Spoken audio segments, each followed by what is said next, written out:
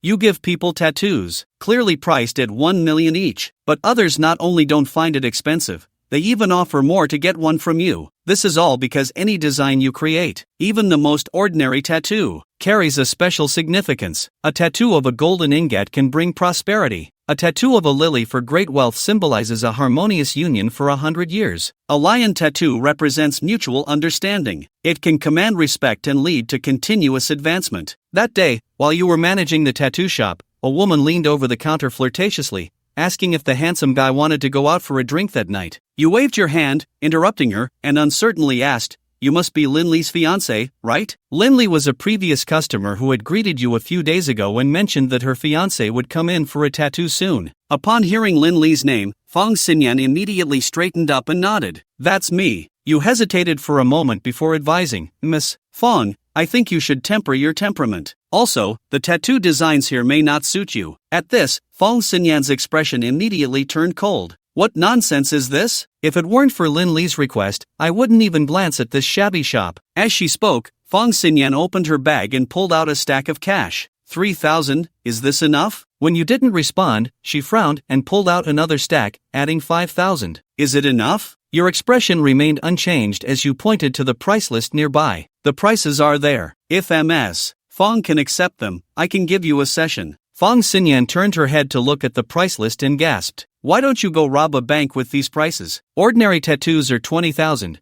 premium tattoos are 100,000, and top-tier tattoos are 1 million. You always complain, Ms. Fang. My shop has clear pricing. If you want to know, go ahead. If not, check out other shops. You crazy. No wonder no one comes to your shop. Fang Xinyan walked away with a cold face. She didn't want to be a fool paying 20,000 for a tattoo. A lively young girl walked into the shop, her voice cheerful. You glanced at the time and curiously asked, "Mengting, why are you here? Isn't it too early for school to be out?" "Don't mention it. 2 students from our school are missing, and it's causing a lot of panic. We have no idea when they'll catch the culprit." You smiled at her and said, "How about this? Big Brother will grant you a design that will ensure your safety for a lifetime." Li Mengting grew up with you, but you dropped out of high school early to learn tattooing. Now she's a junior in college. She rolled her eyes and said, "You're just bragging. I don't believe what you say." "I'm not bragging. We grew up together. Why would I lie to you? It's funny how telling the truth makes people doubt you these days." Li Mengting frowned and suggested, "Why not lower the prices a bit? Maybe that would help your business." "These are ancestral prices. If I change them, the old man might just rise from his grave to hit me." You made up a casual excuse, but in reality, these were the system's prices,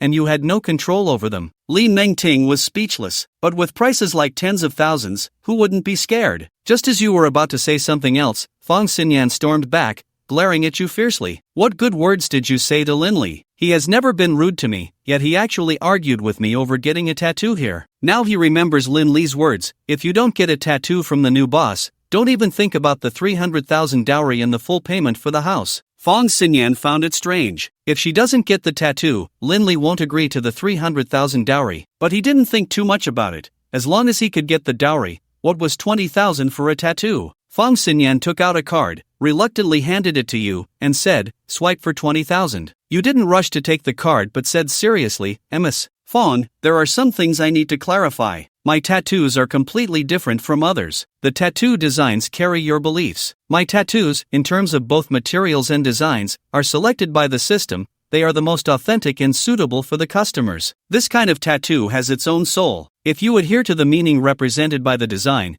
the tattooed person will surely have a smooth journey. However, if you cannot abide by it..." Fang Xinyan interrupted you, saying nonchalantly, "All right, enough with the nonsense. It's just a tattoo. What does belief have to do with it?" Seeing this, you decided not to say more. "Since you're about to enter the marriage hall, let me choose a design for you about love." Fang Xinyan was too lazy to listen to anything else. She just came to make an appearance. She didn't care about the design. Just hurry up and start. With a thought, you summoned the system panel to check if there were any tattoo designs representing love. The selection is complete. There are 2 suitable tattoo designs for her. A white lily tattoo representing love. It symbolizes a harmonious union for 100 years, the most sincere blessing for love. Required materials: 100-year white lily, 10 points, pure lily soul, 30 points, ordinary white paint, 10 points. Taboo: it does not allow love to be tainted. Continuing to look, The second tattoo design is a pink rose representing love. It symbolizes a vow of love, holding hands and growing old together, representing a lifelong blessing. Required materials: 100-year pink rose, 50 points, pure rose soul, 30 points, ordinary pink paint, 10 points. Taboo: beautiful love must not be tainted. You glanced at the remaining 100 points and felt a bit pained. Points can only be exchanged for money at a 100-to-1 ratio,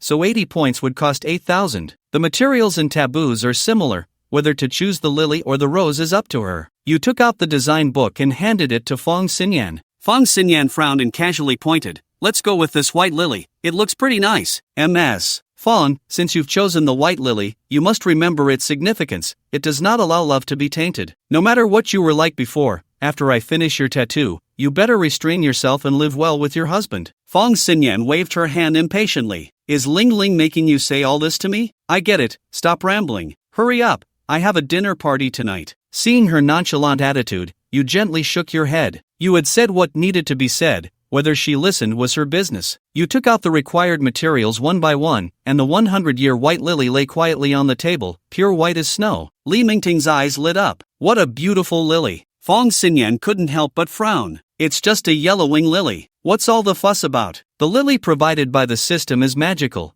Different people see different forms in it, representing the love as perceived by the observer. You pluck the petals from the lily and place them into a white solution. The moment the petals touch the solution, they instantly vanish. Soon, you mix the white pigment perfectly and then take out a special tattoo needle, which the system says is made from dragon bone. That's why the needle is called the dragon bone needle. You focus intently, lifting the dragon bone needle in the air, and a slightly displeased voice sounds. A white phantom that only you can see is shot into the needle. That phantom is the soul of the lily. It is highly sensitive to the scent of love. The flower soul detected an unclean aura from Fong Xinyan. That's why it emits a sound of resistance. What sound? Fong Xinyan, who was watching a video, shivered and looked around uncertainly. You feign innocence, saying, "Ms. Fong, you must have misheard." Fong Xinyan withdrew her gaze, but inside she felt unsettled. That sound had sent chills down her spine. Then, you continuously insert the dragon bone needle into Fong Xinyan's skin, but she feels no pain at all. Over an hour later, you set down the needle and say, "Ms. Fong, it's done." Fong Xinyan puts down her phone and looks at her left arm, where a pure white lily quietly blooms. She even catches a whiff of its unique fragrance. She looks at you uncertainly and asks, "Is that the scent coming from me?" "Ms. Fong, this is a special effect of the tattoo design.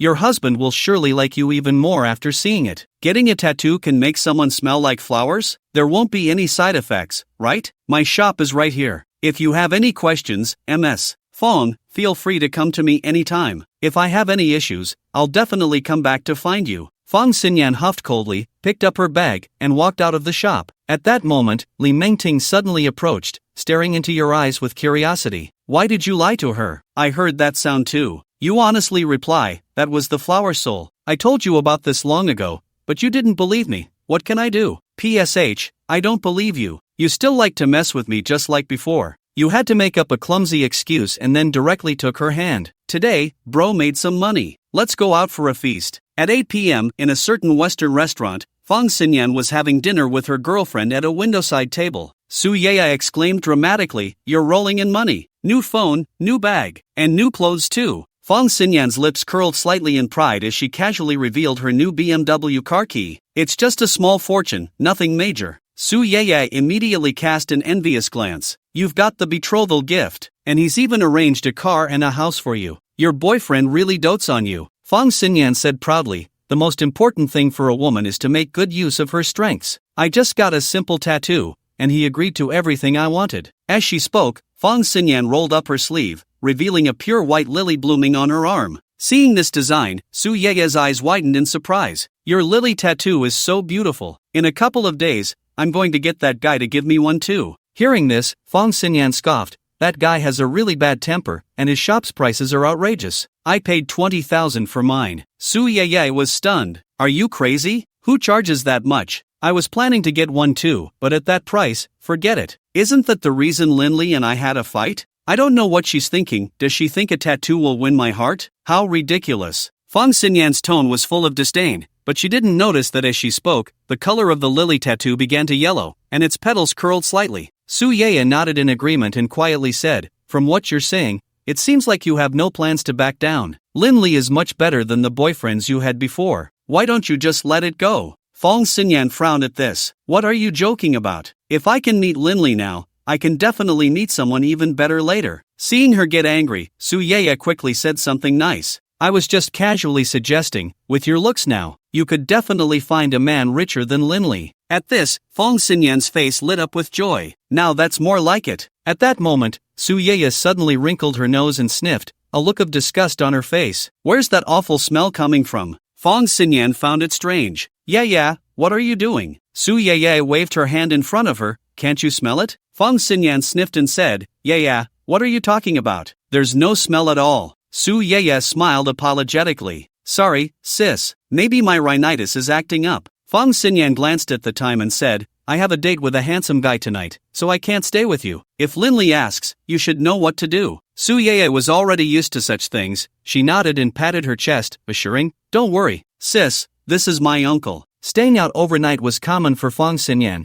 and she would always say she was at Su Yeye's place. With Su Yeye providing cover, Lin Li didn't take it to heart. Let's go, sis. I'll get you a set of lipstick later, Fong Xinyan said with a smile, a bit eager. However, the lily tattoo under her sleeve had turned a dry yellow and was wilting at an alarming rate. At the table, Su Yeye reached out and waved her hand, and she caught a whiff of that foul odor again. Where is this awful smell coming from again? Soon after, Su Yeye left, and not far from where she sat, a voice with a hint of drama emerged. Dude, that girl is too much. The speaker was Li Mengting, who happened to be having dinner with you. You all heard what Fong Xinyan just said. You shook your head, a strange glint flashing in your eyes. Her games with flowers, what does it matter? You also smell the foul odor in the air. The flower soul of the lily has already warned her, if she remains stubborn, she can't blame anyone else. Meanwhile, Fong Xinyan got out of the car. Across the street was a 5-star hotel. As she prepared to cross the road, her phone suddenly rang. She took it out. She answered the call. On the other end, Lin Li's voice came through. Honey, I miss you. Where are you? I'll come pick you up. Fong Xinyan casually replied, at Yeye's place, where else would I be? Then, seeming to fear Lin Li would overthink, she added, aren't we getting married soon? It wouldn't be appropriate to stay at my friend's place after that, so I thought I'd stay at Yeye's a couple more days before the wedding. If it were the old Lin Li, she would have said a few words of concern before hanging up, but this time, Lin Li remained silent. Fong Xinyan found it strange and asked, honey, are you listening? Don't worry, it's just for these few days. After we get married, I'll definitely be home with you all the time. At Su Yeye's home, her hands were tied, her mouth was sealed, and a noticeable handprint marked her face. If Fong Xinyan were here, she would be shocked, for her boyfriend Lin Li was also present, and Lin Li's expression was unpredictable. In the end, Lin Li took a deep breath and said, honey, I want to eat the food you cook. Come back and make it for me. This was her last plea. As long as Fong Xinyan returned, she wouldn't hold the past against her. However, on the other end of the line, Fong Xinyan was becoming impatient. Just order takeout, alright? My friend is calling me, so I can't talk right now. After hanging up, Lin Li looked at Su Yeye. Actually, I know every time you cover for Fong Xinyan. I know she's quite the player. She had thought that after getting engaged, Fong Xinyan would change. Su Yeye was both shocked and angry. Lin Li, are you crazy? What does your relationship with Fong Xinyan have to do with me? Lin Li replied calmly, are you interested in hearing a story? Aren't you curious about why I would get engaged to Fong Xinyan, knowing exactly what kind of woman she is? Upon hearing this, Su Yeye stopped resisting. Her curiosity overshadowed everything. Lin Li smiled, a fleeting coldness in her gaze. At this moment, she had completely given up on Fong Xinyan. It's about the tattoo, otherwise, why do you think I brought up the condition for a tattoo? Su Yeye was completely bewildered, finding it bizarre and absurd. What could possibly be wrong with a tattoo? Is Fong Xinyan going to catch a disease from it? Lin Li waved her hand dismissively, sneering, I'm not as low as you think. You know, just over half a year ago, I was a broke nobody. The next moment, Lin Li lifted her shirt, revealing a tattoo of a small gold ingot radiating a faint golden light. The entire tattoo glowed, leaving Su Yeye stunned,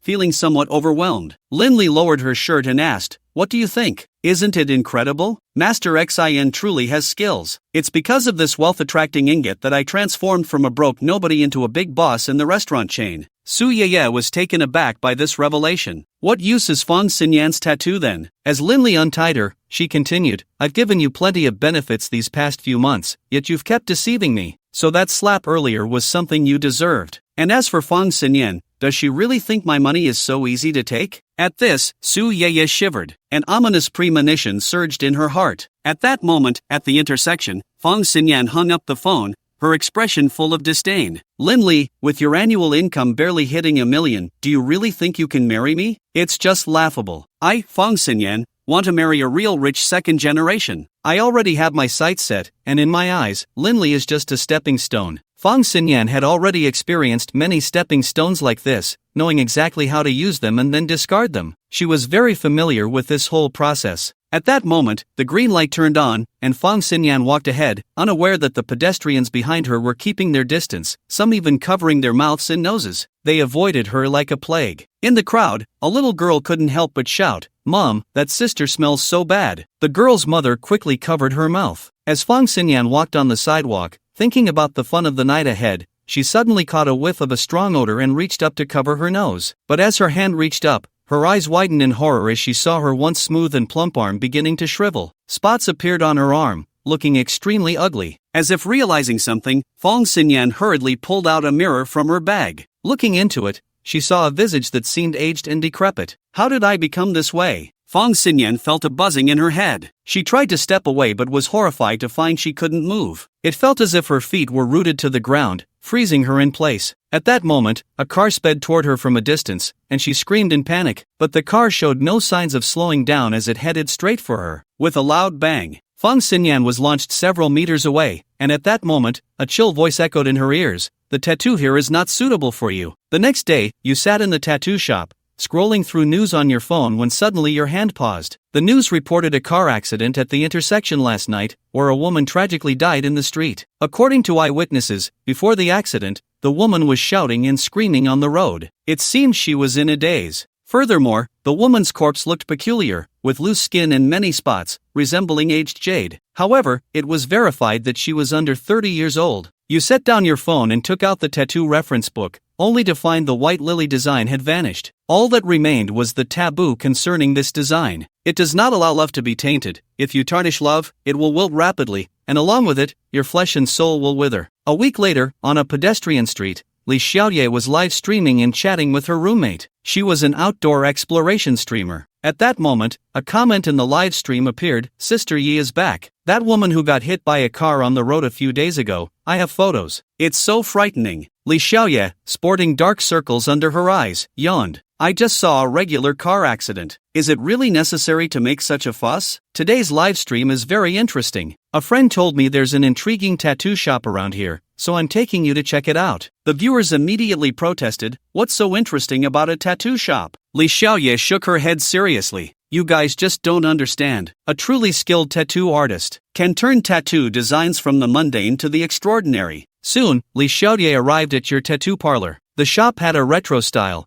with intricate carvings and decorations that caught her eye and piqued her interest. Li Xiaoye pushed the door open, and a clear, melodious voice rang out, "Boss." At that moment, you were brewing tea and quickly got up to walk to the counter. "Are you here to get a tattoo?" "Boss, I'm not here for a tattoo. Allow me to introduce myself. My name is Li Xiaoye, and I'm an outdoor exploration streamer." You focused on her. Tattoos require a special insight to read a person's fate and determine whether they can handle certain tattoo designs. Before you, Li Xiaoye's face was still shrouded in a gray aura. Amidst the gray aura, a flash of bloodlight emerged, a harbinger of impending disaster. However, you didn't say anything, you simply asked, "So, what brings you to my shop?" Li Xiaoye inquired in a negotiating tone, "New boss, I want to do an episode here about tattoo culture. Is that okay?" Seeing you silent, she continued, "Of course, and I won't make you work for nothing. How about 3,000? You were taken aback. Usually, streamers would get paid for promotions, but here Li Xiaoye was offering to pay you. You didn't refuse, as it was beneficial for you, but you made it clear, just so you know,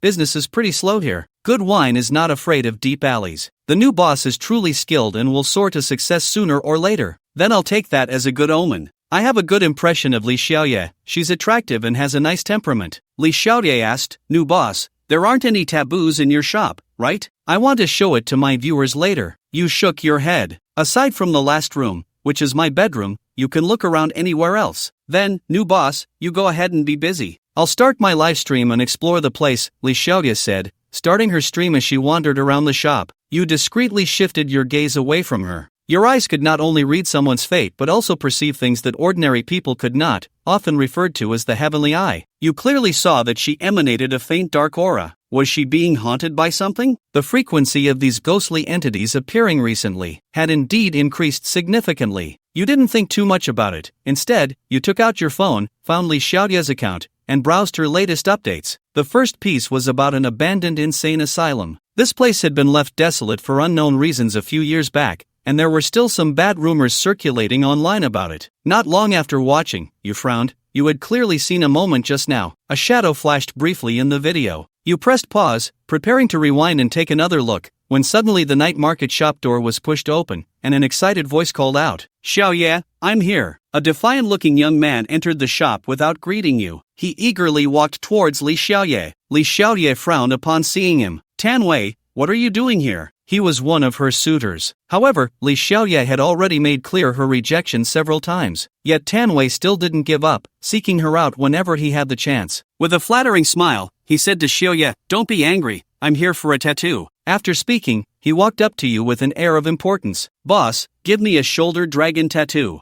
You glanced at Tan Wei and calmly said, "You won't be able to handle that with your build. How about I let you choose from 2 other designs?" Tan Wei was slightly annoyed at your attitude. "What's so hard about handling a simple tattoo?" Your voice remained calm. "I'm telling you, you can't handle it. You just can't." Li Xiaoye stepped forward to intervene. "Tan Wei, stop messing around. The new boss is truly skilled." Tan Wei, feeling defiant, said, "I've always had luck on my side. It's just a shoulder dragon. If Chen Haonan can handle it, so can I. Besides, don't listen to his nonsense about handling it or not. Can a tattoo really turn fate around?" You couldn't be bothered to argue with Tan Wei. "If you're in my shop, you need to follow my rules. I can't give you a shoulder dragon." Who is Chen Haonan? He's famous for his luck. Only someone with luck can withstand the pressure that a shoulder dragon brings and convert that pressure into strength. Upon hearing this, Tan Wei got angry. "You really push customers away from your shop? Do you think I can't just go to any shop and get a tattoo?" You made a dismissive gesture, showing no intention of keeping him. Li Xiaoye wore a slightly annoyed expression. "Tan Wei, have you had enough of this?" Upon hearing this,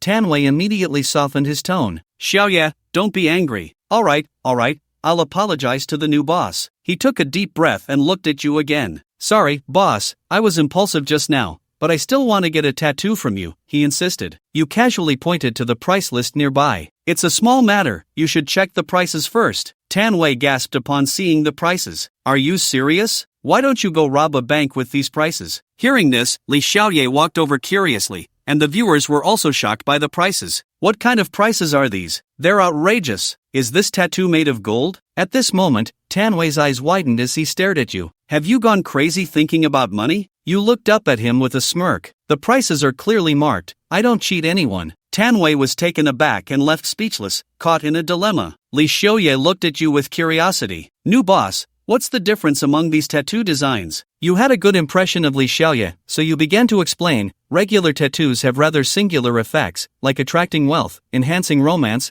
or improving fortune, etc. Li Xiaoye interjected eagerly, "New boss, if I get a wealth-attracting tattoo, does that mean I'll make more money?" You nodded confidently. "Tattoos are meant to represent hopes and blessings. If you get a wealth-attracting design here, making some extra money shouldn't be a problem." Tan Wei scoffed. "When I asked you to give me a golden dragon tattoo before, you refused. You can tattoo wealth for others, but you won't do it for me? Are you targeting me?" Your expression turned slightly cold. "You might be a bit too full of yourself thinking I'm targeting you." Li Xiaoye couldn't stand it and directly scolded Tan Wei. "Can you just shut up? Do you even know how many star designs there are? Do you understand the culture and meaning behind star tattoos? You wanted a shoulder dragon for its interpretation, right? But thinking about it, given your knowledge and understanding, you probably only know about the shoulder dragon tattoo." Tan Wei was left speechless, his face flushed, but feeling cornered, he said quietly, "Boss, get me a tattoo worth 100,000. What type do you want?" Your tone remained calm, unaffected by the 100,000. Your calm tone took Tan Wei by surprise. "Boss, what types of tattoos are there? But let me say this up front, if you try to fool me, don't blame me for being rude." At that moment, you were filled with confidence.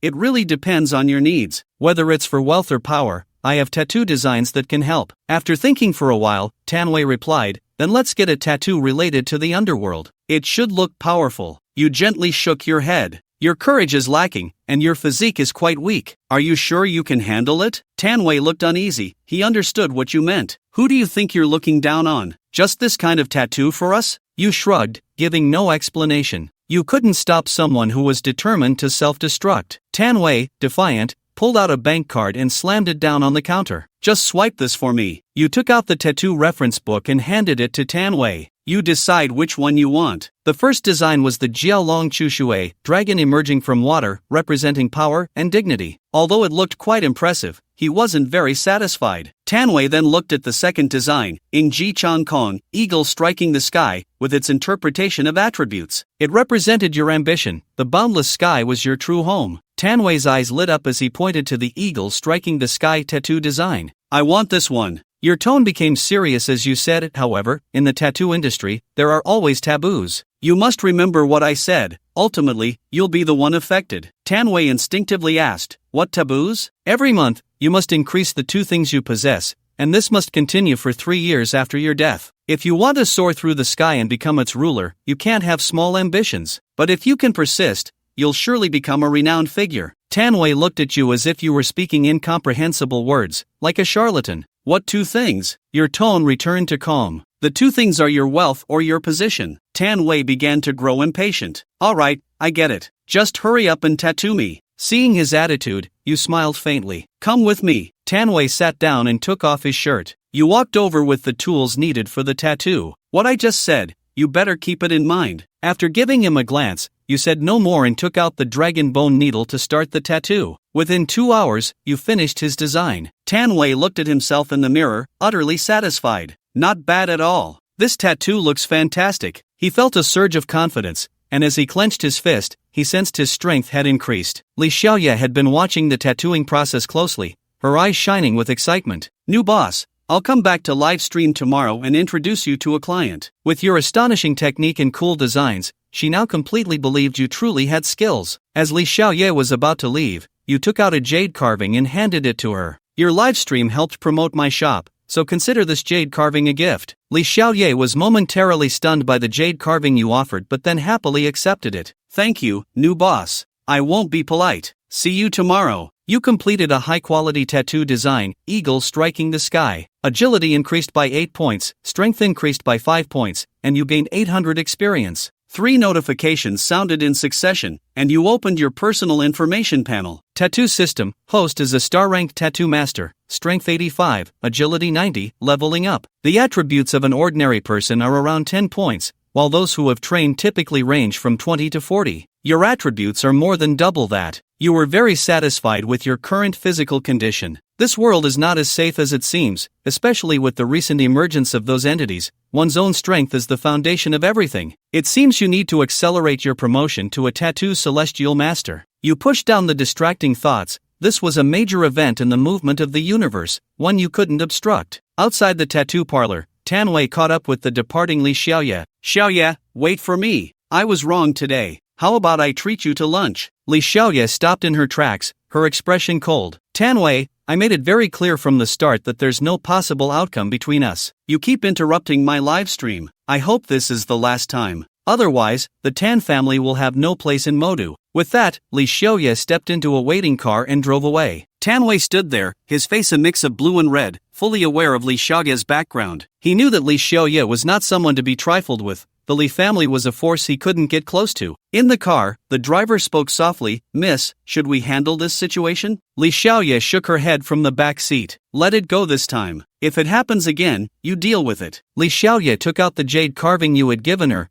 which she hadn't had time to properly examine earlier. The carving depicted a monk in a robe, looking lifelike as he held a vajra. Li Xiaoye smiled slightly. This jade carving is truly impressive. Tomorrow, I'll see the boss and buy a few more to give as gifts. At 9 p.m., the tattoo shop was still open. Under the bright lights, you held the dragon bone needle, carving into a piece of jade. Your eyes sparkled as you moved the dragon bone needle, meditating in your mind. The image of a lion embodied your essence and spirit. When you completed the final stroke, a deafening roar of a lion echoed through the shop, startling the passers-by, who then walked away grumbling. A cold voice from the system echoed in your ears. You have completed a premium jade carving of the moonlit lion, gaining 100 experience. Strength increased by 1 point, agility increased by 1 point. You nodded in satisfaction. holding the jade carving in your hand. You plan to give it to Mingting tomorrow. As for the things affecting Li Xiaoye, they were likely related to the insane asylum. The jade carving you gave her should help her somewhat. In a villa at night, Li Xiaoye lay in bed,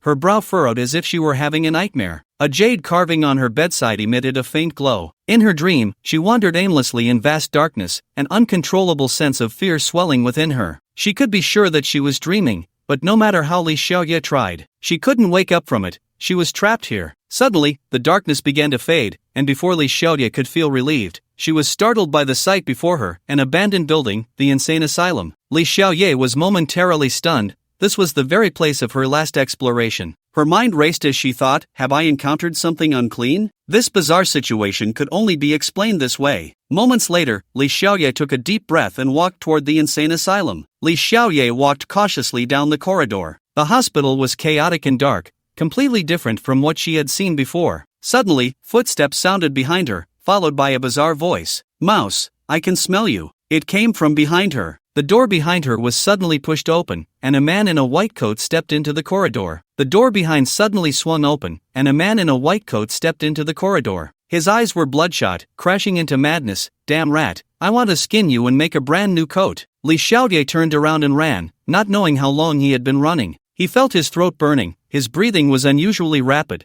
and it felt like his lungs were about to explode. Li Xiaoye's expression was awkward. He understood that he was trapped here, and his current situation was very unfavorable. The strange sound came again. Damn mouse, you can't escape. Li Xiaoye kept taking deep breaths, hiding in a cabinet, forcing herself to calm down. That madman, he was lurking outside. What should I do? Many thoughts flashed through Li Xiaoye's mind. What would happen if I got caught? If I died here, would I wake up or would I die, even though it was in a dream? But he doesn't dare to hide. Li Xiaoye was deep in thought when suddenly a hand pressed down on the cabinet, and a sickly voice with a grimace said, I've caught you, mouse. Li Xiaoye's expression changed drastically. He did not expect that this madman would find him so quickly. At this moment, he had no way to retreat. The madman's bright red gaze scrutinized Li Xiaoye, who hadn't seen such a watery skin in a long time. A new outfit made from your skin would surely be very beautiful. After looking at the arm that was reaching for him, Li Xiaoye's eyes gradually darkened. Crazy whispers of madness, rest assured, my knife will gently glide over your body. Come on, become my new clothes. When Li Xiaoye saw the madman's hand about to grab her, at that moment, a piece of jade carving suddenly appeared,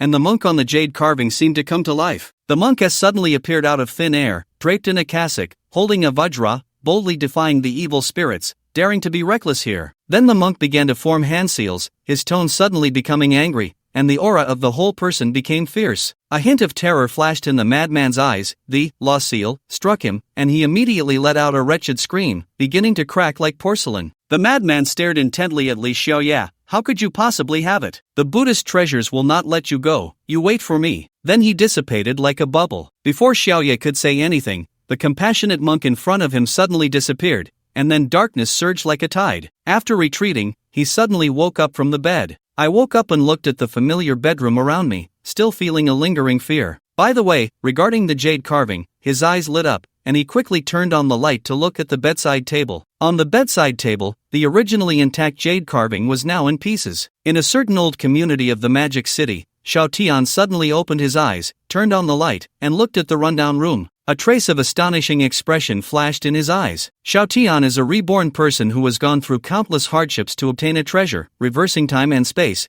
and finally bringing himself back to 3 years ago. Xiao Tian clenched his fists, feeling extremely excited. The demons and evil spirits have just begun to revive, and it hasn't been long. The great events between heaven and earth have not yet begun, and countless opportunities are waiting for me. He is very clear that in about half a year, the spiritual energy between heaven and earth will completely awaken. In this life, I want to establish my own kingdom in the midst of the crumbling order. By the way, tonight, the eldest daughter of the Li family, Li Xiaoyan, will die at the hands of a terrifying monster. I can take the opportunity to help the Li family eliminate that monster. The next day, Xiao Tian appeared near the Li family. He was having breakfast, looking at the distant Li family manor. At this time, Li Shuizhen should have discovered that his beloved daughter was dead in the house.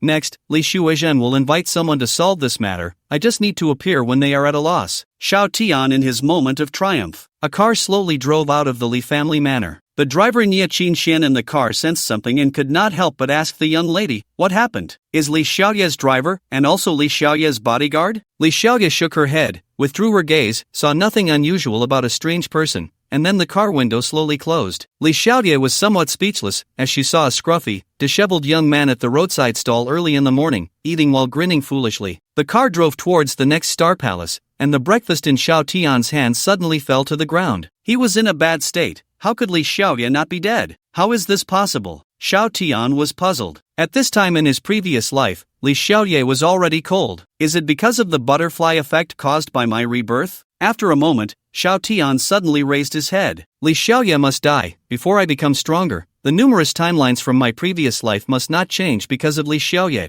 The death of Li Xiaoye is considered a significant event, and it is precisely because of the Li family's anger and revival that it has entered the public's attention. If Li Xiaoye did not die, a series of subsequent changes would become unknown, and Xiao Tian's biggest battle would be affected. In the 4-star store, you are about to have breakfast when a car stops at the store entrance, and Li Xiaoye gets out of the car. Good morning, new boss. You are a bit surprised and yawned, saying, you are too diligent so early, aren't you? Li Xiaoye's expression is sincere. The new boss really thanked you so much yesterday. If it weren't for the jade pendant you gave me, you might not see me today. You raised your eyebrows slightly, and your expression did not change much. Sure enough, the new boss knows everything. Li Xiaoye took in your expression. Has the new boss not had breakfast yet? Let's prepare together for a while. In a breakfast shop's private room, Li Xiaoye stared at you with beautiful eyes and nervously asked, new boss, do you believe me? I encountered a ghost last night. You smiled and gave an ambiguous answer. If you believe, it exists. If you don't, it doesn't. Li Xiaoye took out the broken jade pendant and said, new boss, the jade carving you gave me yesterday saved my life. Can you help me again? You look at the shattered jade sculpture and say, in the short term,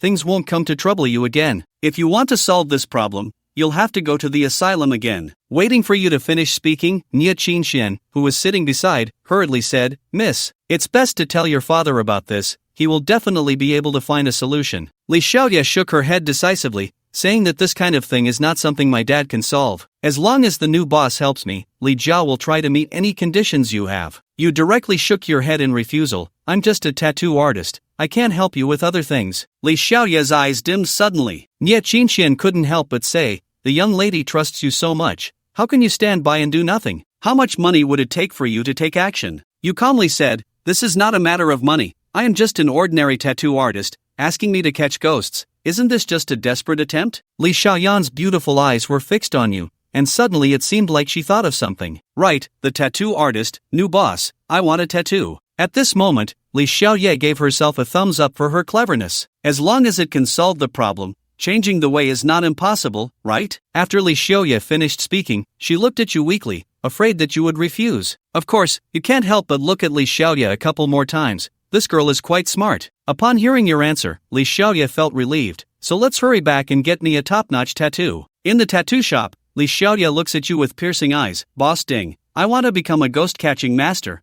What kind of pattern would be good to tattoo? You were stunned for a moment and said, you sit down first, I'll go get the encyclopedia for you. Nia Qinshan couldn't help but say, isn't the eldest lady a bit too impulsive? Should we discuss it with your father? Li Xiaoye shook her head, not impulsive. If the new boss can really help me achieve my dream, 1 million for a tattoo is nothing at all. Nia Qinshan could only nod. Whatever decision Li Xiaoye made, he could only suggest. However, he still secretly told Li Xiaoye's father about the situation here using his mobile phone. In the conference room of Xinhui Group, Li Shuizheng first looked at the content of the text message with doubt, and then became furious. It was simply nonsense. He immediately dialed his daughter Li Xiaoye's phone. No matter where you are or what you are doing, come home immediately. Li Xiaoye, however, did not agree. Instead, she expressed her attitude that she must get this tattoo done today. In the conference room, Li Shuizheng angrily asked what the girl's tattoo, Judge's tattoo, looked like. Tak Zhongyang immediately went to bring him back home. You are searching for materials in the warehouse at this moment, while opening the system to query tattoo designs suitable for Li Xiaoye,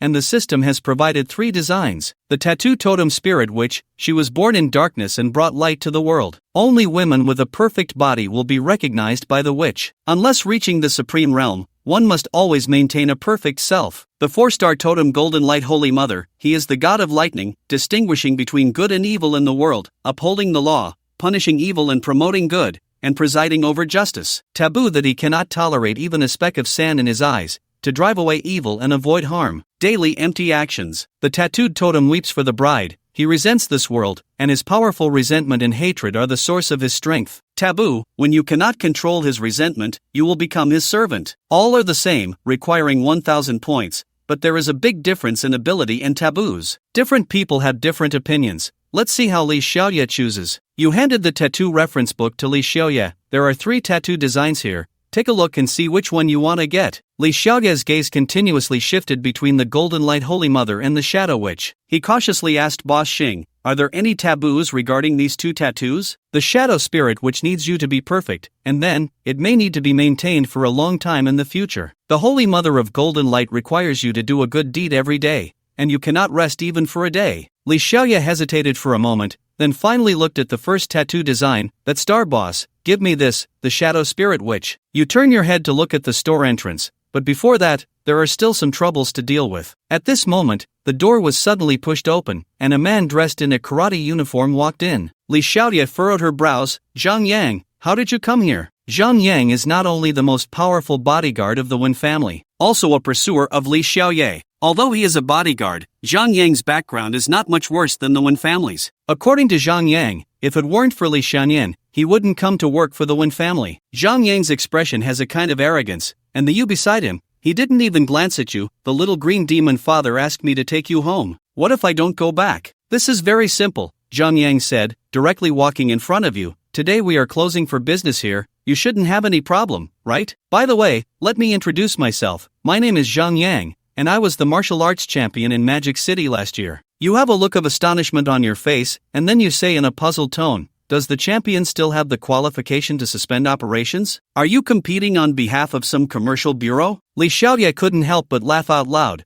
then quickly covered her small mouth, and even Nia Qinxian was trying hard to hold back her laughter. Zhang Yang's expression suddenly turned cold. "You are very ignorant and also very pitiable. I, Zhang Yang, never discuss things with others when I do them. What I say goes." While speaking, Zhang Yang moved. He started practicing karate. "I just understood a principle. A big fist is a hard truth." Li Xiaoye and Nia Qinxuan's expressions became firmer, and they spoke out simultaneously. "Stop it now." You suddenly stood in front of Zhang Yang, spread your hands to block in front of you, and the next moment you grabbed his fist, followed by the sound of bones breaking. Zhang Yang's screams continued, looking at you with a horrified expression. Spoke disdainfully, saying that the tricks that don't hold up on the martial arts stage, our Chinese martial arts can be part of it, a group of jumping clowns. That's it. Zhang Yang's face immediately turned the color of pig liver, but he didn't dare to refute your words. One move disabled him. This champion of the martial arts competition lost an arm. This is something that no one would believe if it were spread. Li Xiaoye's eyes sparkled with excitement. Impressive new boss. Nia Qinxian coughed lightly beside her.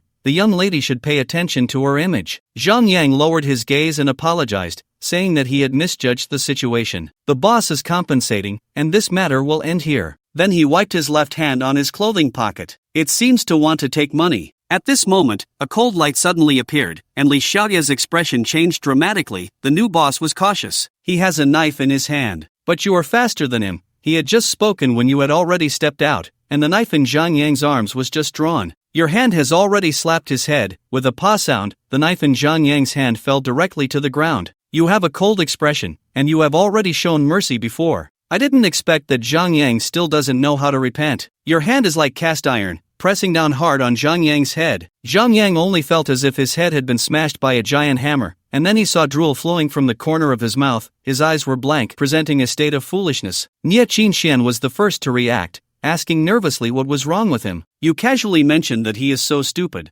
What else does he need a brain for? Nia Qinxian was stunned, looking at Zhang Yang's foolish appearance, and for a moment could not speak. Li Xiaoye's eyes were burning with the flames of gossip. The new boss is just too handsome. Is that martial arts? You shake your head and do not delve into the topic of martial arts, merely discussing the most superficial punching and kicking techniques, right? Swipe the card over here. Li Xiaoye secretly asked in your ear, "New boss, how long do you think that taboo you mentioned will last?" Feeling the faint fragrance by her ear, the woman smiled slightly. "Then it depends on your opportunities. Short is 3 to 5 years. If longer, then I'm not sure." 3 to 5 years is fine. Li Xiaoye took out a card from her bag. Paid happily. Invite Li Xiaoye to sit down and wait for you to exchange the materials needed for the heroic spirit witch. It took you a full half hour to adjust the materials. Now, you can partially take off your clothes, and we can start. Li Xiaoye's face turned red from the pain, and her bewildered expression was very cute. After a while, the sound of Li Xiaoye's tattooing came. The new boss is fine. You take a deep breath, calm your mind, walk behind Li Xiaoye, your eyes showing no ripples, and the dragon bone needle begins to move,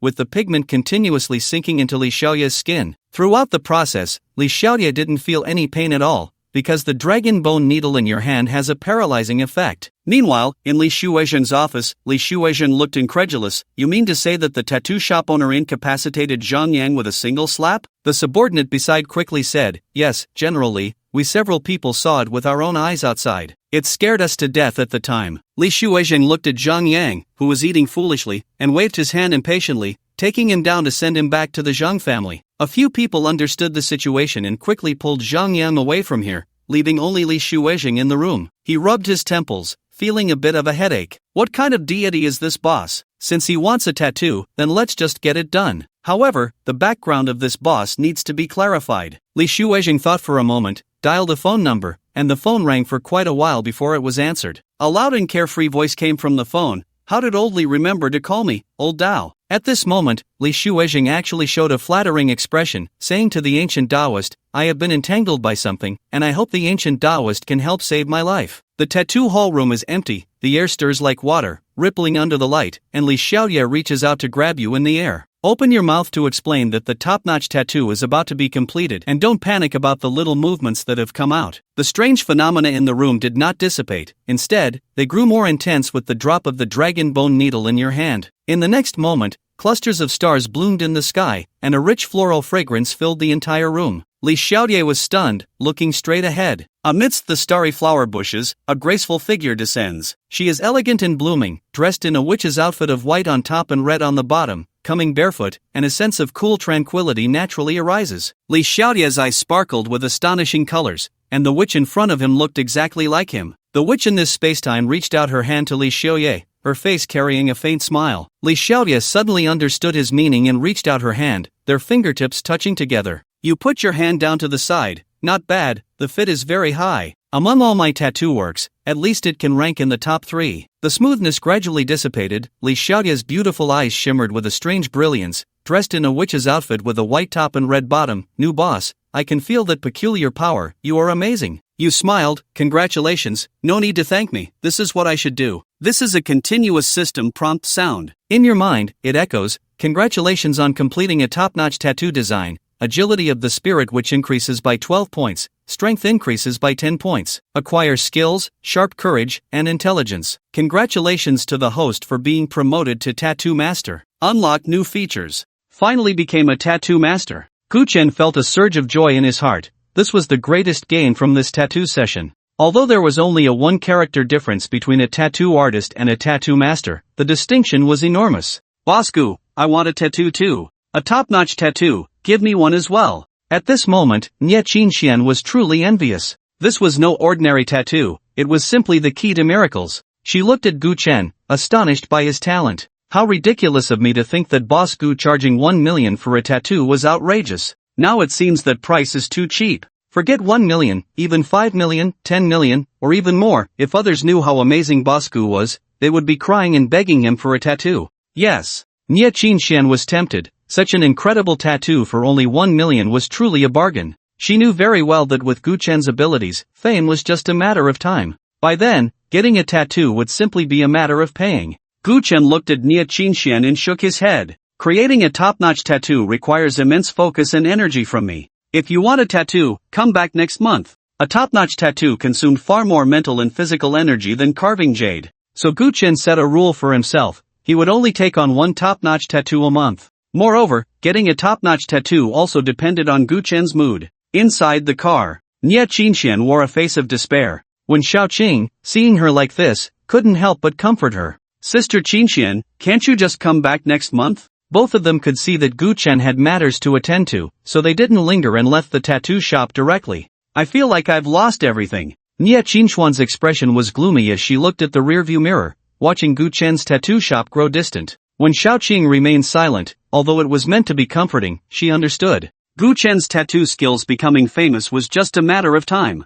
Yet Qinshan had missed this opportunity, and who knew when the next one would come. Sigh, but young lady, you really hit the jackpot this time. Yet Qinshan sighed but quickly adjusted her mindset. When Xiaoqing had truly struck it rich this time, and she was genuinely happy for her. When Xiaoqing clasped her hands together, stretched lazily, her impressive figure unmistakable. With a strong curiosity in her eyes, she asked, "What kind of person is Boss Gu, really?" In an instant, Nie Qinshan felt a pang in her heart. She focused on driving, afraid of being backstabbed by the young lady again. System, open my personal information panel. Inside the tattoo shop, Gu Chen thought. The next second, Gu Chen's personal information panel appeared. Tattoo Master System. Host, Gu Chen level, Tattoo Master Strength, 95 Agility, 102 points, 50 skills, unlockable, so, after becoming a tattoo master, I get an extra skill slot? Gu Chen's eyes lit up as he directly unlocked the skill slot. Then, the skill slot changed. Skills, Basic Fist Technique, Basic Palm Technique, Master Level Tattoo Technique, Master Level Jade Carving Technique,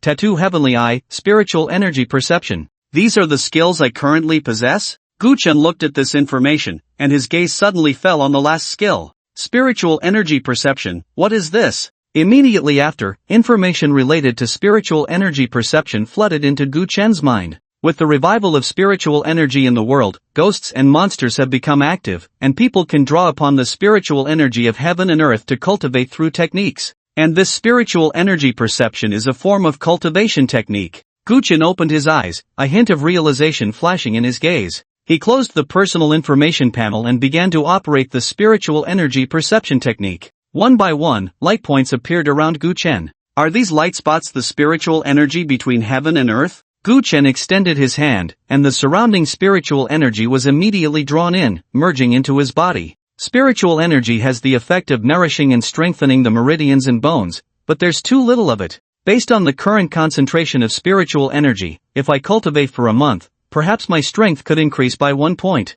Gu Chen shook his head. This skill is somewhat useless to me. The enhancement from cultivation is far less than the rewards I gain from my tattoos. However, if this technique were to be shared, those who understand it would likely scramble to get it. Gu Chen smiled lightly. Although he had accumulated a sense of spiritual energy, not everyone could perceive the spiritual energy of heaven and earth. This technique was like a key to a new world for many people. If one persisted in cultivation, relying on spiritual energy to nourish oneself, extending life and staying free from illness would not be a problem at all. But right now, I don't lack money, so I'll just set this technique aside for now. Gu Chen tucked away other thoughts in his mind. Indeed, Gu Chen had just completed a business deal, and he was financially comfortable, not needing excessive wealth. As for buying a car or a house, Gu Chen had never considered it. In this era of material desires, cars and houses were merely things that bound people. People in the past had nothing, yet didn't they still enjoy life? Moreover, those crude things were not what Gu Chen pursued.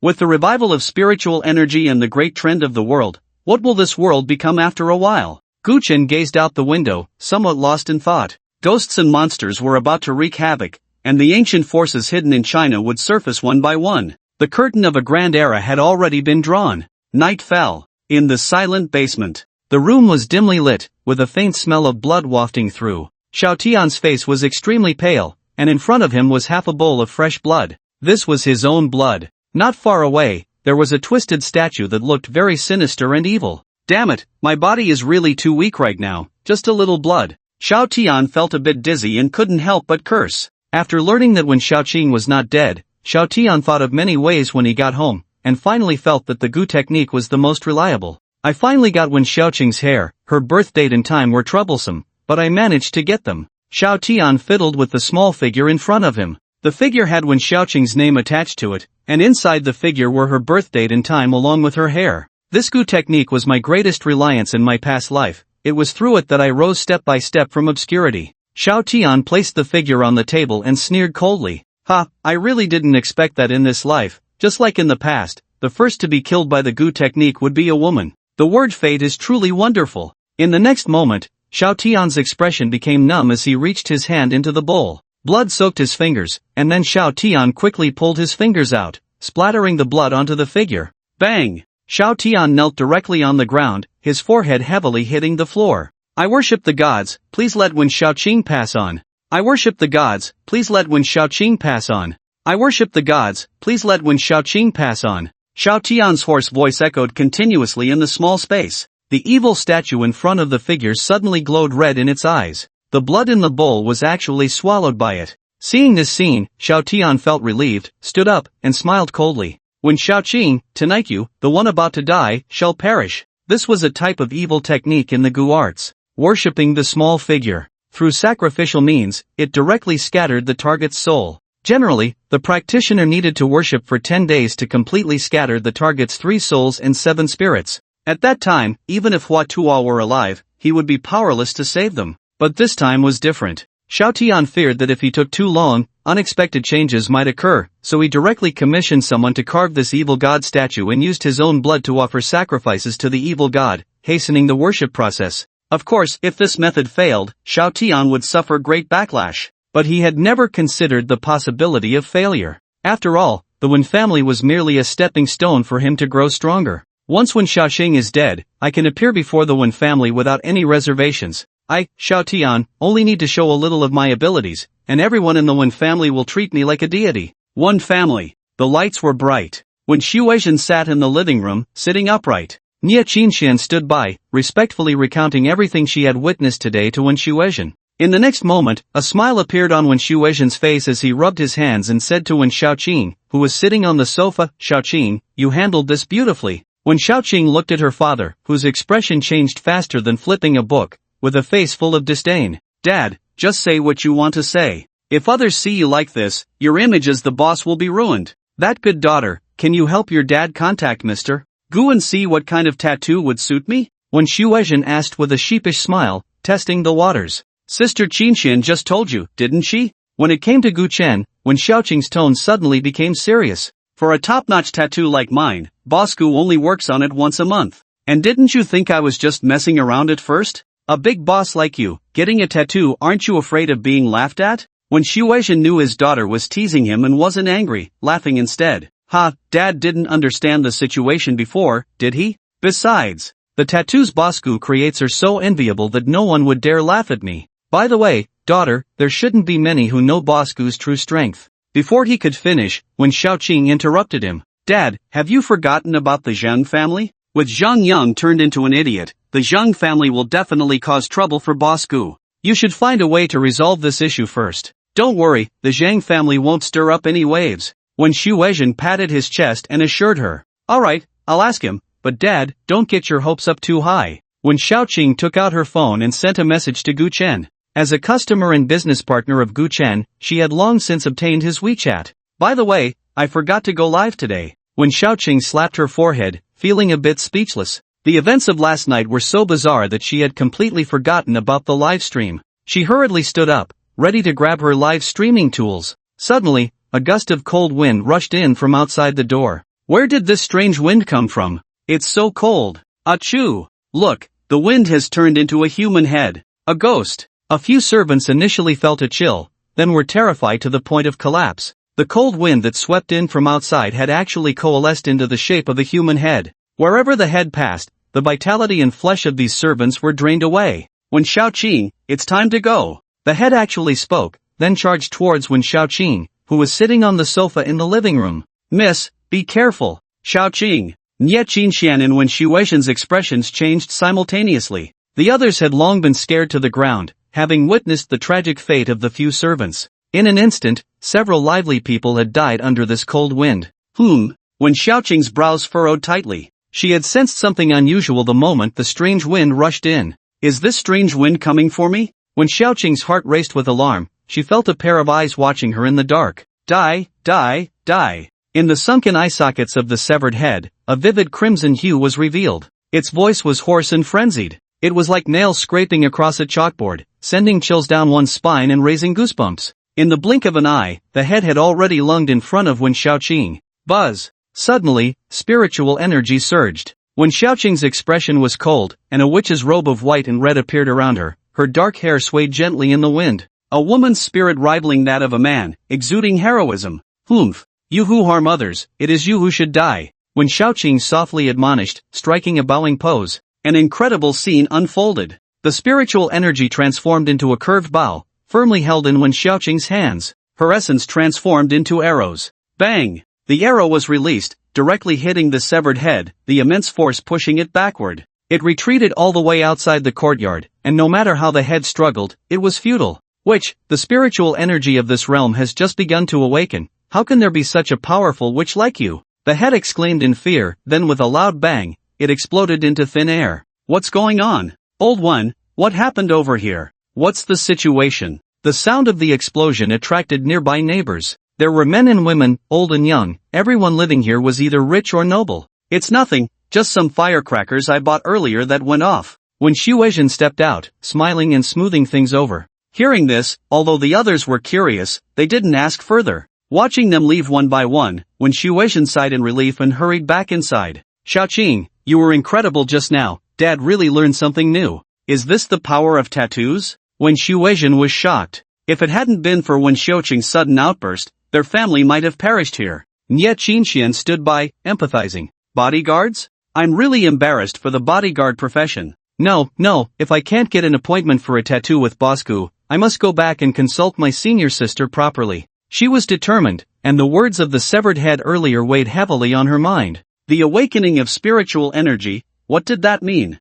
That was just a method of sorcery. If we don't root out the mastermind behind it, such things will happen to my Wen family again. Wen Xiaoqing's expression was grave, and at this moment, she had returned to her normal appearance. When Xu Weizhen was taken aback, his anger flaring. Who wants to harm you? He had seen clearly that the head had charged straight at Wen Xiaoqing. As for the dead servants, they were merely collateral damage. The ruthlessness of the opponent was chilling. Having such an enemy lurking in the shadows made it hard to sleep or eat. I don't know. When Xiaoqing shook her head, equally puzzled, she hadn't offended anyone. Could it be Tan Ziyu? But the possibility is slim. I'll have Qinxian investigate later. Too much. Do they really think my Wen Xiuweizhen is easy to bully? When Xu Weizhen slammed his palm on the table, fuming. Investigate, find out for me. I want to see who dares to harm my daughter. Daoist Gu was coming to the Wen family in a few days, not to mention that Wen Xiaoqing had undergone a transformation. When Xu Weizhen felt that he could stand tall while speaking. Cough, cough, cough, cough, cough. On the bed, Xiao Tian suddenly spat out a few mouthfuls of blood, rolling directly onto the floor. Failed? My curse, by Shaorun, actually failed? When Xiaoqing not only didn't die but also broke my curse? Xiao Tian was aghast, feeling it was utterly unbelievable. The Wen family had never heard of any ties to ancient forces. After the revival of spiritual energy, the Wen family, a colossal entity in the Magic City, quickly faded into obscurity amidst the Grand Era. This was also the reason why Xiao Tian dared to take action against the Wen family directly. Among the prominent families in the Magic City, the Wen family was the easiest to bully, a soft persimmon. The other families were entangled with some ancient forces. If those forces set their sights on them, even Xiao Tian would find it incredibly tricky. Not good. Xiao Tian's expression changed drastically. Without a moment to think, he hurriedly ran towards the basement. Xiao Tian, are you okay? Just as Xiao Tian pushed open the door of the neighbor's house opened. A girl with a delicate appearance, looking somewhat worried, asked. This was the neighbor's daughter, Lin Hujing. She was in the same school as Xiao Tian and had a good impression of him. But Xiao Tian completely ignored her and stumbled towards the basement. Seeing Xiao Tian's disheveled figure, Lin Hujing's face was filled with concern. What happened to Xiao Tian? And the stains on him seemed to be blood? Lin Hujing was startled by her own thoughts and quickly covered her mouth, fearing others would hear. After hesitating for a moment, she decided not to wake her parents and gritted her teeth as she walked towards the basement. Damn it, I must destroy that statue immediately. My Gu technique has failed. Spitting blood is the least of my worries. If I can't destroy the statue in time, the backlash from the evil god residing in it will be terrifying. Xiao Tian's face turned pale. He never expected this. The first thing he did after his rebirth had gone awry. As he opened the basement door and stepped inside, Xiao Tian couldn't help but shiver. So cold. The basement was unusually cold. After entering, Xiao Tian turned on the light, and his expression changed drastically. The place where the Wen family's figurine had been was now a mess, and the eerie statue lay on the ground. No, to be precise, it was lying in the bowl that originally held blood. The statue was covered in cracks, and it lay in the bowl, making sounds as if it were drinking water. In the dim light, the shadow of the statue twisted, as if a vengeful spirit was trying to crawl out from the underworld. Damn it, you know how to drink when things go wrong. Xiao Tian's expression changed, and he hurried to the statue, stepping on it with one foot. Bang! The already cracked statue shattered under his foot, the last straw that broke the camel's back. The sound of cracking continued. Xiao Tian breathed a sigh of relief, but suddenly, a hoarse voice echoed in his ears. Blood, I want fresh blood. Xiao Tian was horrified to find that his shadow began to twist and reached out towards him. No, no, no. I am your master, you can't treat me like this. Xiao Tian scrambled to run outside, but the shadow pinned him in place, then drew blood from his body with claw-like hands. No, no. Xiao Tian screamed in agony, struggling frantically. I am a reborn person, how can I die here? My kingdom has not yet been established, get me out of here, get me out of here. Xiao Tian was also a tough character. Gritting his teeth, he clawed at the ground with his fingers, crawling towards the door. In his astonishing will to survive, his shadow momentarily couldn't completely pin him down. I can't die. I want to live. When Xiaoqing, you wretched person, you should have died, why are you still alive? When I get out alive, the entire Wen family will pay for your burial. Feeling the continuous pain in his body and the gradually spreading smell of blood in the air, Xiao Tian's eyes were filled with resentment. It was all Wen Xiaoqing's fault. If she hadn't unexpectedly survived, how could he, Xiao Tian, have gotten into this mess? At that moment, the door suddenly opened. The light from the corridor flooded in. Xiao Tian, are you okay? Outside the door stood Lin Hejing. Her face was filled with worry. She couldn't rest easy about Xiao Tian and chose to follow him. As soon as she arrived in the basement, she heard Xiao Tian's agonizing scream. If it had been someone else, they might have been scared off. But Lin Hejing didn't run away. Her concern for Xiao Tian overcame her fear. Xiao Tian lay on the ground, crawling forward on his hands, his body covered in bloodstains. He looked utterly miserable. Jingjing, you came just in time. I fell and hurt my leg, can you help me up? A flicker of reluctance crossed Xiao Tian's eyes, but the pain made that reluctance vanish. He gritted his teeth against the pain, forcing a faint smile as he asked. Ha, Xiao Tian, you hurt your leg? Don't worry, I'll help you up right now. Lin Hejing was startled and, without thinking much, stepped into the basement, crouched down, and reached out to help Xiao Tian. In the next moment, Xiao Tian suddenly pushed Lin Hejing to the ground and shouted, You bastard, you want blood, don't you? Come, drink her blood. Xiao Tian was utterly frenzied, directly biting into Lin Hejing's shoulder and tearing off a chunk of flesh. Instantly, the shadow behind Xiao Tian seemed to see something delicious, abandoning him and lunging toward Lin Hejing. Woo woo woo! Lin Hejing was completely stunned. The pain in her shoulder made her struggle desperately. Her eyes were filled with disbelief and terror. Lin Hejing never imagined that the person she liked would treat her this way. But Lin Hejing was, after all, a woman. How could her strength compare to Xiao Tian's, especially with him being so insane at that moment? Watching Lin Hejing struggle violently, Xiao Tian pressed down on her, covering her mouth tightly. I know you like me. Since you like me so much, you should be happy to die for me, right? Don't worry, after you die, I'll bring your parents to see you. Xiao Tian's expression was twisted. Since the deed was done, he would go all the way. He looked at Lin Hejing, whose expression shifted from terror to growing resentment, and a hint of a smile flashed across his face. Yes, that's the look I want. Hate me, loathe me, and then go to your death with unwillingness and resentment. After you die, I'll turn your soul into a vengeful spirit, to be controlled by me. Xiao Tian really wanted to laugh out loud. Lin Hejing had come at just the right time, not only to help him bear the backlash of the curse but also to become a vengeful spirit to assist him after death. Wonderful, simply wonderful. In the end, Lin Hejing still died in the basement. No matter how hard she struggled, she couldn't break free from Xiao Tian's grip. At that moment, Lin Hejing's body was limp, her blood completely drained.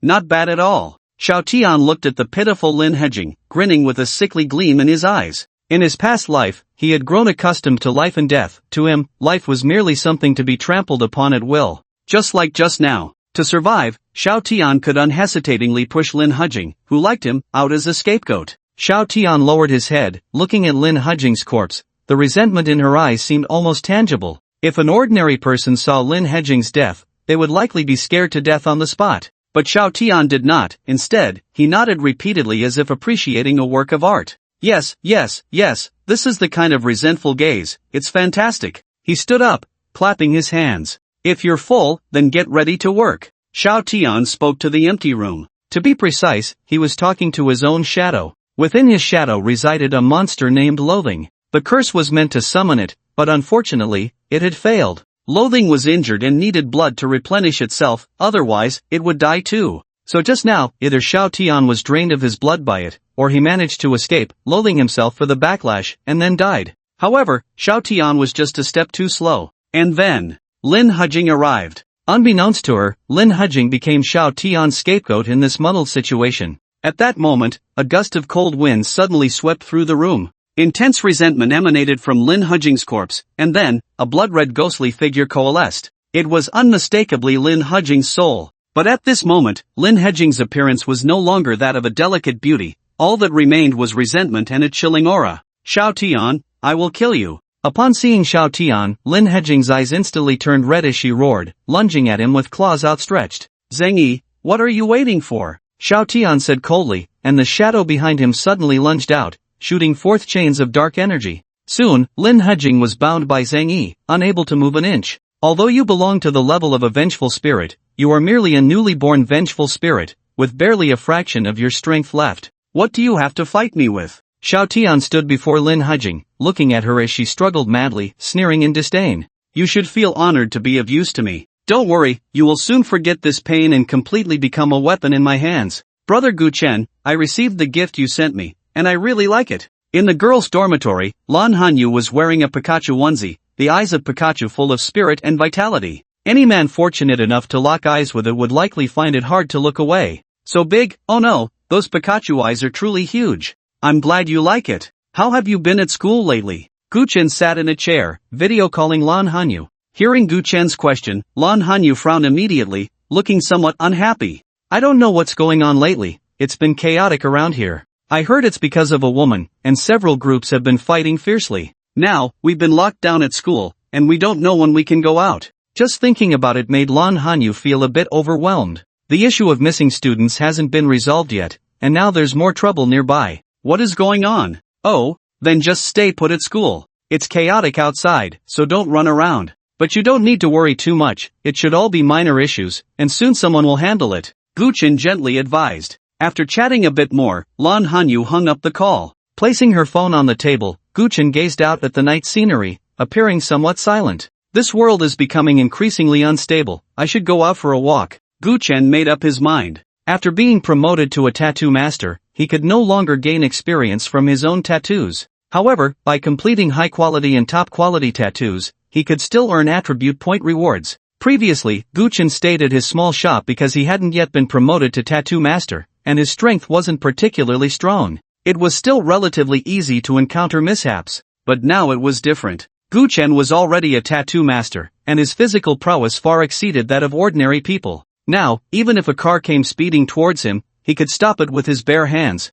Ordinary accidents and natural disasters could no longer harm Gu Chen. Now, I can truly walk in the world with confidence. Gu Chen was quite satisfied with his recent progress. From a tattoo apprentice to a tattoo artist, and now to a tattoo master. Only a very few people knew how difficult Gu Chen's journey had been. Now, his efforts had been rewarded. Powerful strength. This was Gu Chen's reliance. It's time to go. Gu Chen locked up the shop. He didn't know if he would return here again, or when he would come back. Even Gu Chen himself was uncertain. He simply slung a single shoulder bag over his shoulder, containing a bank card, a dragon bone needle, and a tattoo reference book. Aside from that, there was nothing else. No matter where he went, he had to bring the essentials for dining. I can feel it. Being a tattoo master is not the limit of my profession, but my personal information panel shows no experience. To advance further, can it no longer be achieved solely through experience? Gu Chen pondered as he walked down the street. Right now, my strength is not lacking, what I truly lack is vision and insight.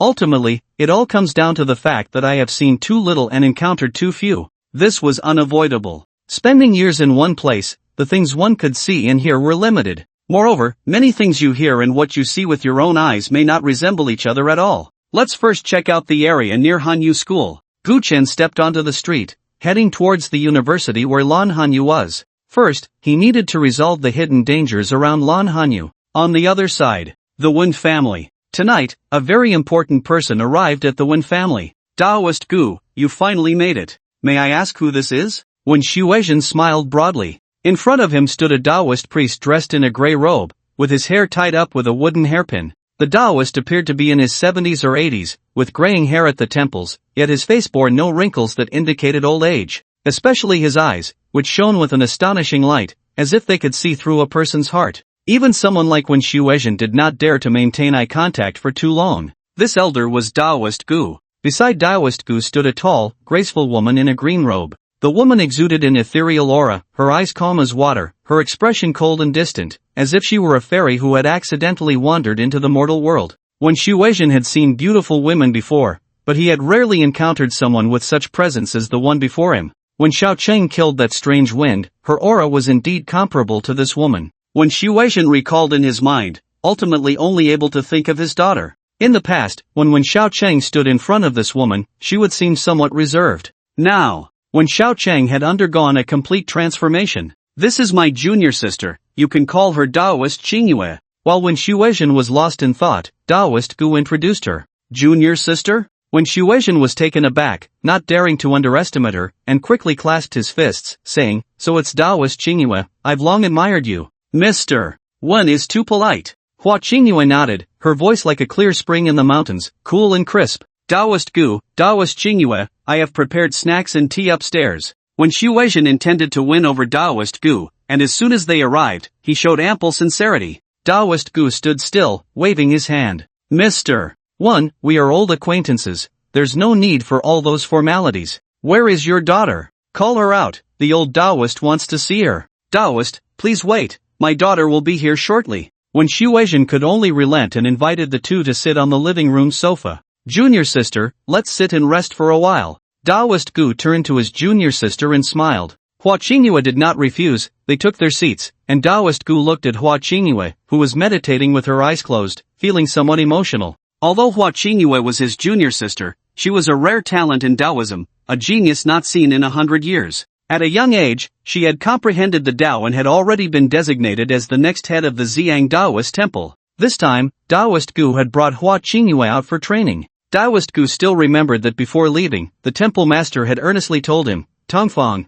the great trend of heaven and earth is about to arrive. In the future, our Xiang Taoist temple will face a calamity, but there is a glimmer of hope for the demons. Take Qingyue with you and descend the mountain together. What kind of calamity could make the master say such things? What should I do? Taoist Gu's mind was heavy. This was not a descent from the mountain, but clearly a way for the two to descend and avoid disaster. However, Taoist Gu considered himself quite capable, yet after several calculations, he had no results. The secrets of heaven were obscured, and everything about the future was unclear. Taoist Gu couldn't help but feel a bit flustered. Senior brother, your mind is in turmoil. Suddenly, Hua Qingyue, who was meditating, spoke softly. Taoist Gu's face stiffened, and he quickly calmed his mind, no longer overthinking. In Taoism, one seeks to follow the natural way. He had been a bit too fixated on what the master had said and almost went astray. Dad, have Taoist Gu and them arrived? When Xiaoqing came down from upstairs, yawning. The previous battle against the wind had drained her energy significantly.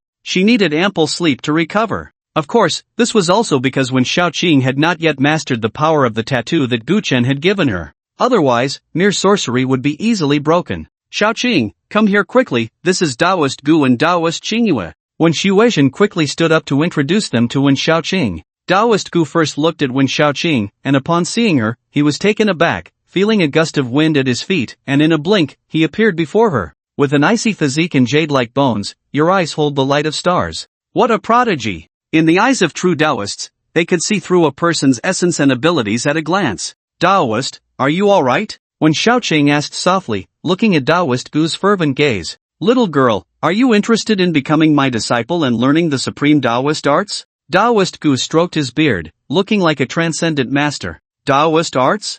I'm not interested. When Xiaoqing shook her head. Taoist culture is profound and vast. Many spend their entire lives only scratching the surface. However, when Xiaoqing truly had no interest in Taoist arts. She already had the witch's inheritance and didn't need to join another sect to learn spells and such. Little girl, don't be in a hurry to refuse. Taoist Gu became anxious, and in the next moment, countless butterflies fluttered around, and Taoist Gu's figure suddenly vanished from the spot. His voice echoed from all directions. Little girl, this is my Taoist technique of dream butterfly escape. As long as you become my disciple, I will teach you. The sky was filled with dancing butterflies, a breathtaking sight. This move was incredibly beautiful. It was a Taoist shield technique, very powerful. Unbelievable, is this the Taoist arts? When Shuizhen watched from the side, his eyes filled with shock. Taoist Gu was stronger than he was over a decade ago. Wen Shuexian thought, feeling emotional. Daoist Gu, more than 10 years ago, could not perform such feats. After more than a decade, Daoist Gu could effortlessly display a near-miraculous Daoist technique.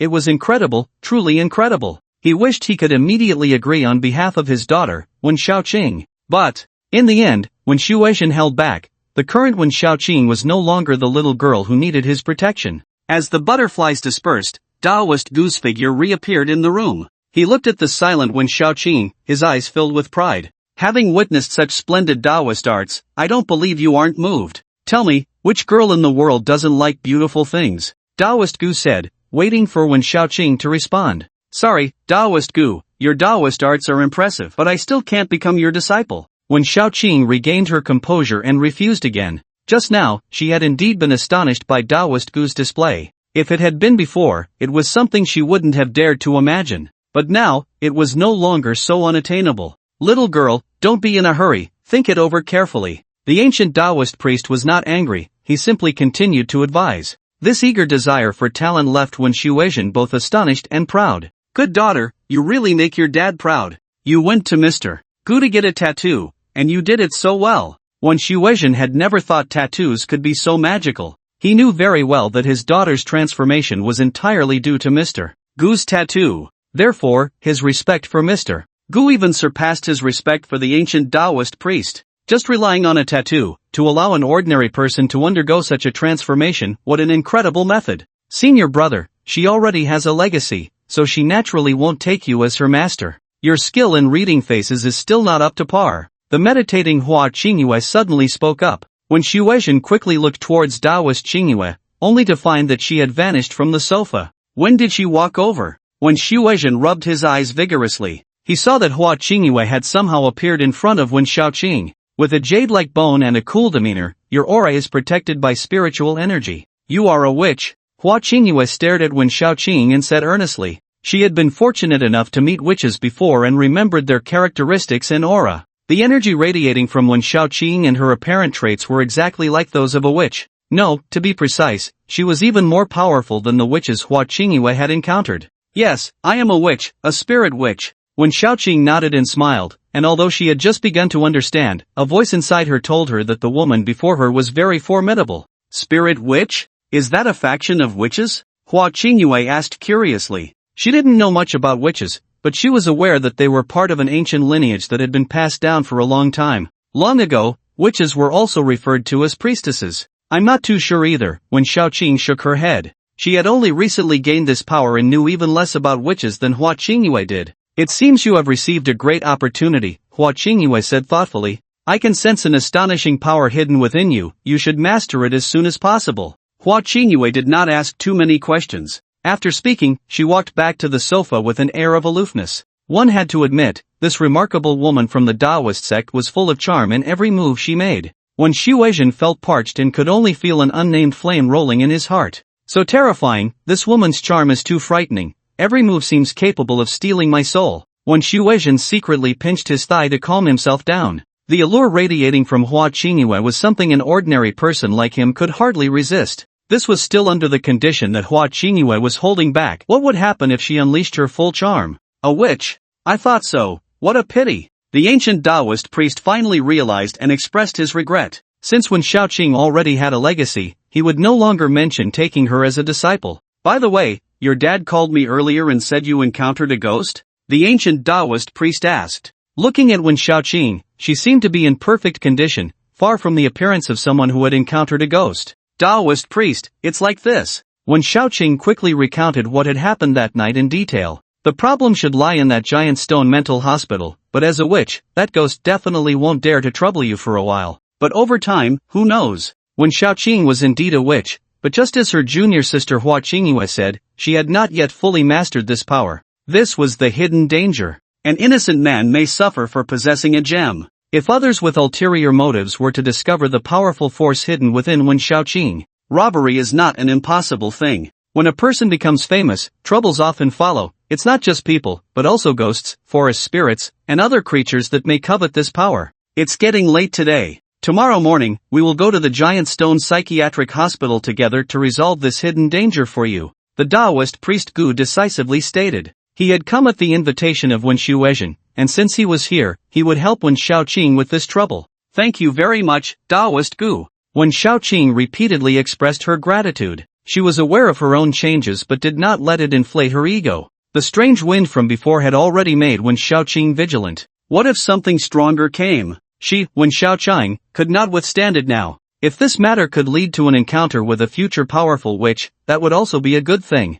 Gu Daoist thought to himself, a faint smile appearing on his face. This investment was bound to yield returns. Gu Chen walked down the street. The night scene revealed that there were far fewer pedestrians than before. A month ago, at this time, the streets were bustling with people. Don't run! Damn it, don't run! Suddenly, a bloodied man rushed out of an alley in a panic. Help me, help me! Can someone call the police? The man pleaded as he saw the pedestrians on the road. However, those passers-by were so frightened by his appearance that they stepped back in alarm. Not far behind him, several burly men were closing in. Damn it, these mad dogs! The man cursed and turned to run towards the crowd. Gu Chen stopped in his tracks, his expression strange. He clearly saw that as the man fled, he casually tossed something into a dim corner. The burly men chasing him did not notice the man's small action and continued to pursue him relentlessly. Strange, I actually feel a bit familiar with this. Gu Chen was not one to meddle in others' affairs, but he sensed a familiar aura from that object. This was also the reason for his odd expression. He walked into the alley. A gust of cold wind suddenly blew in. If an ordinary person were to be hit by this wind, they would either fall ill or lose their very soul. Such strong resentment. What is in this bag? Gu Chen found it strange. On the ground in front of him lay a file bag. Blood was faintly seeping out of the file bag. He remained calm, reached down, picked up the file bag, and opened it. Inside was a piece of human skin stacked neatly. Human skin? Gu Chen raised an eyebrow as he unfolded the skin. Sure enough, it's the tattoo I gave Tanziyu, eagle soaring in the sky. The skin bore a design that was none other than the tattoo Gu Chen had recently inked on Tanziyu. It seems he violated the taboo of the tattoo, but logically, the initial consequences shouldn't be this severe. Gu Chen put the human skin back into the file bag. He was unclear about what had happened to Tanziyu. Whether it was due to violating the tattoo taboo that led to such an outcome, Gu Chen was also uncertain. The only thing he could be sure of was that Tanziyu was dead. Killed by someone, and then the murderer had cut off the piece of skin with the tattoo design. Friend, my thing was left here, could you return it to me? At that moment, a deep male voice suddenly came from behind Gu Chen. He turned around to see three burly men blocking him in the alley. The men looked fierce and intimidating, clearly not the kind of characters to mess with. Here, Gu Chen did not want to create trouble for himself, nor did he have any thoughts of avenging Tanziyu. Tanziyu had brought this upon himself. He had been told it was unsuitable for him but insisted on getting the tattoo to show off. Using one's life to show off is quite reckless. The three men looked at the file bag Gu Chen handed over, visibly relieved. The leader gestured, and the two men beside him immediately stepped aside. Gu Chen saw this and felt quite at ease. Just as he was about to leave, the leader of the group asked sharply, "Wait, did you open this file bag?" He raised the file bag in his hand, the seal already broken. "I didn't open it." Gu Chen wasn't lying. When he picked up the file bag earlier, it had already been opened. Perhaps it was the man who had run away before, or maybe someone else. But none of this had much to do with Gu Chen. He hadn't taken anything inside. Regardless of whether you opened it or not, anyone who has seen the contents must die, the burly leader said, a flash of murderous intent in his eyes. What are you two still standing there for? Get him! The other two immediately blocked his path and charged at Gu Chen. Ha! Die! They stomped on the ground, raising a cloud of dust, their strength evident. Their hands were significantly larger than average, covered in calluses, evidence of years of training. These two were martial artists. Eagle claw technique? Gu Chen's expression shifted slightly. Although he wasn't part of the Chinese martial arts community, he was familiar with some common techniques. Like now, the two were indeed using the eagle claw technique. Seeing that Gu Chen recognized their moves, they didn't pause in their actions. One came straight for Gu Chen's throat, while the other aimed for his heart. The eagle claw technique was immensely powerful. With a single grab, it could splinter a wooden post, let alone harm a person. They were targeting Gu Chen's vital points. With one grab, either his heart would be punctured, or his throat crushed. Get away! Gu Chen's expression turned cold. Even though he had a good temper, these people were trying to kill him over a mere disagreement. This was too much. His shout, filled with anger, was like a lion's roar, shaking the hearts of those present. Buzz! My ears! Ah! The others screamed, blood flowing from their ears. In just one encounter, Gu Chen's roar had ruptured their eardrums. Yet they still gritted their teeth against the pain and continued to reach for Gu Chen's vital points. The murderous intent was palpable. Humph. Still not backing down? You really don't take me seriously. Gu Chen's expression was icy. Instead of retreating, he advanced, his fists drawn back, ready to strike. To the three of them, his punches seemed full of openings. After all, Gu Chen's technique was too rudimentary. It was just the most basic of punches, lacking any finesse. My hand, my hand. In an instant, the expression of the burly leader watching the scene changed. The two he had brought with him had both of their hands broken in the initial attack. Their arms hung limply at their sides, rendered useless by Gu Chen's punch. Who are you? The leader's face changed, staring intently at Gu Chen, his muscles tense like a tiger ready to pounce. If an ordinary person were to be stared at like that, they would likely be paralyzed with fear. This was the power of presence. A seasoned martial artist's spirit and energy far surpassed that of an ordinary person. Just one glance could send chills down an opponent's spine, as if they had fallen into an ice cave. I am your grandfather. Kneel before your grandfather. Gu Chen felt no goodwill towards them at all. With one punch establishing his dominance, Gu Chen's assault showed no signs of stopping.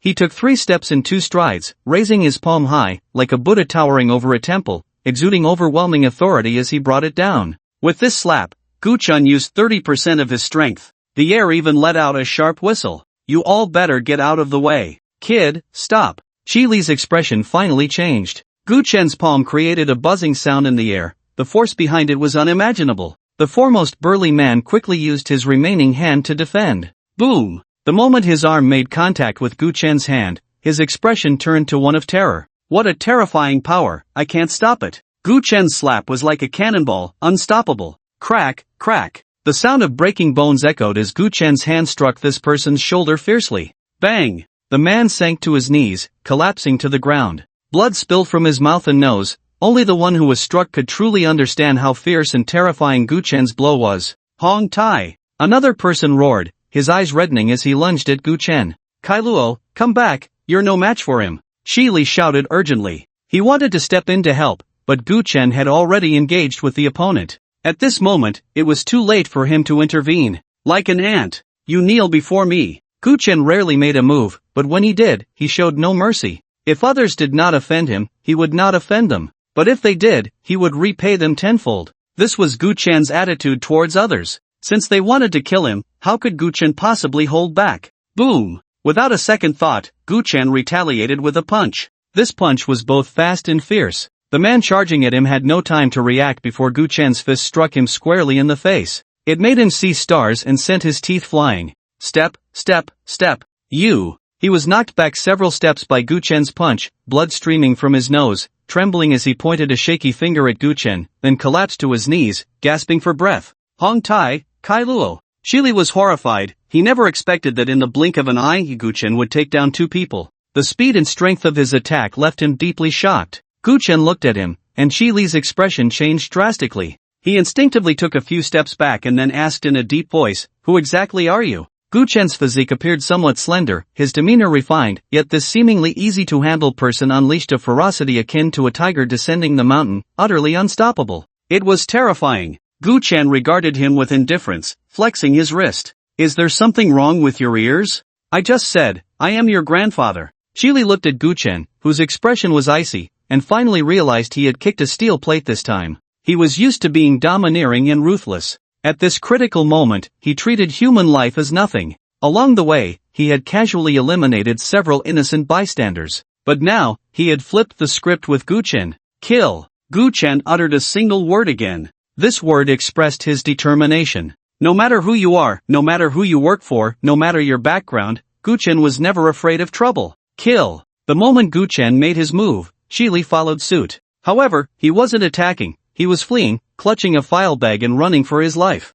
Madman, he's a madman. Shi Li fled in panic, his heart trembling under Gu Chen's gaze. He believed he had blood on his hands, but facing Gu Chen's earlier look, he still felt fear. In terms of martial arts, Shi Li was a true disciple of the Lu family's Eagle Claw school. His Eagle Claw technique was as sharp as a blade, capable of tearing open chests. But Gu Chen? He was merely a wild card, using the most rudimentary boxing and palm techniques. Yet, the most basic and rudimentary punches and palms in Gu Chen's hands unleashed a power that terrified him. In just 2 moves, his 2 junior brothers were brought to their knees, their lives uncertain. A person like Gu Chen was a standout in the true martial arts circle of the entire Magic City. The Lu family's Sky Eagle School was merely a third-rate player in this circle. But even as a third-rate player, they were seen as an unshakable giant in the eyes of ordinary people. Because this group of people had no qualms about killing. As long as they didn't go too far, there would always be someone to back them up. How about we just let this matter go?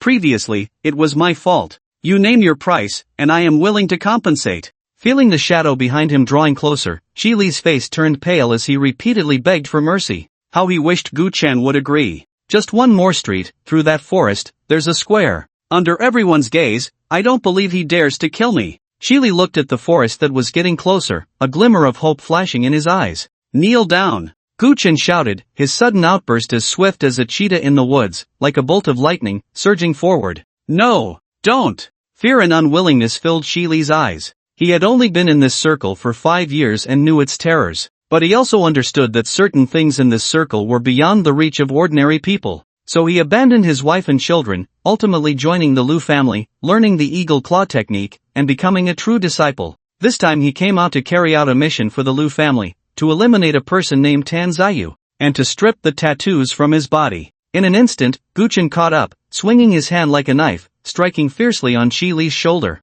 Shi Li felt the air suddenly erupt with a sharp whistling sound. What kind of monster is this? Am I going to die? Bang! Gu Chen's palm landed solidly on Shi Li's back. Shi Li immediately spat out a mouthful of blood, his legs went weak, and he knelt on the ground, rolling forward several times. In the forest, under the moonlight, Gu Chen's expression was indifferent, as if he were an untouchable deity. He looked at Shi Li, who was coughing up blood and struggling to sit up, and shook his head. I didn't want to get involved, but you insisted on dragging me in. Cough, cough, you're strong, I admit defeat, but if you kill me, you will offend the Lu family. My master will not let you go. Shi Li's face was filled with pain, and as he coughed blood, fragments of his internal organs could be seen mixed within. His insides and bones had been shattered by Gu Chen in an instant. If it weren't for years of martial arts training, Shi Li would have died just now. Now, he was hanging on by a thread. Whoosh, whoosh. Several footsteps were rapidly approaching. Shi Li had never felt his hearing so sharp, he knew time was running out.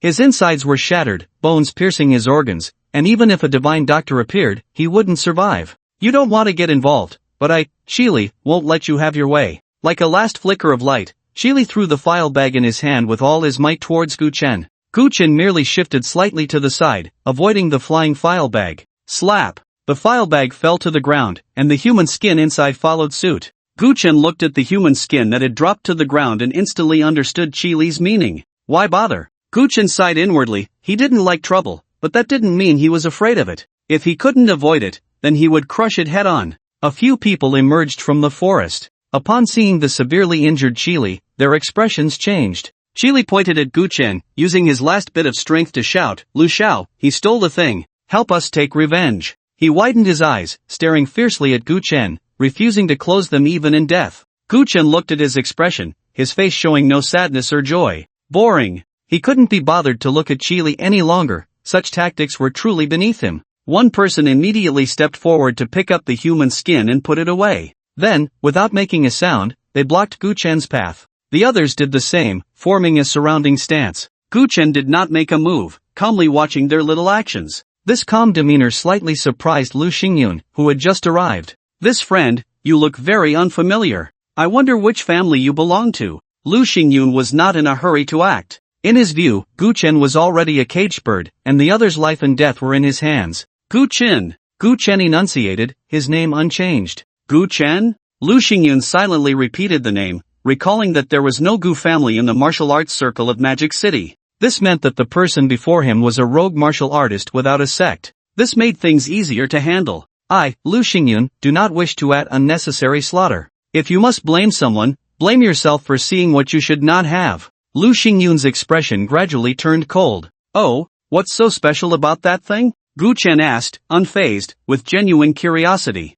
The others stood on their toes, fixated on Gu Chen. As soon as Lu Xingyun spoke, they would swarm him and kill him in the shortest time possible. Lu Xingyun's expression was playful as he sneered. You, a wildcard, of course, wouldn't know what the patterns on this human skin represent. A tattoo artist who can turn decay into the miraculous, There isn't one to be found in the entire Magic City. That kid Tan Zayu is just a showpiece. But after getting this tattoo, in just 2 days, he actually managed to overturn 2 of my Lu family's martial arts halls. At this point, Lu Xingyun lost interest. Kill. The others instantly understood the young master's intent, kill. This secret could only be known by the Lu family for now. Watching them pounce on Gu Chen, Lu Xingyun lost the desire to continue watching as he saw Gu Chen neither dodge nor evade. It's a pity Tan Zayu died too quickly, otherwise, I could have asked him who did his tattoo. Such a powerful tattoo artist must be under my Lu family's control. But this mysterious tattoo artist won't be able to hide for long. Soon, I will know who you really are.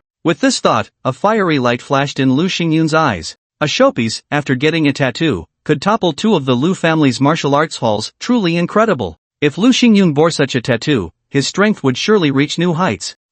Why is it so quiet? Lu Xingyun suddenly felt something was off. He turned around and was immediately startled. Gu Chen was still standing in place, but the people who had come with him were all lifeless. You actually have such strength? Lu Xingyun exclaimed, his tone filled with surprise and delight. It was the joy of encountering prey. You sensed the power of the tattoo on Tan Zayu, so you killed him and stripped the tattoo from him?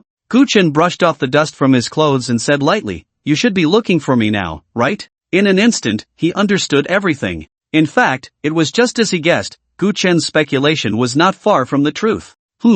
What do you mean? Lu Xingyun was somewhat puzzled. The next second, Lu Xingyun's eyes widened in shock as he looked at Gu Chen. You are that tattoo artist? Indeed, it's me. Gu Chen knew this day would come eventually, but he never expected it to arrive so soon, thanks to Tan Zayu. Tan Zayu must have noticed his changes after returning, becoming extremely arrogant, and then went to challenge the halls, attracting the Lu family's attention. Soon after, he was killed by the Lu family and had his skin stripped. The person Gu Chen encountered earlier might have been from another faction, also noticing Tan Zayu's odd behavior. Little did he know, Gu Chen happened to run into them. From now on, serve my Lu family, and we will ensure your safety for a lifetime. Lu Xingyun slightly raised his head, as if bestowing a reward upon Gu Chen. No need for more words, just act. Gu Chen outright refused. Serve? As a master tattoo artist with a system, he inherently possessed a sense of pride. If you respect me, I will naturally treat you equally. If you are arrogant, Gu Chen is even more so.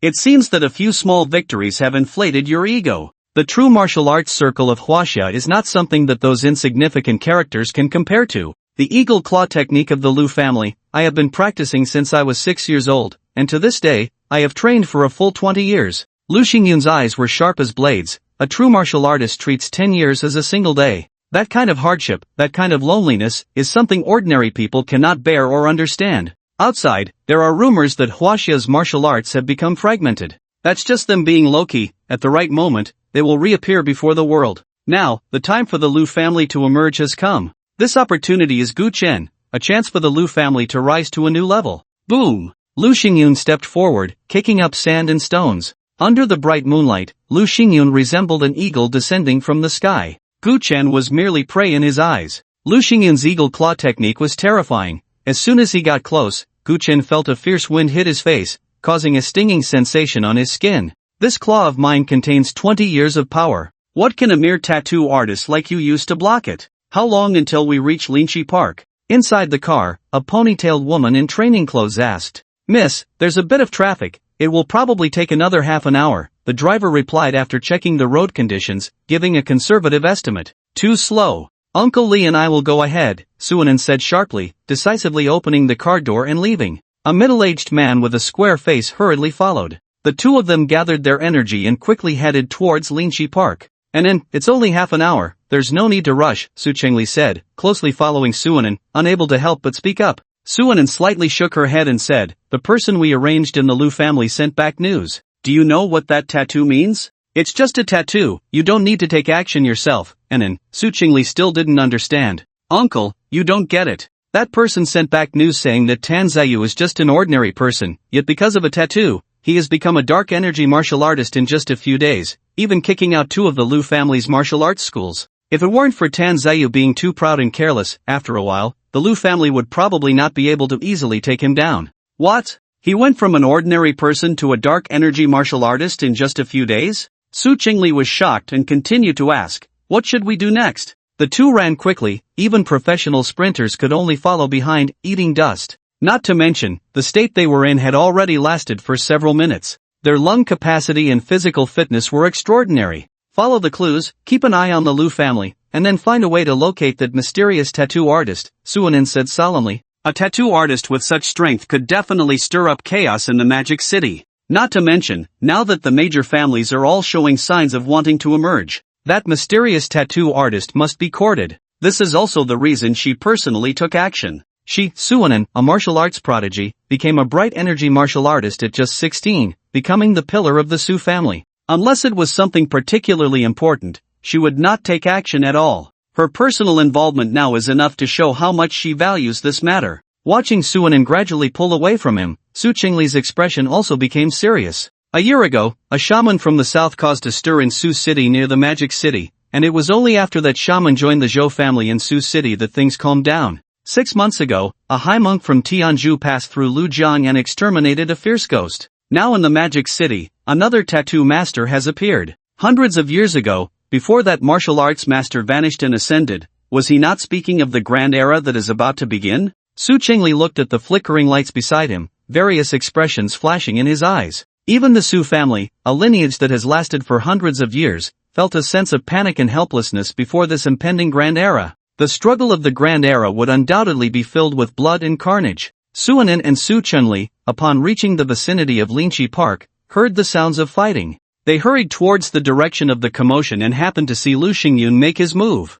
It's Lu Xingyun from the Lu family, but who is the other person? Su Qingli held his breath and focused, looking at Guchun with curiosity in his eyes. Unclear, but it seems that Lu Xingyun hasn't succeeded with that tattoo pattern yet, Suanin whispered. What should we do now? Su Qingli asked. Although he was Suanin's elder, in the Su family's hierarchy, Suanin held a much higher position than him. Just observe the changes. Suanin replied calmly. At this moment, Gu Chen and Lu Xingyun had already engaged. Lu Xingyun's claw, honed over 20 years, could easily leave a dent even in a solid concrete wall. Other martial artists, facing Lu Xingyun and his eagle claw technique, had to temporarily avoid his sharpness. There was no way around it. Before reaching a certain level in martial arts, the body remained flesh and blood. Of course, families that specialized in physical training could withstand Lu Xingyun's onslaught. Gu Chen showed no intention of dodging. Lu Xingyun's speed was indeed fast. But in Gu Chen's eyes, it was as if in slow motion. Every strike was filled with flaws. Bang! Gu Chen extended his hand, effortlessly using less than half of his strength. His fair hand, at this moment, seemed as solid as a copper wall, firmly blocking Lu Xingyun's attack. Is it the power of the tattoo? The tattoo lineage is indeed remarkable. Lu Xingyun was slightly astonished to see Gu Chen block his strike, but he quickly regained his composure. After all, he was well aware of Tan Ziyu's transformation. It was just that at that time, Shili, that fool, had used such a ruthless trick that it directly led to Tan Ziyu's demise. Seeing that the other party believed he was using the power of tattoos, Gu Chen did not explain. Although he was a tattoo master, he had not tattooed himself with any design. Such matters required great caution. At least for now, Gu Chen had not yet decided what kind of tattoo he needed. If I can step into that realm above the tattoo master, perhaps that will be the time for me to choose my tattoo design. Gu Chen's heart was as clear as a mirror. He saw his upcoming path very clearly. Boom! Gu Chen countered with a punch. Although he only knew basic boxing and palm techniques, he was very clear about one thing. One force can overcome 10 techniques. As long as the speed of the punch is fast enough and the force is strong enough, there is no need for complex moves. He could still make the enemy unable to lift their head. The air exploded, and Gu Chen's punch was so fierce that even Lu Xingyun's expression turned serious. Step, step. In the instant they clashed, the first to choose to evade was Lu Xingyun. After creating some distance from Gu Chen, Lu Xingyun was no longer as composed as before, his expression grave as he stared at Gu Chen. I respect you as a tattoo master and do not wish to tear our faces apart. With your extraordinary tattoo skills, combined with my Lu family's eagle claw technique, it is not impossible for my Lu family to rise to a second-tier power. Lu Xingyun spoke again to persuade. In the martial arts world, the hierarchy of powers was clear. A third-tier power wanting to become a second-tier power required the efforts of several generations. Lu Xingyun knew very well that if he could make Gu Chen work for him, they wouldn't need generations of effort. The Lu family could ascend to a higher level. Second-tier power? Is that all you aspire to? Gu Chen was amused. He thought Lu Xingyun had grand ambitions. Who would have thought it was just this?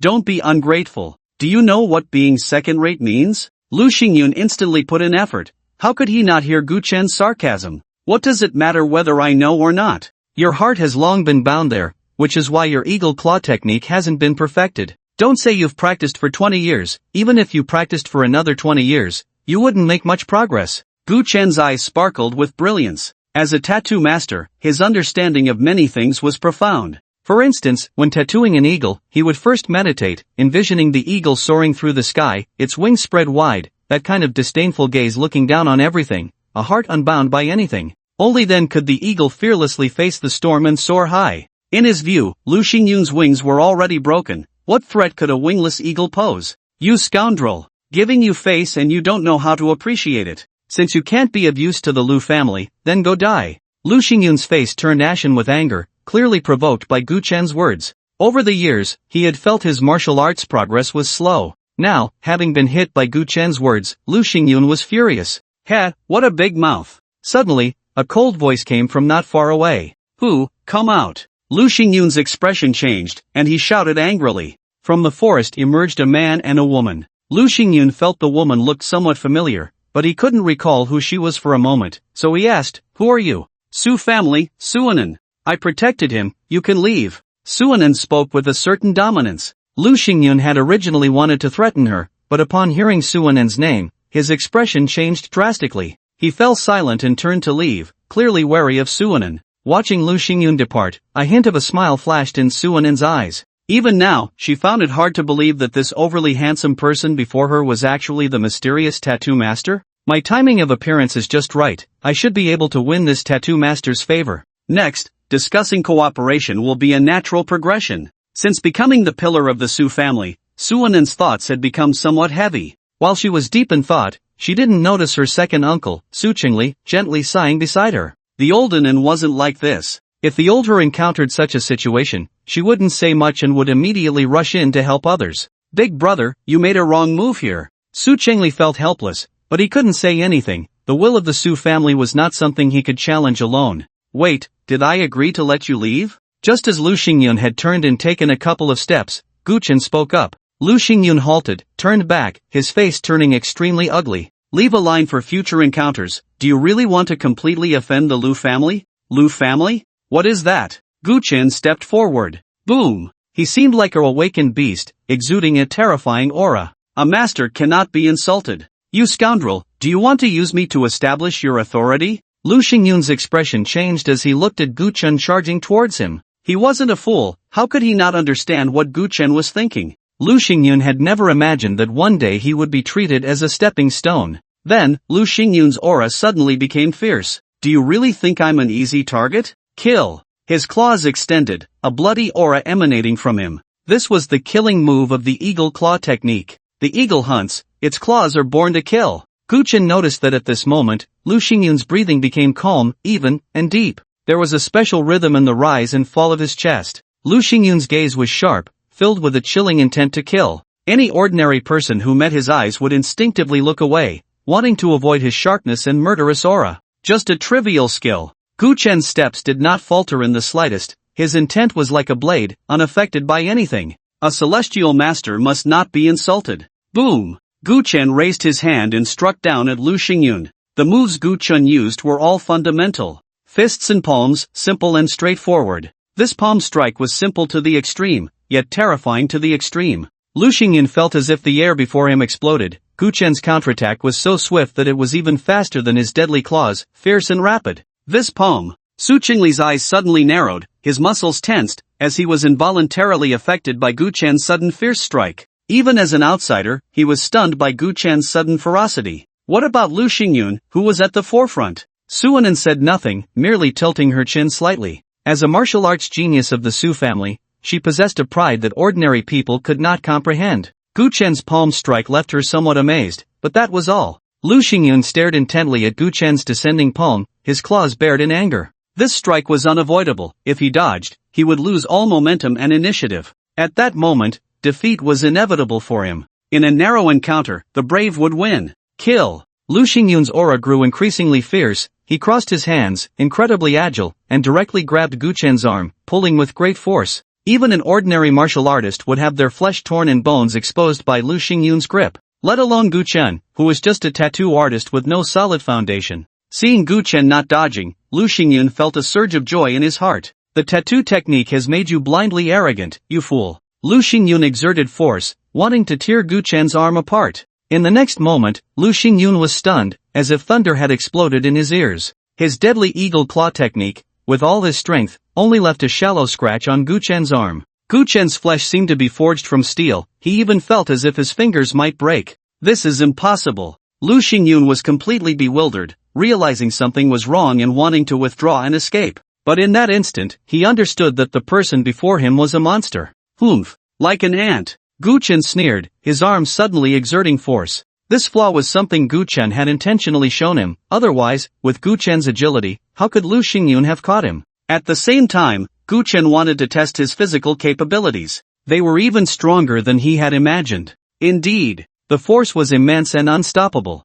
Gu Chen's palm struck fiercely on Lu Xingyun's crown. Crack! The sound of shattering bone followed, and blood gushed from Lu Xingyun's mouth and nose. He was instantly killed by Gu Chen's slap. Lu Xingyun is dead? Su Qingli was shocked. Lu Xingyun was quite strong, in a few years, he might have advanced even further. But now, Lu Xingyun was directly killed by Gu Chen. Martial artists are accustomed to life and death. However, there was no intense struggle, it was all clean and decisive. The battle ended in just a few breaths, so fast it was shocking. Is this the tattoo technique? Suanin's gaze was intense, as if she had discovered a new continent, further solidifying her determination to recruit Gu Chen. Gu Chen retracted his hand, slightly shaking, and the blood on his hand immediately splattered onto the ground. The eagle claw technique does have some merit. Gu Chen looked at the scratches on his arm and didn't pay much attention to them. For Gu Chen, these minor injuries were nothing. His physical condition was remarkable, and by this time, the wounds had already begun to scab over.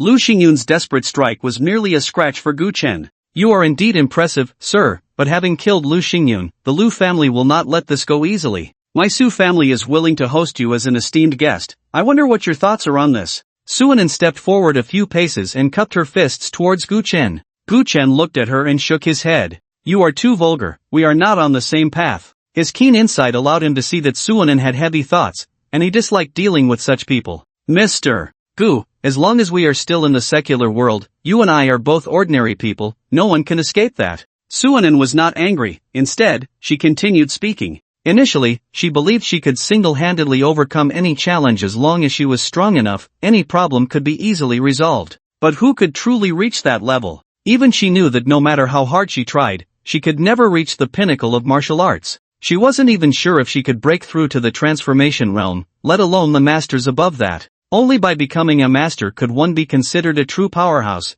When a master speaks, who would dare to disobey? Unfortunately, it had been a long time since a master had appeared in the martial arts world. Watching Gu Chen rummage through one of the corpses for something, Suanin spoke again in a low voice. As long as you are willing to come to my Su family as a guest, I, Suanin, am willing to do my utmost to resolve any troubles for you. The Lu family is nothing but a minor inconvenience to me, Miss Su, let us part ways here. Gu Chen found the file bag containing human skin, exerted a slight force, and the bag and the skin instantly shattered into pieces. One could even hear a piercing scream. Gu Chen had personally destroyed his tattoo design. Now, even if someone collected the fragments and reattached them to another person, the tattoo would no longer hold its original significance. Alright, but still, I must say, the doors of my Su family will always be open for you. Suanin felt a bit regretful. However, since Gu Chen had said so, she could not press further. If she spoke too much and caused Gu Chen's displeasure, it would not be worth the loss. If she couldn't recruit him, Suanin would not be angry or do anything foolish to offend Gu Chen.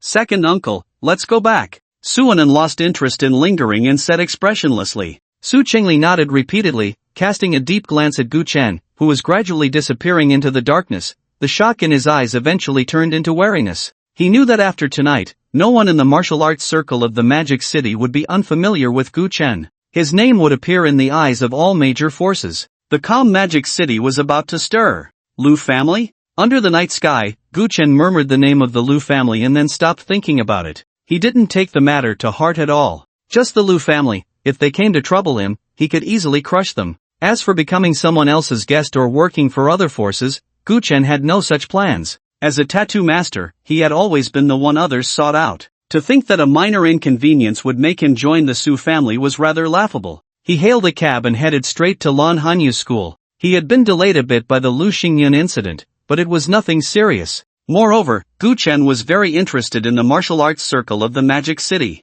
In such a large magic city, besides the martial arts circle, there should be other circles. I didn't expect that Gu Chen would be the first to attract the attention of the martial arts circle. Sitting in the back seat, Gu Chen found it quite amusing and was very curious about other forces. The encounters ahead would surely be even more exciting and interesting. What? Lu Xingyun was killed by a single slap? The head of the Wang family, Wang Deben, said with an incredulous expression. In this circle, his Wang family's strength was even inferior to the Lu family. Not to mention, they were well aware of Lu Xingyun's capabilities. Among the younger generation of the Wang family, very few could match Lu Xingyun in a contest. Now, Lu Xingyun was dead, killed by a single slap. How could Wang Deben not be shocked? Amidst the shock, there was fear and unease. Are you saying that person was a tattoo artist, not a martial artist? A middle-aged man from the Wang family hurriedly nodded, his voice trembling. Yes, head of the family, it has been confirmed by several witnesses, and Su Ainen from the Su family was also present at the time.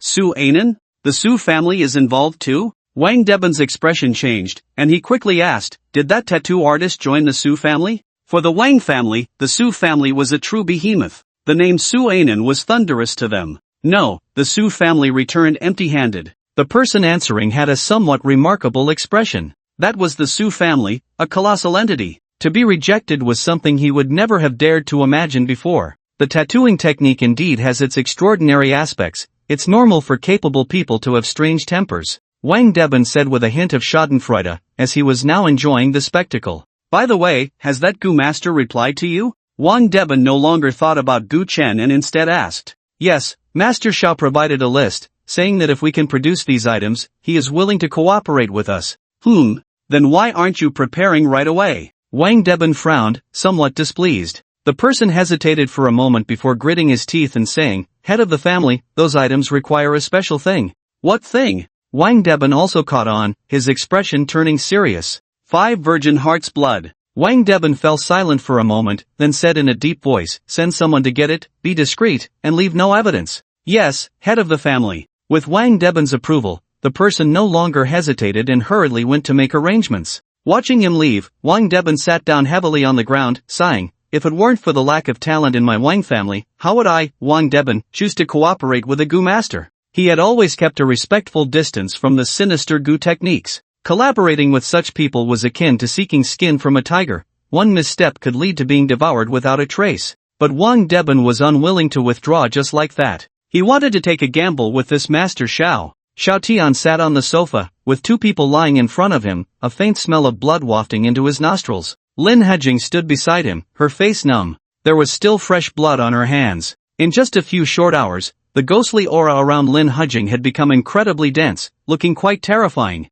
The blood of close relatives is indeed remarkable, Xiao Tian said with great satisfaction, as the 2 people lying in front of him were Lin Hejing's parents. He not only turned Lin Hejing into a vengeful spirit but also made her personally kill her own kin. Such behavior was no different from that of a beast. However, Xiao Tian had no such awareness. He looked at Lin Hejing beside him with immense satisfaction and pride. After controlling Lin Hejing, I even had her deal with that trash Gu spirit, disgust. Now Lin Hejing is my life Gu spirit. As Xiao Tian spoke, he suddenly threw a punch. The hard wooden table in front of him instantly shattered into pieces. Strangely, the neighbors around seemed to have heard nothing of the commotion. Looking at the shattered table, Xiao Tian grinned. Not bad, the stronger the Gu spirit, the more my strength will increase. TSK, truly perfect. The more Xiao Tian looked at Lin Hejing, the more he felt this creation was flawless. Now my strength, in the Magic City, can be considered as having the capital to stand firm, and when talking to some families, I no longer need to be timid. At this moment, Xiao Tian felt extremely inflated. Ding dong. His phone suddenly rang. Xiao Tian took out his phone and saw a message from the person he was in contact with from the Wang family. Tomorrow night at 8, at the Lijiang Hotel. It seems the Wang family has agreed to the conditions I proposed. Xiao Tian stretched lazily, a hint of a smile flashing across his face. 5 virgin girls' heart's blood. If I take action, I will inevitably expose myself. The Wang family, such a trashy force, is just right for me to clean up after myself. Xiao Tian thought, sending a message to the other party to have them come handle the Lin family's affairs. This way, he could rest easy, not fearing being targeted by the authorities. But I don't need to worry too much. With the spiritual energy beginning to revive, all kinds of ghosts and monsters are emerging everywhere, causing chaos, and those people dealing with these matters are too busy to care about me. Various thoughts flashed through Xiao Tian's mind, then he got up and walked to the window, looking at the night scene outside. This era is definitely the best era for me. To be able to sacrifice for my goals, these people should feel proud. If it were anyone else, they wouldn't even catch my eye. Xiao Tian's expression was arrogant. Aside from feeling a bit guilty at the beginning, his heart had undergone a tremendous change. As a reborn person, knowing the future, that feeling of controlling everything made him feel superior. Others were merely ants, playthings he could manipulate at will. Next, I need to go there. Such a pure and sweet scent. If Lin Hejing can devour her flesh and soul, her strength will surely rise to another level. Xiao Tian's gaze turned to the distance. There was the school where Lan Hanyu was located. Lin Hejing flew over, enveloping Xiao Tian, transforming into a shadow, disappearing from the room. 10 minutes later, the people from the Wang family opened the door to Lin Hejing's home and saw the tragic deaths of Lin Hejing's parents. Their faces were filled with terror, disbelief, and anger. From the shape of their mouths, the Wang family members seemed to hear the couple's furious shouts. Beast! Alright, stop dawdling, quickly clean this place up. The leader waved his hand, and the people behind him hurriedly began to take action. Binhai University. Guchen stood outside the school gate, carefully observing the institution. Under the night sky, the school was peaceful, showing no signs of ghostly or demonic energy, quite normal. Guchen used his heavenly eye, able to see the ghostly and demonic energies that ordinary people could not. The school itself is not a problem. The fact that the school itself had no issues made Guchen feel a bit more at ease. If there are no problems within the school, then it must be external factors, which makes this a bit troublesome to handle. Guchen sat quietly on a bench by the roadside, deep in thought. At that moment, an old man who opened the door noticed Guchen and leaned over the window, asking, "Which class are you from, coming back so late? Come in, I won't remember your name this time." Guchen looked too young. Under normal circumstances, he was indeed a college student. In fact, the old man thought Guchen was a student mainly because of the refined aura he exuded. At a glance, he looked like a top student. Guchen chuckled at this. "Old man, you misunderstood, I'm not a student here." He got up, walked to the security booth, exchanged a pack of cigarettes from the system store, opened it, took one out, and handed it to the old man. The old man was on night duty and couldn't sleep. Seeing the cigarette Guchen offered, his eyes lit up, and he accepted it without hesitation. "So you're a student from the southern school?" The old man lit a cigarette, took a puff, and felt a jolt of energy. The pain in his legs eased considerably. That was his old ailment. Every evening, the pain would flare up. "Old man, isn't it pretty boring watching the gate every day?" Guchen didn't deny it and started chatting with him. Though these gatekeepers seemed inconspicuous, their information was more reliable than anyone else's. Indeed, but things have been a bit unsettled lately. "Young man, you should hurry back to school later," the old man said kindly while smoking. "Oh, unsettled? I don't think it's anything. What era are we in? Not to mention at night, even in the middle of the night, there are cameras everywhere on the streets. It's very safe." Guchen feigned surprise, dismissing it. "I knew you wouldn't believe me, young man." The old man looked around to ensure no one was listening and whispered conspiratorially. "A few days ago, 2 students went missing around here. I heard about it, but I think they caught someone," Guchen replied half-heartedly. "That's how rumors work, half-truths and all sorts of claims." Guchen was trying to extract information, and the old man was the best candidate for that. "Caught someone? That's just a way for the higher-ups to brush it off," the old man scoffed. "Let me tell you, this isn't the work of a person, it's the doing of some supernatural creature." "Old man, that sounds a bit far-fetched." Guchen was taken aback. Supernatural creatures? That was indeed unexpected. "I thought that guy was a bit strange that day. The old man even warned those 2 girls, but alas," the old man said, his face full of regret. "Old man, what happened?" Guchen offered him another cigarette, curious. "Anyway, the old man has nothing to do now, so let's chat." The old man smiled as he took the cigarette, lit it, and began to puff away, clearly a seasoned smoker. Guchen was patient and didn't rush him. As the old man smoked, he seemed to drift into memories. After 2 minutes, he slowly began to speak. That day after school, there was an incredibly handsome young man standing at the school gate, as if he was waiting for someone. He stood there for a long time, but others seemed not to see him. I found it strange, but he seemed a bit wary, not daring to get too close to the gate. The old man thought it was odd. The strikingly handsome young man stood outside, didn't come in, and no one greeted him. Several people brushed past him as if he didn't exist. At that moment, the old man sensed something was off about the young man. The older one gets, the more sensitive they become to certain things. Initially, the old man thought he was seeing things, until two girls stood at the gatehouse door. One of the girls said, "Xiaoxi, look over there, there's a handsome guy." The other girl looked puzzled. "Where?" "There, under the tree, take a good look." The first girl pointed in a direction. Then the old man saw that the guy smiled, a smile that was somewhat sinister, and his face even transformed into a fox-like appearance. The old man shivered as he recounted it. Remembering that scene still sent chills down his spine. And then? Guchen continued to ask, a vague suspicion forming in his mind. But he needed more information to confirm it. Then the two girls went over to him. The old man even warned them not to go, but they didn't listen. After that, the old man never saw them again.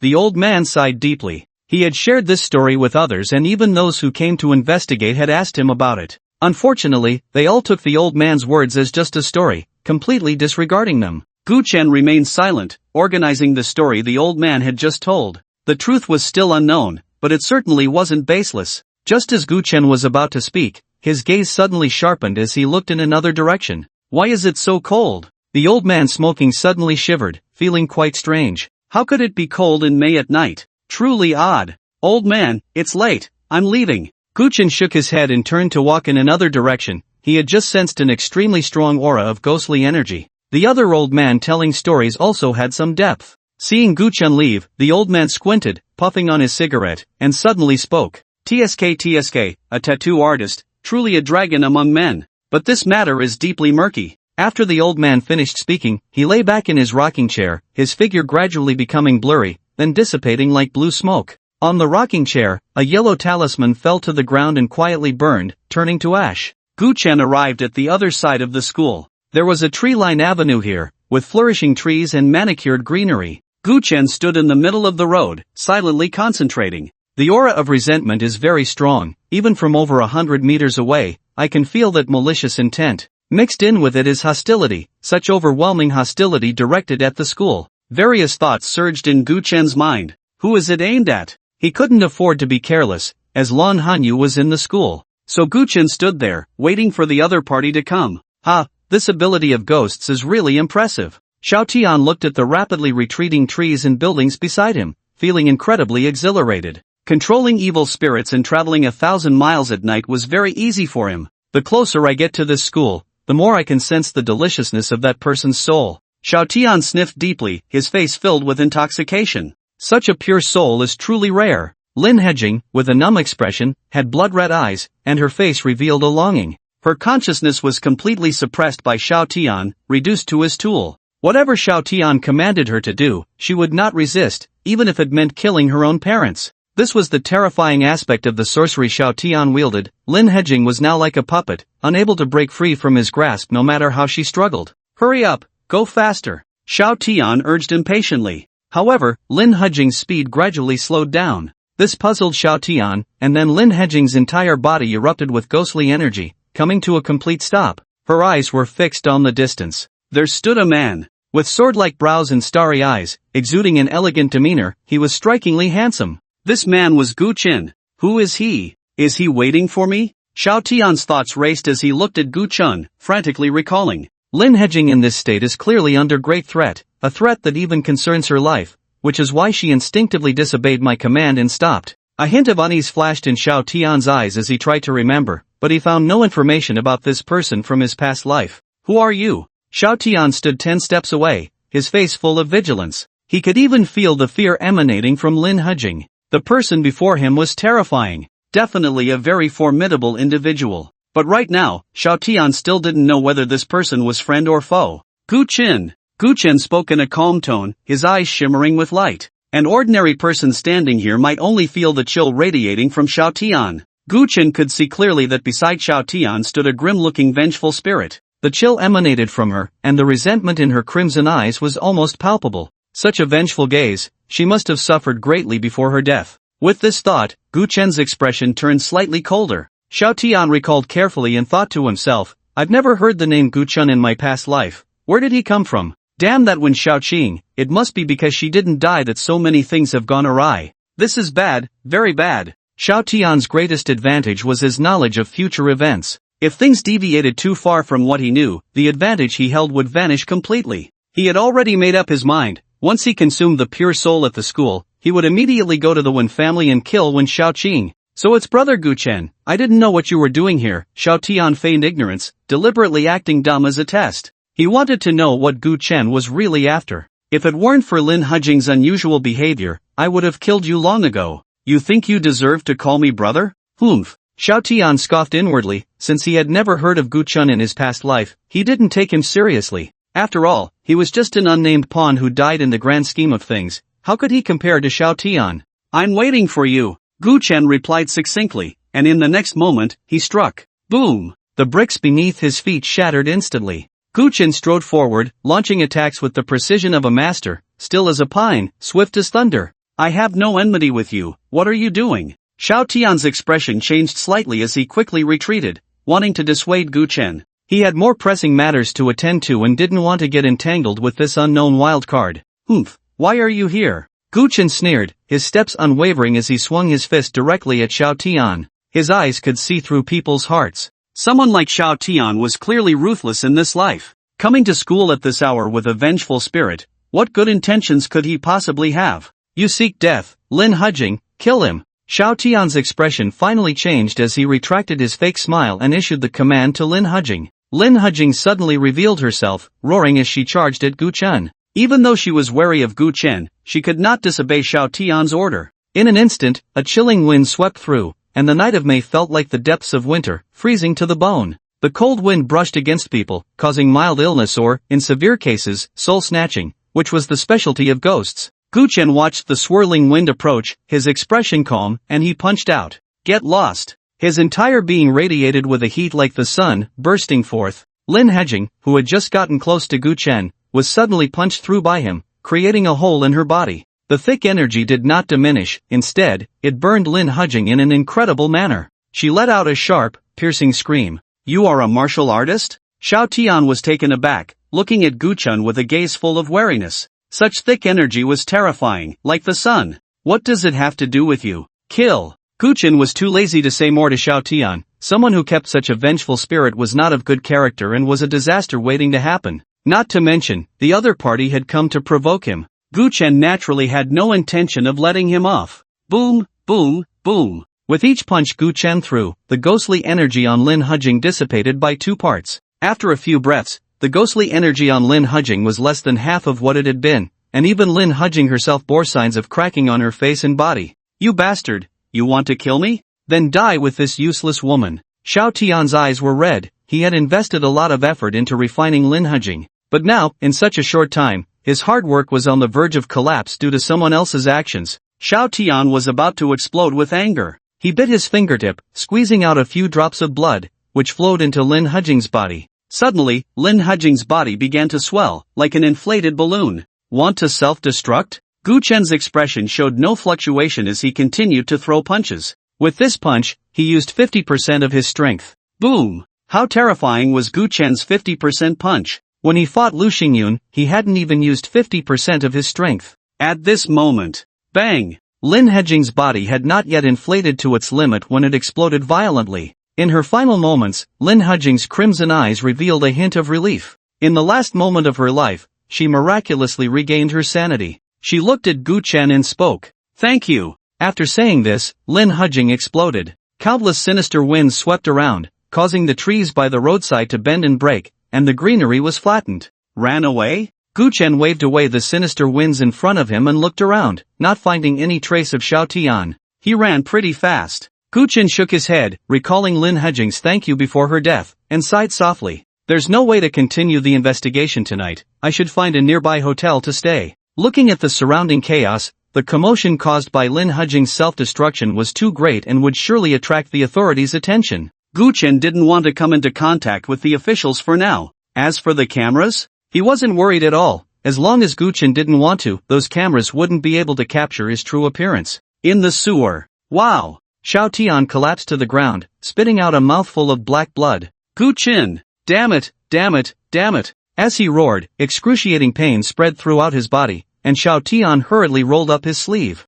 Underneath the sleeve, his skin was rotting, emitting a foul odor. In just a few days, I've suffered 2 backlashes. How detestable, how detestable! Xiao Tian was so frustrated he almost spat blood, and his hatred for Gu Chen even surpassed that for Wen Shaoqing. Where did this Gu Chen come from? Before the last life spirit ruins competition, there shouldn't have been such a person in the Magic City. Xiao Tian forced himself to calm down, constantly thinking about the details of his past life. With the revival of spiritual energy, ghosts ran rampant, causing havoc everywhere, and then treasures were born in the world. This was the spirit ruins. In the spirit ruins, there were treasures that made people envious. Of course, even ghosts, spirits, and demons were envious. Thus, humans, ghosts, spirits, and demons fought fiercely in the spirit ruins. The first spirit ruins competition would be held in a month. At that time, people from all sides would gather in the Magic City. But now, with more than a month until the spirit ruins competition, a powerhouse like Gu Chen has already appeared? Xiao Tian thought of Gu Chen, the fear in his eyes still not dissipated. Evil spirits, even in the last life, could dominate a region and wield power. But Lin Hejing was directly blown up by Xiao Tian with just a few punches. It was too terrifying, too frightening. Humph, Gu Chen, you are indeed strong now, but someone as strong as you was just an unknown figure in the last life, ultimately falling in the tide of the great era, right? And I, Xiao Tian, will be the one laughing in the end. Cough, cough, for now, I can't do anything about Gu Chen, but is he specifically guarding the school nearby? What is his relationship with that person? Greed and wariness flickered in Xiao Tian's eyes, and ultimately, wariness overshadowed greed. Let's not consider the soul of that person at the school for now. When Shaoqing, you've lived long enough. In the next few days, I, Xiao Tian, will send you on your way. A Volkswagen stopped, and two women in black uniforms got out of the car. On the left, one stood with a striking demeanor, while the one on the right, wearing glasses, looked somewhat adorably foolish. Sister Jing, this is already the 6th special case this month. After taking the photo, the bespectacled Wu Binglan meticulously recorded the details in her notebook. Around them, police officers set up a cordon. Some curious residents stood not far away, watching the scene. Jing Jiangxue slightly nodded her smooth chin. She was the team leader responsible for investigating special incidents. Have the surrounding surveillance footage been retrieved? Jing Jiangxue asked. It's been retrieved, but the images are very blurry, and we can't make out anything, Wu Binglan replied immediately. Jing Jiangxue nodded, not asking further questions. She walked over to a crushed brick and crouched down. An astonishing curve was immediately revealed. Even through her clothes, one could feel that elasticity, but no one dared to steal a glance, for Jing Jiangxue was famously fierce. No one would dare to indulge in such a sight. Wu Binglan followed her over, holding a pen in her right hand, ready to take notes. She and Jing Jiangxue were good partners. With just one movement from Jing Jiangxue, she knew what the other would do next. This was the tacit understanding developed over years of partnership, not to mention they had been good friends since childhood. Jing Jiangxue crouched on the ground, her eyes slightly closed, as the spiritual energy of the world visibly flowed into her body. Suddenly, a scene appeared in her mind. It was the moment when Gu Chen and Xiao Tian were engaged in battle. 30 minutes ago, the two men fought here. One was 175 meters tall, with a shadowy face, accompanied by a female ghost. Tap tap tap. Wu Binglan quickly moved her pen, and a portrait was immediately sketched out. If Xiao Tian were standing here, he would be shocked to find that the figure Wu Binglan drew on paper bore an uncanny resemblance to him. The other one was 185 meters tall, with sword-like brows and starry eyes, exuding an elegant demeanor. Jing Jiangxue continued swiftly, describing Gu Chen's appearance. Gu Chen was unaware that his identity had been exposed. After all, Jing Jiangxue's ability was something Gu Chen had never anticipated. Wu Binglan's pen tip moved rapidly,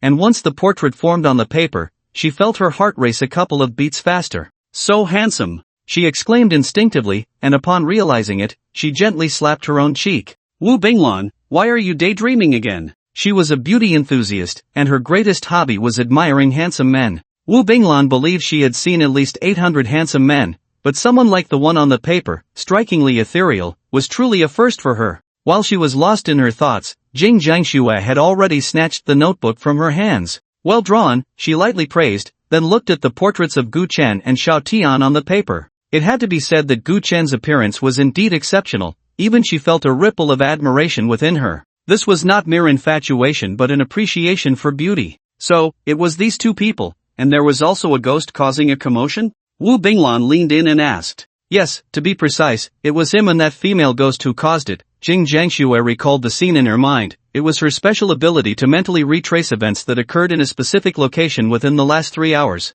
As long as it was within 3 hours, she could clearly see everything that happened here. This was also why Jing Jiangxue, at such a young age, had become the team leader of the special department. Once it involved special matters, the electronic devices people prided themselves on would lose their effectiveness. Jing Jiangxue's presence broke this deadlock. With her help, 3 ghosts had already been eliminated. Who won? Wu Binglan looked at Xiao Tian with a curious and somewhat disgusted expression. This person doesn't look like a good person. This handsome guy won't lose, right? The destruction nearby was too chaotic, making it easy to imagine how intense the battle had been at that time. He won, Jing Jiangxue said, her delicate hand sliding towards Gu Chen, speaking in a tone of shock. It's incredible. He only used a few punches to smash that fierce ghost. He smashed a fierce ghost with just a few punches? Is he even human? Wu Binglan was stunned. Fierce ghosts were terrifying. She had once followed a case where a fierce ghost slaughtered an entire village in one night, 300 households, over 1,000 people, all dead by morning.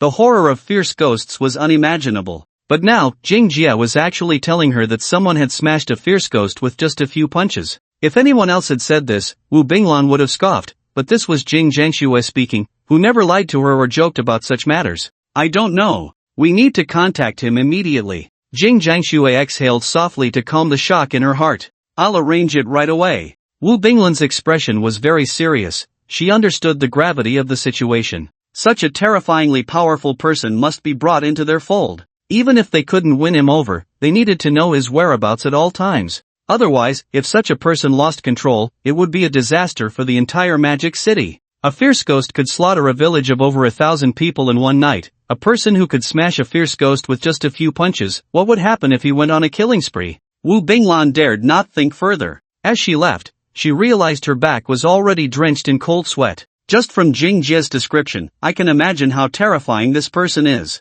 I don't know if he's easy to deal with, and I have no idea what his stance is. Back in the car, Wu Binglan's slender fingers quickly typed on the computer. Worry flashed across her brow as she sighed lightly. I hope he's a person with principles. Despite the calm in Magic City, ordinary people had no idea that beneath this tranquility, dark currents were surging. Even though Wu Binglan was in a special department with official backing, dealing with these matters still felt overwhelming. After all, the summer country was too vast, and the manpower they could mobilize was too limited. Especially rare were special talents like Jing Jiangxue. With just Jing Jiangxue, they were stretched thin in the vast Magic City. Outside on the street, Jing Jiangxue stood silently, staring at the shattered brick. A gentle breeze blew by, but Jing Jiangxue felt a chill and murmured softly, the weather has changed. Jing Jiangxue and Wu Binglan quickly found Gu Chen, who was staying at the Blue Moon Hotel. Inside the room, the fragrance of tea wafted through the air. Gu Chen, dressed in a black robe with white crane cloud patterns, was still not tired. When pondering problems, Gu Chen loved to brew a cup of tea. The aroma sharpened his thoughts.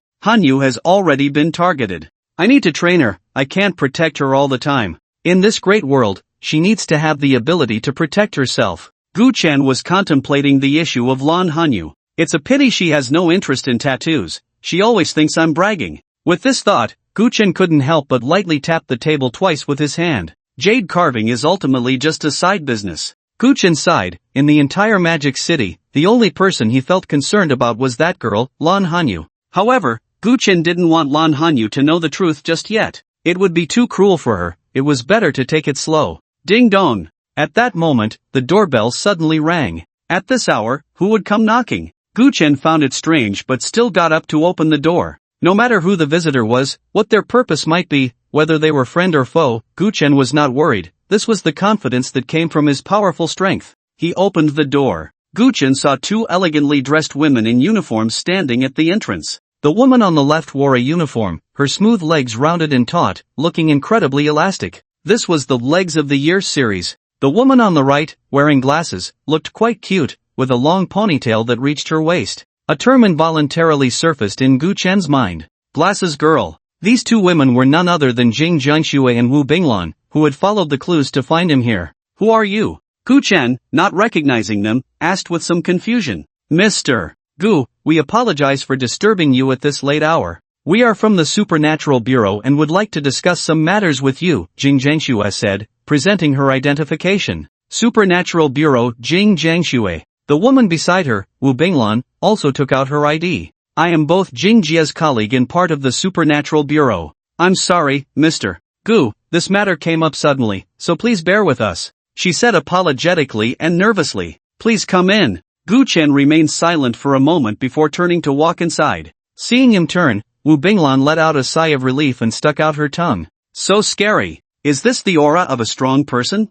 But he really is handsome. Wu Binglan's inner thoughts were unknown to Gu Chen, and even if he knew, he would only smile it off. Jing Jiangxue also felt cold sweat forming in her palms. Although Gu Chen appeared to be a refined scholar, she knew very well that he was someone who could kill a fierce ghost with just a few punches. Fortunately, considering their recent interaction, Gu Chen had not turned them away, which was already a sign of his good nature. The stronger a person is, the more they tend to have peculiar temperaments. Even though they were from the Supernatural Bureau, they still had to be cautious in front of someone like Gu Chen. There were lessons learned from past experiences. After a few incidents, some previously arrogant members had begun to act more modestly. Am I really that scary? Don't worry, I'm just an ordinary person, very easygoing, so feel free, Gu Chen said as he sat at the tea table, looking at the somewhat restrained women. Ordinary person? Jing Jiangxue and Wu Binglan exchanged glances, somewhat speechless. If someone like Gu Chen considered himself ordinary, then there truly were very few ordinary people in the entire Magic City.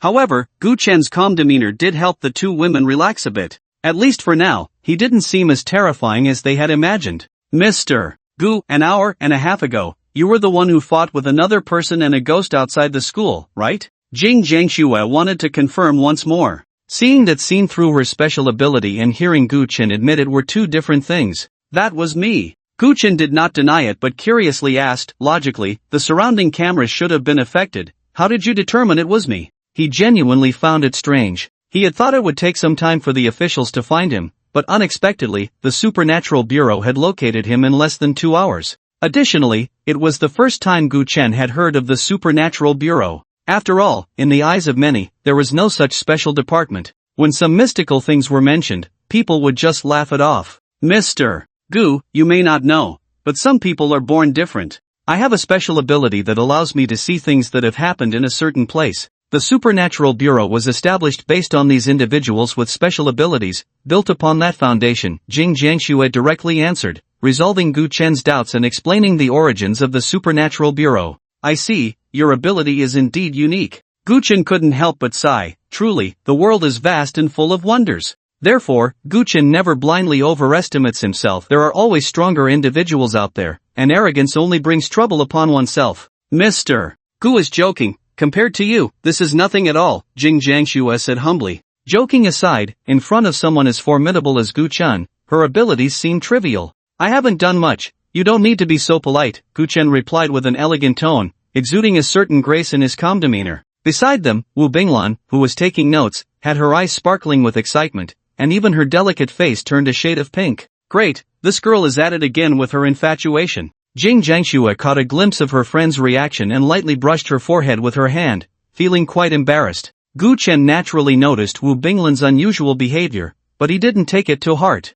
There are admirers everywhere. Her reaction was quite normal. Mr. Gu, we hope you can assist us in registering some information, but you needn't worry, we won't cause you any trouble. Jing Jiangxue maintained a very proper attitude. She understood clearly that with Gu Chen's strength, if he truly wanted to leave, even if they could keep him, it would come at a great cost. The current Supernatural Bureau couldn't afford such turmoil. Reaching a peaceful agreement was what Jing Jiangxue desired most, and what the higher-ups wanted to see as well. Of course, Gu Chen did not refuse and readily agreed. He understood that with his level of strength, it would be foolish for the authorities not to seek him out. Jing Jiangxue's presence here, along with her politeness, already represented the official stance. Gu Chen wouldn't seek unnecessary trouble, opposing them would be pointless. Next, Jing Jiangxue inquired about Gu Chen's age, profession, and place of origin. As for other matters, she wisely refrained from asking further. Tattoo artist? Jing Jiangxue paused upon seeing the recorded profession on the paper, looking at Gu Chen. After hesitating for a moment, she asked, "Can we also get tattoos from you?" The more she interacted with Gu Chen, the more she liked him. He possessed immense strength yet remained incredibly humble, exuding a refined and easygoing demeanor. He was nothing like the experts she had encountered before, who seemed to look down on others with an air of superiority. Of course, but my tattoo prices aren't cheap, Gu Chen said, taking a sip of tea, his expression relaxed. I wonder where Mr. Gu's tattoo shop is. Binglan and I will definitely come by to support you another day. Jing Jiangxue's eyes lit up as she quickly spoke. My shop is on the Bund pedestrian street, but I plan to travel around for a while, so I won't be back to the shop in the short term, Gu Chen explained, knowing what was on their minds. And I only take clients once a month. If fate allows, you will get what you desire. Jing Jiangxue stood up, looking at Gu Chen earnestly. Mr. Gu, I hope you can use your power wisely. The Supernatural Bureau does not wish to be your enemy. However, if Mr. Gu abuses his power, the Supernatural Bureau will definitely not let it slide. The warning in her words was clear. Don't worry, what makes a person human is their boundaries, Gu Chen replied with a serious expression. The person he encountered earlier, Xiao Tian, was no longer human. His heart was more venomous than a snake's. With Mr. Gu's assurance, I feel at ease, Jing Jiangxue said, very satisfied with Gu Chen's response, stealing another glance at him. Under the lights, Gu Chen's face radiated a subtle glow, exceptionally handsome. Jing Jiangxue felt her heart race uncontrollably once again. If Mr. Gu has any needs, he can speak to us. The Supernatural Bureau will do its utmost to satisfy Mr. Gu. Additionally, in many aspects, the Supernatural Bureau can provide convenience for Mr. Gu. At the same time, we hope that when the Supernatural Bureau encounters difficulties, Mr. Gu can lend us a hand within his capacity. She suppressed the fluttering in her heart and continued speaking to Gu Chen. However, she didn't notice that Wu Binglan beside her had a strange expression. How odd, why does Jing Jia sound a bit shaky when she speaks? Seeing that Gu Chen remained silent, Jing Jiangxue's heart immediately rose to her throat, feeling anxious. Am I being too hasty? If this makes Mr. Gu feel uncomfortable, it would be a loss. Just as Jing Jiangxue was feeling uneasy, Gu Chen's clear voice came through. I seem to have no reason to refuse, so let's wish for a pleasant cooperation. Sitting under the big tree was quite comfortable. At least for now, Gu Chen had a good impression of Jing Jiangxue. Hearing Gu Chen agree, Jing Jiangxue was overjoyed and instinctively reached out her hand. Mr. Gu, let's have a pleasant cooperation. Seeing the delicate hand reaching towards him, Gu Chen looked slightly taken aback but still reached out to shake Jing Jiangxue's hand. Jing Jiangxue's hand was soft and smooth. It made one want to hold it and play with it, but Gu Chen only touched it briefly, without lingering. Then we won't disturb Mr. Gu any longer. Binglan, what are you still dawdling for? Let's go. Jing Jiangxue looked at the still dazed Wu Binglan, feeling a surge of irritation, and quickly pulled her away to bid farewell to Gu Chen. Watching the two women leave, Gu Chen gently shook his head. In the hotel corridor, Jing Jiangxue felt her face getting a bit hot, a sensation she had never experienced before. Even her breathing became a bit erratic. Before meeting Gu Chen, she had looked down on other men. But in that brief time spent together, Jing Jiangxue felt a strong fondness for Gu Chen. She was now a bit flustered. Jing Jia, why is your face so red? Wu Binglan tilted her head to look at Jing Jiangxue, finding her extremely strange. She had never seen Jing Jiangxue like this. It was truly rare. Is it? Maybe the hotel is too hot. Jing Jiangxue was taken aback and quickly fanned the air around her. This attempt to cover up only left Wu Binglan a bit bewildered, and she incredulously asked, Jing Jia, you didn't fall in love with Mr. Gu at first sight, did you? No way, no way. Seeing that Jing Jia didn't immediately refute, even though she was slow to react, she understood at that moment. The truth was out. Wow, even the fierce woman has been moved? Mr. Gu is impressive. Wu Binglan's face was filled with disbelief as she gave a thumbs up. Mr. Gu was amazing. You're dead. Who are you calling a fierce woman? Jing Jiangxue directly pinched Wu Binglan's ear, saying fiercely, Jing Jia, it hurts, I was wrong. Wu Binglan immediately showed a pitiful expression, begging for mercy. Next time you talk nonsense, see how I deal with you. Jing Jiangxue finally let go, but the redness on her face had yet to fade. Wu Binglan was taken aback by this scene. Jing Jia, you look so beautiful like this. If the men in the bureau see you, wouldn't they be stunned? At that moment, a rosy glow adorned Jing Jiangxue's fair face, resembling a shy flower, stunningly beautiful. Even as a woman, Wu Binglan was momentarily mesmerized, her eyes sparkling. Jing Jia, I think I can. Why don't you just marry me? She reached out to hug Jing Jiangxue. Go away, stay where it's cool. This is outside, pay attention to your image. Jing Jiangxue quickly scolded, pushing Wu Binglan away with a look of disdain. Indeed, a face dog, regardless of gender, a face dog that devours all, bah. After the two of them had a playful scuffle, once back in the car, Jing Jiangxue stared at the hotel, at the room where Gu Chen was, momentarily lost in thought. Jing Jia, you look like you're in the throes of spring fever, tsk. Wu Binglan leaned in, as if discovering a new continent. I can now say with 100% certainty that you're in love. you definitely have your eyes on Mr. Gu. What are you talking about? What do you mean by having my eyes on him? A black line appeared on Jing Zhengshua's forehead. This was simply a plastic friend. Could they not have fun together anymore? Wu Binglan suddenly became serious and advised, Jing Jia, I still suggest you prepare yourself mentally. Mr. Gu is too outstanding. If you like someone like that, the pressure will be immense. There's a high chance it might lead to nothing. The one involved is confused while the observer sees clearly. Wu Binglan saw it clearly. Jing Zhengxue was indeed a goddess in their circle, but in front of Gu Chen, she was at most just a beautiful woman. It's still too early to say anything. Stop talking nonsense. Jing Zhengxue shook her head repeatedly, and the car fell silent again. Time passed, and a soft sigh echoed in the car. Ah! The moonlight grew a little denser. Lijian Hotel. In a certain room,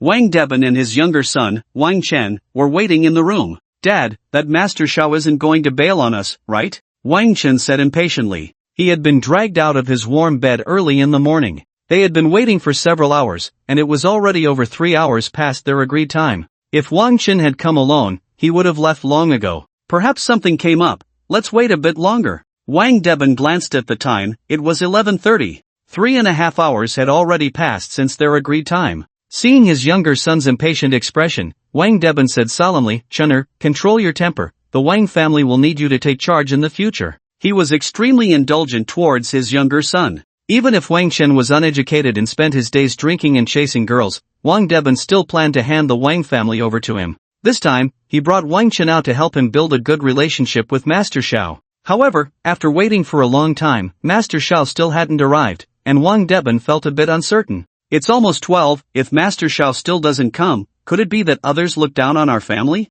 Wang Chen pouted. In others' eyes, he was the young master of the Wang family, quite impressive. But Wang Chen knew that in the martial arts circle, the Wang family was at the bottom, not to mention his mediocre talent, leading the Wang family to rise. Don't joke around. So Wang Chen set a goal for himself, to enjoy life. Although the Wang family was at the bottom in the martial arts circle, in front of ordinary people, they were still a formidable presence. Countless people usually fawned over him. He, Wang Chen, reveled in it. Stop talking nonsense. Wang Deben quickly scolded. At that moment, a knock came from outside the door. Wang Deben hurriedly adjusted his clothes and then whispered to Wang Chen, what's your attitude? If you offend Master Xiao, I can't protect you. Don't worry, Dad, I know what I'm doing. Wang Chen jumped up from the bed, his expression becoming a bit tense. He only knew from Wang Deben that Master Xiao was capable and very impressive. But how impressive and what abilities he had, Wang Chen had no idea. Wang Deben was also anxious. He quickly walked to the door and opened it. Outside stood a figure wrapped in a black robe. A stench, reminiscent of rotting flesh, surrounded him, and the smell was extremely pungent. Wang Deben frowned. The odor was overwhelmingly sour. The smell was even more pungent than that of a sewer after 10 years. Ugh! Wang Chen, who was following behind, had never encountered such a stench and immediately covered his mouth, rushing into the bathroom. Beneath the black robe, Xiao Tian's eyes flashed with a hint of murderous intent, but it quickly returned to calm. If it weren't for that damned Gu Chen, how would I have ended up in such a miserable state? How dare you find me disgusting? You deserve to die. Xiao Tian said nothing and directly shoved aside the dazed Wang Deben, walking into the room. Master Xiao, please calm down. Wang Deben's expression changed, and he hurriedly followed, pleading for Wang Chang. My son has been spoiled by me. I hope Master Xiao won't take offense. As an apology, I am willing to offer you 1 million as compensation. He took out a card and respectfully handed it to Xiao Tian. I hope there won't be a next time. Xiao Tian did not hesitate and took the card, but in his heart, Wang Chen was already a dead man. Fortunately, Master Xiao accepted the card. Wang Deben wiped the cold sweat from his forehead. Accepting the card meant forgiveness. But Wang Deben had no idea that Xiao Tian was just putting on an act. Where is the item I wanted? Xiao Tian asked coldly, though there was a weakness in his voice that ordinary people could not detect. Is Master Xiao injured? Wang Deben keenly caught that but did not think much of it. He quickly took out a box. Master Xiao, everything you wanted is in here. Well done. The Wang family will get you what you want. You can leave now. Xiao Tian waved his hand casually, a hint of impatience in his tone. He was severely injured and urgently needed these items to recover. If it weren't for his extraordinary experiences in his past life, the first thing he did upon being reborn was to acquire a few life-saving treasures. Unfortunately, now there was only one life-saving item left. If it weren't for this treasure, Xiao Tian would have already perished from backlash. At that moment, Wang Chen happened to come out of the bathroom. He leaned against the wall, his face pale. That smell had been overwhelmingly nauseating. "Chener, you go back first. I still have some things to discuss with Master Xiao." Seeing Wang Chen's pathetic state, Wang Debin's expression hardened, and he spoke directly. Wang Chen had wanted to say something but was startled by Wang Debin's gaze. In the corridor, Wang Chen felt very displeased. "Really, is there anything you can't say in front of me?" Wang Chen thought Wang Debin was acting strangely, but he didn't dwell on it and frowned instead. "What, Master Xiao? It's really disgusting. Even the beggars on the street are cleaner than him, ugh." Just thinking about that smell made Wang Chen want to vomit. "Forget it, I don't want to think about it. Time to drink." Wang Chen took out his phone, called a few girls, and went off to have fun. Watching Wang Chen leave, Wang Debin finally closed the door and turned to Xiao Tian, smiling. "Master Xiao, I truly apologize for making you witness such a farce. Didn't I tell you to leave?" Xiao Tian's voice remained cold, his entire figure hidden beneath the black robe, making it impossible for others to see his expression. Pain was evident on his face, but more than that, there was impatience. "Master Xiao, are you injured? I can call someone to take a look at you." Wang Debin's face was full of smiles. However, his enthusiasm was a bit excessive. "No need, you can leave now," Xiao Tian said in a deep voice, his tone already showing signs of displeasure. But Wang Debin still stood there, his face still smiling. Xiao Tian looked at him, and a phrase suddenly appeared in his mind. A knife hidden in a smile.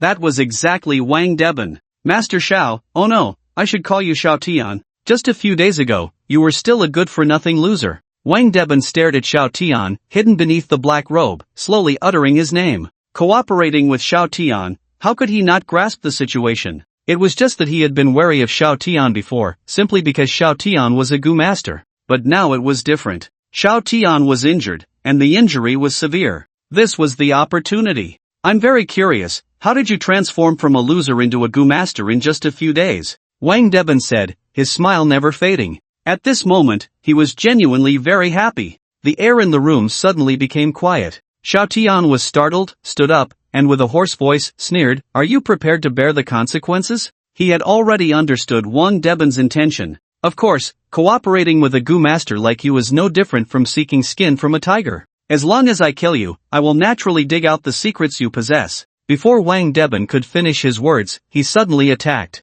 A martial artist, within 3 steps, even an emperor, would dare to make your blood splatter on the spot if angered. "Kill. Who gave you the courage to appear before me after being so severely injured?" With such a heavy injury, coupled with the earlier performance of his younger son Wang Chen, Wang Debin was determined. Since Chener has already offended the other party, then let's go all out. When Wang Debin made his move, his mind was made up. Eliminate Xiao Tian. Such a rare opportunity, Wang Debin made this choice in just a few breaths. He was seasoned and knew well that Gu masters had strange tempers, each with cruel methods and twisted natures. A Gu master like Xiao Tian, who needed the blood of a virgin, viewed human life as grass. Although Wang Chen's earlier performance had led the other party to accept his card, Wang Debin believed that the other party had already held a grudge against his younger son. In fact, Wang Debin was not wrong at all. In Xiao Tian's eyes, Wang Chen was already a dead man. But Xiao Tian did not expect that this man before him, with white hair and a dulled edge, would dare to strike at him. And so decisively. Put! Xiao Tian reacted quickly, wanting to evade the attack, but Wang Debin's strike was too sudden, too decisive. "Ah, Master Xiao, you are nothing but this." Wang Debin's fist directly pierced through Xiao Tian's right chest, blood splattering everywhere. He grabbed Xiao Tian's robe with his other hand and tore it open. "What are you hiding in your robe for, Master Xiao? Let me see how pathetic you look." The black robe fell to the side, stained with mottled blood. In the next moment, Wang Debin was stunned. He saw that Xiao Tian's skin was rotting all over, with blood and pus oozing from the wounds, looking terrifyingly grotesque. The foul smell emanated from those decaying spots. Xiao Tian now looked neither human nor ghost, and he roared in anger, "Cough cough cough, Wang Debin, you truly deserve to die." He had a fist-sized wound on his right chest, blood flowing rapidly to the ground. A thick, ghostly aura emanated from Xiao Tian, making him appear ominously sinister. At this moment, Xiao Tian resembled a ghost. Using ghosts as Gu? Are you a heretic among Gu masters? After successfully landing a hit, Wang Debin quickly retreated, putting distance between himself and Xiao Tian. A dying centipede is still not stiff. He did not dare to be careless when dealing with a Gu master. Not to mention, the methods Xiao Tian was displaying were not the most common type of Gu techniques. Generally speaking, Gu masters raise poisonous insects. A goo master like Xiao Tian, who directly used ghosts as goo, was definitely taking a path less traveled, a complete madman. You do have some insight, but unfortunately, you are very foolish. Xiao Tian's expression was filled with rage as he stood there, coldly staring at Wang Deben.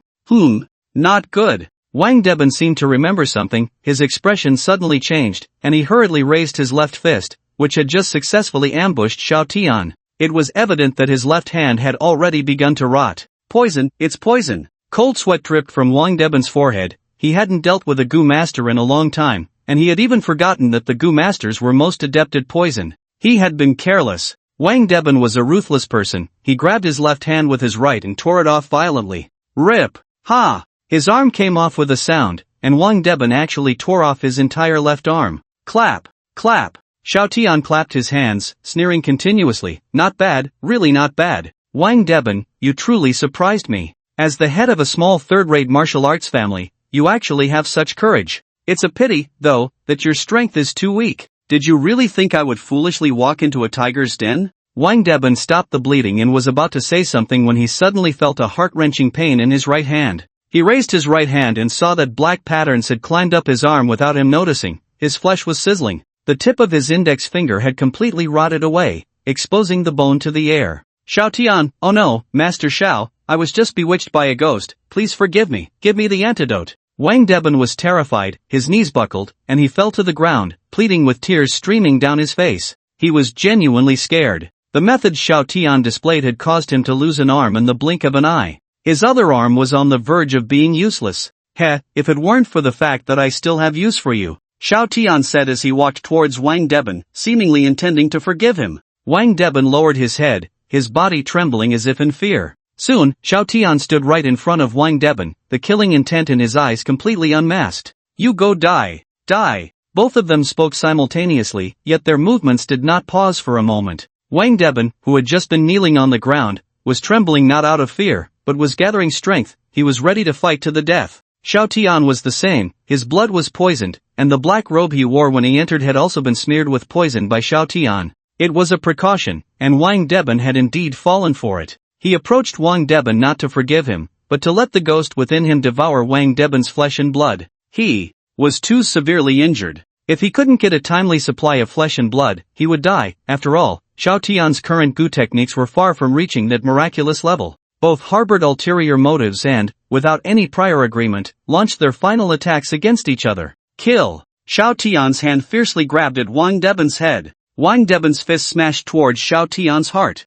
Bang! Both struck the places they aimed for. Got it! Xiao Tian's face showed surprise, completely disregarding the intense pain in his heart. He needed flesh and blood, and it had to be from a living person. If the person died, the effect would be greatly diminished. This was also the reason Xiao Tian took the risk. How is this possible? Wang Deben couldn't believe it. His fist had indeed landed on Xiao Tian's chest. This furious strike was like Jing Ke's assassination of Qin, risking life and death. Wang Deben even felt that this punch was the most powerful he had ever thrown. This punch was enough to shatter the opponent's heart. But Xiao Tian stood there unharmed. Intense pain surged from his head. Crack crack. The sound of something gnawing came from above. Wang Deben looked up in terror and saw that a mouth had actually grown in the palm of Xiao Tian's hand. That mouth was gnawing at his skull. One must know that the human skull is extremely hard. But in front of this mouth, he was as fragile as if made of paper, and was directly gnawed to pieces. Spare me, as long as you are willing to spare me. I, Wang Deben, am willing to be your servant. No, the entire Wang family is willing to be your dog.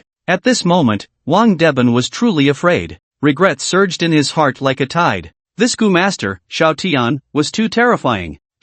After killing you, the Wang family will still be my dogs. Xiao Tian's expression was cruel, and his hand had already begun to suck the brain matter from Wang Deben. You seem to care a lot about your son. Don't worry, I will arrange for him to see you soon. You won't die a good death, Xiao Tian, I'll be waiting for you down there. Wang Deben gritted his teeth and, with the last bit of internal energy, shattered his own heart. Suicide? But it doesn't matter. Being able to recover some injuries is not bad. I will enjoy your son's flesh and blood later. Xiao Tian smiled grimly, accompanied by the crunching sounds of gnawing, as the wounds and rotten areas on his body gradually healed. When Jing Jiangxue arrived here, it was already the next morning. It was the cleaning staff who found the bloodstains in the room while cleaning in the morning. Wu Binglan said to Jing Jiangxue, standing beside her. Dressed in uniform, tall and voluptuous, Jing Jiangxue pursed her lips and remained silent. She was activating her abilities. After a moment, Jing Jiangxue shook her head and said, "The time of the incident has already exceeded 3 hours."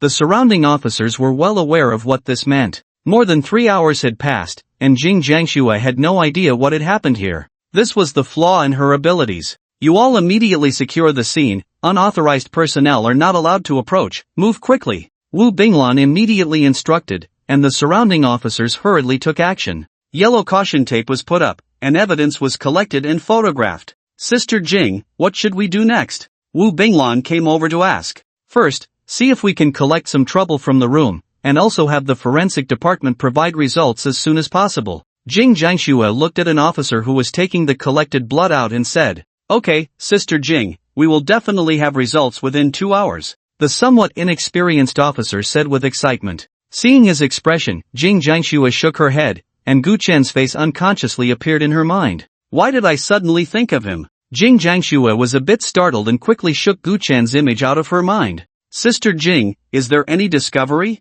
Wu Binglan noticed her unusual behavior and couldn't help but ask. Jing Jiangxue feigned calmness and said lightly, "It's nothing, just that similar cases have been happening more and more frequently lately, and all the personnel that the Bureau can send out have been dispatched." Sigh. These ghosts and the opportunistic monsters are really damned. Her brows furrowed in anger. Jing Jiangxue could not understand such behavior that treated life as worthless, but she knew that some of these people were simply out for slaughter. They were all cut from the same cloth as the ghosts. If it weren't for Team Li being out on a mission, those rats in the sewers wouldn't dare to show their faces. Wu Binglan raised her delicate fist, then reluctantly lowered it. Team Li was the shining emblem of the supernatural bureau in the Magic City, with swordsmanship that was extraordinary. However, just a month ago, Team Li was dispatched to another location for a mission, and the return date was still unknown. If you had learned even a little of your family's skills, it wouldn't be like this. Jing Jiangxue pointed at Wu Binglan's smooth forehead with annoyance, but there was no blame in her words.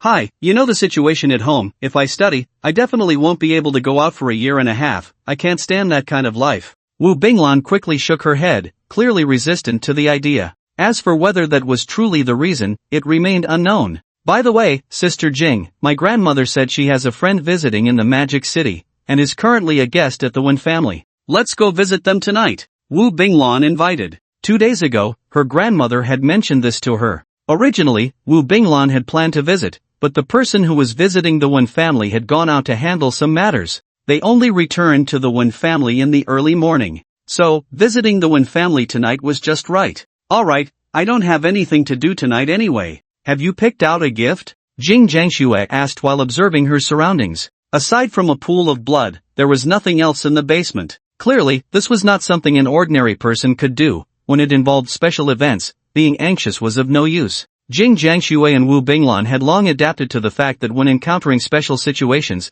they had to keep a calm mindset. "After handling the scene, let's wrap it up." Jing Jiangxue looked around, not missing any corner, but still found no new discoveries. "We can only wait for the lab results now." After leaving the room, Wu Binglan comforted her. "What good will it do to have results? We still don't know the enemy's strength, and there are a pile of things pressing down on us that haven't been dealt with, and now there's another one," Jing Jiangxue said, feeling a headache coming on. The Supernatural Bureau was currently short-staffed, which lowered their efficiency in handling matters. As time went on, the cases piled up, which was quite frustrating. "Let's put it aside for now. The action team is under a lot of pressure too." Sigh. Wu Binglan pushed her glasses up, a complex emotion flashing in her eyes. "Maybe I should go home for a visit." The more special cases there were, the more it meant a storm was about to hit. With Wu Binglan's current strength, it was impossible to safely weather this storm. She knew what she should do, but just thinking about her family's techniques made her conflicted, wanting to delay it a bit longer.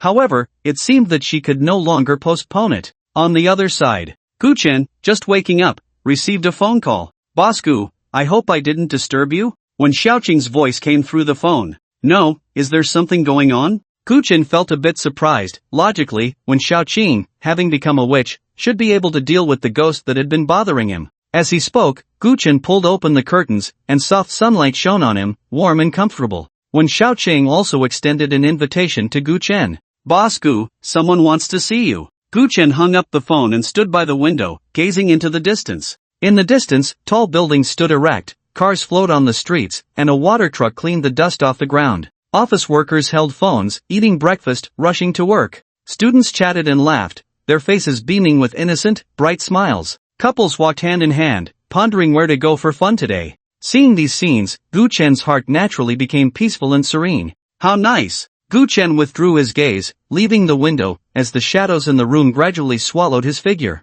The light and shadows seemed to separate into two worlds, and now Gu Chen was in another world. In the sunlight, that peaceful and serene world was gradually drifting away from Gu Chen. People from the Taoist sect want to see me? It seems they have noticed the changes in Wen Xiaoqing. As Gu Chen walked towards the school, many thoughts flashed through his mind. However, the other party came with good intentions. Gu Chen agreed to visit the Wen family tonight. The Wen family. When Xuezhang, Daoist Gu and Hua Qingyue were together. Xiaoqing, Mr. Gu isn't angry, right? After when Xuezhang finished speaking, he asked nervously, did he agree? Mr. Gu isn't angry, and he agreed to come to our house tonight. When Xiaoqing said, not keeping them in suspense, her voice filled with excitement. Just thinking about seeing Gu Chen tonight made the previous visit to the Giant Stone Mental Hospital seem trivial. Great! I'll arrange for it right away. Mr. Gu coming here is a favor to our Wen family, we must make it grand. When Xuezhang was even more excited and invigorated than Wen Xiaoqing. Time and again, he realized that Mr. Gu was the real support. It should have been my junior sister and me visiting Mr. Gu in person. Daoist Gu suddenly coughed up a mouthful of black blood, his face pale and his breath weak, clearly suffering from serious injuries. But the things in that mental hospital were too fierce. If it weren't for my junior sister, I would have fallen right in. Daoist Gu spoke with lingering fear. He had thought it was something easily resolved, but unexpectedly, it turned into a big trouble. It's indeed tricky, even if I use the secret techniques of the Tao, I can't defeat it. If I get entangled, I would be trapped there. Hua Qingyue's expression was grave. The first thing she encountered after descending the mountain was unexpectedly daunting. Tricky, very tricky. It's too cunning, knowing that Mr. Gu's tattoo is powerful, it found help. When Xiaoqing said angrily, and as she got angry, a look of pain immediately appeared on her fair face. Good daughter, don't be angry, don't be angry. You're hurt too, so be careful not to tear your wound open again. When Xuezhang's heart nearly broke at this sight, but he was just an ordinary person, with only a little money to his name. Yet, facing these matters, what could a little money do? Daoist Gu, what exactly did you encounter that night in that haunted place? When Xuezhang asked heavily. That night, Hua Qingyue and Wen Xiaoqing had helped the nearly unconscious Daoist Gu escape from the long-abandoned mental hospital. When Xuezhang still remembered the scene vividly. In his mind, Daoist Gu was a figure akin to a celestial being, and to see such a person emerge from their nearly unconscious was shocking. If it weren't for Hua Qingyue and Wen Xiaoqing's assistance, he might have truly met with disaster. What happened inside was simply unimaginable. Old one, some things are better for you not to know. Daoist Gu shook his head, speaking earnestly. The existence of those things would only bring trouble to ordinary people. Why add to the troubles? Sigh, fine, I won't hold you back. When Xuezhang didn't feel much, he said to Wen Xiaoqing, good daughter, you rest well. Dad will arrange for tonight. If Mr. Gu needs anything, you must tell me immediately. I understand. When Xiaoqing nodded, and when Xuezhang didn't linger, quickly leaving the room to start arranging for the evening. Originally, this matter could have been handled by the subordinates, but when Xuezhang still planned to arrange it personally, although Mr. Gu might not care, the Wen family's sincerity had to be shown. In the room, only Wen Xiaoqing, Daoist Gu, and Hua Qingyue remained. Daoist Gu broke the silence first, thanking Wen Xiaoqing. Thank you, Miss Xiaoqing, for your help earlier. If it weren't for Wen Xiaoqing, he would have been lost there. At that time, even Hua Qingyue hadn't had the chance to intervene. Daoist Gu, no need to be polite, you were in danger because of my matters. Speaking of which, I should thank you all. Wen Xiaoqing quickly waved her hand, not daring to be presumptuous. A hint of fear also flashed across her fair face. Qingyue, what exactly was that? When Xiaoqing looked at Hua Qingyue. In just 2 days, their relationship had already improved significantly. When Xiaoqing knew very well that Hua Qingyue only displayed that aloof and unreachable demeanor when facing the living. Hua Qingyue seemed to be reminiscing and finally softly uttered 2 words. Ghost domain. Ghost domain? What is that? When Xiaoqing tilted her head, looking bewildered. She had never heard this term before. A powerful ghost slaughters in its territory, turning the land into a desolate place. That is the ghost domain. If a living person enters, they will die. Hua Qingyue explained to Wen Xiaoqing. The most troublesome aspect of the ghost domain is that the terrain inside can be changed at will by the ghosts. One misstep, and you could fall into a trap. At that time, Taoist Gu had met his downfall in such a manner. Who would have thought that the seemingly ordinary mental hospital outside was actually a ghost domain? It's really infuriating. Clearly, I was prepared and had opened my heavenly eye to look before entering, yet I couldn't see the problem at that time. Taoist Gu said with some frustration. That ghost already possessed the ghost domain and even invited helpers. The heavenly eye's power should have been able to see through the ghost domain. It must have been that spirit's doing. Ghosts and spirits are two different groups. At this moment, these two groups had actually joined forces. Truly unbelievable. I also didn't expect them to team up. And what we saw in the end, junior sister, did you recognize what that was? Taoist Gu turned to look at the elegantly composed Hua Qingyue. Sometimes, he really admired Hua Qingyue. No matter the situation, she could always remain calm, unperturbed by the collapse of the heavens. No wonder she was the next museum master. Impressive. Prepare for the worst. Hua Qingyue slightly furrowed her brows. She couldn't be certain yet. After all, she had only heard her master mention such things a couple of times. Born of evil, toying with all beings. Hua Qingyue still clearly remembered her master saying these two sentences, with fear spreading in his eyes. It should be noted that Hua Qingyue's master, Xing Yunjinren, was a highly respected elder in the Taoist sect. He had slain fierce ghosts, suppressed drought demons, and exterminated zombies, among many other widely known events within the Taoist community. Yet, such a virtuous and powerful elder would actually show fear in front of a junior. Although it was just a fleeting moment, Hua Qingyue knew she wasn't imagining things. At that time, my master was truly afraid. It was a fear that came from the heart. A heavy weight settled in Hua Qingyue's heart. Although they had successfully escaped from the giant stone mental hospital, she felt a tremendous threat looming in the darkness. In fact, it was not Taoist Gu who wanted to see Gu Chen, but her. Giant stone mental hospital. Surrounding the hospital, a thick fog had enveloped the area at some unknown time. Centered here, a radius of 3,000 meters was shrouded in mist. From a distance, one could see a vast expanse of grayish-white, extremely strange. But if someone stood outside the fog and observed closely, they would discover several tall figures wandering within the mist. It was as if the ghosts in the fog were in their forbidden zone. Gangzi, why don't we just go back? Suddenly, 30 meters outside the fog, someone was speaking. A group of 5, 3 men and 2 women, stood in the woods. One of them was even holding a selfie stick. In this day and age, those walking around with selfie sticks were mostly streamers.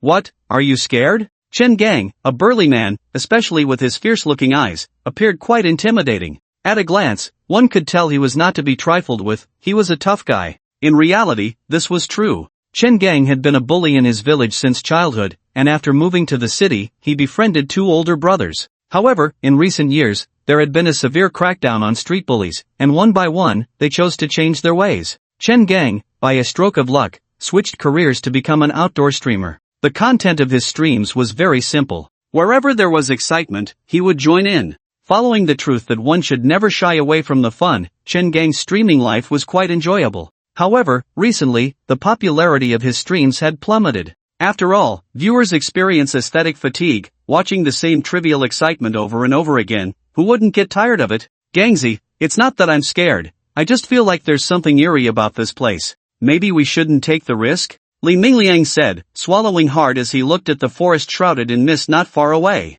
His eyelids twitched, and it felt like a heavy stone was pressing down on his heart, making him very uneasy. How can we not? This is a hot topic. A couple of days ago when we passed by here, there wasn't this much fog. It only started yesterday, and the fog hasn't cleared even at noon. Isn't that strange? Chen Gang looked ahead, a spark of excitement flashing in his eyes, and whispered to his brother beside him, Mingliang, do you think there might be treasures in there? Gangzi, I told you to read fewer novels. Treasures? Why don't you say there are great opportunities inside? I think you've become obsessed with reading. Li Mingliang couldn't help but retort. He had grown up with Chen Gang, running around the village in their birthday suits, and he knew him very well. Chen Gang had a hobby, reading novels. At first, he was obsessed with books about the Tao, which made him a local bully. Later, he became fascinated with some mystical books about treasure hunting and finding hidden spots. If it weren't for the strict crackdown from above, Chen Gang would be holding a Luoyang shovel instead of a selfie stick right now. Sure enough, Chen Gang's old habit kicked in again. Whenever he encountered some natural wonders, he would think there were treasures. Each time he excitedly went out, he returned empty-handed. Hey, I've been a lucky person all my life. The previous times were just accidents. This time, trust me, there must be treasures inside. After saying this, Chen Gang turned to the 1 man and 2 women behind him. Yenner, how's the equipment setup going? A woman who was quite plump but plain-looking nodded. Brother Gang, the signal booster is already operational. I guarantee that when you stream later, the signal will be strong. She was Zhou Yan, Chen Gang's assistant, and the other two were also assistants. I don't know what the higher-ups are doing, but as soon as we go outdoors, the signal is terrible. I have to pay out of my own pocket to boost the signal. Chen Gang grumbled, cigarette in mouth. Over the years, outdoor streaming had been plagued by poor signals. Just a few kilometers outside the city, the signal was atrocious, which shouldn't be the case. Chen Gang had reported this to the higher-ups, but nothing came of it. Welcome, everyone, to the live stream. For those who haven't subscribed, hit that subscribe button. For those without a badge, just move your little hands, and you can get Brother Gang's exclusive melon-eating badge. You'll look impressive in other streams. With the melon-eating badge, men will be silent, and women will weep. 10 times a night, the perpetual motion machine is no longer a dream. Chen Gang started the live stream, grinning as he spouted his usual banter. Truly the king of banter. A perpetual motion machine? I just lost my energy after 1.5 times last night. +1, damn it, refund. Good afternoon, Brother Gang. Where are you? Why is there so much fog over there? Ignoring the refund comments in the chat, Chen Gang continued, I'm currently outside the 10th ring of the Magic City, about 5 kilometers west in the suburbs. He adjusted the camera angle so that the viewers could see the scenery behind him more clearly. In a nearby place, the green forest cast a shade, and the afterglow of the setting sun still illuminated the land, making the view relatively clear. But just a few dozen meters away, a thick fog enveloped the area, as if it were a world of mist, where sunlight could not penetrate. Quite strange. This fog, I wonder where it came from and where it is going. Last night, I dreamed of a person who said he left a treasure for me here. Brothers, let's get the gifts ready, and I'll take you on a treasure hunt. Chen Gang recited the draft he had prepared the night before. A treasure hunt definitely needed some flair. Sure enough, the comments in the live stream became lively. Host, if you say that, I won't be sleepy anymore. Treasure hunting in the suburbs? Sounds good. Inside the restaurant, Lan Hanyu, dressed in a black checkered shirt, sat obediently beside Gu Chen. Gu Chen, come try the dumplings from this place, they're delicious. She picked up a dumpling with her chopsticks and brought it to Gu Chen's mouth. Gu Chen took a bite. It was fresh and tender, with the spicy zest of tianfu, leaving a lingering taste. It's indeed not bad, but aren't you afraid of getting pimples from tianfu's red oil dumplings? I'm naturally beautiful, you know that.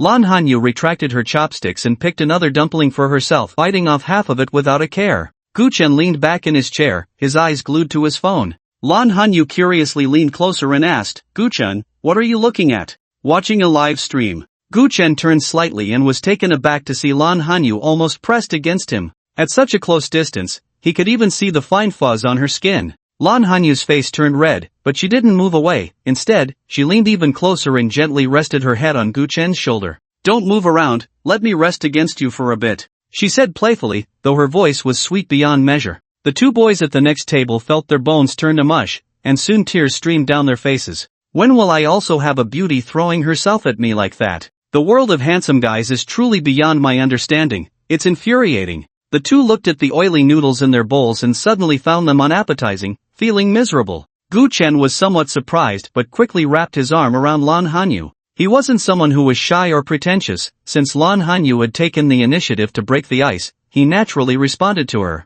Sure enough, Lan Hanyu relaxed a bit in his embrace. You seemed quite nervous just now. Gu Chen leaned close to her ear and teased softly. Nervous my foot, I just got a bit tired from shopping today. Lan Hanyu shot him a glance, but her flushed ears had already betrayed her. Just a moment ago, her mind had been a bit blank, and she didn't know why she had suddenly made such a bold move. Fortunately, Gu Chen's reaction made her completely at ease. In the suburbs of Magic City? This host isn't too far from us. Treasure hunting? Lan Hanyu focused on Gu Chen's phone screen, her red lips slightly parted. By the way, don't you have something to do tonight? It's still early, I'll go over later. Gu Chen was not in a hurry. Alright, I'll order some more food, I should head back to school soon. Lan Hanyu stood up to order some snacks at the counter. Thanks to the big brother for sending the arrow through the clouds. Without further ado, let's start the treasure hunt. Mingliang, Yenner, let's go. In the woods, Chen Gang, seeing the gifts sent by the big brother, eagerly called out. Although Li Mingliang felt a bit anxious, he still followed Chen Gang. Zhou Yan, on the other hand, appeared relaxed. She had experienced Chen Gang's treasure hunt several times, treating it as an outing, and the salary was easy to earn. As for the other two, they were left behind to watch over the things and handle some tedious tasks. Chen Gang walked into the mist, followed closely by Li Mingliang and Zhou Yan. Suddenly, Chen Gang exclaimed, "Brothers, what is that? There's actually a manor here." At the end of the mist, their view was not as obstructed as they had imagined. In front of them stood a large, rusted gate. Behind the gate were maple forests, wheat fields, and in the distance, red-walled buildings that looked like a Western-style farm manor. However, this manor appeared to have been abandoned for a long time. Not far away in the woods, crows circled and cawed loudly. There are quite a few rich people in the Magic City, building a manor in the suburbs, but why is this manor abandoned? Such a large manor, just left like that, truly rich and willful. I'm envious. Is this the world of the wealthy? Wait a minute, I'm a local from the Magic City too. My family has a bit of money, but how come I don't know anyone building a manor in the suburbs? A viewer named Guanggu spoke up, but his comment was quickly drowned out by the rolling barrage. Hardly anyone noticed. Chen Gang naturally didn't pay attention to this comment. At this moment, he stood excitedly in front of the gate, a bit exhilarated as he said, "Brothers, I feel like I might get rich this time. There must be good stuff inside this manor." His eyes sparkled, feeling that this time he had come to the right place. Isn't this just scavenging? Getting rich? You must be dreaming. Brothers, I'm sweet, afraid he might taste the sweetness. I'm bitter, let me wake him up. The viewers began to mock. The manor was in such disrepair, and he still wanted to find a bargain inside. He must not be awake yet. But what if? Chen Gang was just the kind of person who held on to that mindset. The iron gate was not locked, and he easily pushed it open and walked in. "Gangzi, why don't we just go back? I have a bad feeling," Li Mingliang said, feeling his eyelids twitching faster. Since childhood, he had relied on this intuition to avoid many disasters. Gu Chen, who was watching the live stream, also noticed Li Mingliang. This person's demeanor is quite interesting. What are you afraid of, Mingliang? We're not far from the city, and there are so many viewers watching. What could happen? Zhou Yan said with a smile, not taking Li Mingliang's words to heart at all. In fact, there was a hint of disdain in her eyes. A grown man, so timid, really embarrassing. Thinking this, Zhou Yan lifted her head and swayed her hips as she walked into the manor. Whoosh! Suddenly, a gust of wind blew through. Chen Gang and Zhou Yan instinctively closed their eyes. The sudden wind was a bit fierce. "Gangzi, Zhou Yan, get out quickly." Li Mingliang's eyes widened, his legs trembling. What had he just seen? "Mingliang, what the hell are you doing? Stop dawdling." Chen Gang opened his eyes, a bit impatient, even quite annoyed. If it weren't for having played together since childhood, he really wouldn't want to bring Li Mingliang along to make money. Several times, he had been hesitant, saying this was not good, that was not right. It made Chen Gang cancel some of the planned routes. But Li Mingliang didn't say anything. Instead, he screamed and ran out without looking back. His appearance startled both Chen Gang and Zhou Yan. "Yan Zi, there can't really be something behind us, right?" Chen Gang felt his legs weaken a bit. Li Mingliang's reaction was indeed frightening. Zhou Yan had never believed in the supernatural. She turned around and scoffed, "There's nothing at all. Is Mingliang seeing things because he's been playing with his sword too much lately?" The manor behind them was silent, nothing was there. Gu Chen raised his eyebrows. He had seen clearly just now. When Chen Gang and Zhou Yan did not look back, a gigantic arm swept across the sky above them, comparable to the Oriental Pearl Tower. It appeared for only a brief moment before vanishing into the dark clouds. This was also the reason Zhou Yan turned back, speechless. Wow, that was thrilling. What was that just now, a special effect? Streamer, your black technology has improved again. That scared me to death. It must be fake, right? The barrage exploded instantly, with many viewers in the live stream reacting to the shocking scene they had just witnessed. Some were terrified, others were dismissive, and some questioned it. However, Gu Chen had already left the live stream. At the school gate, Lan Hanyu and Gu Chen walked hand in hand. The handsome boy and the beautiful girl stood together like a golden boy and jade girl, creating a stunning sight. Wow, isn't that the school beauty? He's actually holding hands with a guy. The school forum is going to explode. No way, the school beauty has a boyfriend? But to be fair, the school beauty's boyfriend is really handsome, about my level. Bro, that's not confidence, that's delusion. People around them were chattering, and some took out their phones to take pictures and post them on the school forum. The school beauty having a boyfriend was definitely a hot topic. Alright, be careful on your way back. I'm heading back now. Lan Hanyu, unconcerned about the gazes around her, reluctantly let go of Gu Chen's hand. His hand was warm and strong, making her feel an unprecedented sense of safety and tranquility. Got it. Gu Chen nodded, and as Lan Hanyu turned to walk into the school, he suddenly asked, "By the way, Hanyu, remember to give this to the old security guard." Lan Hanyu was taken aback, and by the time she came to her senses, Gu Chen had already left.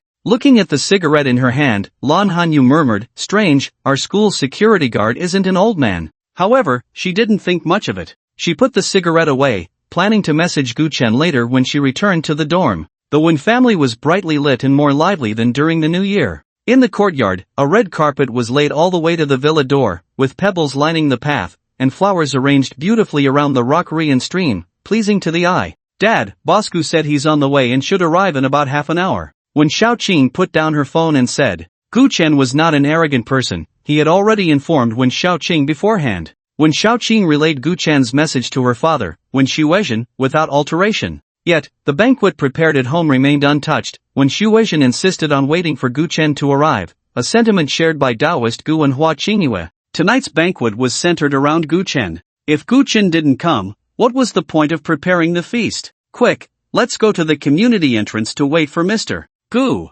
When Xuezhen said with a beaming smile, his eyes shining with excitement, Gu Chen was definitely a person of importance. It was a great thing for the Wen family to befriend someone like him. Just thinking about Gu Chen's imminent arrival made Wen Xiaoqing's heart race a little faster. However, under the moonlight and lights, no one noticed her unusual reaction. "Taoist Gu, Taoist Qingyue, shall we go together?" When Xuezhen invited Taoist Gu and Hua Qingyue beside him. Taoist Gu and Hua Qingyue were dressed in Taoist robes. Taoist Gu had the demeanor of a transcendent being, while Hua Qingyue exuded an ethereal aura. Taoist Gu even carried a faint scent of sandalwood. He had bathed and burned incense just to meet Gu Chen. Hua Qingyue, however, did not go to such lengths, but her willingness to accompany the others to the community entrance showed her seriousness about Gu Chen. The Wen family, along with Hua Qingyue, the ancient Taoist priest, and a few other influential guests specially invited by Wen Xuezhen, headed to the entrance of the community. Those invited were all powerful figures who could stir up a storm in the magic city with just a stamp of their feet. However, there were not many, only 2 men and 1 woman. After all, these individuals had their own pride, and their presence was primarily due to Wen Xuezhen's reputation. What's going on with the Wen family? Is some big shot coming? The Wen family's status in the magic city is already extraordinary, but for Wen Xuezhen to personally wait at the entrance is unbelievable. Let's go see. I want to see who is so important that the Wen family is making such a fuss. The commotion from the Wen family attracted a lot of attention. Curious, many sent people or followed behind to catch a glimpse of the guest. But without exception, everyone had the same thought in their minds. Who is the guest coming to the Wen family tonight? In a taxi, Gu Chen looked at the information on his phone, his expression slightly stunned. The security guard at Hanyu School is a young man, not an old man. Then who was the person that night? Gu Chen's thoughts raced, but in the end, he didn't dwell on the question. Who it was didn't matter. What their purpose was didn't matter either. The other party had come to contact him once, so there would be a second time. By then, everything would be clear. "Young man, the villa area ahead is a place where the powerful gather. Sorry, but I can only drop you off here," the driver explained as he slowed down. "It's fine, I can walk from here." Gu Chen replied simply, paid, and got out of the car. Dressed in a blue robe, with long hair casually tied back and a wooden hairpin holding it, he exuded a sense of freedom. The lights illuminated Gu Chen, giving him an ethereal presence, as if he were not of this world. The taxi driver, still parked, watched Gu Chen's departing figure and murmured to himself, "I've seen all kinds of guests, but this young man is truly a first. He's so handsome. I envy him, I really do. Too bad my daughter is too ordinary, it would just be a waste of time," the driver said with some regret, stepping on the gas and turning the steering wheel to leave. "Dad, that's Gu Chen, Boss Gu," Wen Xiaoqing exclaimed, seeing a man in a blue robe walking on the sidewalk, feeling a surge of excitement as she quickly introduced him to Wen Xuezhen. Wen Xuezhen immediately focused his gaze. The blue robe was elegant, the figure tall and straight, and the face was handsome and refined, exuding an innate sense of grace. What a remarkable person! Wen Xuezhen thought to himself, then quickly stepped forward with a radiant smile.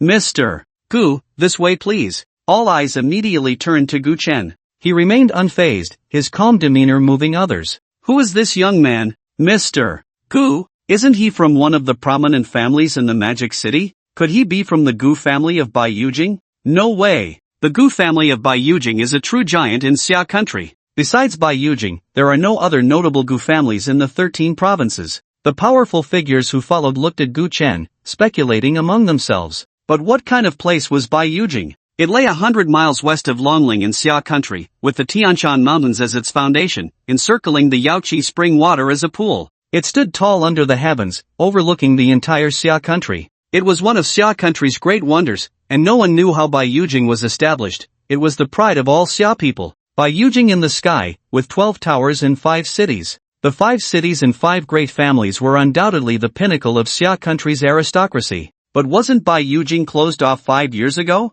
3 families in Yanjing are responsible for the management, but I haven't heard any news from that side. Let's wait and see, we have plenty of time. Gu Chen naturally heard the discussions of these people. Baiyujing, Gu family? His expression remained unchanged. Others might not understand, but Gu Chen knew that the Gu family of Baiyujing had nothing to do with him. As for Baiyujing, ordinary people could not enter at all. Even for the powerful and influential, getting in was a difficult task, and living there was something many wouldn't even dare to think about. In the unnoticed forest, a drone was capturing the scene over here. The Wang family. 2 beautiful women knelt on the ground holding a fruit platter, looking at Wang Chen with flattery. No, to be precise, they were looking at Xiao Tian. After Xiao Tian killed Wang Deben that day, he directly found Wang Chen and, through an extremely evil sorcery, took over Wang Chen's body. Therefore, Xiao Tian was not worried about being exposed. Because now, he was the young master of the Wang family, Wang Chen. The drone was arranged by Xiao Tian.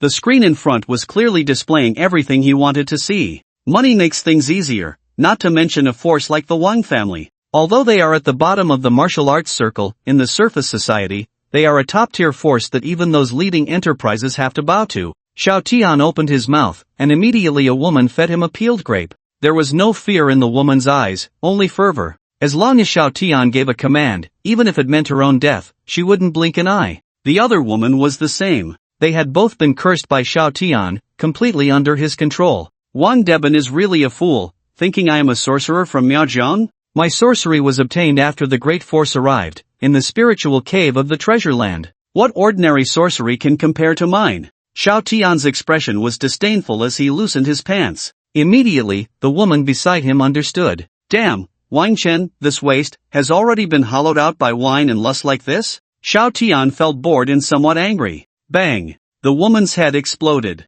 The other woman remained unchanged, still holding the fruit platter, kneeling beside Xiao Tian. Clean this up, then get out. Xiao Tian commanded, instantly feeling relaxed. This was what he wanted. In the kingdom he established, he was a god. And now, Xiao Tian was the god of the Wang family. Yes, master. The woman then stood up and began to clean. Xiao Tian approached the screen. At this moment, the words Baiyujing entered his ears. Gu Chen, Baiyujing Gu family? Impossible? His expression changed drastically. The 3 words Baiyujing were absolutely the most feared existence for Xiao Tian, both in his past life and this life. In my past life, when the great force came, ghosts, wild spirits, monsters, zombies, and so on all appeared. They crazily attacked the Xia country, devouring all living beings they encountered. And Baiyujing only emerged at that time. Xiao Tian's memories were stirred. It could be said that without Baiyujing's intervention, the Xia country could not have held out for so long against the tide of the great force. He still remembered, during the 10 days of the Night of 100 Ghosts, a martial arts master with a blood aura as thick as the blazing sun walked out from Baiyujing.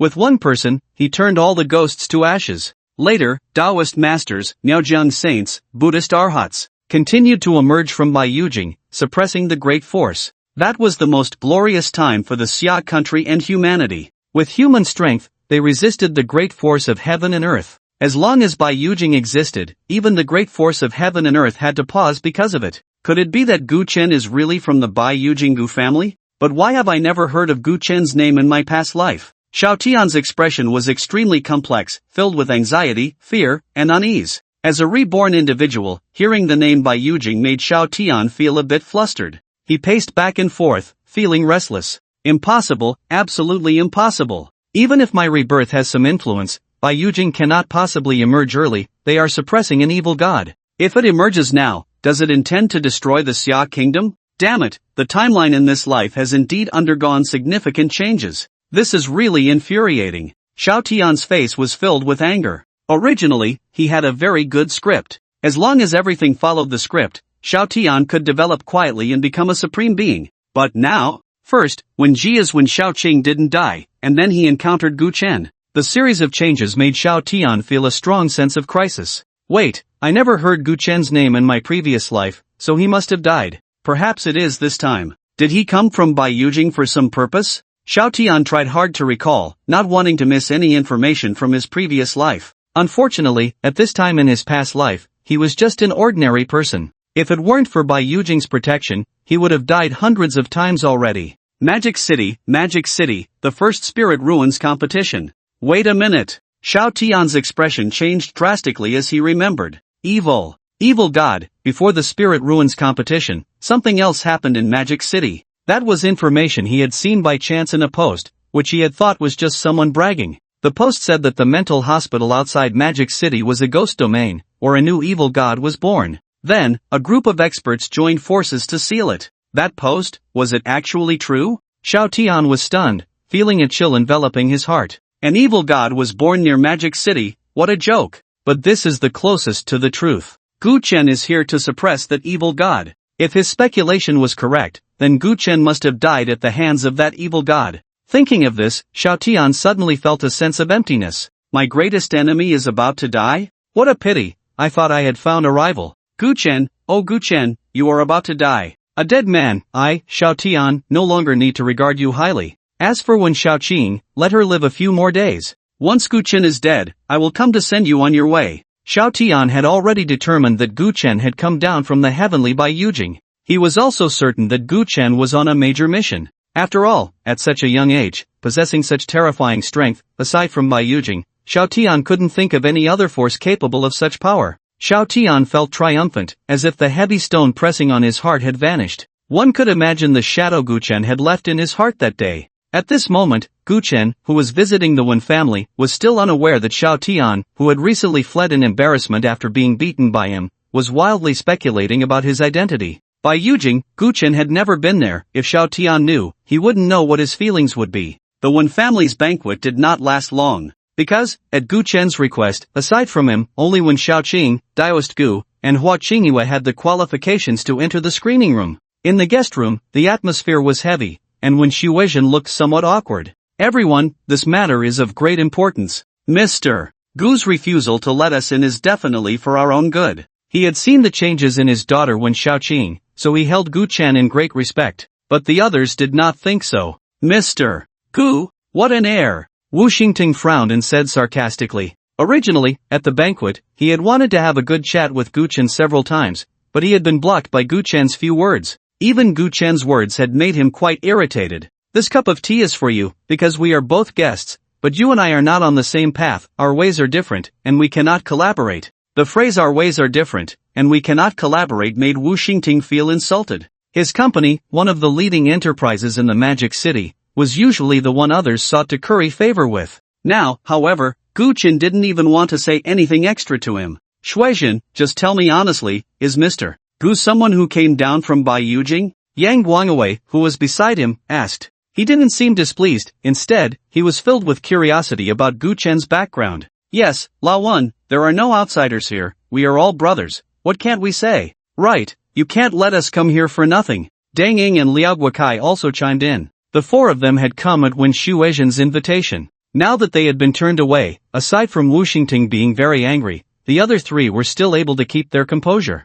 Hearing the inquiries from his old friends, Wen Xuezhen, who was nearing 50, hesitated for a moment before speaking. To be honest, today is also the first time I've met Mr. Gu. As soon as he said this, the expressions of the others became a bit uncomfortable. Don't rush, there are too many things involved here. I can only clearly tell you one thing. Ghosts do exist. Wu Xingting, Yang Guangwei, Deng Ying, and Liao Guokai all looked bewildered. President Wen, we don't have time for your mysterious talk. We're asking you about that person's background. Why are you playing dumb here? Wu Xingting, with a fiery temper, said very displeased. I'm not too clear about Mr. Gu's arrival, but I think it's very likely that he came down from Bai Yujing. Lao Wu, I advise you to temper your temper. If you offend Mr. Gu, I can't help you. Wen Xuezhen said sternly. Wu Xingting kept pushing, thinking that Wen Xuezhen had no temper? Xuezhen, what did you mean by that earlier? Can you clarify a bit? Yang Guangwei asked, while the other two appeared to be deep in thought.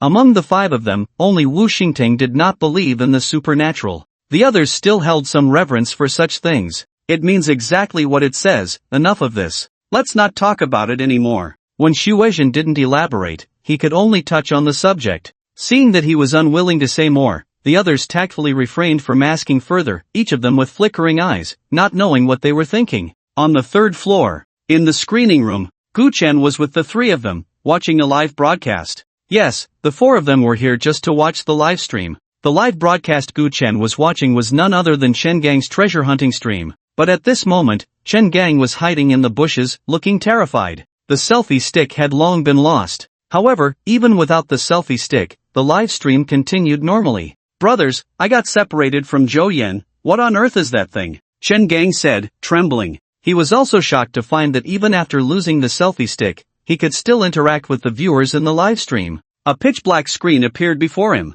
Looking at this screen, Chen Gang's eyes were filled with horror. But I know that if he catches me, he will kill me. Is there any kind-hearted viewer who can help me call the police? As he spoke, he grimaced, and bright red blood seeped from his left shoulder. Ganggu, hold on, I've already called the police. You mustn't give up. Anchor, hide well, that monster is not far from you. The viewers in the live stream were all leaving messages. Chen Gang dared not lose focus, nor could he afford to be careless. The wound on his left shoulder was a result of his earlier negligence. If it weren't for his quick reflexes, his left arm would have been severed. In the distance, a tall figure wielding a butcher's knife and wearing a mask was searching around. Chen Gang and Zhou Yan were the prey being hunted. If the butcher caught them, the knife in his hand would strike without hesitation. Don't come over, don't come over. Chen Gang felt his heart pounding wildly, and his breathing became heavy. The moment the butcher appeared, an invisible pressure descended abruptly. The butcher wandering not far away seemed like the Grim Reaper. One could only hide from him with utmost caution.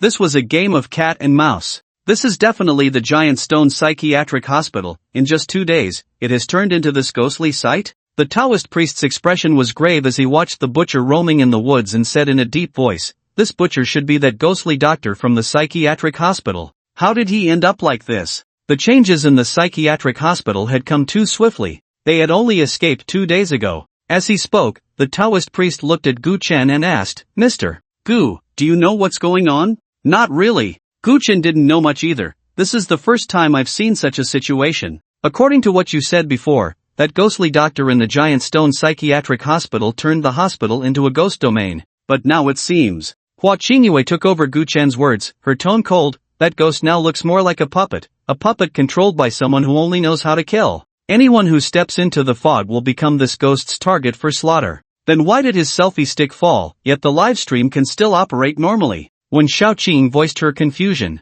the Taoist priest stroked the feather duster in his hand, equally puzzled. What he saw before him had surpassed anything he had ever encountered, and even the texts he had read did not record such phenomena. It's simple, there is a more powerful entity controlling this ghost, and the reason he can continue the livestream is also due to that entity's manipulation. Gu Chen snapped his fingers casually. No one would willingly become a puppet to someone weaker than themselves. To turn a ghost king with a ghost domain into a puppet, the other party's strength must be greater than that of the ghost king. What is his purpose in doing this? When Xiaoqing stared at Gu Chen, hoping he would provide an answer, Gu Chen fell silent for a moment before speaking. To spread fear, to convey fear, to taste fear. Beyond that, he couldn't think of any other reasons. This was the most reasonable explanation. What exactly does that thing want by doing this? The Taoist priest felt his throat dry. At that moment, the viewers in Chen Gang's livestream had already exceeded 1 million. Moreover, as time passed, the number was increasing at an alarming rate. "No, we can't let that guy continue like this. I will contact someone to have this livestream shut down." The Taoist priest pulled out a phone from his pocket. Although he was unclear about the other party's true intentions, disrupting their plans was still a viable tactic against the enemy. "No need, what we can think of, others can think of too. The fact that this livestream hasn't been shut down yet means they can't shut it down." Gu Chen shouted. He never considered himself the smartest one. Many people's thought processes were even more terrifying than machines. In the vast Xia country, with its billions of people, there were extraordinary individuals like Jing Jiangxue, and there were others as well. Therefore, Gu Chen never allowed himself to be arrogant. However, for those who were not on the same wavelength as him, he would simply clarify things with them. Before, Suanen and Wu Xingting at the banquet were just like this. At this moment, when Xiaoqing suddenly received a phone call, her voice was crisp. "Sister Shui, are you and Binglan at the door? You can come in directly," and then, Gu Chen nodded, and when Xiaoqing continued, "We're in the screening room on the 3rd floor. Outside the door downstairs, Jing Jiangxue hung up the phone and rubbed her brow. "I could have arrived on time, but something suddenly came up this afternoon. Wu Binglan raised her phone and said, "Sister Jing, we've tried every method in this live broadcast room, and we can't turn it off at all. I don't know what the other party wants to do. They were delayed from coming to the Wen family because of Chen Gang's live broadcast room. Let's go up first, Mr. Gu and the others are on the 3rd floor. Jing Jiangxue sighed, no longer saying much, and walked into the Wen family with Wu Binglan. When Xiaoqing had already greeted them, so the butler of the Wen family did not stop the two. Before long, Jing Jiangxue saw Gu Chen again. Gu Chen sat upright on a wooden chair, his sword-like brows slightly furrowed, seemingly deep in thought. Upon seeing the two women, Gu Chen was not surprised, as when Xiaoqing had informed him in advance about their arrival. "Team Jing, nice to see you again." Gu Chen nodded and greeted them. "You're too polite, Mr. Gu." Jing Jiangxue felt a hint of joy in her tone upon seeing Gu Chen take the initiative to greet them,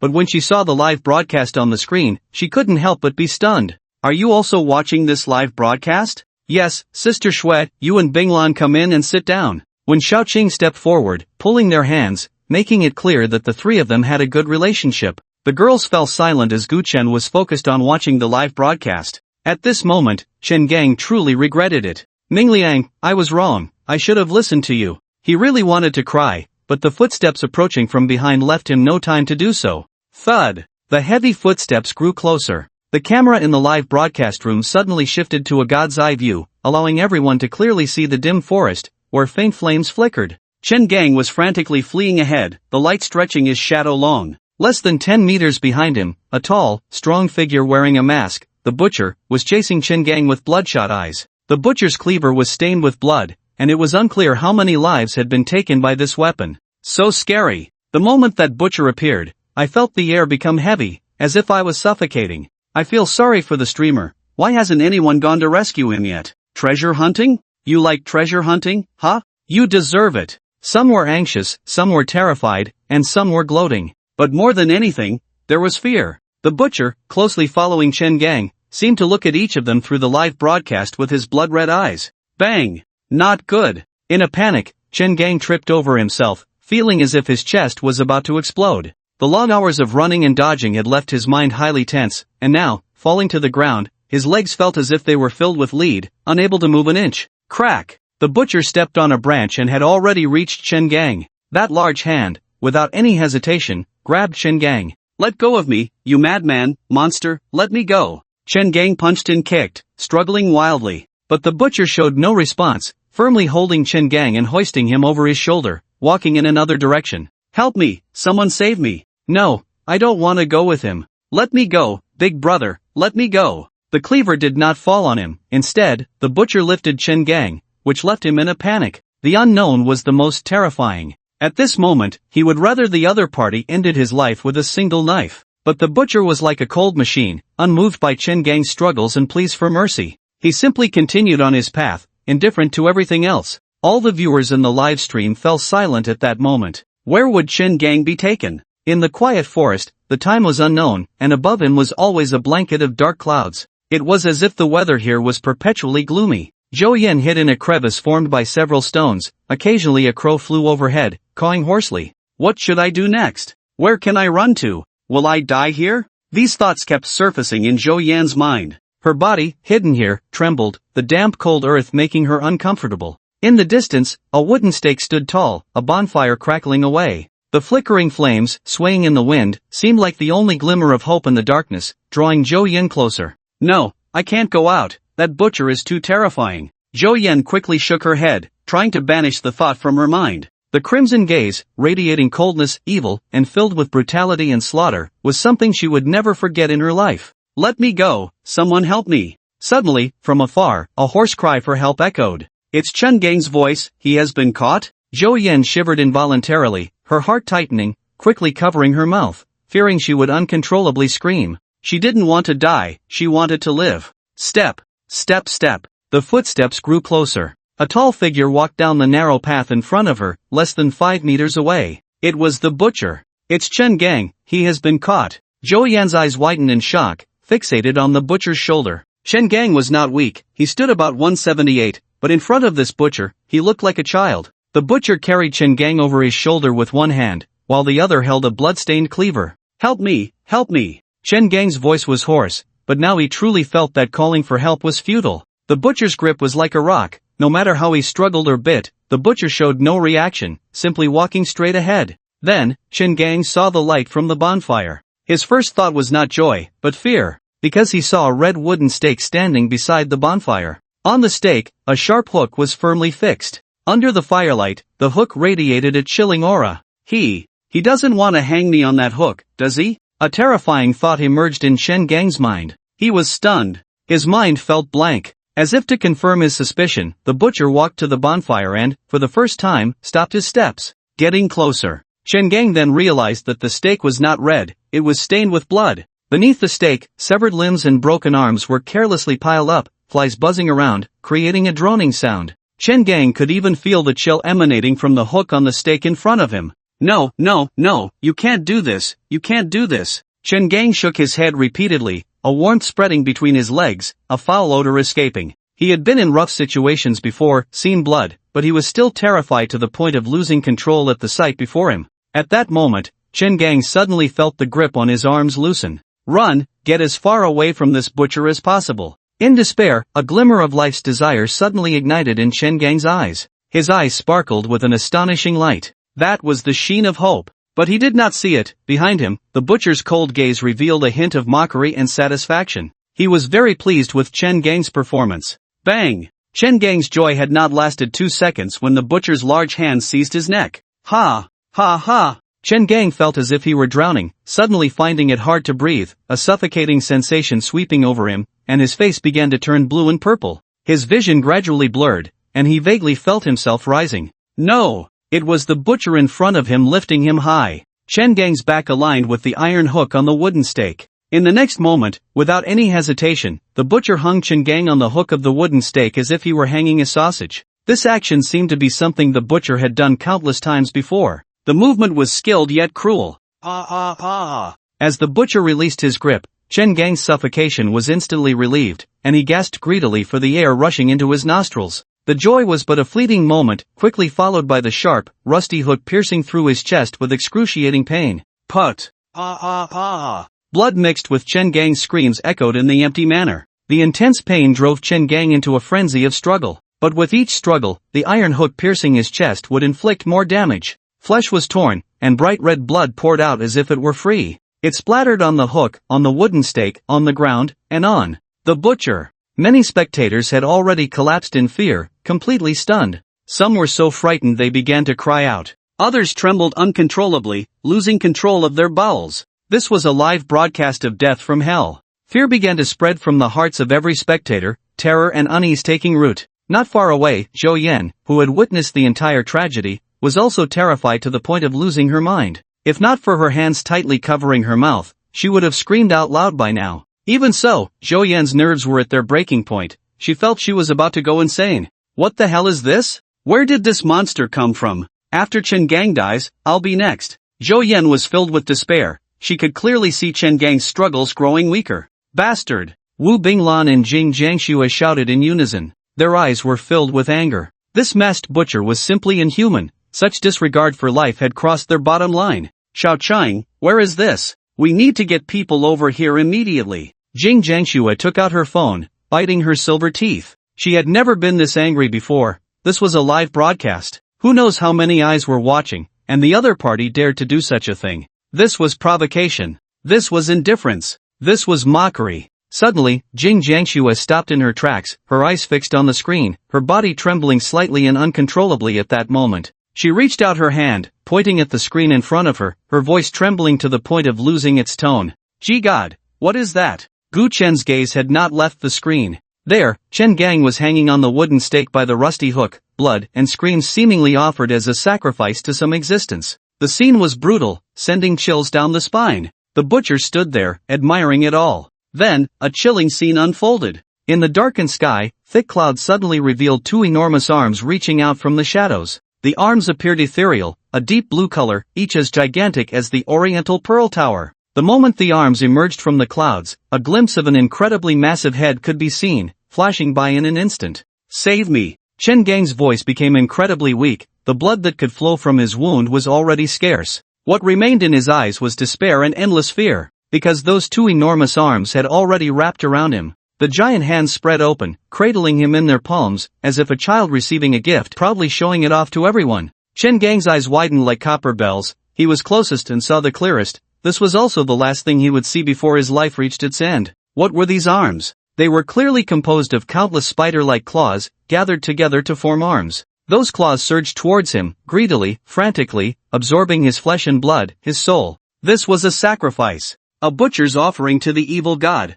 At this moment, in this place, the Chen Gang who was sacrificed to the evil god, his flesh, blood, and even soul, everything he possessed, was offered by this butcher to the evil god. Life was seized, soul was stripped away. And then, Chen Gang was just like ashes, blown away by a passing wind. Truly vanished without a trace. The manor returned to silence, and the live broadcast room fell silent as well. No one sent bullet comments, and no one spoke. They only knew that a great fear was spreading in their hearts. Chen Gang is the first, but he will definitely not be the last. We must take action immediately. Jiang Jiangxue was completely shocked, even frightened. She greeted Gu Chen and the others, then hurriedly left. Wu Binglan followed closely behind. Both of them understood that things had escalated. In the screening room, Gu Chen was the first to break the silence. He looked at Wen Xiaoqing, then at Taoist Gu and Hua Qingyue. Did you go to the Giant Stone Mental Hospital and return empty-handed because of this thing? Yes, but at that time, it wasn't as powerful or terrifying. Taoist Gu said solemnly. A life comes into the world, ages, falls ill, and dies, or faces natural disasters and man-made calamities. None of these count as true death, because their souls will enter the underworld and be reincarnated. But that thing just now, when it killed a person, not only deprived the other of life but also devoured their soul entirely. The path of reincarnation was severed. What a cruel method. What reincarnation, what rebirth, in front of that thing, are all empty talks. To be killed by it is true death. What is this thing that seeks ultimate slaughter and destruction? Gu Chen's gaze suddenly turned to Hua Qingyue. He knew that among those present, only Hua Qingyue could enlighten him. Hua Qingyue remained silent, and Gu Chen did not disturb her thoughts. A few minutes later, Hua Qingyue finally spoke. I also heard my master mention it by chance. It is an evil god. Evil god, does such a thing really exist? When Xiaoqing, who had been silent, couldn't help but speak. She had seen references to evil gods in some ghostly tales. They are a combination of desire and malice, representing pure evil. The birth of an evil god is for destruction. Their existence is thus. Gu Chen did not speak but was lost in silent contemplation. Evil god? If evil gods exist, then what about righteous gods? Gu Chen couldn't help but ask the system in his heart. However, the system did not respond to Gu Chen. Then what should the ultimate tattoo technique be? Tattoo master, how can I advance further? Gu Chen felt as if he had grasped something, yet also felt as if he had grasped nothing. Taoist Gu spoke, interrupting Gu Chen's thoughts. No matter what it is, the fact that we escaped from there is only temporary safety. I can responsibly tell everyone that we have been targeted by that evil god. Not just the three of us, Mr. Gu, but everyone who just watched the livestream has been targeted by this evil god. He spoke astonishingly, revealing a fact that was hard to accept. In truth, it was indeed the case. The reason the evil god maintained the livestream was to imprint a unique fear of him in the hearts of all who watched. Those marked by him would be gradually consumed by the evil god, ultimately becoming his servants or food. That ghost butcher, a powerful figure capable of creating a ghost realm, had also been turned into a servant by the evil god. The strength of the evil god is unimaginable. With such a big appetite, aren't you afraid of choking? Gu Chen chuckled lightly. Unlike when Xiaoqing and the others, he felt not a shred of fear.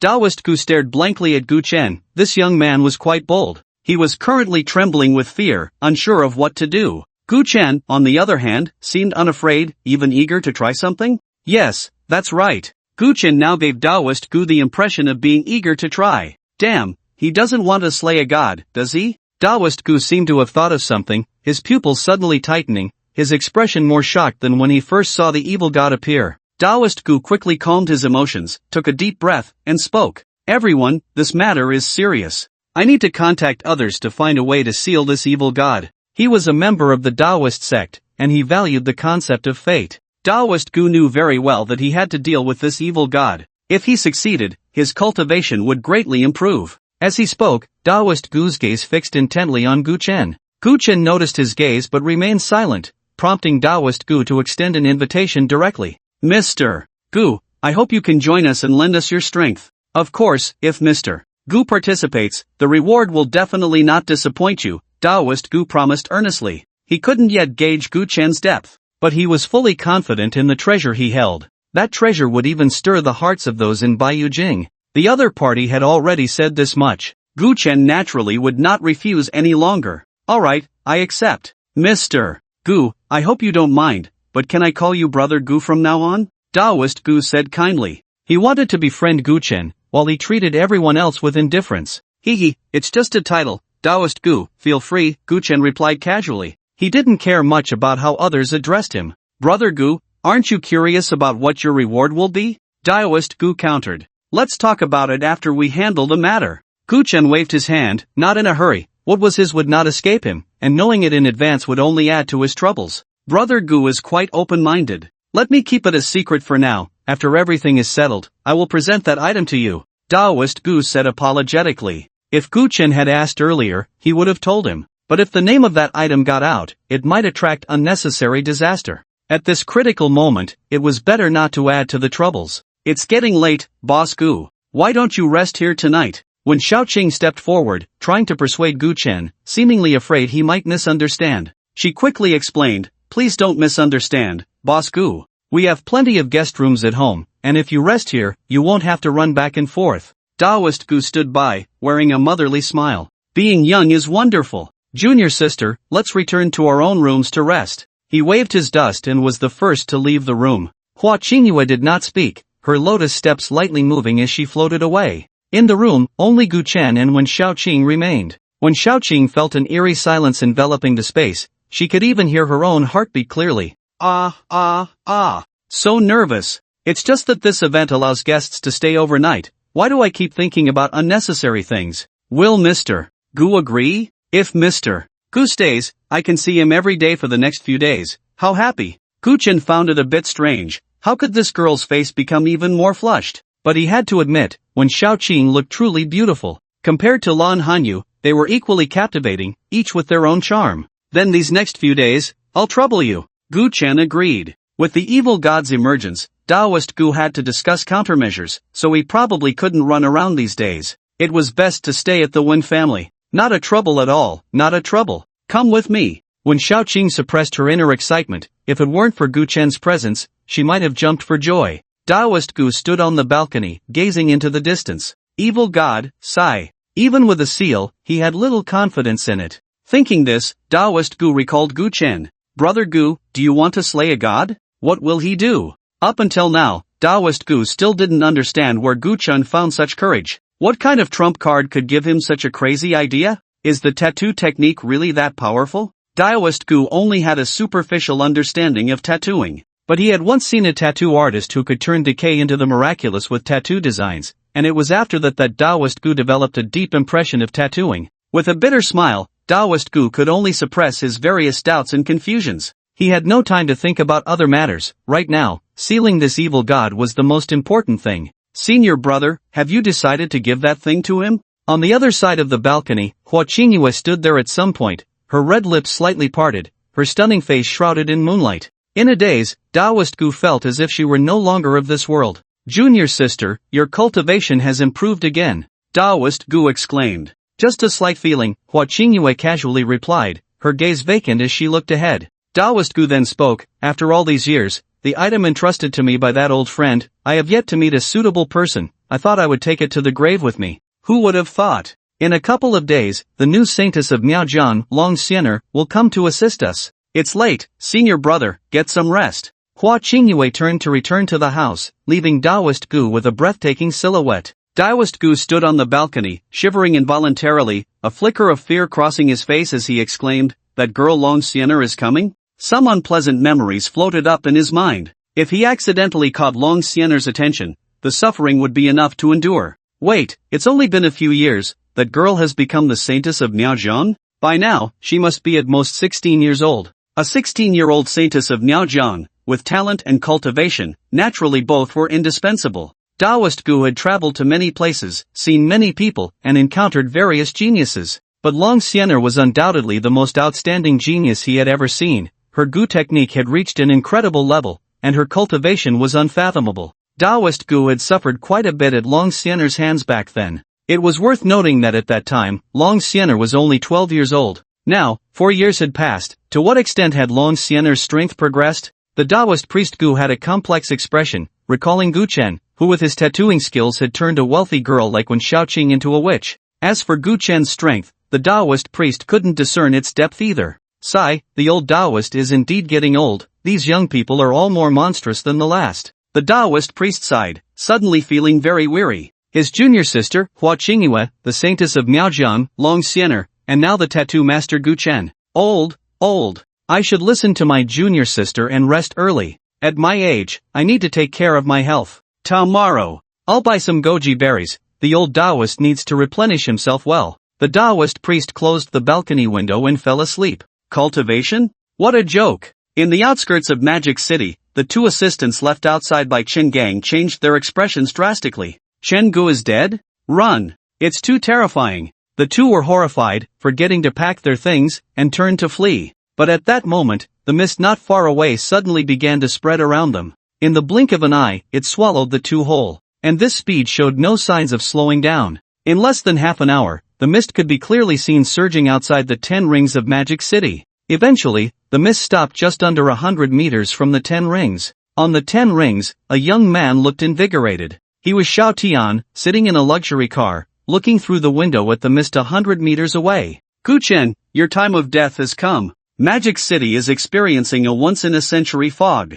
Residents are advised not to go out unless necessary. Hissing. Repeat, please try to stay indoors. On the streets, many broadcasting vehicles were continuously announcing this in every alley. It was unclear whether it was due to the mist outside, but the broadcast signal was intermittent. Gu Chen stood on the rooftop, gazing into the distance. In the far distance, the mist surrounded Magic City from all sides. Isn't that guy's ambition a bit too great? The Taoist priest walked onto the rooftop, holding a pancake, looking somewhat like a fortune teller setting up a stall under a bridge. He ate the pancake, crumbs sticking to his beard, showing no concern for his image. The ambition is indeed great. Gu Chen nodded. The mist enveloping Magic City had an obvious purpose. To swallow a city of nearly 10 million people, it truly is insane. But considering the other party is an evil god, it makes sense. The Taoist priest sighed. Generally, ghosts and monsters with a few lives on their hands were already quite fierce, and those with a bit more resentment could slaughter a village and establish their own ghost domain.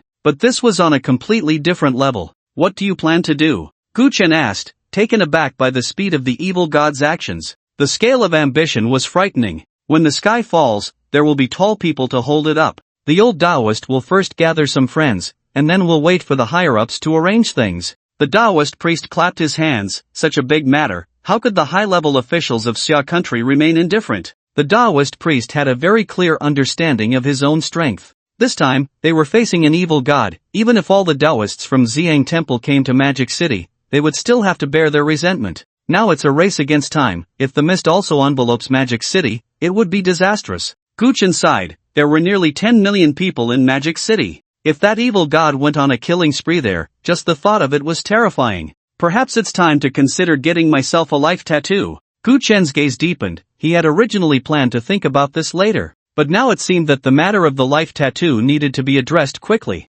System, is there a life tattoo suitable for me? Gu Chen inquired in his heart. Other people's tattoos, whether they are ordinary tattoos, exquisite tattoos, or top-notch tattoos, can all be removed through special means. However, the life tattoo is different. Once inked, it must be carried for a lifetime. The selection is in progress, and it will take 10 hours to view, the system replied indifferently. 10 hours? This time, it was Gu Chen who was surprised. In the past, when selecting tattoo designs for customers, the system would complete it quickly. Now, it actually needed 10 hours for selection. 10 hours it is, but I wonder if the money I have is enough. Gu Chen couldn't help but think of this problem. The points required for the materials of a life tattoo must be expensive. Although Gu Chen had several million in his account, he still felt uncertain. There was no way around it. For something like this, he had to choose the best. The life tattoo complemented his very being, and Gu Chen certainly wouldn't be careless about such matters. What? You need to borrow money? In the living room, when Shaoqing looked at Gu Chen in disbelief, thinking she must have misheard. Someone like Gu Chen actually short on money? Yeah, I need some money for something, Gu Chen said without any embarrassment. For the time being, the only person he could think of was Wen Shaoqing. No problem. How much do you need? Just say it. When Xiaoqing patted her chest, speaking with great bravado. Let's prepare 50 million for now. Gu Chen thought for a moment and stated a relatively conservative figure. Given the nature of the system, if the points required for the materials were only a few hundred or 1,000, it certainly wouldn't take 10 hours. This time, the points needed might be several thousand or even tens of thousands. Boss Gu, you're too polite. Borrowing money? If it weren't for you, my life would be gone. As long as you ask, money is just a number. After saying this, Wen Xiaoqing, wearing sandals, dashed off to find Wen Shuizhen for money. I'll go prepare it for you right now. Watching Wen Xiaoqing's quickly departing figure, Gu Chen smiled faintly. This girl was quite interesting. In the study. After hearing Wen Xiaoqing's words, Wen Shuizhen immediately clapped his hands, his face flushed with excitement.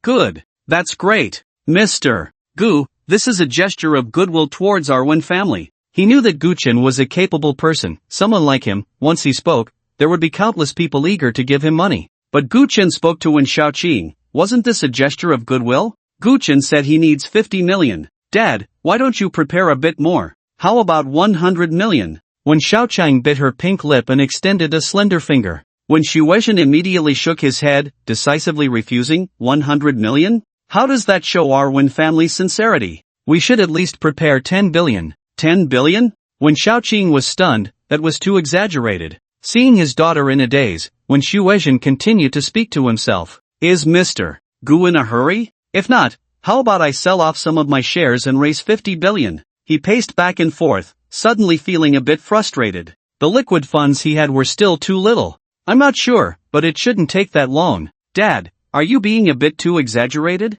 Wen Xiaoqing couldn't help but ask. Selling off shares and waiting for the funds to arrive would still take some time. Additionally, Wen Xiaoqing's gaze unconsciously drifted to the window. Through the glass, she could see the mist enveloping the distant city. Not exaggerated at all, not at all. This broadcast vehicle has been reporting since last night. Even though the higher-ups are trying to reassure everyone, the city has already started to descend into chaos. The residents weren't fools. This situation looked increasingly strange, and who would just sit back and wait? When Shuizhen opened the stock market, and it was all in the red. He looked at the market and said, the stock market has already begun to crash. Even if Mr. Gu doesn't speak up, I will sell off the shares I hold. He looked at Wen Xiaoqing and spoke earnestly. Although I don't know the inside story, I can vaguely deduce one thing. A grand era is about to unfold, and money may soon become something worthless. Xiaoqing, being able to have a connection with Mr. Gu is a blessing earned over several lifetimes. I hope you can seize this opportunity.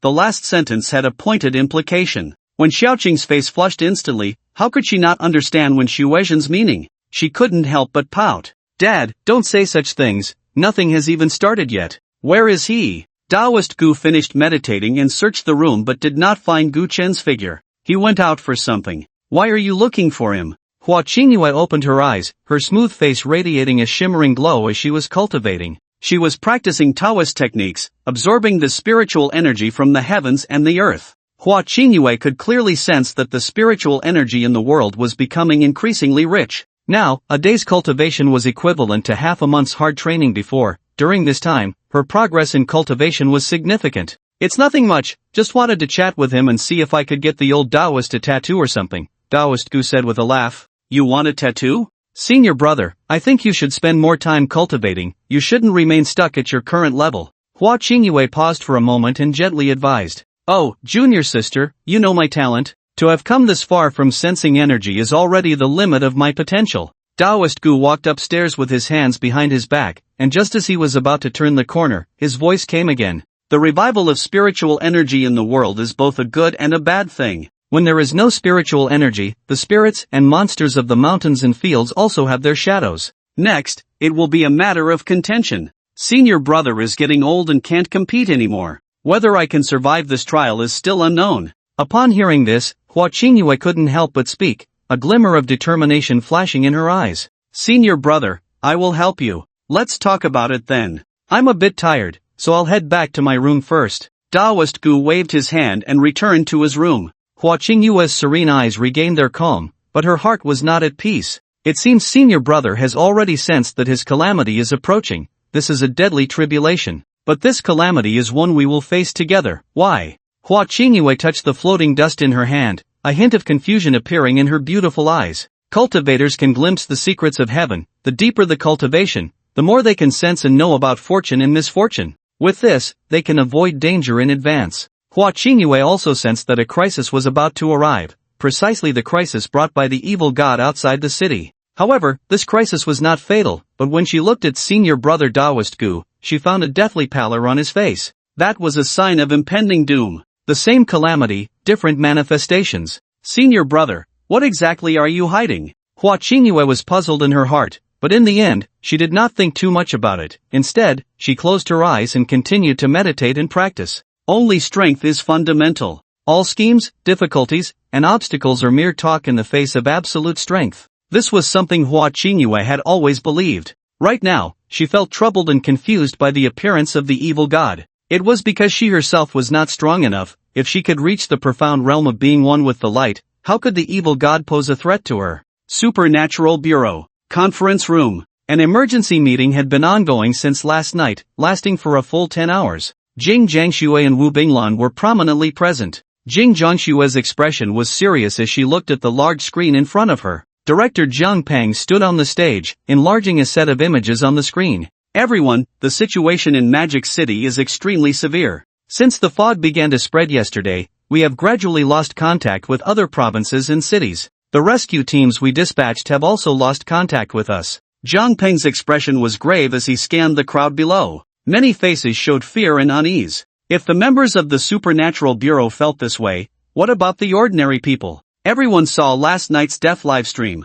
That thing that treats life as nothing is our common enemy. Jiang Peng's tone darkened as he suddenly questioned. It surrounds Magic City with fog to herd us like livestock. In its eyes, we are merely its food. There are your family, friends, and loved ones in the city. Tell me, what should you do in this situation? Inside the room, the fear on everyone's faces slowly faded. Their gazes became resolute, and determination returned to their expressions. Exterminate the evil. Defend our homeland. Exterminate the evil. Defend our homeland. Jing Jiangxue shouted loudly as well, her heart filled with no fear. From the day she joined the Supernatural Bureau, she had been prepared. The shouts and resolute gazes completely dispelled the fear within them. To fight for their beliefs, even if it meant death, what was there to fear? You are all the pride of our Xia Nation, the backbone of Xia Nation. For generations, it is because of people like you that Xia Nation can stand tall in this world for 5,000 years. As a person of Xia Nation, I am very proud and comforted. Jiang Peng's eyes reddened, something brewing in his eyes, but he held it back. Facing such things, fear is not something to be ashamed of. But to overcome fear, you are the victors. The situation abroad is even worse than what our Xia Nation is currently facing. As he spoke, Jiang Peng opened a classified document. I was originally considering when to let them know the truth. Now, it is time. Jing Jiangxue held her breath, her eyes fixed on the screen without blinking. She knew she was getting closer to the truth of the matter. What exactly was the truth? Inside the document were sets of photos, and Jiang Peng clicked on the first one. At the estuary stood a statue, holding a book in its left hand and raising a torch in its right, the most famous goddess statue of the Eagle Nation. However, at this moment, the statue was covered in cracks, and the surrounding towns were engulfed in black smoke. A crowd of people, like walking corpses, aimlessly wandered the streets. In the sky, unknown birds and beasts, shrouded in black mist, flew by. Around some tall buildings, huge vines wrapped around them, and the surviving people of the Eagle Nation were being gruesomely hunted. Once prosperous harbors and towns now resembled a hell on earth. Isn't this Freedom Island of the Eagle Nation? What happened there? What are these monsters? The crowd watched in horror. Although the Eagle Nation's strength was not as great as that of Xia Nation, it was still considered a first-class power in today's world. Yet such a giant now looked like this in its own country. Everyone, you are not mistaken. This is Freedom Island of the Eagle Nation. It fell a month ago. The Eagle Nation has sealed off the news, and only a few strong countries know the real inside story. Jiang Peng's expression was solemn, his words shocking. Freedom Island had long been on guard, but it only held out for 3 days before falling. 3 days. Many felt as if their breath had stopped. A first-class power like the Eagle Nation had only held out for 3 days against the invasion of these things. 3 days, for many people, is just a blink of an eye. Yet, in this fleeting moment, Freedom Island of the Eagle Nation has fallen. The most symbolic statue of the Eagle Nation is now riddled with cracks. Perhaps, at this very moment, it has already collapsed. Director Jiang, what exactly are those things in the pictures? Jing Jiangxue stood up, her gaze fixed intensely on Jiang Peng, hoping to get an answer from the headquarters. Since a few years ago, the number of special cases within the Xiao nation has been continuously increasing. Many things seem to have emerged out of thin air, leaving them defenseless. These things are merely a group of irrational monsters, filled only with a desire for slaughter. We collectively refer to them as evil spirits. Zhang Peng opened another photo. The massive mountain range stretched endlessly, with peaks rising one after another. Zhang Peng zoomed in on the photo. Between the two peaks, water overflowed, cascading down directly into the cliff. Changbai Waterfall Group? Changbai Mountain of the Xia Nation? Wait, look at the bottom of the picture. Someone recognized the source of the image, while others covered their mouths, seemingly unable to believe what they were seeing. The waterfall splashed down, rushing towards the cliff. This water connected to Tianqi, the heavenly lake, which should have flowed into the White River. However, a tiny crack quietly lingered on the cliff. The waterfall cascading down from Tianqi was completely swallowed by the crack. If one did not observe closely, they would only think it was the black rock of the cliff, unable to discern that it was a crack. It was a fissure from the void. Without the reflection of the waterfall and the cliff, this crack resembled a small opening in space. A few months ago, two traveling adventurers discovered the anomaly of the Changbai Waterfall Group, and the relevant authorities immediately sealed off the area for investigation. But anything that comes into contact with the crack disappears. Moreover, a chilling cold continuously emanates from this fissure. Now it is summer, yet Changbai Mountain remains in a state of heavy snow. Zhang Peng's speech was not fast, the amount of information contained was substantial, and the audience needed some time to understand and digest it. The void has opened? How is that possible? A bespectacled researcher stood up to ask. In the photo, the location of the crack, if there were no cliff and no waterfall cascading down from Tianqi, would be empty. Empty, void, refers to a state where nothing exists, a state of non-being.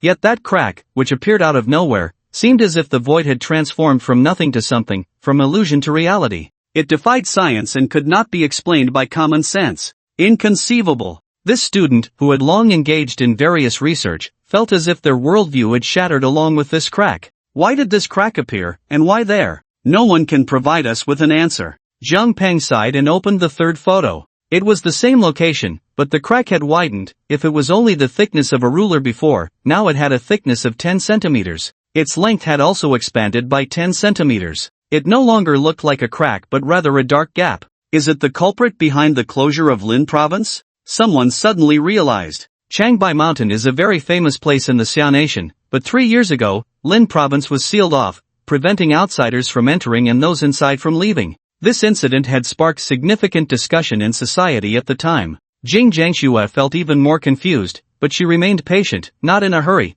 because she knew that Director Jiang had not finished speaking. Zhang Peng did not open any more images but glanced at his phone, then quickly walked to the door and opened it. Mr. Dan, you arrived just in time. The next few things will be explained by you. An elderly man with graying hair but a spirited demeanor walked in from outside. He carried the unique aura of a scholar, one who is deeply immersed in the endless world of knowledge, which is truly admirable. Jing Jia, it's Director Dan from the Research Institute. I heard that a few years ago, he was the one who conquered gene technology, but later, for some unknown reason, gene technology was urgently halted. Wu Binglan immediately tugged at Jing Jiangshue's arm, looking at the elderly man with admiration. Stop pulling, you'll dislocate my arm at this rate. Do you even know how strong you are? Jing Jiangxue quickly pulled her arm back, speaking irritably. However, the admiration in her eyes was not much less than Wu Binglan's. Director Dan's contributions to the Xia country could indeed fill an exciting autobiography. More than a decade ago, he had already been elevated to the status of a national scholar.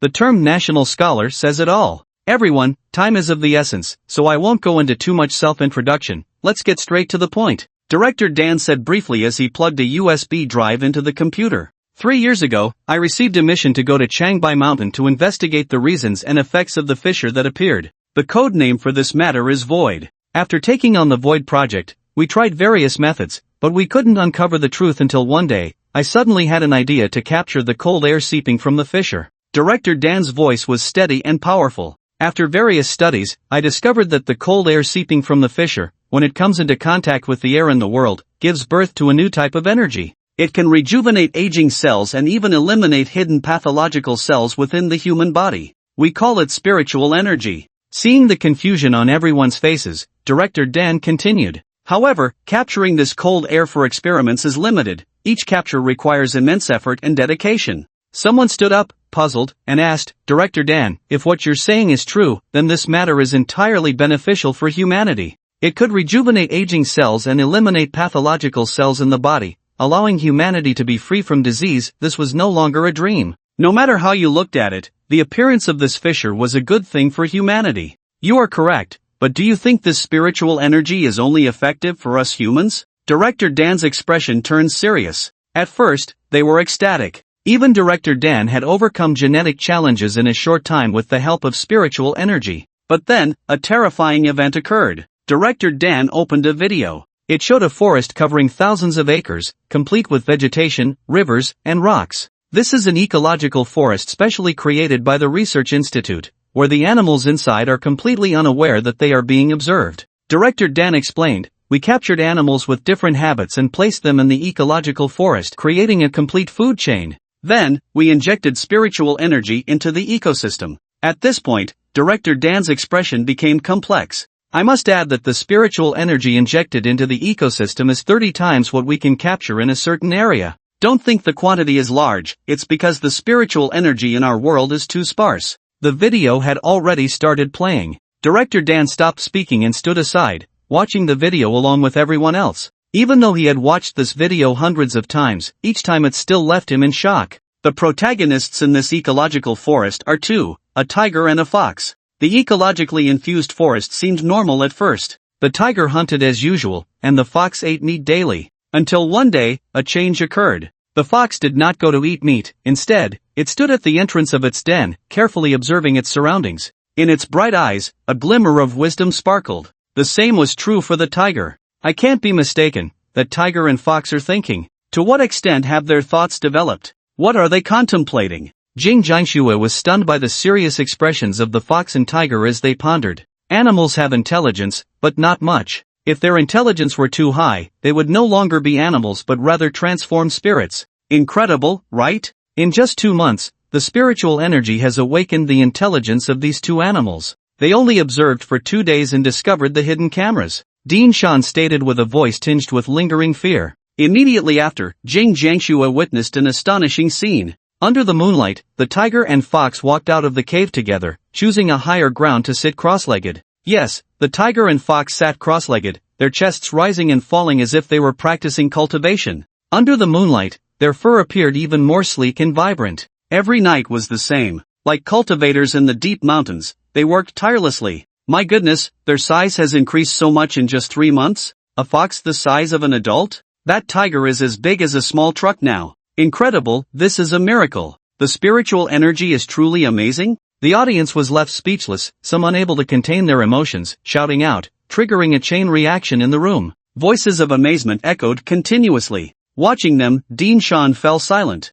At that time, their group of researchers also believed it was a miracle, but some raised opposing voices. Yet in the end, the experiment continued. It was on one particular night that the tiger went berserk for some unknown reason. It brutally slaughtered all living beings within a kilometer radius, not for food, but purely for the sake of killing. What about the fox? A thought suddenly crossed Jing Jiangshue's mind. The tiger had gone wild, but what about the fox? The camera abruptly shifted to the fox's cave, where the fox was calm and peacefully sleeping. Hee, we thought the same as you and checked on that fox immediately, but it showed no signs of abnormality. Dean Shan suddenly laughed, his smile carrying an inexplicable meaning. Below, Jing Jiangxue felt a pang of heartache. That smile was filled with self-reproach. Time flew by, and the scene shifted to 4 months later. Bang! Bang! The ground trembled as the tree the two were hugging shattered with a loud crash, debris raining down as a massive figure emerged from the dust. It was the tiger, still the size of a small truck, but its fur gleamed darkly, giving everyone present the illusion of being as strong as steel. Boom! In the next moment, the tiger swiped at a stone blocking its path, a stone the size of half a water tank, which broke apart like tofu. It can cause such destruction with a casual swipe? It's gone mad, truly mad. We can't let the experiment continue any longer. Some were already panicking. What kind of destructive power was this? How long had it been? If this tiger stayed in the ecologically rich forest for a while longer, what kind of changes would it undergo? They no longer dared to think further. The video abruptly ended here. Dean Shan spoke with an incredibly heavy tone. Yes, that night, everyone at the Research Institute unanimously voted to decide to strangle this tiger. The tiger is dead, and everything in the ecological forest we have destroyed, but that fox has disappeared. After finishing, Dean Shan closed his eyes in pain. This group of scholars, who prided themselves on being able to eliminate all unsafe factors in their infancy, had been outsmarted by a fox. The tiger's madness was caused by the fox. As for how it left, it had become a mystery. Silence. The room suddenly fell silent. Everyone was stunned, looking at Dean Shan with shocked expressions. That fox, missing? Hiss. Jing Jiangxue gasped, feeling a chill rising from her soul straight to the crown of her head. So far, it has been a full 2 years, and we still have not found any trace of that fox. Dean Shan dropped another bombshell. It had been 2 years since this incident. 2 years, neither long nor short, during which anything could happen. I show you this video, you should have vaguely understood something, right? Dean Shan rolled up his sleeve. At his age, his skin should be wrinkled, but his skin remained taut, showing no signs of aging. Like the cracks in the Changbai Mountain waterfall group, our Xia country has a total of 9. They spew out that cold air day after day, year after year, endlessly. The spiritual energy in our realm has revived. Dean Shan himself did not know what he felt at the moment. Joy. The revival of spiritual energy has great benefits for people. Being surrounded by it for years can keep one away from illness and lead to greater longevity. But this kind of energy is not only useful for humans. Heaven and earth treat everything in the world equally. It can be said that after the revival of spiritual energy, all beings awaken their intelligence, and humanity and them stand on the same starting line. Jing Jiangxue did not know when the meeting ended. After the meeting, many people, like her, sat in their seats, dazed. Let's go, we need to find Guchen now. About half an hour later, Jing Jiangxue felt her thoughts calm down. She suddenly slammed the file in her hand shut, pulled the still-dazed Wu Binglan, and hurriedly walked out. Wu Binglan finally came to her senses and hurriedly said, Sister Jing, slow down. You're going to dislocate my arm. At this moment, Jing Jiangxue could not care about that. She just wanted to find Guchen. Because not long ago, Dean Shan had said that after the revival of spiritual energy, many techniques in Xia country could unleash new powers, such as martial artists, Taoists, monks, and Gu masters, etc. Many talents had been registered by the Supernatural Bureau over the years. Next, Director Jiang and Dean Shan would gather these extraordinary individuals to study countermeasures. But Guchen was the one who was overlooked. What on earth is the person who registered this list doing? Someone as capable as Guchen was missed. Moreover, I specifically reported last time, who was playing tricks behind the scenes. Jing Jiangxue got into the car and slammed on the gas. Sister Jing, let's not rush, okay? Take it slow. There's no need to hurry. Hey, drive slower. Wu Binglan hurriedly fastened her seatbelt, secretly glancing at the icy-faced Jing Jiangxue, sticking out her tongue. Sister Jing, what's going on? Why the rush? She asked, feeling a bit confused. Someone wants to harm Guchen. Jing Jiangxue said, her expression not looking good. Usually, she couldn't access these files. But just now, Director Jiang had given each of them a copy. On it, Jing Jiangxue saw a familiar face. It was that day when Xiao Tian fought against Guchen. Xiao Tian thought he had done everything flawlessly, but he underestimated the power of the state. The Supernatural Bureau was keen to investigate. They could easily find out how many times you climbed trees as a child. At this moment, Guchen was sitting on a bench by the artificial lake. He held a dragon bone needle in his hand, carving a piece of jade. Unlike his previous jade carvings, this time he was sculpting a warrior. The warrior in the jade carving stood tall, gazing forward, with a will as sharp as a sword, as if it were about to break free from the stone. Guchen was carving with great seriousness, and the spiritual energy of heaven and earth rapidly flowed into the jade sculpture in his hands. From a distance, the ripples on the lake all pointed towards Guchen, which was quite strange. My strength and agility are both quite strong, but all I know are some crude punches and palm strikes. However, I don't have the time to practice in the cold of winter and the heat of summer. Guchen knew that human energy was limited. To become a tattoo master and a jade carving master at such a young age was largely due to the system's contribution. It was impossible for him to delve into martial arts as well, unless one day he tattooed someone and the system rewarded him with aspects of martial arts. This kind of thinking is unrealistic. Guchen shook his head,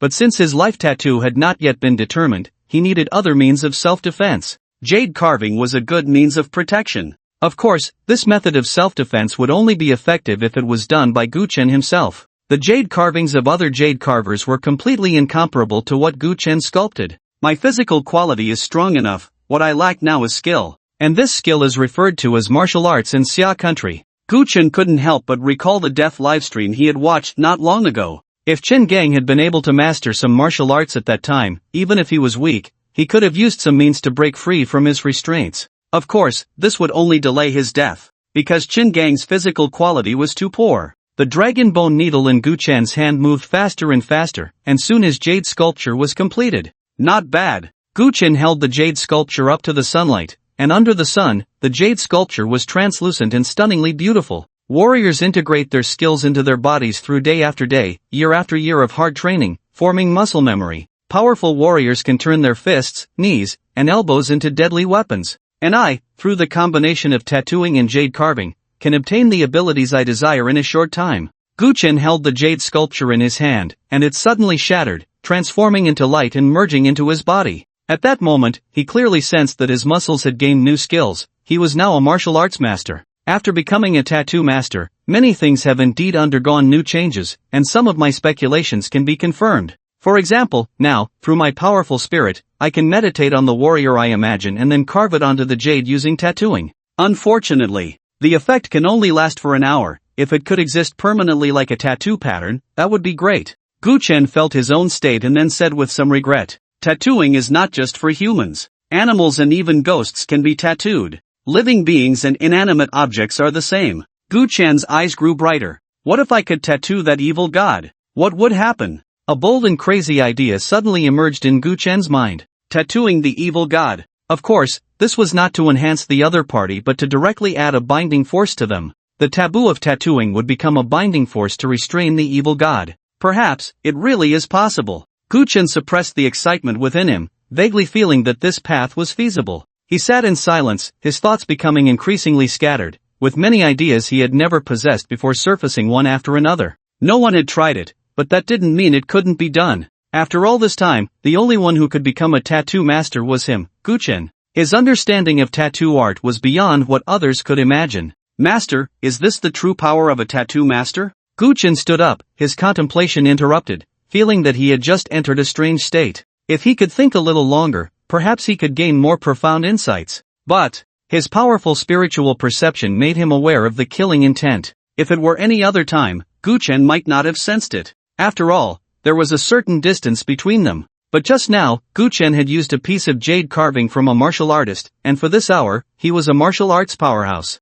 The insight and perception of a martial artist were astonishing. Even at a distance of several dozen meters, Gu Chen could feel the killing intent emanating from the other party. Who was the person hiding in the shadows? 100 meters away, by the roadside, a car was parked. Inside the car, Lu Jiayuan, the head of the Lu family, leaned back in his seat, his face aged, and the killing intent around him was intense. "Gu Chen, you killed my son, this grudge, I Lu Jiayuan will surely repay." "Don't worry, sir. Although Gu Chen is a tattoo master with extraordinary tattoo skills, this time, we have invited someone who is also a master of the tattoo lineage." The butler beside him quickly said, handing over a tablet. Lu Jiayuan looked at the information on the tablet. Sun Pa. Occupation, tattoo artist. Affiliated force, Redemption Society. Notable achievements: first strike, assassinated the Prime Minister of the Southern Kingdom, escaped unscathed, then targeted a non-chief leader, killing 137 black barbarians, and withdrew calmly.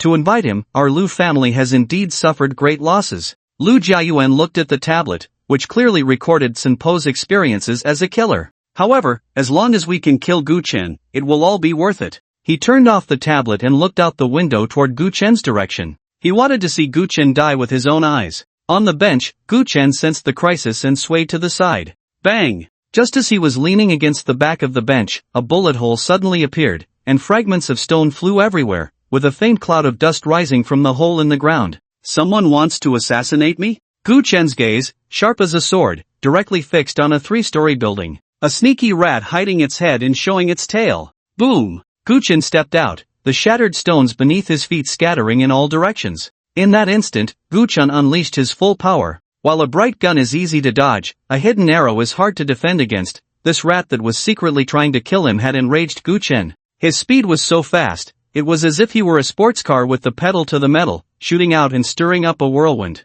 By the time Lu Jiayuan reacted, Gu Chen's figure had already vanished from the bench, leaving only the dust that had yet to settle. Bang! Bang! Bang! Bullets came at Gu Chen in rapid succession, but each time, he evaded these potentially fatal shots with incredible reflexes. The assassination plan has failed. On the third floor, in a bare room, Sinpo's gaze left the sniper scope. He was a master of martial arts, and his sniping skills were formidable. Even figures like the Prime Minister and chiefs had fallen to his shots. But, the attempt to assassinate Gu Chen had failed. He had learned about Gu Chen's profile from the Lu family, a capable tattoo master who was the mainstay of their lineage. Using tattoo art, he had beaten Lu Xingyun to death. Sinpa, as a master of martial arts, had complete control over his own aura. When he targeted someone for assassination, his killing intent would be reined in, only revealing itself in the few seconds before he pulled the trigger. From such a distance, he can actually sense the killing intent I let slip before I shoot? His mental strength is truly terrifying.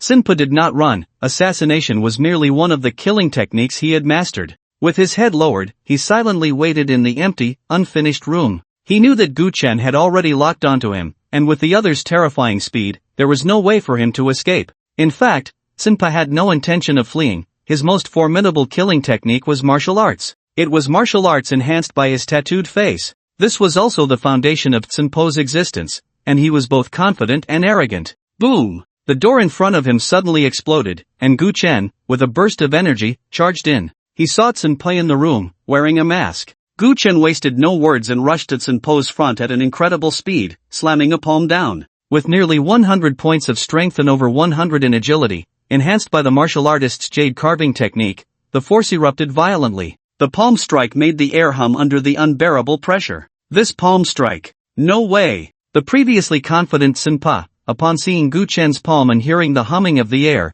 changed his expression dramatically. Damn it! Wasn't it said that he could only reach the dark energy level at most? Is this the kind of power a dark energy user can unleash? Sinpa exerted his strength, bones cracking, and his body twisted in a strange manner, narrowly avoiding Gu Chen's palm. Poof! However, Gu Chen's speed was even faster. When the first strike missed, his second attack followed like waves crashing upon the shore, one after another, relentless. Sinpa was merely a solitary boat on the vast sea. Gu Chen's second palm struck hard against Sinpo's body, but the expected sound of shattering bones did not emerge. Sinpa merely spat out a mouthful of blood and quickly distanced himself from Gu Chen. This power? Tattoo technique? Gu Chen's attack paused for a moment. In that instant, he sensed a familiar power emanating from Sinpa. Your strength is more than just dark energy. You have a master of the tattoo technique backing you. He actually enabled you to achieve martial arts sanctity. Cough cough. As Sinpa spoke, he coughed up another mouthful of blood, and the mask on his face shattered, revealing black ink lines that writhed on his face like living creatures. Tattooed face? Are you from the Taizhou Tail tribe? Gu Chen asked directly upon seeing the patterns woven from ink lines on his face. Very few people would tattoo their faces. The power within this person undoubtedly came from the tattoo lineage, albeit a branch. In an instant, Gu Chen had his answer. Only the Taizhou Tail tribe would tattoo their faces with a tattooed face, a symbol of bravery. Regardless of gender, they would tattoo their faces upon reaching adulthood. Those tail people without facial tattoos would find it very difficult to find a partner. Sinpa did not respond and turned to flee, for in the moment of their confrontation, the spirit residing within his tattooed face had been severely injured. He was not a match. Run! After one failed assassination, the best choice was to retreat. As long as he could leave safely, he would have countless opportunities to strike at Gu Chen again. I was too arrogant. This guy is a monster. What level of tattoo pattern is that? The tattoo power on him makes the spirit within my tattooed face feel fear and tremble. At this moment, Sinpa felt overwhelmed. It was because of the tattooed face that he could thrive in the assassin world. In the past, even if an assassination failed, relying on the power granted by the tattooed face, he could stand against 100 with his own martial skills. Gu Chen is a monster. The tattoo patterns on him are definitely high-level tattoos that only elders or clan leaders can possess, far surpassing the tattoo on my face. The wisest choice is to escape. Sinpa had already cursed in his heart. Only by coming into contact with the tattoo lineage could one understand the power of tattoos. The origin of tattoos, if traced back, could even go back to ancient times. In ancient times, only those of noble status could have tattoos. Like ants, you still want to run? Gu Chen's gaze was like lightning, his figure like a startled swan, taking a few steps and leaving footprints on the cement floor, catching up to the fleeing Sinpa. Buzz! Blood even spurted from Sinpo's face, but this blood was completely devoured by the tattoo patterns on his face. He was desperate, using his own blood to replenish the power of the shadow spirit in the tattoo. Still want to run? Gu Chen's voice not only did not fade away but instead was right at hand. Sinpa couldn't help but glance back, and Gu Chen's cold expression immediately entered his sight. Bang! Gu Chen slapped hard on the back of Tsinpa, and the sound of bones cracking echoed continuously. Bang bang bang! Tsinpa, who thought he might have a glimmer of hope, was directly sent rolling to the ground by Gu Chen's slap, dragging several meters before crashing into a load-bearing wall, dissipating the impact of Gu Chen's blow. With a rustle, cracks spread across the load-bearing wall, and gray stones fell. Tsinpa collapsed on the ground, constantly coughing up blood. Now he didn't even have the strength to raise his hand. Just now, Gu Chen's slap had directly shattered many of his bones, leaving his internal organs in disarray. A faint smell of blood wafted into Gu Chen's nose, and he walked step by step toward Tsinpa with an indifferent expression. Who sent you here? He. Becoming a saint in martial arts, the tattoo master behind you is powerful. I die without regret. Tsinpa coughed blood frantically. He knew he couldn't survive unless a tattoo master intervened, otherwise, even the clan's high priest couldn't save him. But tattoo masters hadn't appeared for hundreds of years. He didn't know that the Gu Chen standing in front of him was a tattoo master. As far as I can tell, there are very few who want to kill me. Let me guess, it's the Lu family, right? Gu Chen's eyes flickered, speaking with great certainty. As for Xiao Tian, he had fled in disgrace after being beaten by Gu Chen. If it weren't for Xiao Tian's strange escape technique, he would already be dead. For the time being, Xiao Tian wouldn't dare to appear before him. Aside from Xiao Tian, the only ones who wanted him dead were the Lu family. Tsinpa neither answered nor denied but stared intently at Gu Chen, using his last bit of strength to say, he. Becoming a saint in martial arts is indeed good, but the limitations are too great. This tattoo of yours, you shouldn't be able to wash it off, right? Do you think the only ones who noticed you are the Lu family? To master such tattoo techniques, unless the people behind you are willing to be beneath others, otherwise, your troubles will be endless. Gu Chen, I'll wait for you below. Soon someone will send you down to see me. Tsinpo's voice grew weaker, and his gaze dimmed.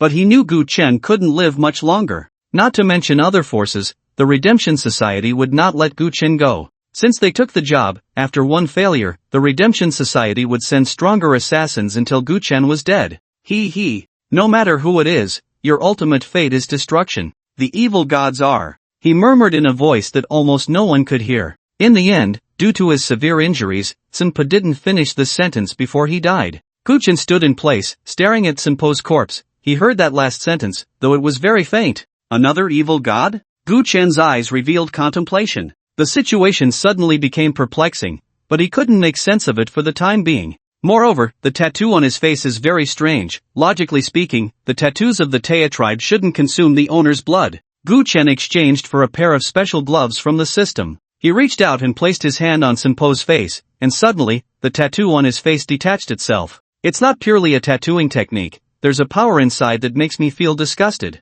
Gu Chen sensed it, and a cold, evil aura surged forth, as the tattoo seemed to come alive, trying to forcibly attach itself to Gu Chen. Humph! Gu Chen snorted coldly and crushed it instantly. This aura is different from that of ghosts. Perhaps it's the aura of an evil god? Then, where did he contract the aura of the evil god? Aside from that evil god in the demon city, is there anywhere else? Gu Chen stood still, deep in thought, feeling that this speculation was the closest to the correct answer. Whether it is or not, I'll know once I confront that evil god outside the demon city. Gu Chen stopped pondering further as his phone rang. Gu Chen, you need to be careful of the Lu family. They've hired the Redemption Society's assassin, the tattooed Tsinpa, to kill you. Jing Jiangxue finally got through to Gu Chen's phone, and even within the demon city, the signal was intermittent. He's already dead. Gu Chen turned and walked downstairs. What? Tsinpa is dead? Where are you? We'll come find you right away. Jing Jiangxue exclaimed in surprise, quickly asking. Gu Chen mentioned his location and hung up. He went downstairs, looked around, and in the distance, a sedan slowly started and then drove away. Boom! Gu Chen stepped out and shot forward. If you want to kill me, you definitely won't miss the scene of my death, so the person behind this is nearby. In almost an instant, Gu Chen locked onto the sedan that had just left and chased after it fiercely. Jing Jiangxue hung up the phone, her astonishment still lingering on her face. Sister Jing, what did he say? Wu Binglan asked curiously. Tsinpa is dead. Jing Jiangxue exhaled. The Redemption Society is a notorious assassin organization abroad. Its members are ruthless and bloodthirsty outlaws. The Lu family hiring Tsinpa to assassinate Gu Chen was news she had just received. Unexpectedly, Tsinpa acted extremely quickly. They hadn't even had the chance to inform Gu Chen before the other side struck. However, the one who died was Tsinpa. This Tsinpa is quite powerful. It said he possesses an extremely peculiar power that allows him to defend against bullets. How did Guchen kill him? Wu Binglan looked at the information she had just pulled up, puzzled. We'll know when we get there. Jing Jiangxue turned the direction and drove towards another intersection. Master, Guchen is not dead. After a long silence in the car, the butler finally stammered. Louis Yuan's face was dark, and he said nothing, but inside, he was roaring. Damn Redemption Society. Wasn't it said that if they acted, Guchen would surely die? Master, let's go back first and make plans. Sinpei is dead, and the Redemption Society will send stronger assassins to deal with Guchen. We just need to wait patiently. The butler urged, bracing himself. Wait patiently? My son is dead, and you want me to wait patiently? Wait for what? To die. Louis Yuan exploded in anger and immediately started coughing. Suddenly, a ghostly voice came to his ear, and outside the window was a cold, stern face. No need to rush. I'll send you on your way. Bang! Guchen's hand struck like a steel hammer, smashing into the moving sedan, which immediately lost control and tilted to one side, then rolled several times on the road before exploding with a loud bang. Louis Yuan didn't even have time to say anything before dying in the raging flames. He didn't understand until his death how Qingmian Sinpa lost. Creak! An off-road vehicle came to a sudden stop. Jing Jiangxue and Wu Binglan got out, and she looked at the burning car, asking, who was inside? People from the Lu family, Guchen replied casually. Over the years, the Lu family has done a lot of shady things behind the scenes. Someone will take over the Lu family's affairs later. What do you think? Jing Jiangxue said softly. I don't want to see anyone from the Lu family again, Guchen said, looking at Jing Jiangxue, his dark eyes revealing no joy or sorrow. For a moment, Jing Jiangxue didn't dare to meet Guchen's gaze. Don't worry, I can guarantee this, apart from the Lu family, no one else in the martial arts circle of Modu will act against you. Jing Jiangxue took a deep breath. Compared to this, I have something more important to tell you. What is it? Get in the car first, we don't have much time. Jing Jiangxue returned to the car. This wasn't a place for conversation. Guchen didn't ask further, he knew why they had come to find him.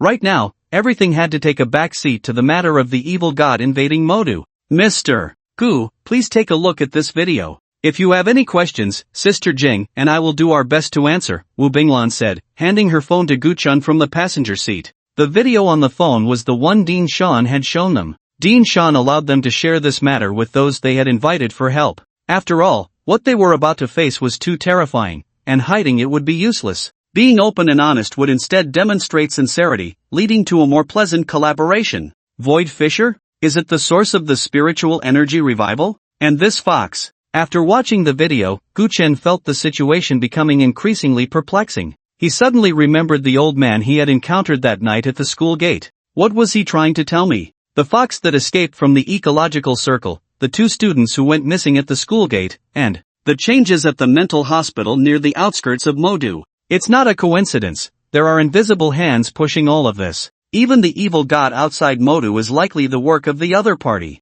Guchen fell into deep thought. Everything seemed like a coincidence. But in this world, how could there be so many coincidences? Guchen was certain that there were hands behind the scenes driving all of this. One person could never accomplish such things. It was likely an organization. You must have thought of it too. Someone is pushing all of this from behind, Jing Jiangxue said solemnly, knowing that after learning about this matter, her heart was extremely shaken. What kind of person could push all of this, even bringing an evil god before them? Such an enemy was truly terrifying. From the previous live broadcast, that evil god's ability should be extremely strong, but its domain hasn't directly entered Modu. What is it waiting for? Guchen voiced his doubts, or rather, is it cautious? Jing Jiangxue fell silent. She felt she couldn't keep up with Guchen's thoughts. Instead, Wu Binglan in the passenger seat exclaimed, Sister Jing, Mr. Gu, do you think the other party is testing us? Maybe it's waiting for us to show a flaw? Surrounding without attacking was reminiscent of two armies facing off. Whichever side showed a flaw or weakness first, the other would charge in.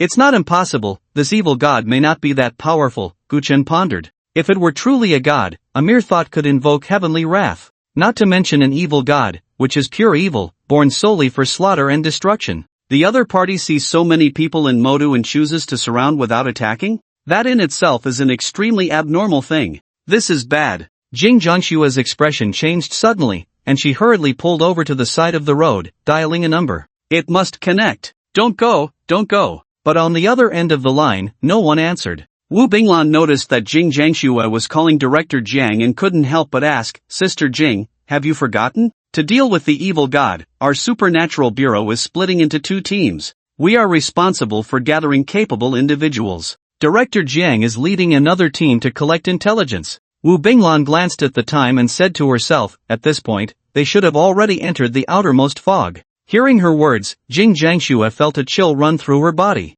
A terrifying coldness wrapped around her heart. Even her mind went blank. This speculation was too horrifying. If what Wu Binglan said was true, the other side was testing them, waiting for them to reveal a flaw. Then Director Zhang's proactive move to collect intelligence was exactly the flaw the other side was waiting for. Don't panic, things haven't reached the worst point yet. At that moment, Gu Chen's calm voice came through, carrying a stabilizing force. Yes, Dean Dan is at Xinglan residence, we should go there now. Jing Jiangxue forced herself to calm down. It wasn't that her resolve was lacking or her heart wasn't strong enough, but the consequences of the situation were too terrifying. They were now like people walking on the edge of a bottomless cliff. A slight misstep could send them plummeting into the abyss, shattering into pieces. Xinglan residence. Even the 5-star hotels outside couldn't compare to it. Only those of extreme nobility or with powerful connections could enter. In the past, Xinglan residence might not open to the public even once in several years. Yet now, many people were walking inside.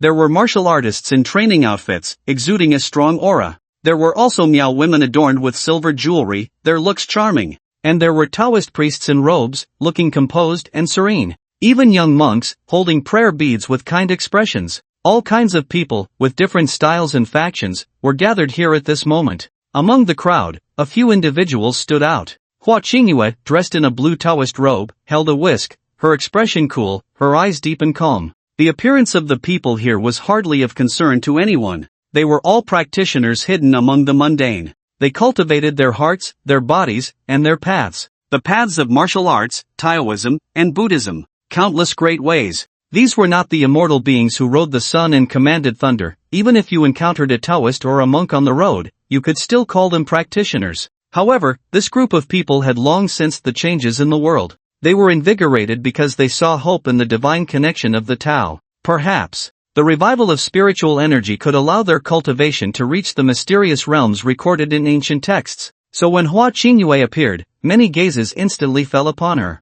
Not because of her looks, but because a faint flow of Taoist energy surrounded Hua Qingyue, profound and ineffable. Taoist Qingyue, it's been years since we last met. I didn't expect your Taoist skills to have reached the state of freedom. A young monk, holding prayer beads and with bright eyes, walked over steadily. His eyes were very spirited, giving off a wise aura. The essence of a practitioner's path is fundamentally universal. Regardless of the system, the levels of cultivation are divided into 4 realms: sensation, manifestation, freedom, and divine connection, from low to high. Take martial artists, for example. Mingjin, Anjin, and Huajing are merely at the first realm. They learn the path like stumbling infants, from ignorance to skilled application, which is the sensation realm. Many people spend their entire lives stuck in this realm. As for the second realm of cultivation, what is manifestation? It is the skilled mastery of the path one cultivates, making what one has learned even more subtle and powerful. Only then can one be considered to have entered the manifestation realm. Going further up, with a casual punch, the true essence of martial arts reveals itself. Before the punch arrives, the soul is already severed. The intent contained within the punch can frighten an opponent to death. This is the free realm. A martial artist who has reached this level can stand against thousands alone, which is incredibly terrifying. They are no longer human but martial saints walking among us. As for what lies beyond, that is the martial arts grandmaster. Their punches can connect with the divine, their power is fearsome, and it has been a long, long time since such a martial arts grandmaster has appeared. And Hua Qingyue, so young, has already reached the third realm, the free realm, which is equivalent to the level of a martial saint, a Buddhist arhat, or a holy maiden of the Miao region. The little monk spoke incorrectly. From now on, I should call you real person Qingyue, the young monk said, rubbing his bald head and smiling. His expression was sincere, with no trace of jealousy on his face, and his calm tone naturally elicited goodwill. This was the true appearance of a monk, kind and peaceful, wise and humble. Unlike those false monks, filled with hostility, who disguised themselves with the intent of merely amassing wealth. To have caught a glimpse of this realm by chance, as for the title of real person, it is still too far from me, Hua Qingyue said, her face devoid of pride, only calmness. She had merely stepped half a foot into the free realm. Even if she entered it fully, compared to a true Taoist real person, Hua Qingyue was still far behind. In the same realm, there are still strengths and weaknesses. Hua Qingyue had much to learn, so she would never feel complacent over such matters. Real person Qingyue is truly too humble. The Taoist sect is fortunate to have a prodigy like you, said Shanjin. Shanjin, you are not far from becoming a Buddhist arhat yourself, are you? Hua Qingyue looked at the young monk before her, who seemed to have a golden light raining in, a sign that he was about to achieve the arhat golden body. How many Buddhist predecessors have regretted their lives over this final step? Shanjin shook his head, fully aware of how difficult that step was, while Hua Qingyue had already taken it. Calling her a real person was not at all excessive. A few years ago, the two could still match each other, but now, he was certainly no match for her. By the way, I heard that this time, the tattoo masters from the tattoo lineage have also emerged? Shanjin, well informed, asked curiously. The tattoo lineage was quite special in this circle. A powerful tattoo master could reshape a person's root bones, fortune, and fate, which was incredibly frightening. One must understand that from the moment a person is born, their root bones, fortune, and fate are already set. Unless they encounter a noble person or have a great opportunity, these things will not change. For many, tattoo masters are those noble persons, those great opportunities. Of course, a tattoo master can improve your fate or worsen it. Many people regard tattoo masters with both respect and distance. Yes, it has been a long time since the last tattoo master emerged. Hua Qingyue nodded, knowing who Shanjin was asking about. I know you have had contact with him. Is he someone who came down from Baiyujing? Shanjin became even more curious. Why not just ask him yourself? Hua Qingyue's gaze shifted to another direction.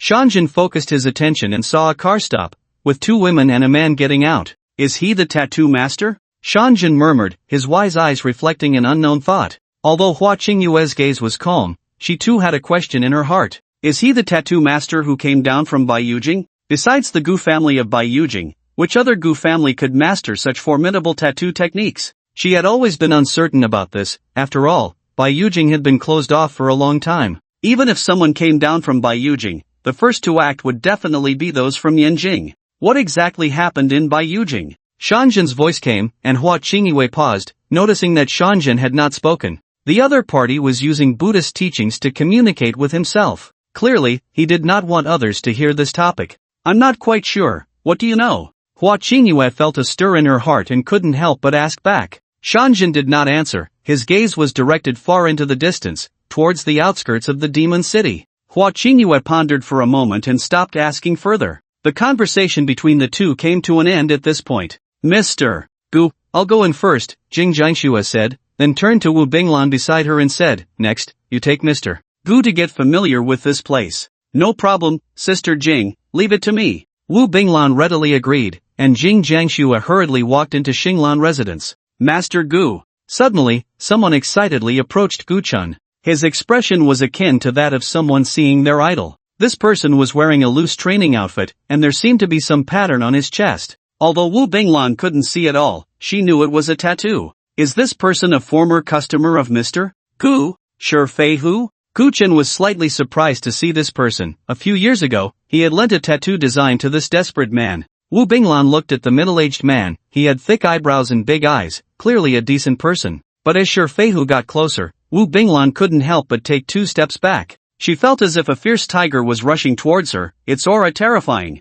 Is this still a human? Clearly, it's a fierce tiger about to descend the mountain, unstoppable. What a terrifying aura. Wu Binglan was shocked. Very few people could possess such a fearsome presence with just a gesture. This was still the other party restraining his aura. What if he unleashed it fully? He's a tough character. Wu Binglan bit her lip, confirming with her eyes that he was not someone to be trifled with. The next moment. Thud. Shi Fei Hu directly knelt before Gu Chun, his tone extremely excited. Master Gu, I, Shi Fei Hu, have said that if I do not die, I will definitely return to follow you, serving you without complaint. Swish, swish, swish. In an instant, countless gazes converged. It seems you have avenged your great grievance. Gu Chen looked at him. The current Shi Fei Hu had already undergone a transformation. Withstanding the White Tiger Star Lord's tattoo brought immense benefits to Shi Fei Hu. Of course, for Shi Fei Hu to endure this tattoo, he must have endured hardships beyond ordinary imagination. Master Gu, I have come to fulfill the promise of that year.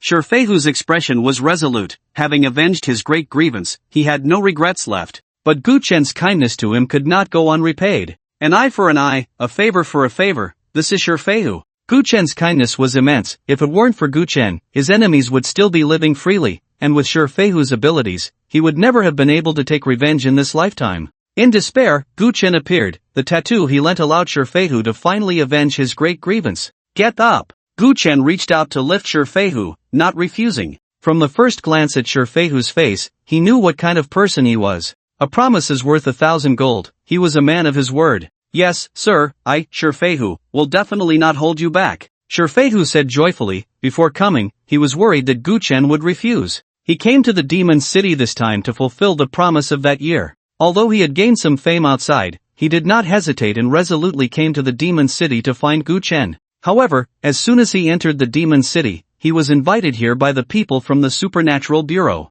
When did you arrive in the demon city? Did you encounter anything on the way? Gu Chen asked. Just a day ago, I didn't encounter much elsewhere, but when I entered the fog surrounding the demon city, the tiger spirit on me awakened, Shifeihu replied truthfully, and then I saw a person in the fog. You saw a person? Gu Chen was slightly surprised. That person was very tall and exceptionally strong, standing just a few meters away, staring directly at me. Shifeihu recalled the scene at that time. I was already prepared to make a move, but he retreated into the depths of the mist. Wu Binglan, listening nearby, her eyes grew brighter. If Shifeihu could safely walk out of the mist into the magic city, then Zhang Ju and the others would surely be fine too. Gu Chen did not ask further. The situation in the mist was full of uncertainties. They had not yet perfected their intelligence and strategies, and a rash attack would only put them in a very dangerous position. The life tattoo, it's almost time. Gu Chen glanced at the countdown in the system, with less than 3 hours remaining. Ding-a-ling. Suddenly, a crisp silver bell rang out.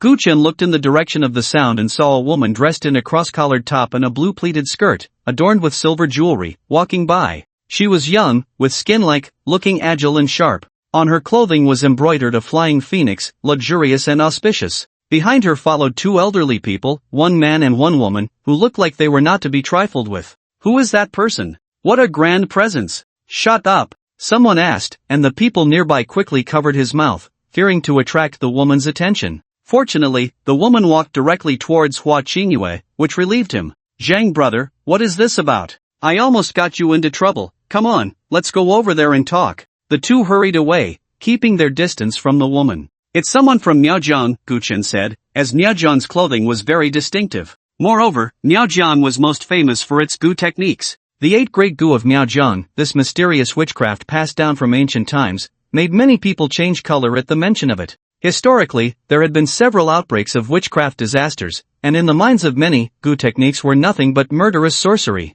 Most inheritors of Miaojiang's gu techniques are women. The female is yin, which aligns with gu. Gu Chen did not think further. His understanding of gu techniques was merely superficial. After all, the history of the Xia kingdom was long, and the things passed down from ancient times were countless. To thoroughly understand even 1 or 2 of them was already quite impressive. Although gu techniques are good, Sir's tattooing technique is even better. Shifeihu said in a muffled voice. In his heart, Gu Chen's tattooing technique was the most powerful. Mr. Gu, let me introduce you. The one who just passed by is the newly appointed Miaojiang Saintess Long Xiener, Wu Binglan quickly introduced to Gu Chen. Miaojiang Saintess? Gu Chen couldn't help but take another look at Long Xiener. The Miaojiang Saintess was the future pillar of the Miaojiang gu technique world. Who would dare to sit in that position without the ability? The position of Miaojiang Saintess was very hot. Besides Long Xiener, there are a few others you need to pay attention to, Mr. Gu. Wu Binglan wasted no time and directly mentioned a few names to Gu Chen. Taoist Li Qidao from Wodong. Monk Shanjin from the Buddhist sect. Taoist Gu from Xiang Temple and Taoist Hua Qingyue. Scholar Mu Yutong. In front of Xinglan residence, dozens of people gathered, and along with Long Xiener, Wu Binglan introduced a total of 6 people to Gu Chen. Gu Chen's strength was not ordinary, and those Wu Binglan introduced were all formidable. Gu Chen noted down the names of these individuals. Wu Binglan took a deep look at Shifeihu, who stood silently beside her. This person's strength is also quite remarkable. If he were to strike, it would be earth-shattering. The aura Shifeihu had just displayed still left her in shock. Gu Chen's gaze suddenly turned to the distance. He leaped and jumped onto the rooftop in a few steps. Shifeihu followed closely, leaping out.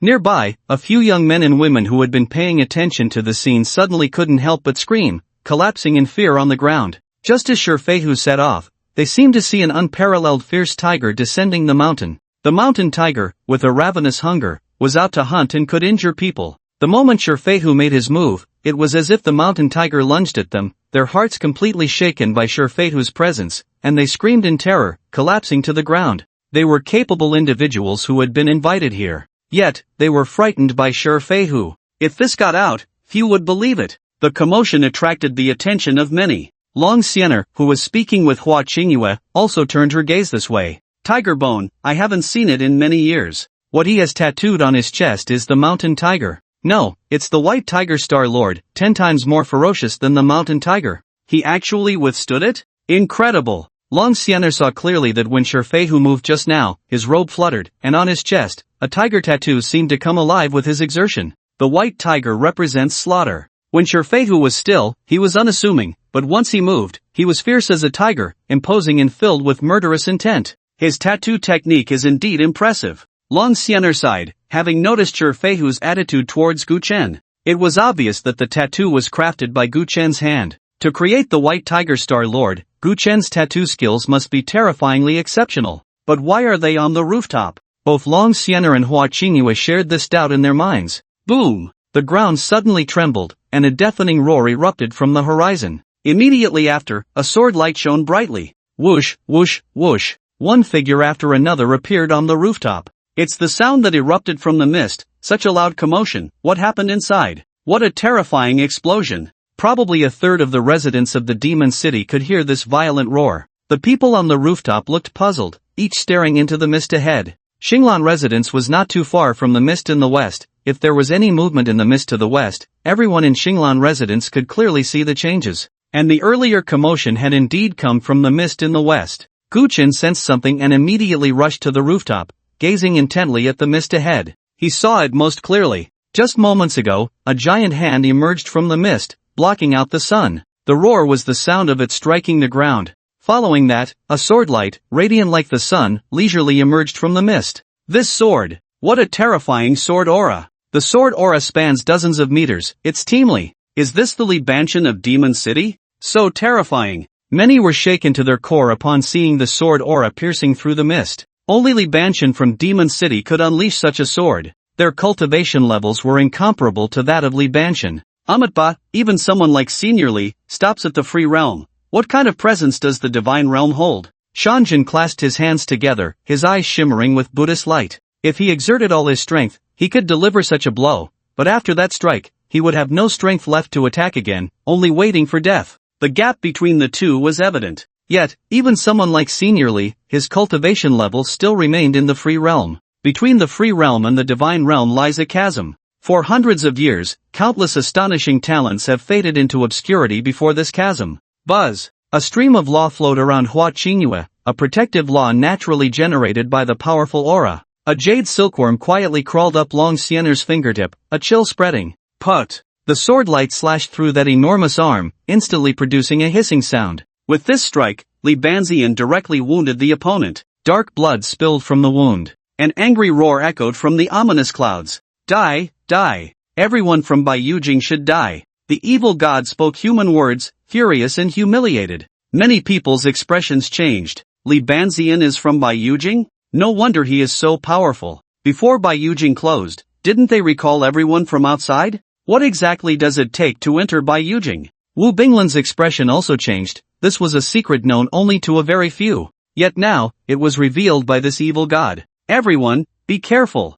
A person in a white robe, exuding a scholarly aura, spoke up. His voice was not loud, but it reached everyone's ears very clearly. It was indeed Confucianism, transmitting sound over 1,000 miles. Gu Chen looked up and saw the blood dripping from the evil god falling into a certain area. Each drop of blood was the size of a sandbag. Then, the blood began to writhe, and strange, grotesque monsters emerged, drenched in blood. Kill! Kill! Eat! Blood! I crave blood! Whispers came from the mouths of these monsters as they fell to the ground, immediately rushing towards the nearest living beings. Whether human or animal, they were all targets of their bloodthirsty desires. Get away from me! Gu Chen watched as a drop of blood came crashing towards him, a twisted monster emerging from the blood, opening its gaping maw to bite. Before he could act, the ever-vigilant Shurfeihu moved. You won't harm my master. Roar! Shurfeihu bellowed, his tiger roar shaking the forest, startling all beasts. His large hand, shaped like a tiger's claw, fiercely grabbed the monster's head.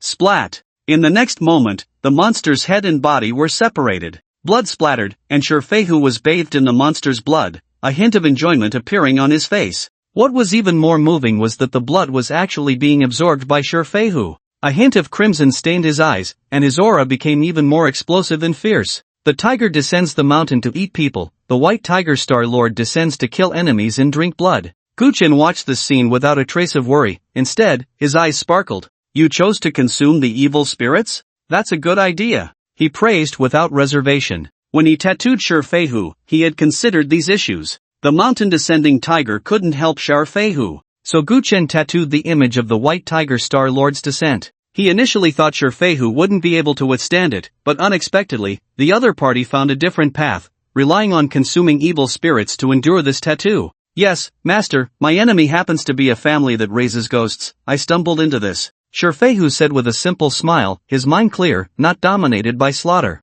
Monsters, get away. Don't kill me, I have money. Mom, it's so scary here, I want to go home. Cries of despair rose and fell. The evil god's arm was too enormous, blood splattering, directly affecting a district of the demon city. The monsters born from the evil god's blood landed on the ground, as if they had smelled blood, crazily rushing towards living beings. Kill, kill, kill. Destroy everything. Devour everything. Boom, boom, boom. In the mist, the battle between Li Banxian and the evil god continued. However, it seemed Li Banxian had noticed the situation in the city, and the fluctuations of the fight gradually sank into the depths of the mist. Don't worry about me, go. Gu Chen said, looking at Shurfeihu, who was tightly guarding him. At this moment, everyone present was involved. Gu Chen naturally would not ignore the ordinary residents. Sir, I'll be right back. Shurfeihu no longer hesitated, his figure shooting down an alley like a cannonball. Roar! This tiger's roar was even more ferocious than the last.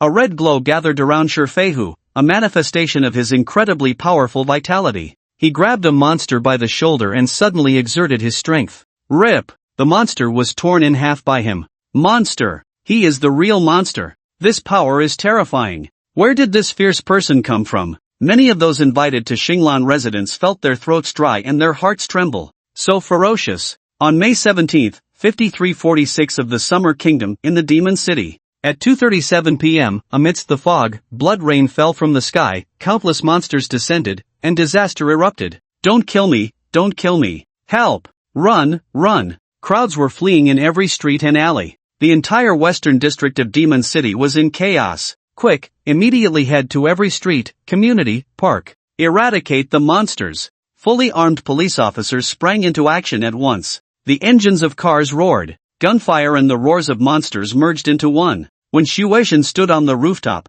looking towards the western district with binoculars. A blood rain has brought so many monsters? This is simply a hell on earth. People had already been arranged to evacuate to the city center, but not many were willing to leave. Through the binoculars, he could clearly see the tragic scene in the distant western district. Every moment, innocent residents were brutally killed by these monsters. Regardless of age or gender, this group of monsters showed no mercy. Blood stained the streets. Store windows shattered, muscles bulging, arms raised high, monsters like tanks rampaged through the streets. The violent impact caused even cement walls to collapse. Pedestrians caught off guard were smashed into meat paste, and those who narrowly escaped were left bloodied and bruised by flying stones and shards of glass. There were also monsters with long tongues, which could pierce a person's head from 5 meters away. Then, the long tongue greedily stirred and sucked within the shattered skull. Ugh! When Xuexian could no longer bear to watch, the binoculars fell to the ground as he covered his mouth, feeling his stomach churn violently.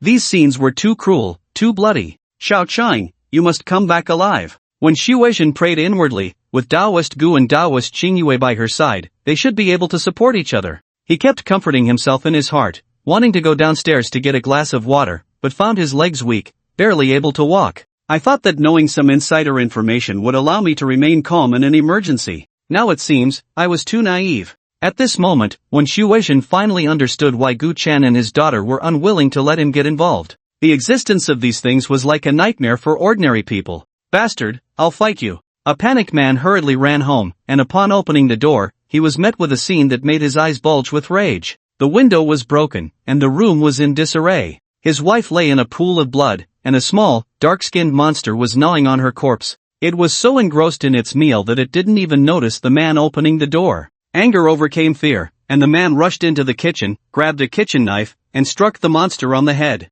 Put! Green blood splattered, falling to the ground and corroding the sofa and floor. Why? Why destroy everything I cherish? The man went mad, striking the monster's head again and again with his knife. Even as the corrosive blood splattered on him, he did not loosen his grip on the blade. The monster was already dead, the first strike had severely injured it, and the subsequent blows were quick and frenzied. Thud! 2 armed officers rushed in, and upon seeing the scene in the room, they understood everything. At this moment, the man gradually calmed down, his body covered in corrosive wounds, yet he felt no pain, for his heart was icy cold. "Brother, my condolences," one officer said as he approached and patted him on the shoulder. The man collapsed backward at the touch, his body had reached its limit. "Quick! Someone needs assistance here." The officer hurriedly supported him and shouted into the radio. The same scene unfolded in various places across the West District. On this day, many people lost their loved ones and family members, their homes were shattered. "Xiaoyin, it's all Dad's fault. Mom, wake up, don't sleep, the rescue team is here. Honey, you are the pillar of our family. If you leave like this, what will happen to me and the kids?" In the streets and alleys, many clutched broken bodies, crying out loud. But at that moment, no one could comfort them. Because there were simply too many monsters. They would not stop their slaughter because of your tears. Whoosh! Whoosh! When Xiaoqing unleashed her full power, arrows formed from her gathered spiritual energy flew out one after another. The arrows accurately pierced the monster's head and then exploded. The 36th one. When Xiaoqing silently counted in her heart, ignoring those who thanked her, and continued forward, she knew there were still many who needed help. In the park, a monster drooled as it prepared to pounce on a little girl who had fallen to the ground, crying loudly. That was its prey. Buzz! Just as it was about to strike, its body suddenly stiffened and fell to the ground like a puppet. Upon closer inspection, one could see dark, wriggling worms crawling within its body. Long Sienna remained unfazed as she walked forward. Wherever she passed, monsters within a 20-meter radius died in various ways. Worms crawled out from those corpses, following Long Sienna. It looked very eerie. Some officers who had come to assist were left with goosebumps upon witnessing this scene. "Let's go over there. Hurry!" Before the disaster erupted, the Supernatural Bureau had already warned them. Everyone knew this day would come and had prepared. But this day arrived so suddenly. All West City residents, immediately evacuate to the city center. Everyone, please remember, these monsters can be killed, they are also very fragile. Aim for their heads, hearts, and other vital points to take them down. Evacuate, emergency evacuation. Among the fully armed rescue team, a designated officer shouted loudly into a megaphone. Bang! Guchen casually smashed a monster's head to pieces, his eyes filled with murderous intent as he watched the monsters rampaging without restraint. Humans and them cannot coexist. Kill! Guchen opened the bag he carried, and a book flew out. It was the Tattoo Compendium. The Tattoo Compendium not only recorded the tattoo designs Guchen had drawn but also had another ability. As long as it was a design recorded in the compendium, Guchen could, by consuming equivalent materials, gain the ability of that tattoo in a short time. System, give me the ability of the fierce-eyed Vajra tattoo, Guchen said in his heart to the system. When the Vajra is enraged, the killing decree is unleashed. The Bodhisattva's compassion also harbors the wrath of the Vajra. Anger arises from the injustices of the world. This anger is not evil but good. When the Vajra is enraged, it dares to descend into the abyss of hell, fearless, solely to unleash a massacre. Today, Guchen is set to slay in all directions. Buzzing. On the tattoo illustration, the Buddha's light surged, and the fierce-eyed Vajra seemed to come alive, transforming into a stream of light that entered Guchen's body. Boom! The earth trembled, and the glass of roadside shops shattered. A monstrous figure, muscles bulging in arms exaggeratedly strong, like a tank, charged toward Guchen from a distance. These monsters, formed from the blood of evil gods, vary in strength. Weaker monsters can be fought by ordinary residents if they muster their courage. Stronger monsters require armed police a certain amount of time to take down. The even stronger ones can only be dealt with by people like Guchen. At first, the people of Xinglan residents handled the monsters relatively easily. But gradually, they began to feel the strain, as these monsters grew stronger after consuming flesh and blood. We need to speed up. It's just blood, if it weren't for Li Banshan holding them back. The evil gods are truly terrifying. Many felt a chill in their hearts, yet the speed of killing the monsters became increasingly swift. Boom! The tank monster lifted a car and hurled it at Guchen. Its strength was terrifying. The car in its hands was like a stone, lifted, powered, and thrown in one motion. The car fell like a meteor, whistling through the air. Guchen showed no hesitation and had no intention of dodging. He raised his hand and casually pushed. Bang! The car that crashed toward Guchen was directly intercepted by his palm, the immense impact causing the car to bend inwards. My physical quality has nearly tripled, and the strength of my body has received an unprecedented boost. Is this the wrathful Vajra? Guchen casually tossed the car aside. Golden light flowed around him. That was the Arhat golden body of Buddhism, with astonishing defense. Bang bang bang! After the first strike failed, the tank roared as it charged forward, its eyes blood-red, like a mad bull, intent on smashing everything in its path to pieces. The tank's muscular right arm was raised in front of it, fist clenched, the speed of its charge continuously accelerating. Is the air being compressed? Guchen's expression tightened. The tank's charge was like a comet, compressing the air, and sparks ignited on its arm. Buzz! In the next moment, the sparks ignited into flames, engulfing the tank monster entirely. Yet it emitted no howls, clearly igniting flames through friction with the air during its charge, spreading the fire across its body. This was a killing move of the tank monster. The intense heat rushed toward him. A normal person would think of how to evade this strike. Because the tank's impact was too fierce and brutal, any vehicles in its path shattered upon collision. Let alone humans, how could flesh and blood withstand such a force? One collision would likely turn them into a bloody pulp scattered on the ground. But Guchen did not retreat. Instead, he stepped forward, the golden Buddhist light erupting from him. This was Guchen's first true demonstration of the real power of the tattoo technique. With several times the enhancement in physical quality, this fierce-eyed Vajra tattoo even granted Guchen a brief possession of the Arhat golden body of Buddhism. His immense strength was the source of Guchen's confidence. At this moment, there was no need to evade, nor was there any need to. The monster before him had yet to earn the right to make Guchen yield. He raised his right hand, forming a seal, and the Buddha light coalesced into a swastika, which came crashing down with Guchen's palm. Guchen was like a master of the Buddhist sect, displaying immense power. Bang! Bang! Bang! Guchen's palm collided with the right arm of the tank. The Buddha light protected him. Mere flames could not harm Guchen in the slightest. Boom! The deafening roar echoed in all directions. The rampaging tank was actually halted in front of Guchen's palm. No! It was retreating. My power far exceeds yours. Guchen's sword-like brows furrowed, anger rising, the swastika's radiance intensified, pressing down. Crack! The concrete beneath the tank began to crack, as it was directly forced to kneel on the ground, unable to lift itself. In the next second, bang! The tank's muscles bulged to an exaggerated size, unable to bear the burden, exploded. Whoosh! Guchen had already distanced himself from it the moment it exploded. He did not want to be splattered by the monster's filthy blood. Everything happened in the blink of an eye. From the moment the monster tank spotted Guchen to their collision, it took merely 2 minutes. Ultimately, with the tank exploding, the confrontation had come to an end. Is he the tattoo master? Guchen, this person must not be made an enemy. It's the tattoo technique. His tattoo technique is terrifying. I've truly opened my eyes. Such a monster was effortlessly taken down. Just how terrifying is Guchen's current power? Not far away, several martial artists were in shock. They asked themselves, if they faced the tank, they would likely face dire consequences. But what about Guchen? In front of a power-type monster like the tank, he used the most direct and violent method to kill it. That shock was etched in their hearts, perhaps for the rest of their lives. These few would never forget the scene they witnessed today. Guchen! They all thoroughly remembered this name. Let's go. Although we are not as good as Guchen, the West District is too chaotic right now. We must not let our guard down. Yes, if we can quickly clear out these monsters,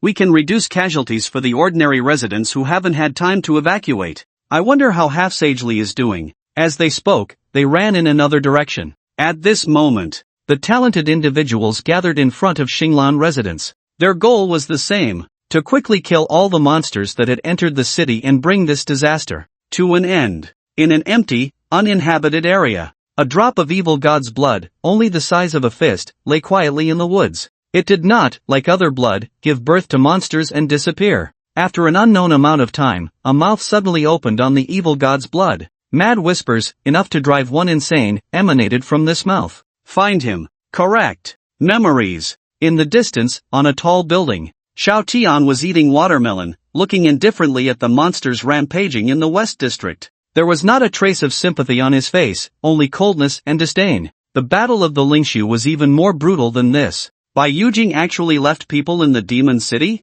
I wonder if Guchen is dead or not. A series of questions floated in Xiao Tian's mind. He always felt he had overlooked something, but for a moment, he couldn't recall what it was. In the mist, a few people were fleeing. Director Jiang, don't worry about us, you should leave quickly. Yes, Director Jiang, we can die, but that thing must be brought back to the Demon City. Director Jiang. 3 men dressed in ordinary clothes spoke. They looked anxiously at one person, who was none other than Director Jiang, who had entered the mist to gather intelligence. The others were also members of the Paranormal Bureau who had acted alongside him. There were a total of 15 people in this group, and now only 4 remained. They were all injured, with Director Jiang being the least hurt. The other 3 were covered in blood, and 2 of them had chunks of flesh scraped off their bodies. One of them even had a broken leg. I didn't expect there to be more than one butcher appearing in the live broadcast, Director Jiang said, his expression grave. Yeah, there are trap-setting butchers. Once you step into a trap, you can only shed your tail like a lizard to survive.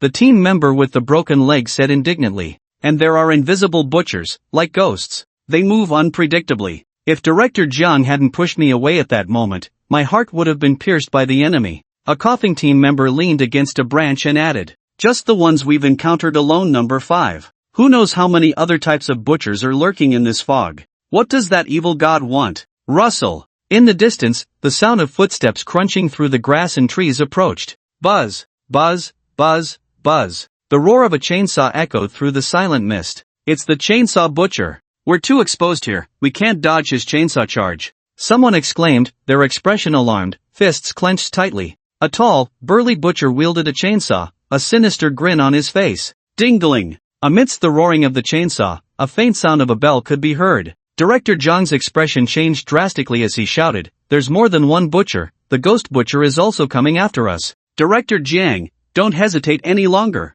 Fight for our beliefs. What does death matter? To hell with it, let's take on these monsters. 2 people, not waiting for Zhang Peng to make a decision, armed themselves and boldly walked toward the chainsaw butcher. Zhang Peng already understood their resolve. Without saying a word, he immediately headed in the opposite direction. Dingling. The bell sound grew more urgent, getting closer to Zhang Peng. Its target was clear. You bastard, even though I can't see you, you have to carry a bell. Do you think my ears are useless? One person lunged at the air, the one with the broken leg. Ah, I've caught you. Try this new device developed by the Paranormal Bureau, specially designed to deal with monsters like you. Boom! An explosion sounded, and a terrifying shockwave blasted a tall, thin figure out of the empty space. In its left hand, it held a skeletal death knell, and in its right, a sharp butcher's knife. It had bells on it, which jingled as it moved. This was the invisible ghost butcher the team member had mentioned. But at that moment, the ghost butcher was blown up, revealing its form, and it fell straight to the ground, no longer able to pursue the fleeing Zhang Peng. Boom! Boom! 2 more violent roars followed. The fierce shockwaves even dispersed much of the fog that lingered here. Brothers, take care on your journey. Zhang Peng did not look back. He knew that the time he had now was bought with the lives of those brothers. Cough, cough. I don't have much time left, but as long as I can bring something back, everything is worth it. Zhang Peng coughed up a mouthful of black blood, and in his mind, a voice seemed to urge him to stop. This will is gnawing at my body, it wants to control me? In your dreams, I, Zhang Peng, would rather die than become a puppet like those butchers. He did not tell the other members about this. In fact, he was the one suffering the most among them. Every moment, a voice was tempting him in his mind. Moreover, the extremely cold and sinister power of the evil god was continuously eroding Zhang Peng's flesh. Each time it eroded, it felt like a knife scraping away a piece of meat from his body. Both physically and mentally, he was subjected to a double torment. The fact that Zhang Peng could endure for so long without going mad was a testament to the strength of his will, which was truly moving. Gradually, the mist was no longer as thick, and Zhang Peng knew he had reached the edge of the fog. The sensor has responded. The person coming to meet me is 300 meters ahead. Zhang Peng took out a sensor from his pocket, which had already reacted, with a green dot on the map flashing continuously. 300 meters, I can make it. A hint of a smile appeared on Zhang Peng's painfully contorted face. Humans, submit to me, and I shall grant you great power and immortality. The murmured whispers echoed in Zhang Peng's mind. He paid no attention to the words. Great power and immortality, wasn't that what the butcher, who had already lost himself in the mist, sought? What use would such power and immortality be if obtained? Seeing that Zhang Peng was unmoved, the voice fell silent. However, the speed at which the evil god's power eroded Zhang Peng increased slightly. Heh, after all this time, you've only eroded half of my calf? You must be a fake evil god. A damn evil god, only daring to play tricks behind the scenes. I disdain you. Zhang Peng stumbled but was not angry. Instead, he laughed and cursed. What I have in my arms must hold your great secret. But you didn't expect that Li Banxian would come out halfway, did you? Someone will repay you for this trap you've set. Moments later, the voice in his mind finally spoke softly. Humans are merely ants. Even by Yujing is a meaningless struggle. Mr. Gu, Daoist Qingyue, the censor has confirmed Jiang Bureau's location. A resolute-looking officer, tall and straight as a gun, said. His name was Liang Changwang, and he was responsible for the task of meeting Jiang Peng. An hour ago, a message suddenly came to Liang Changwang's mind. It was from one of Jiang Peng's group, a special talents ability. The person could transmit a message to a designated individual within 5,000 meters. However, it could only be transmitted once a day, which was a significant limitation. The signal in the mist was intermittent and very poor, and the communication devices they carried were not very effective. Therefore, the special talent who could transmit information became extremely important. Since it could only transmit one message a day,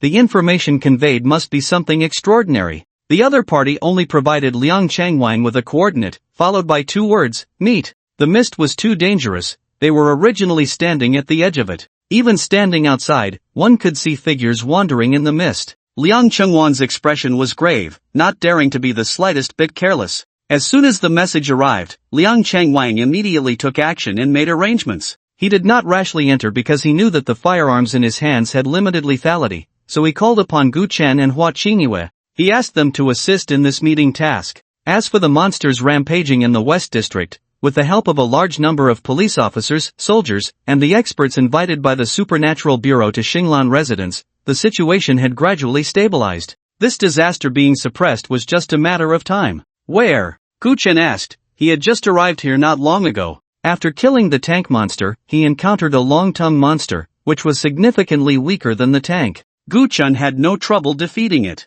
Then, he received this task. It's easy to lose your way in the fog, but the closer you get to the outskirts, the less that feeling of disorientation becomes. Director John's position is in that direction, about 300 meters away. Please, you too. After Liang Changwang finished speaking, he stood tall and saluted the two with a serious demeanor. Let's go. Gu Chen nodded and stepped directly into the fog. Hua Qingyue said nothing, simply following Gu Chen into the mist. Watching the two leave, Liang Changwang tightened his grip on the firearm and shouted at the soldiers around him. Everyone, stay alert. When Mr. Gu and Daoist Qingyue come out, if those ghostly things in the fog dare to approach, shoot them down. As for why Liang Changwang didn't take anyone into the fog, it was experience, bloody experience. Previously, when Chen Gang was trapped during a live broadcast, the police station in Magic City in the nearby military district immediately mobilized personnel for rescue. But none of the dispatched personnel returned. This place feels very uncomfortable.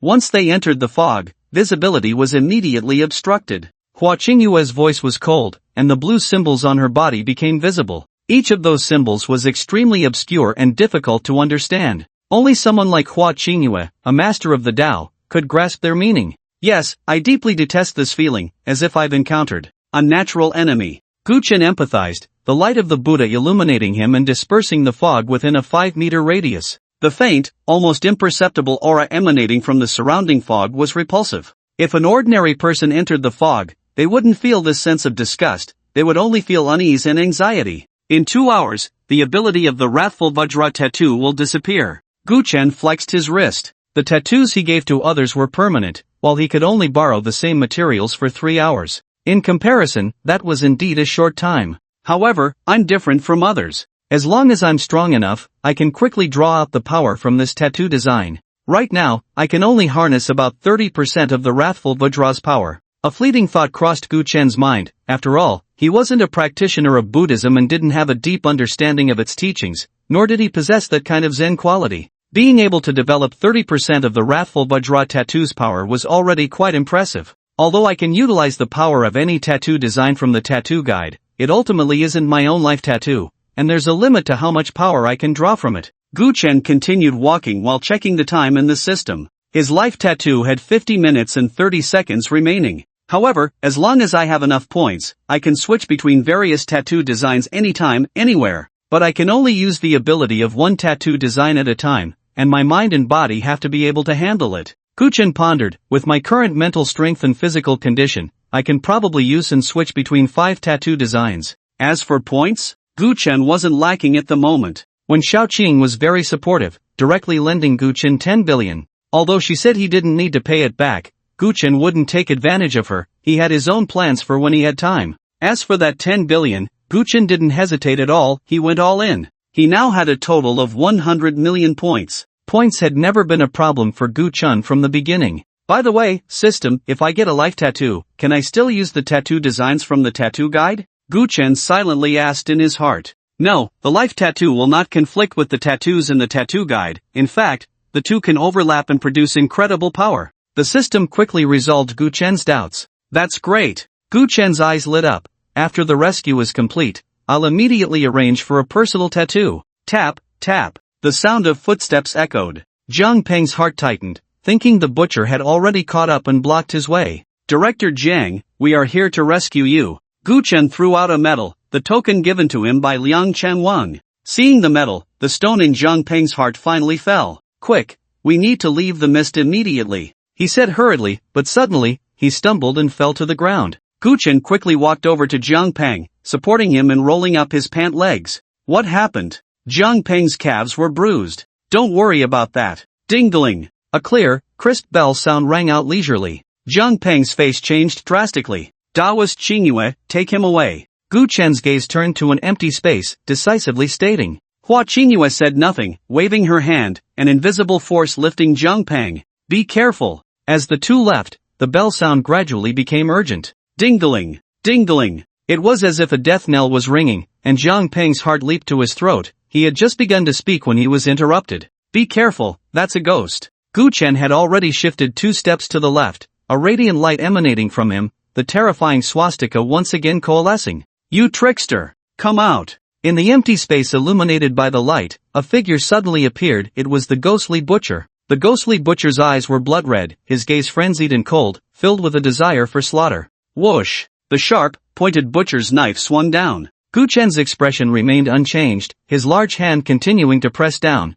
the light in his palm compressing inch by inch. Crack, crack. The butcher's knife, made from human vertebrae, was crushed under Gu Chen's overwhelming force, shattering into pieces, as Gu Chen's palm pressed hard against its chest. Bang! The butcher's chest caved in, and he fell straight to the ground, dead on the spot. Too weak. Gu Chen withdrew his hand, feeling unsatisfied. The butcher before him was even weaker than the tank monster he had encountered earlier. With Daoist Qingyue with him, Director Zhang should have successfully left the mist by now. Although Gu Chen had never fought with Hua Qingyue, his intuition told him that this woman was formidable. But this butcher. Gu Chen squatted in front of the butcher's corpse, not in a hurry to leave. He began to unwrap the bandages from the butcher's wrists and face. The butcher's arms were covered in scars, many wounds deep enough to see bone, and his face was severely lacerated, making it unrecognizable. A person with such severe injuries couldn't possibly be alive. There isn't even a heartbeat, this is essentially a corpse. The butcher's body looks more like a cold tool,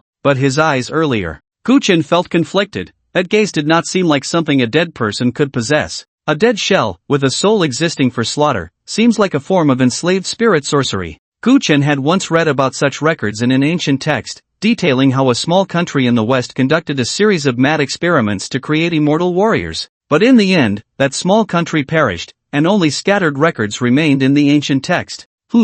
At that moment, a strange, sinister aura began to converge towards the butcher's corpse lying on the ground. This aura made Gu Chen feel extremely disgusted. Another one of these auras? The tail tribesman who came to assassinate me had this aura on his tattooed face. Gu Chen couldn't help but recall Senpa. He wouldn't mistake the aura hidden beneath the tattoos. What connection could there be between the two? The Buddha's light is useful, but my application of it is not profound. I can only intercept a small part. Gu Chen used the Buddha's light to block the gathering evil aura. However, he could only stop a little of it. Soon, many of the sinister auras merged into the butcher's body on the ground. Hey, interesting, is he going to die and come back to life? Gu Chen said calmly, staring at the butcher's corpse with great interest. At that moment, the butcher lying on the ground suddenly opened his tightly shut eyes. In an instant, Gu Chen caught a glimpse of an indescribable pain flashing in the butcher's gaze. But soon, his eyes turned cold, frenzied, and numb. A terrifying killing intent was gathering. The souls that had died at his hands were countless. Bang! Stay quiet for a moment. Before the butcher could make a move, just having opened his eyes and not yet reacting, Gu Chen's hand, suffused with Buddha's light, pressed directly against his face. The butcher, just awakened, fell back into a false death state. As expected. This body is very interesting. With my power, I can't destroy it? Gu Chen looked at the spot where he had struck the butcher. The butcher's face only slightly caved in, without any cracks or new wounds appearing. One must know how strong Gu Chen's power was. In a direct clash, even a tank-type monster would not stand a chance. The strength of Gu Chen was unimaginable, even a piece of bluestone would shatter under his palm. A human face is not that hard. Indeed, it wasn't that I struck his vital point that caused him to enter a false death state. Gu Chen paused, it was that I dispersed the evil aura lurking in his mind with a single palm strike that caused him to die. One could say that the evil aura within the butcher's body was the key to his immortality. If a way could be found to eliminate this aura, the butcher would enter a false death state. So, what exactly are these evil auras? The power of the evil god? Gu Chen did not think so. Describing it as the power of the evil god was too vague. He felt that there was a huge secret hidden within. Is it coming again? Gu Chen stood up, no longer pondering, as he sensed another cold aura identical to the butcher's. He stood up and saw a woman 10 meters away, her head wrapped in a cloth bag, dressed in a nurse's outfit. One of her hands began to turn red as she reached out towards Gu Chen. Whoosh! Immediately, the butcher beneath Gu Chen's feet vanished in an instant, and the next second, he appeared beside her. What kind of power is this? Gu Chen instantly became interested, feeling that this ability was very intriguing. Then, the nurse, still holding the butcher in a false death state, continued to make her right hand red, and in just a second, she moved even further away from Gu Chen. Gu Chen could vaguely see a shadow, very blurry. Another second passed, and in the mist, there was nothing. Did she run away? Gu Chen was astonished. This nurse is quite decisive. He had intended to put this nurse into a false death state as well to verify some of his suspicions. But the other party acted without any hesitation. Taking the ghostly butcher with her, she used her ability to directly vanish into the depths of the mist. The butcher that appeared in Chen Gang's livestream did not display any special abilities. The second butcher I just encountered had the ability to become invisible. And the third nurse, her ability is related to space? Just now, the nurse had saved the ghostly butcher right in front of Gu Chen. Gu Chen was already on guard, but the ghostly butcher vanished right under his nose and then appeared beside the nurse. After that, the nurse was very decisive, continuously using her ability to slip into the mist. That's not right, every butcher should have a special ability. It's just that the first butcher didn't reveal it, or perhaps he did reveal it, and we simply didn't notice. Gu Chen decided that after returning, he would take a good look at the replay of Chen Gang's live broadcast from that day. He dusted off his clothes and walked out of the mist. The task was complete, and it was time to go back. If the female nurse had appeared a little later, I might have been able to gather more information. Just as Gu Chen was about to leave the mist, he took a deep look at the place. Next time I come in, none of you will escape. Mr. Gu, you finally returned. Liang Changwang, who had been pacing back and forth, hurriedly approached Gu Chen with a somewhat anxious tone. I should have let you rest, Mr. Gu, but the situation is urgent, and I hope you can come with me. Is it something wrong with Director Jiang? Gu Chen instantly guessed the reason for the urgency. Mr. Gu is indeed perceptive, we have arrived. Liang Chengwan led Gu Chen to a makeshift tent not far away. Before entering the tent, Gu Chen felt a chilling aura of death emanating from within. However, two strands of cold death energy were coming from two different directions. They were extremely subtle, but the power of the angry-eyed tattoo on Gu Chen had not yet dissipated. So he noticed these two very obscure auras. Mr. Gu, what's wrong? Seeing Gu Chen in a daze, Liang Chengwan quickly asked. It's nothing. Gu Chen replied as he entered the tent, where he saw Jiang Peng, his body bruised, eyes tightly shut, and breath faint. Hua Qingyue was standing beside him, a talisman affixed to Jiang Peng's chest. I temporarily used the talisman to lock in the last trace of his soul, but that strange power is eroding him at a speed 10 times faster than before. Death is getting closer to him. She added, this situation only appeared after he handed over that item. What item? Gu Chen couldn't help but ask. The jade box, inside it is a pitch-black diamond crystal. Liang Chengwang quickly explained, Director Jiang just handed over the box, and then he collapsed to the ground. The crystal in that box drained Director Jiang's life force. If it weren't for Taoist Hua Qingyue's timely intervention, Director Jiang would have already died. Are you all okay? Gu Chen found it a bit strange. We don't know why, but the crystal in the box only drains Director Jiang's life force. Others who touch it are completely fine. Liang Chengwang forced a smile. At first, we thought that returning the item to Director Jiang would restore him to normal, but we never expected. The current state of Director Jiang made it clear how dangerous the situation had been at that time. I'm not a miracle worker, you must have mistaken the person to wait for me? Gu Chen raised an eyebrow, knowing that Zhang Peng was only minutes away from true death. Mr. Gu, I've heard from my elders that powerful tattoo techniques can have the power to bring people back to life. Liang Chengwang's gaze was intense. All the doctors who had examined Zhang Peng had sentenced him to death. Even a Taoist master like Hua Qingyue could only temporarily hold Zhang Peng's life. I'm just a tattoo artist, not a god. Bringing someone back to life depends on the situation. All his vital energy has been drained, only a trace of his soul remains, firmly locked in his body by this talisman, just hanging by a thread. There's no saving him. Gu Qin was very certain that this breath was hollow, completely different from the last breath of a normal person before passing away. Otherwise, Gu Qin could have used a tattoo design to pull Zhang Peng back from the gates of hell. But now, there was no way. He walked in front of Zhang Peng and lifted his eyelids. A terrifying thing happened. Zhang Peng's eyeballs had vanished without a trace, leaving behind a pitch-black void. Just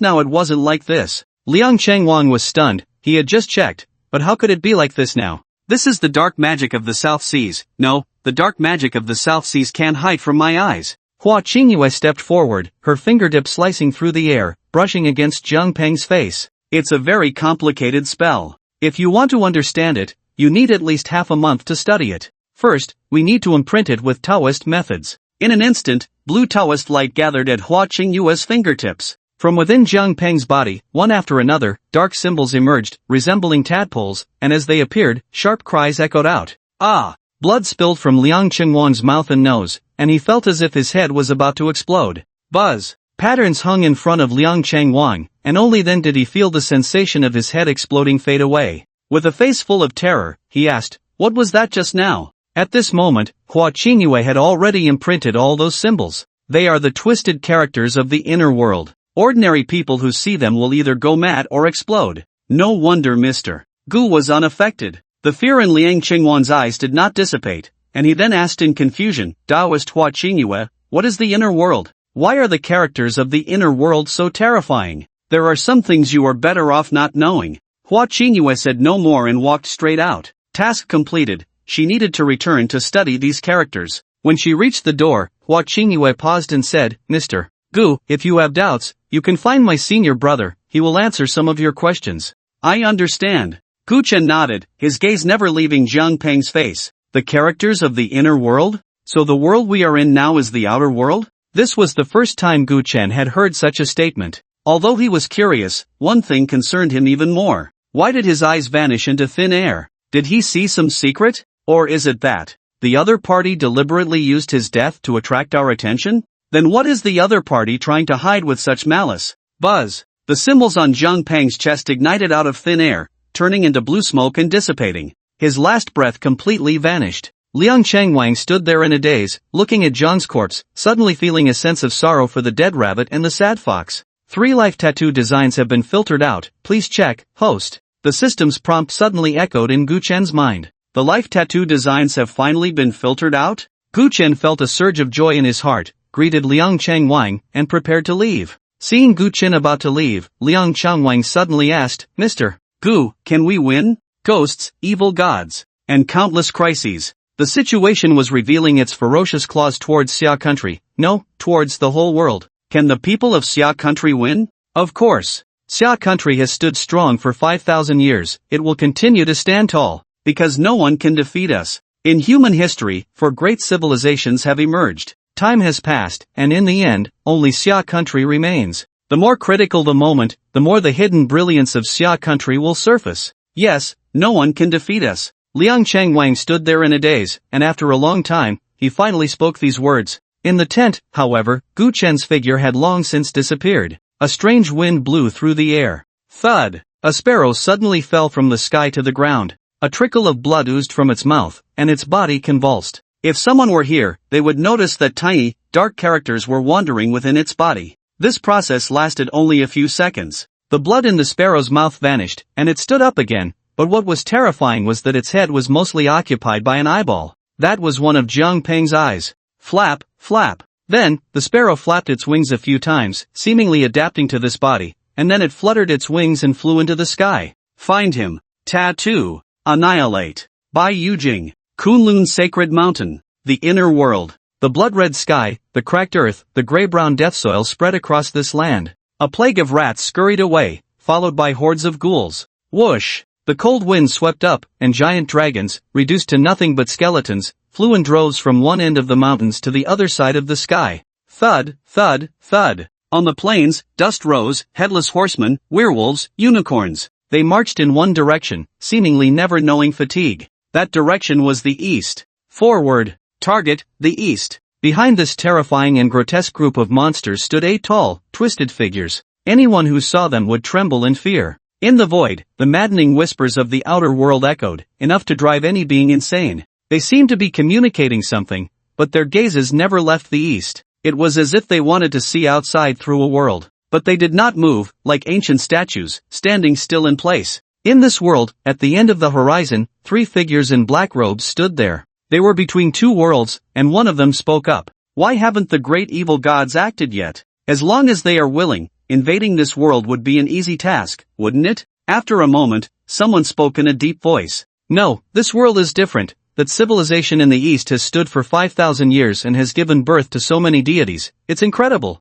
But their gods have already left. Another person wanted to speak, but the last one waved his hand to interrupt him. We have already failed twice. If we fail this time, we will have no key to open the way back again. Everything suddenly fell silent. One of the figures in black robes couldn't help but turn to look, only to see the evil gods in the inner world still gazing at the east. They had maintained this posture for over 10,000 years. This time, we will not fail. In the West District, this disaster was nearing its end. Piles of monster corpses were stacked together like garbage and then burned. Large groups of residents were evacuating in an orderly manner. Mom, why are you crying? Do you miss Dad? Don't cry, okay? Dad will be off work soon. He'll be heartbroken if he sees you like this. On a rescue vehicle heading to the city center for refuge, a little girl reached out and wiped the tears from her mother's cheek. The woman, covered in dirt and looking quite disheveled, quickly hugged the girl tightly upon hearing this. Your dad called me not long ago, saying he had to go on a business trip and might be gone for a long time.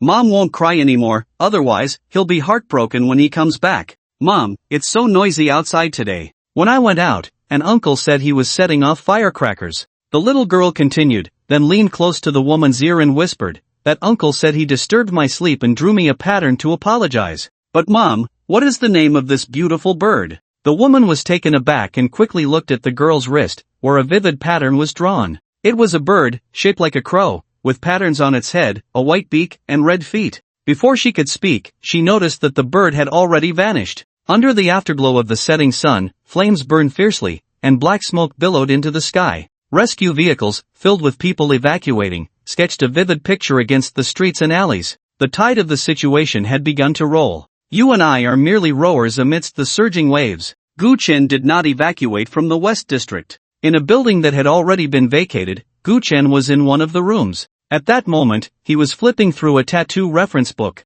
As Gu Chen turned the pages, the patterns in the book seemed to come alive, featuring compassionate bodhisattvas, fierce vajra, tigers descending the mountain, white lilies, ghostly witches, soaring eagles, and so on. Gu Chen's gaze swept over these tattoo designs. The first few pages were already filled. He opened a fresh page, his expression somewhat excited. This tattoo design was brand new, occupying both pages of the reference book entirely. Is this the first life tattoo design? Gu Chen's mind was completely immersed in it. As a tattoo master, he had no life tattoo on him, and he wasn't afraid of being laughed at for it. Now was the time to make a choice. On the reference book, 2 limited designs outlined an infinite starry sky. One star after another stood tall in the boundless cosmos. They gazed at each other, yet seemed to form a whole. These stars seem to exist individually, but I see one constellation pattern after another. The stars in this tattoo design change endlessly. It's truly incredible. All the constellations I know can be connected and adorned. No, wait, it's not just the constellation images, it seems countless stars have condensed into a figure?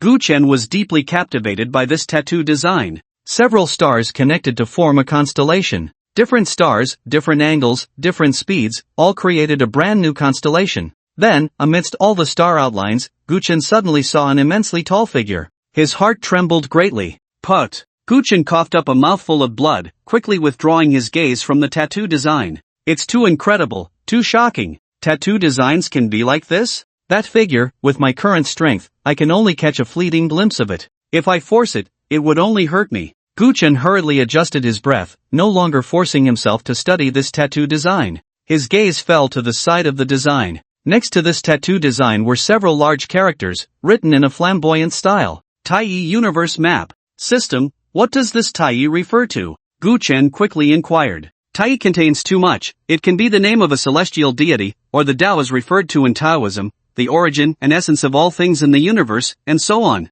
The meanings contained within are too numerous, and Gu Chen could not guess what Tai meant in this design. The same tattoo design can be understood completely differently by different people. The system did not explain to Gu Chen but instead stated this. Does understanding what Tai is depend on my interpretation? Gu Chen murmured, then began to check the detailed information of this Tai universe map. As for whether he could withstand it, Gu Chen had never considered this question. After all, the system had been filtering for so long. It wouldn't randomly select 3 tattoo designs that he couldn't handle. He was sure he could withstand the Tai universe map. What Gu Chen cared more about was the function and taboos of this tattoo. The power of a tattoo, if used well, can become a great aid. If used poorly, it can turn into a deadly weapon. Tattoo design attribute unknown Tai universe map. It is mysterious, majestic, filled with endless profundities. Tai, the revered deity of heaven, can certify divine status. Required materials: Emperor Star *1, 1000 points, Divine Book *1, 800 points, Divine Color and *1, 500 points. Tip: compatibility represents the progress of developing the tattoo totem's power.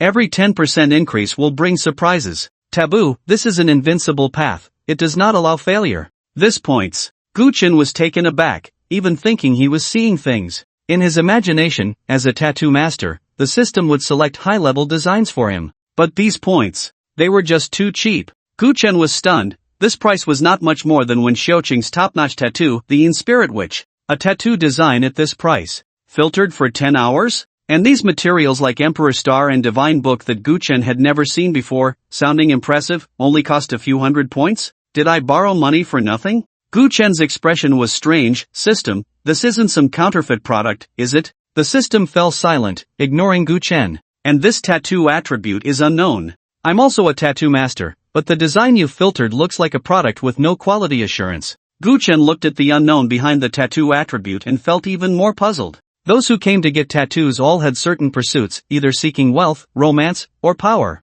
The tattoo designs Gu Chen had previously done had their attributes clearly written in the tattoo catalog. This was odd. This tattoo design is practically labeled free next to it. How strange. Gu Chen found it curious. Previously, he wanted to discuss the points exchange ratio with the system, but it had directly refused. Now, he had prepared so many points, and the system only wanted this little? Abnormal. Too abnormal. The reason will be understood by the host in the future. The system rarely explained something to Gu Chen, and after speaking, it fell silent again. Let's look at the other 2 tattoo designs first. Gu Chen didn't ask again. He knew the system's nature. If it didn't say, asking was useless. He opened the second tattoo design. Whoosh! It seemed like a cold wind swept out. This tattoo design also occupied 2 pages, and its colors were dark. A tall mountain was the backdrop of this tattoo design, and halfway up the mountain, a figure sat cross-legged with its back to Gu Chen. A chilling ghostly aura emanated from it. What a terrifying ghostly aura, 100 times stronger than the fierce ghosts I've encountered.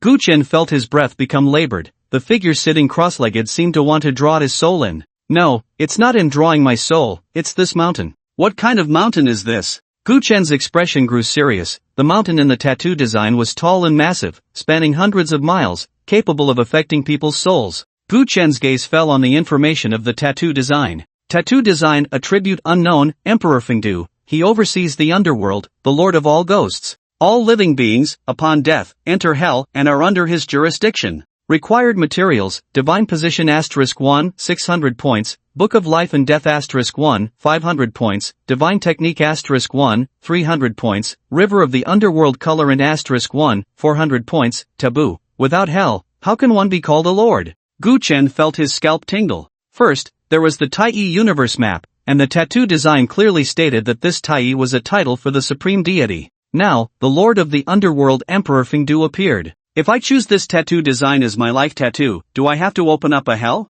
Just thinking about it made Gu Chen's head ache. Hell is something that deals with ghosts every day. Gu Chen had no such hobby. This tattoo design is not suitable for me. Gu Chen directly marked an X on the tattoo design. Moreover, the points for this tattoo design are ridiculously cheap. The Lord of Fengdu and the Shadow Witch tattoo I gave to Wen Xiaoqing are not even on the same level. This one is only slightly more expensive than the Shadow Witch. What kind of trick is hidden in this? Gu Chen really couldn't understand this point. However, he was clear that the system would not pose a threat to him. Forget it. I won't think about it anymore. Let's see what the last tattoo design is. Gu Chen turned over the tattoo design of the Emperor of Fengdu. Suddenly, a burst of golden light filled his vision. A golden dragon soared through the sky, exuding an overwhelming majesty. The golden dragon scales emitted an incredibly solid luster, and the magnificent dragon claws were filled with a sense of powerful beauty. Upon seeing this tattoo design, Gu Chen's eyes lit up. This tattoo design is not bad. He couldn't help but look at the introduction of this tattoo design. Tattoo design attribute dragon, 5-clawed golden dragon. It can ward off evil and avoid disasters, suppressing fortune. It is born from faith, mysterious and extraordinary. Required materials: dragon blood *1, 500 points, dragon essence *1, 500 points, fortune divine technique *1, 1000 points, gold color material *1, 500 points, taboo. When encountering injustice, suppress it all. Gu Chen fell into silence. The 3 life tattoos had been filtered by the system for a full 10 hours. The price exceeded Gu Chen's expectations. It wasn't too expensive, it was too cheap. What on earth is the system up to? Gu Chen shook his head, no longer thinking about this question. So which of these 3 tattoo designs should I choose as my life tattoo? The choice of a life tattoo was to be taken with utmost caution. Gu Chen dared not be the slightest bit careless. The Emperor of Fengdu was directly eliminated by Gu Chen. So what remained were the Taiyi universe diagram and the 5-clawed golden dragon tattoo. Which one to choose? Although I don't know what you're really up to. But, system, I choose this Taiyi universe diagram as my life tattoo. Gu Chen quickly made his decision. The people of Xia have a special sentiment towards the 5-clawed golden dragon. Moreover, the 5-clawed golden dragon holds a special status in Xia. However, Gu Chen yearned more for the boundless starry sky, that breathtaking glimpse, the incredibly majestic figure that lingered in his mind. Furthermore, the Taiyi universe diagram seemed to have much greater potential than the 5-clawed golden dragon tattoo. Additionally, the taboo of the 5-clawed golden dragon tattoo made Gu Chen uneasy. When encountering injustice, one must suppress it. How many injustices are there in the world? Countless injustices, and if one encounters even one, they must step forward to suppress it. If the donkey from the production team comes, it will be worked to death. As for the taboo of the Taiyi universe diagram, who dares to claim invincibility? Who dares to say they are undefeated? This path is destined to be very difficult, but Gu Chen was not afraid, nor did he fear. As Gu Chen's words fell, the tattoo designs of the Emperor of Fengdu and the 5-clawed golden dragon disappeared from the tattoo catalog. I want to firmly remember every detail of this tattoo in my mind. Gu Chen looked at the Taiyi universe diagram in the catalog. Just looking at it took 3 days. Is it because I chose it? During the viewing, I no longer felt the discomfort I had before. Gu Chen's eyes sparkled. Just memorizing this tattoo and recording every detail in his mind took a full 3 days. However, even though he hadn't rested for 3 days, Gu Chen felt no fatigue at all. It's truly amazing. Gu Chen closed his eyes, and in his mind, the Taiyi universe diagram naturally appeared. Here, the Taiyi universe diagram was far more vast, profound, and mysterious than it was in the catalog. The human imagination is boundless. As Gu Chen observed and memorized the tattoo, his consciousness sketched and illuminated one starry scene after another on the tattoo design. Countless celestial phenomena and numerous constellations were all contained within the Tai Chi universe map. All things, vast and myriad, are encompassed within, truly worthy of the name Tai Chi universe. Yet that towering figure, for some reason, cannot be meditated upon or sketched out. Gu Chen opened his eyes and exhaled a breath of turbid air. An excellent tattoo artist memorizes the design in their heart before starting. Those mediocre tattooists look at the design while comparing it to what they are tattooing. Such tattooists can even misplace the design while following it. Quite absurd. Next, it's time to tattoo myself. Gu Chen did not need to rest, for his spirit and energy had reached a perfect state. The dragon bone needle in his hand had turned purple. The divine pigment is directly stored in the dragon bone needle? And where are the imperial star and divine script? Gu Chen searched within the system but found no trace of these 2 materials. Looks like I don't need to adjust the materials. I can just start? Gu Chen thoughtfully gazed out the window as night fell, and the sky was dotted with stars. In the next moment, all distractions vanished. In Gu Chen's mind, only the Tai Chi universe map remained.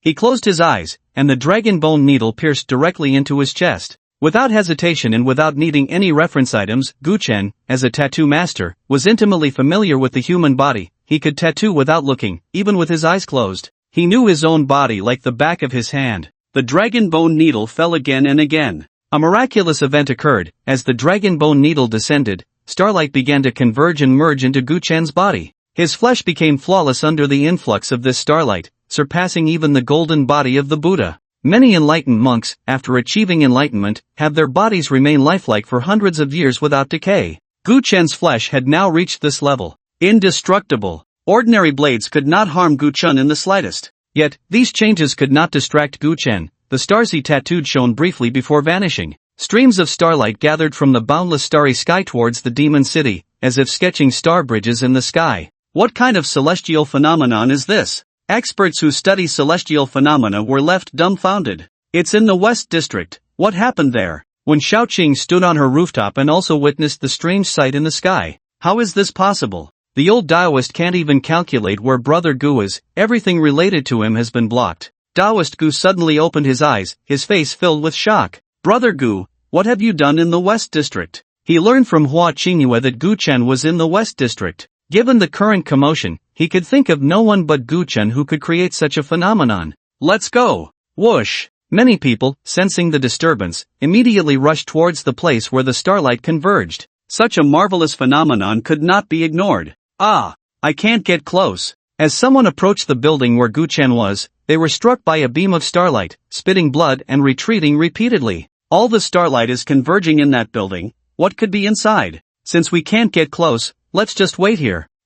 I don't believe this starlight will last forever. These few were not disheartened and chose a spot that was not affected by the starlight but was still relatively close to the building to wait. But no one expected that this wait would last 5 days. Damn it! 5 days. Could this be some kind of restriction? If it really is a restriction, then we have a long wait ahead. Someone cursed angrily, having originally thought it would only take a few hours. Who would have thought that this wait would stretch into a full 5 days? For 5 days, whether it was night or day, the starlight continued to gather, showing no signs of dissipating. Many people edited this into a video and posted it online, instantly going viral. However, other provinces and cities issued announcements prohibiting people from going to the Magic City. They could only rely on the occasional news that trickled out from the Magic City to understand the situation inside. The higher-ups of the Summer Kingdom tacitly allowed the spread of information because they knew that what was happening in the Magic City was just the beginning. The other citizens had the right to know. It was always better to be prepared than to be caught off guard.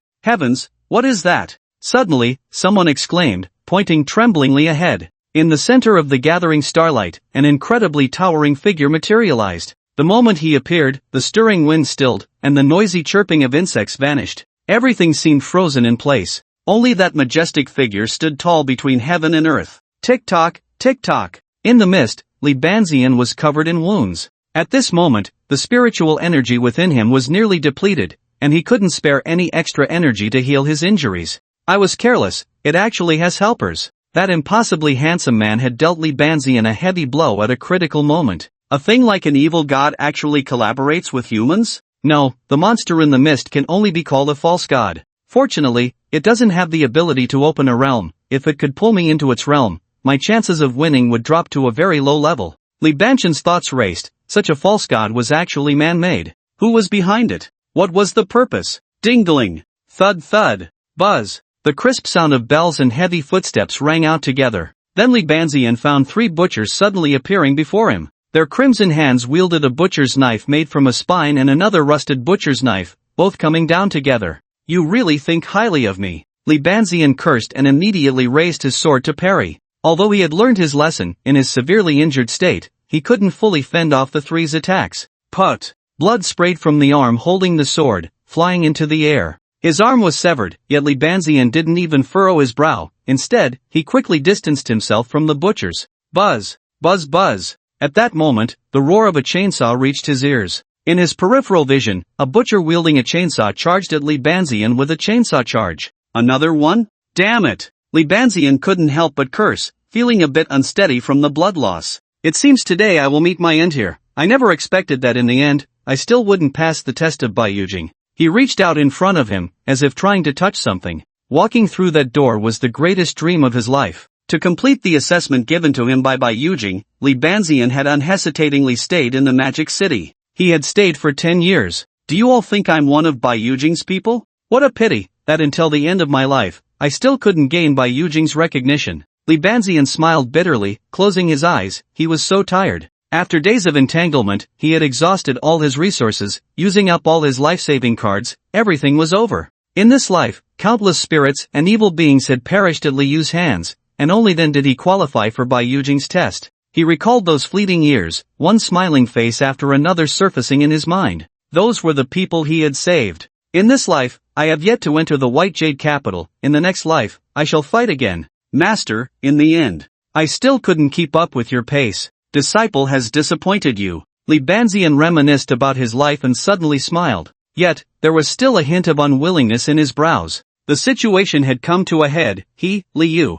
still wanted to wield his sword to slay evil. But, Li Banxian found that the death he had imagined did not come. He couldn't help but open his eyes, only to find the ghostly butcher, the nightmare butcher, the nurse, and the chainsaw butcher all frozen in place, their gazes directed toward one direction. What is that? Li Yu also looked in that direction, where a towering figure gazed back at him, its eyes piercing through the mist to see the blood-soaked Li Yu. Li Yu couldn't help but exclaim, the art of divination. It's a senior from the divine realm. Has the White Jade capital been reborn? A hint of color returned to his pale face, his expression exhilarated. The mist that had filled the area began to thin before that towering figure, as if it might dissipate at any moment. Then, several butchers turned and fled. Even the evil god hidden in the dark clouds concealed its form, fearing to attract the attention of that towering figure. This power. At that moment, Gu Chen entered an extremely mysterious state. The instant the Taiji universe diagram was completed, he saw the starlight gathering in the sky towards him. This was the power of Taiji Star. It was the unique strength brought to Gu Chen by the Taiji universe tattoo. Immediately, Gu Chen's consciousness uncontrollably flew into the area where the starlight was densest. This was when everyone saw that towering figure. I feel like I can do anything now. Gu Chen had never felt such immense power. Even using the power of the wrathful Vajra tattoo is not even 1/10 of this strength. So strong. Gu Chen's gaze turned to the mist outside the demon city, piercing through it to discover the evil god hidden in the dark clouds, a grotesque tumor of flesh. Its massive arms grew directly from the tumor. Gu Chen also saw Li Yu surrounded by 4 butchers. That previous sword light must have been struck by him. I didn't expect him to fight these monsters alone in the mist for so long. Gu Chen's mind stirred, and he reached out toward Li Yu. Whoosh! In the West District, a fierce wind suddenly rose. Abandoned vehicles were lifted high and then smashed down hard. The glass of rows of houses shattered continuously with crackling sounds. Run! Retreat! Retreat! Retreat! Get away from the West City! The few people waiting in place turned pale, but their hearts were filled with dread. This power was truly terrifying. Gu Chen's hand reached down, truly blocking out the sky, his arm flowing with Taiji star power, the mist dissipating, and the 4 butchers beside Li Banxian exploded in response, turning into a pile of remnants. With one sword strike, I could only inflict some wounds on these monsters. The senior merely relied on his momentum to crush them. Impressive. Li Yu did not resist, allowing Gu Chen to grasp him in his palm. Because Li Yu understood that if this senior had murderous intent, he would have exploded just like those butchers. Soon, Li Yu was placed in a safe location. Gu Chen's gaze turned to the tumor hidden in the dark clouds. This power is about to disappear. The starlight in the sky had stopped gathering, and his towering form was gradually becoming blurry. Gu Chen had originally wanted to directly eliminate the hidden dangers of the demon city. But this body transformed by the Tai Chi star power could not support him in completing this thought. Suddenly, Gu Chen saw a person. On a distant mountain peak, an old man was standing there. This is the old security guard I met that night at the entrance of Hanyu School. Gu Chen felt a bit stunned, never expecting that he and this old man would meet again in such a way. The power was fading, and consciousness was returning. The starry sky gradually dispersed. Inside the room, Gu Chen slowly opened his eyes, feeling a wave of fatigue wash over him. It was as if he had fought for 3 days and nights. His body felt hollowed out. Was that feeling just now the peak experience? Just moments ago, he was capable of anything. If given another 2 minutes, he could have crushed the hidden evil god lurking in the mist and clouds. Unfortunately, the entire process lasted only a brief minute. Gugu's stomach protested, and Gu Chen got dressed, walking outside while checking his information panel. Tattoo Master System. Host, Gu Chen level, Tattoo Master Strength, 300 Agility, 330 points, 9999 W Tai Chi Divine Power, 0 out of 150 Skills, Master Level Tattoo Art, Master Level Jade Carving, Tattoo, Spiritual Perception, Tai Chi Divine Art *3. Items, Divine Book, Emperor Star. My strength and agility are nearly 3 times what they were before. No wonder it's the Tai Chi Universe map. just having it tattooed on me has brought such a significant boost. Moreover, the materials for this tattoo, the Emperor Star and Divine Art, have actually become items I possess. What are their abilities? Guchen suddenly looked up at the sky, feeling something in his heart. Emperor Star, in the galaxy, am I its master? He clicked his tongue. How do I harness the power of the Emperor Star? On the other hand, this divine book has provided me with a new skill, Tai Chi Divine Art. Gu Chen's gaze turned to the skills section.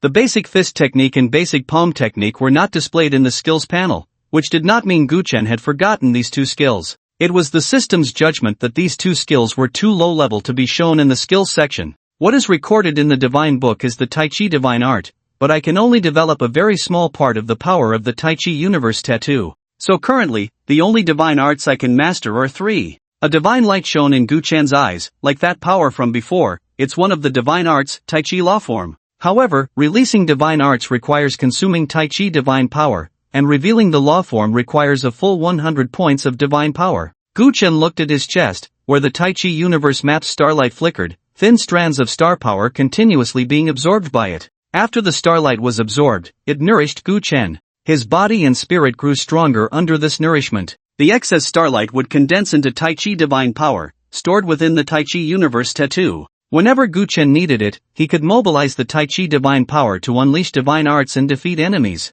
I don't even need to practice deliberately, the Tai Chi universe map will automatically cultivate, increasing my strength and agility by 1 point each day. Now, even if I just lie down for a month, both my strength and agility can increase by 30 points each. Gu Chen's expression was brilliant. This life tattoo, tattooed on him, was a huge gain. Tirelessly, it operated for 20 hours non-stop. A perpetual motion machine. No wonder it was his life tattoo. It was powerful, truly powerful. Moreover, the more power I master from this tattoo, the faster this cultivation speed will become. The system is amazing. Gu Chen silently gave a thumbs up to the system in his heart. With such a tattoo map, let alone filtering for 10 hours, Gu Chen would be willing to wait for a month. Moreover, at this speed, I can accumulate about 3 to 4 points of Tai divine power in a day. If I don't use any other divine techniques, I could probably use the Tai Dharma form once a month. Gu Chen's eyes sparkled. The previous sense of power was simply exhilarating. With a flip of the hand, clouds gather. With a turn of the palm, rain falls.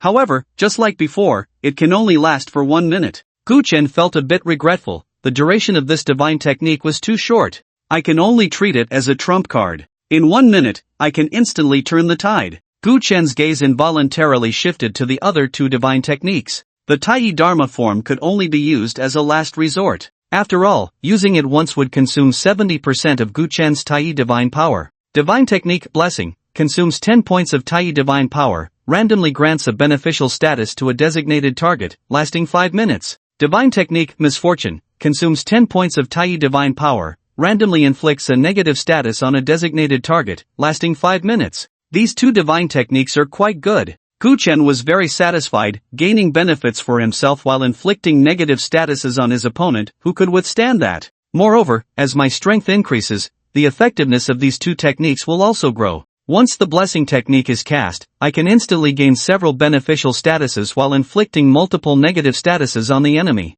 Truly worthy of being a divine technique. Gu Chen sighed repeatedly, already imagining that scene. On his side, all benefits. On the opposite side, a pile of negative statuses. How to fight? This time, I truly gained a lot. What is that? A power that can only be wielded in the divine connection realm. Has the White Jade Capital emerged early? Xiao Tian was so frightened that he collapsed onto the ground. That towering power, he had the fortune to witness in his past life. It belonged to a group of people who emerged from the White Jade Capital to suppress the situation. Countless ghosts, mountain spirits, and western evils, all were stopped. The moment the White Jade Capital appeared, it showcased their terrifying power to everyone. In an instant, Xia country became the Holy Land in the hearts of all humanity. Many Western nobles exhausted their fortunes but could not obtain the qualification to enter Xia country. While all other countries faced the crisis of collapse, only Xia country stood proudly. Scenes, figures, and names flashed continuously in Xiao Tian's mind. That's it. I remember now.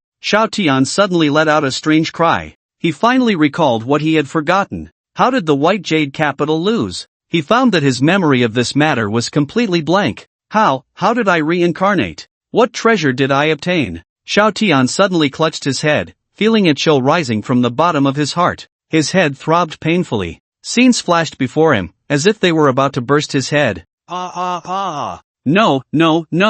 Xiao Tian rolled on the ground in pain. He felt that there was a problem with his memory. But one thing, Xiao Tian completely recalled. Tears and mucus flowed down his face as he curled up in the corner, mumbling with vacant eyes. From beginning to end, I was just hiding behind this group of people. I have always relied on their protection to survive in this situation. Whoosh! A drop of blood was moving rapidly. Target, appearing. Correcting memory, eliminating threat. Whoosh! In the next moment, it moved forward several dozen meters. Many passers-by felt a cold wind pass by, and they shrank their necks before continuing with their tasks. Its direction was precisely where Xiao Tian was located. I envy them. I crave that incomparably powerful strength. At this moment, Xiao Tian had calmed down. But his gaze sent chills down one's spine. The fire of jealousy in his eyes was almost bursting forth. They're all human, why can they wield such powerful strength? And I, amidst such great power, am just an ordinary person? Why is that? Xiao Tian laughed and cried, appearing almost mad, then chuckled.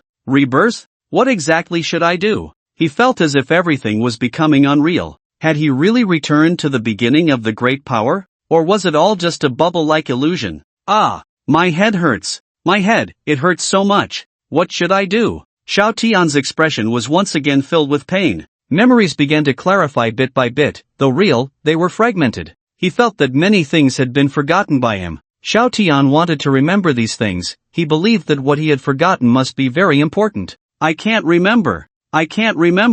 Who can tell me what is going on? Bang! Bang bang! Xiao Tian slammed his head against the wall, roaring in anger. Blood trickled down from his head. Outside the door, those people were numb. Without Xiao Tian's command, they would not open the door no matter what happened inside. Whoosh! A drop of blood with a mouth broke through the window, flying directly in front of Xiao Tian, merging into his head. Xiao Tian, who was banging his head against the wall, suddenly fell silent, like a puppet, frozen in place, motionless. A huge, twisted figure stood on the hills. It was an evil god, having emerged from the inner world, successfully arriving in the outer world through special means. Ahead lay the Summer Kingdom. This was the last country standing amidst the great power. Other countries had already fallen to the invasion of evil spirits. In many fallen places, only a few people had escaped into the Summer Kingdom. At this moment, Xiao Tian stood in a refugee camp, surrounded by others like him, fortunate enough to have fled from various places and finally entered the camp. The unfortunate had already perished at the hands of those evil spirits.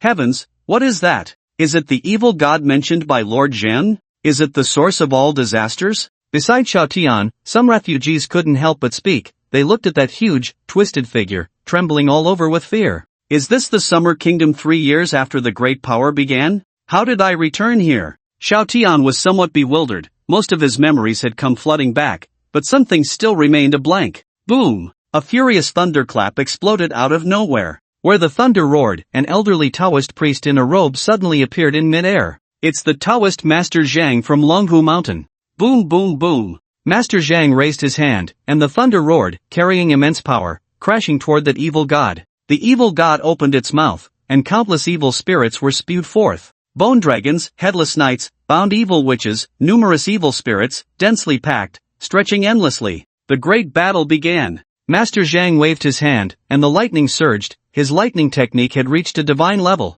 Large groups of evil spirits perished, yet more and more continued to rush in. Even so, Master Zhang's figure did not move. He merely extended his hand, repeatedly striking out, the terrifying power of thunder suddenly coalescing, killing enemies. Around him, a sea of thunder even appeared. That evil god could not advance an inch, firmly blocked outside. Boom boom boom. At that moment, the heavens and earth behind the evil god were torn apart, and one massive figure after another emerged from the rift. There was not just one evil god. Today, the Xia kingdom will be destroyed. Even if your Baiyu Jing is strong, we can still annihilate you when we join forces. One of the evil gods roared, clearly furious that the attack had paused because of Baiyu Jing. Heh, you have gone to great lengths to trap others in the inner world. After spying for so long, do you finally have the confidence to win? Zhang Tianshur's expression showed no change. He merely looked coldly at these evil gods. Kill! The evil gods did not respond. But a terrifying assault was unleashed, and under this dreadful power, even the thunderous sea beside Zhang Tianshur dimmed.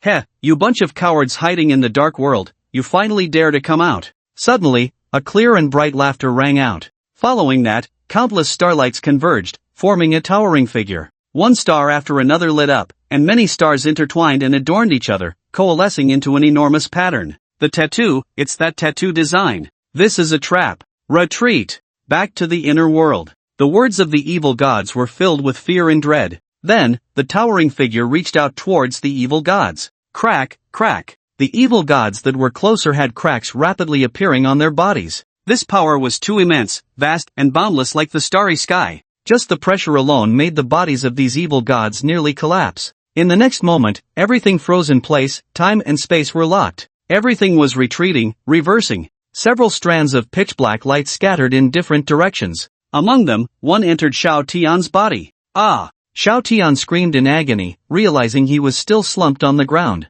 Everything he had seen before felt like an illusion. I finally remember. It wasn't that I was reborn, but that the evil gods used incomprehensible power to reverse time. I retained my memories to kill Gu Chen. I must strangle him on the path of growth. Xiao Tian casually wiped the blood from his forehead, and the wounds healed instantly the next second. He stood by the window, looking towards the western city, silent. Gu Chen, you are truly terrifying. So terrifying that I actively chose to forget my memories of you. No, even the power of that evil god hidden in my soul selectively forgot everything about you. 3 years later, Gu Chen had grown to a point where even evil gods were immensely wary of him. His name had become a taboo. But just now, that drop of evil god blood that came knocking. Memory corrected. Why could Xiao Tian slip away right under Gu Chen's nose? It wasn't because Gu Chen was careless. It was the evil god in Xiao Tian's soul that was causing trouble. Besides me, there should be a few others like me. The evil gods created in the magic city, are they the ones acting?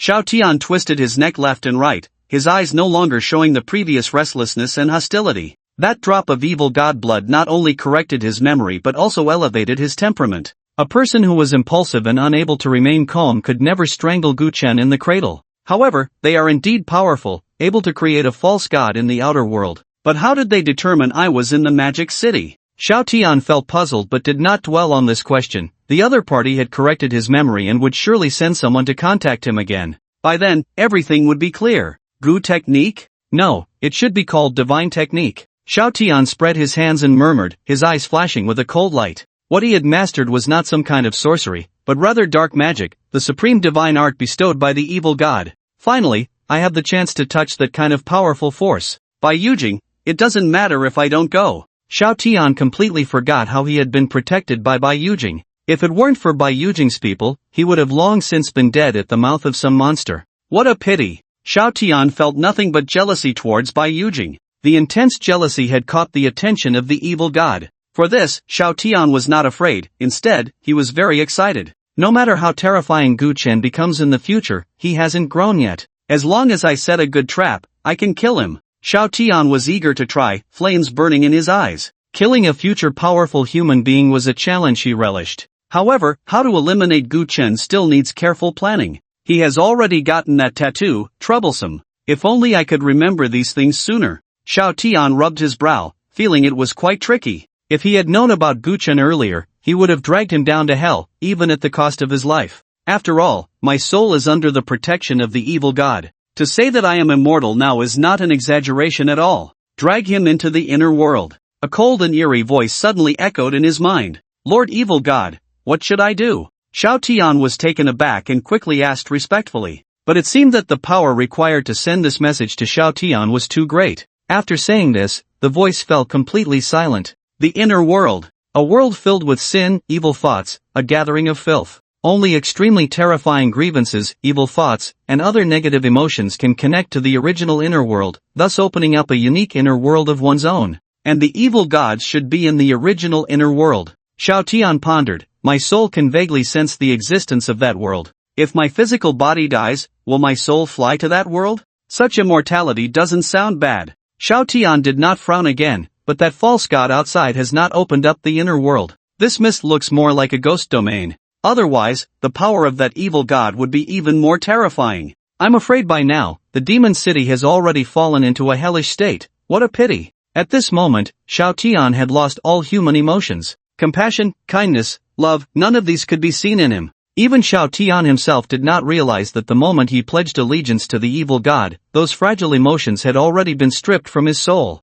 Absolute obedience to them, offering up everything. His physical body, soul, everything had long ceased to belong to Xiao Tian himself. It was just that. The poor Xiao Tian did not realize this. So this is the inner world? In the tranquil tea pavilion of Xinglan residence, Gu Chen suddenly understood. A world filled with sin, evil thoughts, and a gathering of filth, this was the inner world. Ordinary people could not access the inner world, unless a monster from the inner world dragged you in. Or, if you accidentally stumbled into a place where the inner world and reality intersect. If you cannot leave in time within a certain period, when the sun sets and night falls, you will be drawn into the inner world. This is also something a friend told us. He and some others studied for a few days and came to a conclusion that the evil god outside the demon city is a man-made false god, the Taoist priest said. Yes, I noticed this as well. Gu Chen agreed, noting that he had sensed this when using the Tai method. Brother Gu, your strength is truly unfathomable now. Taoist Gu stared at Gu Chen for a moment and suddenly sighed.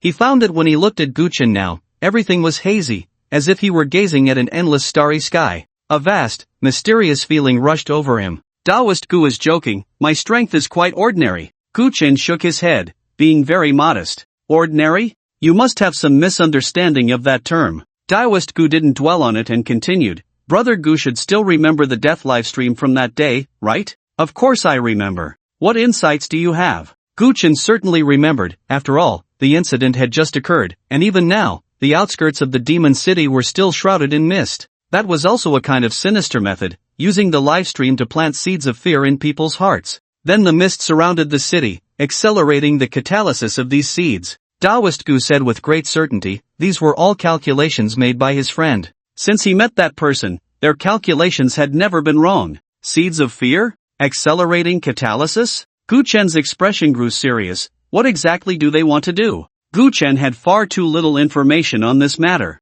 They don't yet have the ability to open the inner world. The expansion of the mist to the outskirts of the demon city is already their limit. So, they want to use this method to complete the catalysis of the fear seeds and drag the souls of those marked into the nightmare world they have sketched out. Taoist Gu's expression was extremely grave as he stared at Gu Chen. Once, there was a small country of 1 million people, and within 3 days, everyone died. It won't be long before most people in our demon city are dragged into the nightmare world. That will be the true beginning of the disaster in the demon city. So, the one outside the demon city is just a ruse? Their real goal is to drag those who have been planted with fear seeds into the nightmare world? Gu Chen couldn't help but ask, posing a critical question. The inner world and the nightmare world should be related, right? It can't be considered a ruse, they are also testing us. Taoist Gu shook his head and then explained, the nightmare world is the predecessor of the inner world. Once people enter the demon city, they will begin their next move. If they succeed, then countless people in the city surrounding the demon city will be implicated. Taoist Gu's expression was serious as he waited for Gu Chen to speak. What do you plan to do next? Gu Chen finally understood the other party's scheme, which was utterly insane. The demon city alone could not satisfy their appetite. Sitting and waiting for death is definitely the most foolish choice. We plan to take the initiative. Taoist Gu placed a crystal on the table. The crystal was entirely black and diamond-shaped. Many predecessors wanted to enter the nightmare world to explore, but even if they could enter, their time there wouldn't be long. There were great secrets within the nightmare world. If they could uncover this secret in the nightmare world, perhaps they could fundamentally resolve the threat the inner world posed to humanity. After all, trying to slay an evil god in the inner world was nearly impossible. Even ordinary ghosts outside would become terrifying in the inner world. The nightmare world was very special. What is this? The crystal that Director Jiang brought back? Gu Chen looked at the diamond-shaped crystal on the table and immediately thought of what Liang Chengwan had told him before, about the item in that box. Yes, that's right, it's something Director Jiang brought back at the cost of his life. It's crucial. This is the key to the nightmare world. With it, one can stay in the nightmare world for a long time. Gu Chen's expression changed slightly. If that's the case, what Director Jiang brought back is of extraordinary significance for humanity. Taoist Gu suddenly sighed. Unfortunately, the quota to enter the nightmare world using this key is limited. So you plan to let me enter the nightmare world? Gu Chen frowned. With Taoist Gu saying this much, how could he not understand the other party's intention? Yes, there are a total of 5 quotas, 4 of which already have candidates. Brother Gu, if you are unwilling, I won't force you. Taoist Gu sighed. The nightmare world is too vast, and its relationship with the inner world is intricate. The level of danger within it is unimaginable. Gu Chen neither agreed nor refused, as he recalled the old man's words. Xing, Grandpa's time is near. Don't be sad, and don't be upset. For many, death is merely a new beginning. At that time, Guchen thought the old man was comforting him. Now it seems the old man clearly had deeper meanings. A Xing, our Gu family has two ancestral treasures. The first one has never been seen or mentioned by the elders, but it is recorded in the ancient texts of the Gu family. The first treasure holds the true secret of tattooing. Unfortunately, that book was stolen away by your useless old man. The second treasure, Grandpa has some clues about, but that treasure is in another world. Perhaps one day, we grandfather and grandson can reunite in that world. When the old man spoke, there was a strange glint in his eyes. At that time, Guchen didn't understand. Now, he vaguely comprehended. The nightmare world? Or perhaps, the inner world? Guchen was not quite sure, but he had already obtained the first treasure. System. This is the treasure that the old man spoke of, the one that no one has seen or mentioned. The Taiyi universe map hides a great secret. Guchen took a deep breath. As for the second treasure? Guchen didn't care much about the treasure. It was the old man's last sentence that mattered most to him. I originally thought that when the old man said we would reunite in another world, he meant after I had been buried for 100 years. Now it seems, that's not the case at all. Guchen's mind was racing. When do we set off? He asked. Regardless of whether the nightmare world is the world the old man spoke of, Guchen had to explore it. As for the seed of fear? Guchen had never been planted with such a thing. Right now, using this key to enter the nightmare world is indeed a good choice. 2 days later. During these 2 days, Brother Gu, you can arrange other matters. A hint of joy appeared on Taoist Gu's face. What do I need to do to enter the nightmare world? Guchen asked. Such an important quota, they couldn't possibly have no arrangements for him. It's meaningless. We only hope that someone can discover the ultimate secret within the nightmare world. Arrangements? Requirements? Once in the nightmare world, nothing else matters. What to do, how to do it, no one can interfere. Therefore, the higher-ups did not make these trivial arrangements. The selection of these 5 individuals was extremely cautious. As for why they found Guchen, it was because his tattooing technique was too terrifying. Not to mention, there was also Liu, a person of special status, who strongly recommended Guchen. But, such a precious quota, Guchen was now able to obtain it. This clearly shows how much the higher-ups of the Xia country valued Guchen. 2 days later, Guchen headed to the nightmare world. Hanyu was not planted with the seed of fear because of the jade carving I gifted. Other matters have also been arranged. The nightmare world. I, Guchen, have arrived. A gray and hazy world, with no end in sight. There is no sunlight here, only eternal night. The rarest of ghosts and monsters are everywhere. No, to be precise, they are the natives of this place. Yet, for some unknown reason, some of these creatures have slipped out from the world of nightmares. Guchen found himself enveloped in darkness. The system, which had been silent, suddenly spoke up. World confirmed, rewards being distributed. Congratulations, you have acquired a shop in the nightmare world, please name it. You have become a native of the nightmare world. Task issued, please reclaim your shop within 3 days.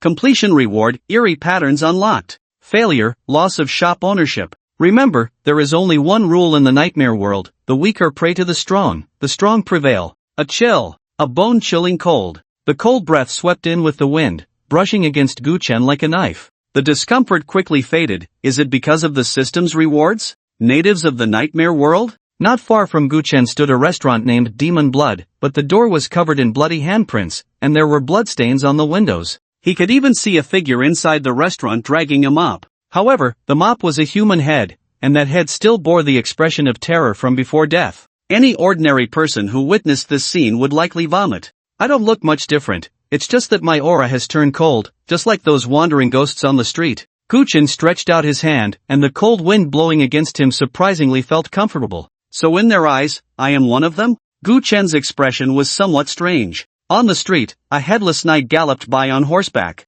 There were grotesque figures dragging their intestines on the ground, and a woman with a fierce expression cradling a ghostly baby. Various hideous monsters could be seen here. When they encountered Guchen, they merely glanced at him before hurriedly distancing themselves and leaving in a rush. After all, to them, Guchen was terrifying. Just sensing the aura he exuded made their souls feel like they were about to collapse, their bodies rotting away. A big shot, better keep your distance. They seem to be afraid of me? Moreover, these monsters rarely communicate, and fighting is commonplace here. Guchen's gaze turned to the distance, where a bloated ghost with a large gaping hole in its belly was gnawing on a small ghost. In the distance, several monsters were besieging a fleshy lump. Each time, they managed to tear off a piece of flesh from it, greedily and almost frantically devouring it. There was even a tall female figure, and any ghost or monster that approached her was swallowed whole by her gaping maw. Chaos, no rules, the survival of the fittest was vividly displayed here. However, although chaotic, many shops' entrances and interiors did not have such occurrences.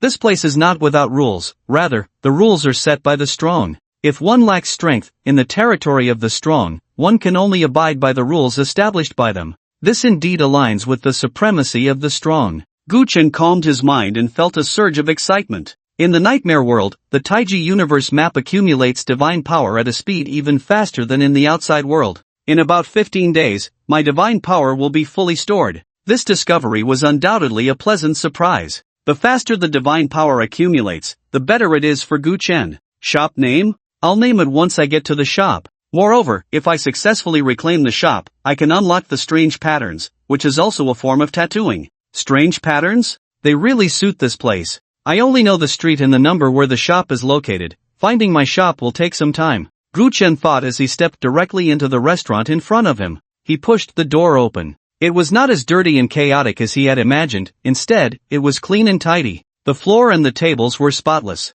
However, the bloodstains on the windows had not been cleaned, and Gu Chen could even feel that the blood was still alive. Hello, esteemed guest. Welcome to the Blood Demon restaurant. A cold voice came from behind the counter. The cashier was a man pieced together like a puppet, with limbs assembled from different people. An extremely chilling and eerie aura emanated from him. If this man appeared in the outside world, many would likely scream in fright. In this world, the more bizarre and cold the aura, the stronger the opponent. At least, the man standing behind the counter was much stronger than the ghosts Gu Chen had just seen outside. However, at that moment, the man's stitched-together face looked at Gu Chen, and to force a smile, the seams on his face were about to burst. The smile he revealed was exceptionally terrifying. Not only that, but his body also bent down, showing great respect to Gu Chen. Gu Chen grunted through his nose. Number 3, hurry up and attend to this esteemed guest. The man shouted immediately. Suddenly, a yellowed paper figure, smeared with various paints, walked out. Sir, this way please. Upon seeing Gu Chen, it trembled and quickly extended its hand to lead the way. Gu Chen followed behind it with a blank expression. I plan to stay here for a while to learn more about this world. It's something I must do. His goal was very clear in his mind. After all, the system had given him a 3-day deadline for his task. Sharpening the knife does not delay the chopping of firewood. The paper figure, number 3, led the way, but its body trembled uncontrollably. Heavens, this esteemed guest's aura is too terrifying. Even the shop owner pales in comparison. I must not anger this esteemed guest, otherwise, being eaten or torn apart, the shop owner wouldn't dare say anything. Many diners, upon seeing Gu Chen approach, immediately hid under the tables, trembling in fear. Gu Chen also noticed what they were eating. There were bloody entrails, unidentifiable meats, and even eyeballs. Gu Chen's gaze turned cold, and he unleashed his divine technique. Bang! The two ghosts hiding under the table, trembling, suddenly changed their expressions.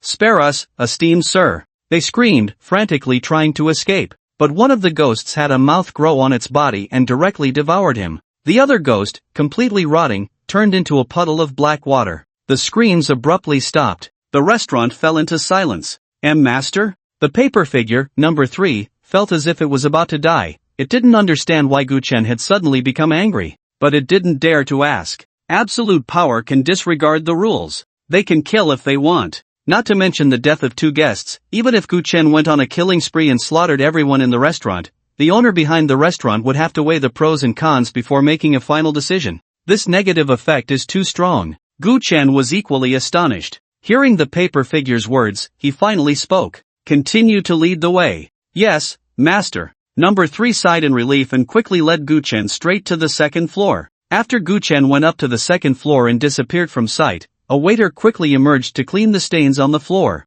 Whispers began to rise softly in the 1st floor restaurant. The atmosphere on the 2nd floor was completely different from that on the 1st. Unknown giant bones, carved into tables and chairs, created a chilling beauty in the space. Some of the bone chairs even had small skulls carved on the backs, with hollow eyes where soul flames flickered. The number of guests on the 2nd floor was far fewer than on the 1st. In the Demon Blood restaurant, only those of noble status and great power were qualified to step onto the 2nd floor. There were grotesque creatures, like a mud monster covered in decay, exuding a strong stench, and a 3-headed serpent with a robust physique. Upon Gu Chen's arrival, these two monsters merely glanced at him before immediately averting their gaze. Those who could access the second floor were all capable individuals. Generally, they would not resort to violence among themselves. After all, having spent a long time in the nightmare world, they all had powerful forces backing them. Unless it was a treasure that could enhance their own strength, no one would dare to act recklessly. The competition for treasures here was even more frenzied than in the outside world.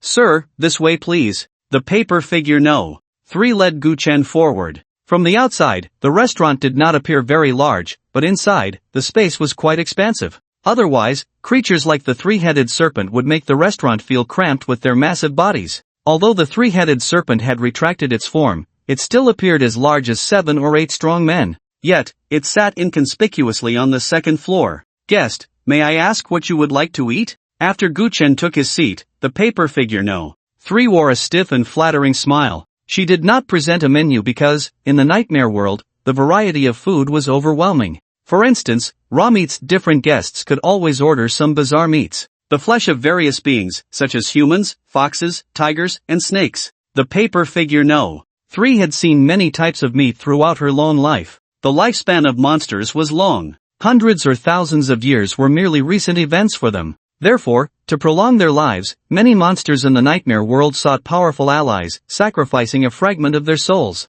Even if they were killed, their backing could use special means to resurrect them. Of course, for some extremely powerful beings, such special means were ineffective. If they were killed, their souls would completely perish. I have lost count of how many bodies I have switched to, 20? Or 30? Time has passed too long, I can no longer remember, even my name has become No. 3. As paper figure No. 3 patiently waited, she couldn't help but feel emotional. Besides raw meat, souls of wild spirits and special monsters could also be served as food. There were even stranger items, like filthy mud, plague dragon worms, and blood corrosion. The Demon Blood restaurant had existed for over 1,000 years, collecting a vast array of ingredients. In this District 21, it was considered a relatively famous establishment. Gu Chen sat on the bone chair, feeling no discomfort. Instead, he found it quite comfortable. In fact, sitting on the bone chair accelerated the absorption of star power by the Tai E universe map. This restaurant is quite good. Setting aside the food that made him a bit uneasy, the service and atmosphere were very much on point.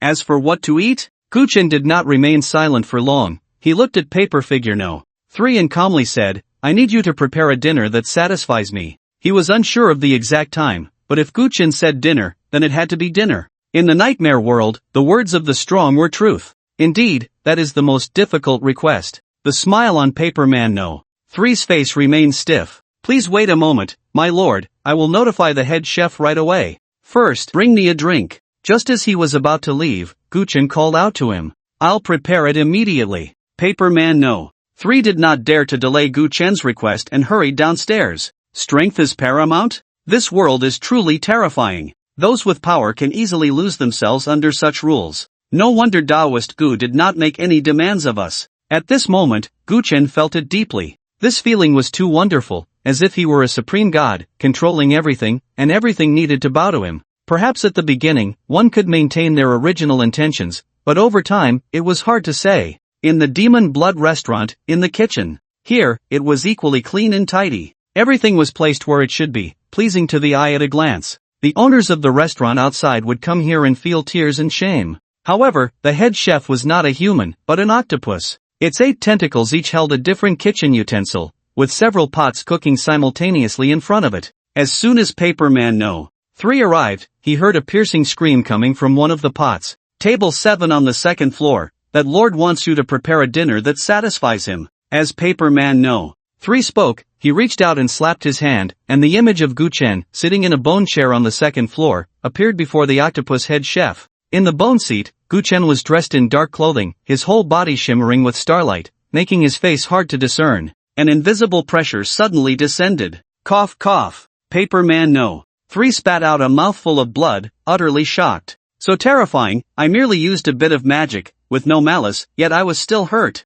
What level of power does this person possess?" The octopus head chef fared slightly better. After all, it was not the one casting the spell, and its large eyes widened in shock. "I haven't encountered such a distinguished guest in a long time. Rest assured, I will prepare a meal that satisfies this lord." "That's good, otherwise, our Demon Blood restaurant would be in trouble today." Paper Man no. 3 breathed a sigh of relief. Serving such a powerful being required constant vigilance. But if the other party was pleased and casually offered some benefits, it would be a tremendous opportunity for a creature like Paper Man no. 3. By the way, this lord also wants a drink. What should I bring? Paper Man no. 3 quickly asked. A drink? Just bring the soul scream. The octopus head chef paused for a moment, then opened a cabinet with one tentacle and took out a bottle of pitch-black drink. You stingy fellow, you actually dared to bring this out? Paper Man no. 3 sneered repeatedly. He had previously saved enough points to exchange for a bottle of soul scream, but the octopus head chef had refused to comply.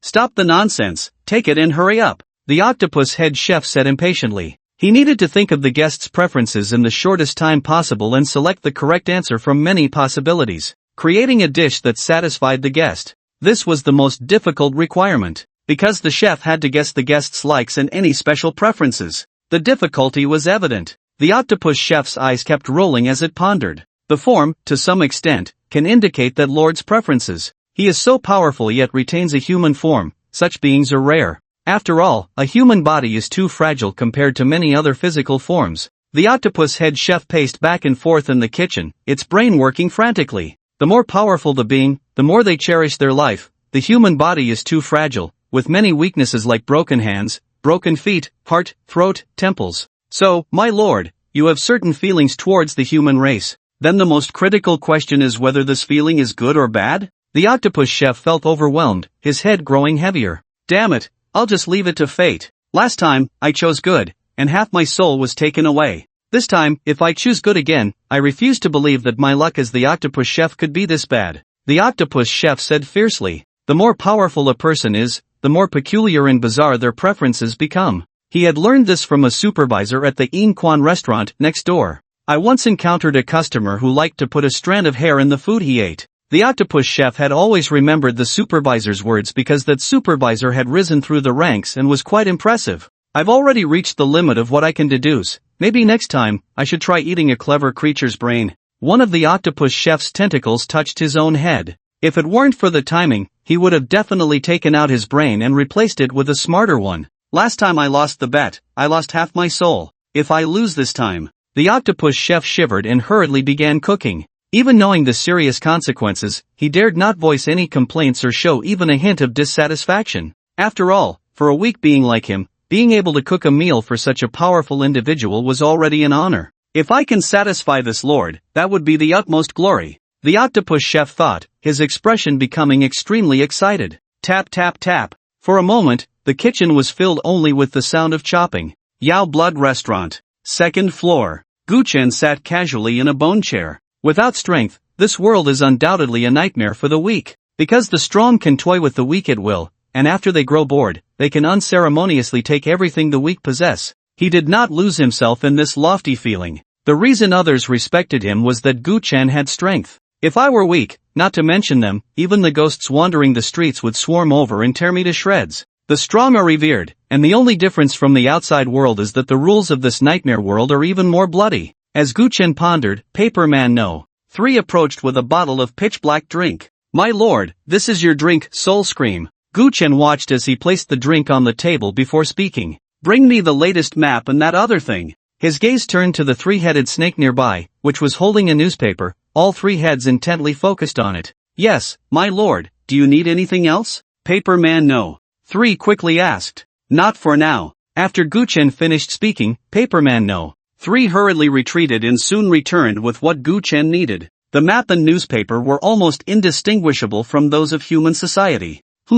This paper is made from gathered Yin energy, how interesting. Guchen thought, first examining the map. The map was not large, with marked areas in different colors. The colors ranged from light to dark, divided into zones 1 to 25. The lighter the color, the smaller the danger, and the smaller the danger, the larger the number. The first 3 zones were all red, though the depth of the red varied. For instance, Zone 1 had a shocking shade of red. The area size was also indicated, with the smallest Zone 25 being the size of 10 Xia countries. The first 10 zones were vast, their expanse immeasurable. The nightmare world is truly vast and boundless. To discover a secret as infinite as the ocean within such a colossal world is no easy feat. It's not just difficult, it's harder than climbing to the heavens. And the place I need to go is Zone 20, thankfully. Gu Chen let out a sigh of relief. This was undoubtedly good news for him. Otherwise, just the journey alone would give him a headache. His shop wasn't far, just in the neighboring Zone 20. Once I finish eating, I can set off,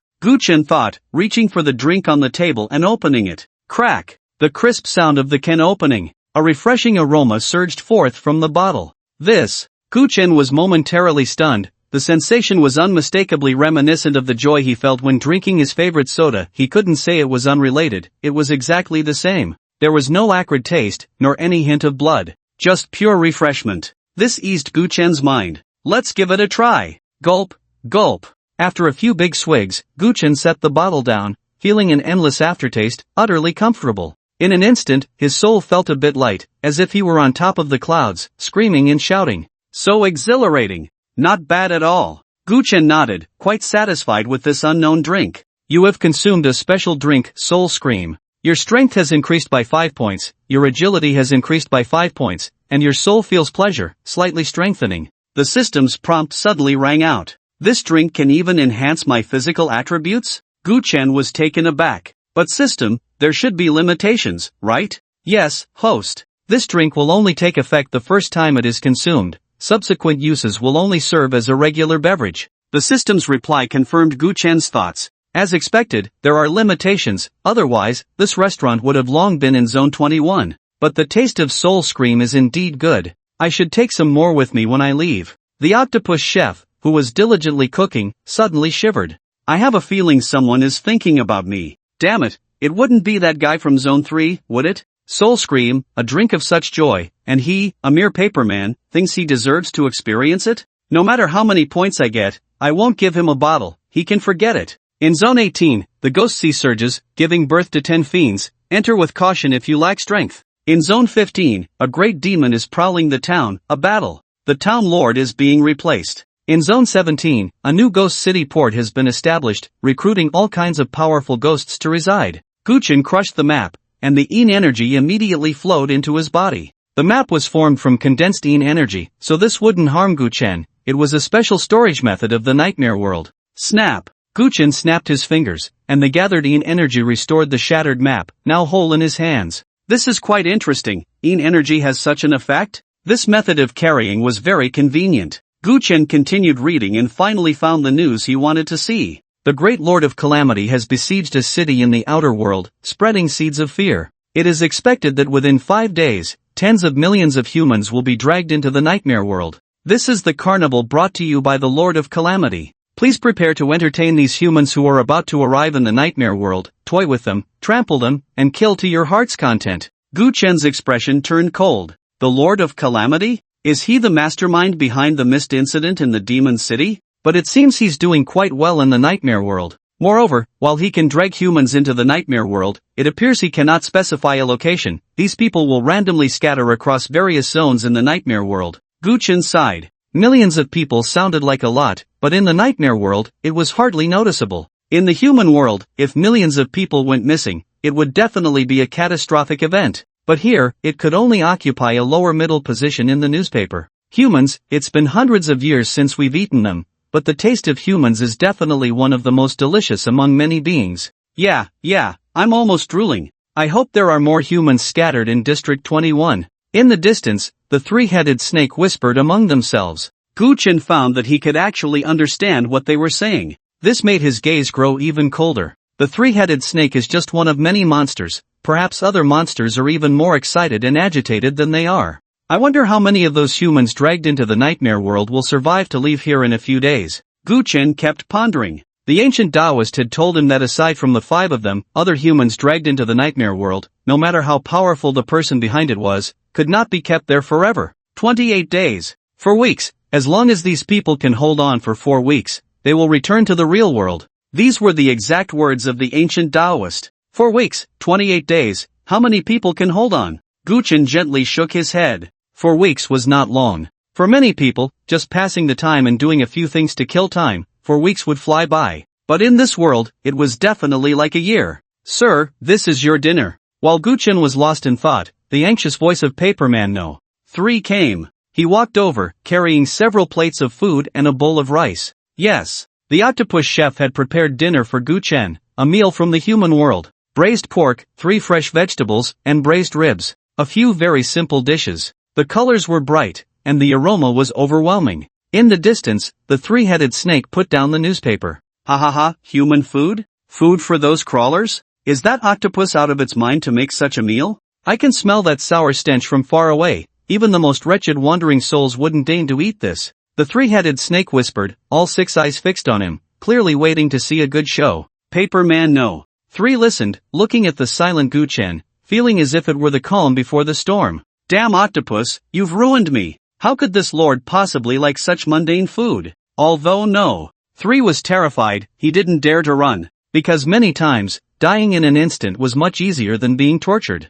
At that moment, Guchen picked up his chopsticks and grabbed a piece of braised pork. The rich and delicious flavor instantly spread across his taste buds. Guchen usually enjoyed tasting various delicacies, but after the revival of spiritual energy, opportunities to savor good food had decreased significantly. He really liked this dish of braised pork. Not bad. Guchen took a bite of rice with a piece of meat and nodded in satisfaction. As long as you're satisfied, my lord. Paper man no. 3 felt a wave of joy wash over him, as if he had survived a disaster, and even his tone became a bit lighter. Please enjoy your meal, my lord. If you need anything, just let me know. After Paper man no. 3 left, Guchen didn't hold back and devoured the food. These dishes were very fresh, the flavors authentic, and the cooking just right, making for an excellent texture. As for trying to fool Guchen with something else, that was impossible. That's why Guchen could eat with peace of mind. So good. It's a pity this restaurant isn't in District 20. I wonder if there's such a thing as takeout in the nightmare world? Guchen put down his chopsticks, feeling unsatisfied. Also this rice, 1 bowl down and I'm full. Guchen felt very good at this moment. The nightmare world was not without its merits. Impossible. Absolutely impossible. How can he eat so happily? Illusion, it must be an illusion. The 3-headed snake, watching from the side, felt that something was off. Oh no, the whole monster felt wrong. At this moment, Guchen's voice drifted over. Didn't anyone tell you that it's very rude to point and comment while others are eating? I enjoy it. Do you have a problem with me eating happily? Since the moment the food was served, this 3-headed snake had been nagging incessantly. What sour stench! Even wandering souls wouldn't eat that. Guchen didn't bother with others while eating. Now that he was done, he said, No, brother, let me explain, I just found it a bit surprising. One of the snake's heads quickly explained. Damn it, why explain so much to him? Just take him down. Right, he's just a guest on the 2nd floor, what's he acting all high and mighty for? The other 2 snake heads had an arrogant attitude, looking as if they weren't afraid at all. This fool, if he wants to die, don't drag our demon blood restaurant down with him. The Paper man no. 3 heard the commotion and rushed over, instantly dumbfounded. The 3-headed snake was a regular here, no. 3 was quite clear about its capabilities. How dare it shout at this esteemed guest? Guchen responded to the 3-headed snake with action. He reached out and pointed. Divine technique, descend misfortune. Whoosh! On the street, 2 wandering souls flew by, stirring up a strange wind. Boom! At that moment, the window of the Demon Blood restaurant on the 2nd floor suddenly shattered, and a massive figure leaped out. Covered in green scales, the 3-headed snake with its 3 hideous heads crushed the 2 wandering souls to pieces. Do you really think I'm stupid? You still want to curse me? Look at how arrogant you are. The 3-headed snake looked towards the 2nd floor of the Demon Blood restaurant, laughing heartily. It was just its chatty nature. Although the 3 heads shared one body, each had its own thoughts. On boring days, the 3 heads would chat away, which is why the 3-headed snake talked a lot. At the crack of the window, Guchen stood there, looking at it with an indifferent expression. Fool! He coldly spat out 2 words. What is this? Didn't I dodge his curse? Damn it! The 3-headed snake was covered in dark characters, a sense of weakness sweeping over it like a tide. Even its voice became incredibly weak. Is the negative effect this time weakness? Guchen noticed the abnormality on the other side. The Tai Chi divine technique is indeed powerful. This negative effect is truly terrifying. What about the positive effect? Guchen felt a bit of anticipation but didn't act impulsively. After all, dealing with this 3-headed snake didn't require using both divine techniques. Bang! The massive body of the 3-headed snake collapsed to the ground like a pile of mud. This level of cursed divine technique? Are you the Lord? At this moment, the 3-headed snake was already dazed, looking at Guchen with eyes full of fear. It had sensed the change the moment Guchen made his move. An invisible curse power surged towards it. Curses are the most common yet the most troublesome. Ordinary curses were useless against the 3-headed snake. its scales could block some curses to a certain extent. But, for powerful curses, its scales were merely for show. The three-headed snake had left its original position the moment Gu Chen acted, breaking the window to dodge onto the street. The facts were laid bare. It had been cursed. I couldn't dodge. The moment he acted, the curse had already taken effect on me. Lord, this must be a Lord-level existence. The three-headed serpent saw Gu Chen leap down and looked terrified, but it couldn't escape. The effect of weakness, this negative status, could be strong or weak. In the hands of ordinary ghosts and monsters, the curse of weakness might only weaken a part of the body. But Gu Chen? With a raise of his hand, the curse instantly descended, and the three-headed serpent was engulfed in weakness, unable to exert even 1/10 of its strength. How could it fight back? Gu Chen's steps showed no sign of hesitation. He approached the three-headed serpent and reached out to grab its heart. No, my lord, spare me. I am willing to sacrifice my soul to you. The three-headed serpent shook its head frantically,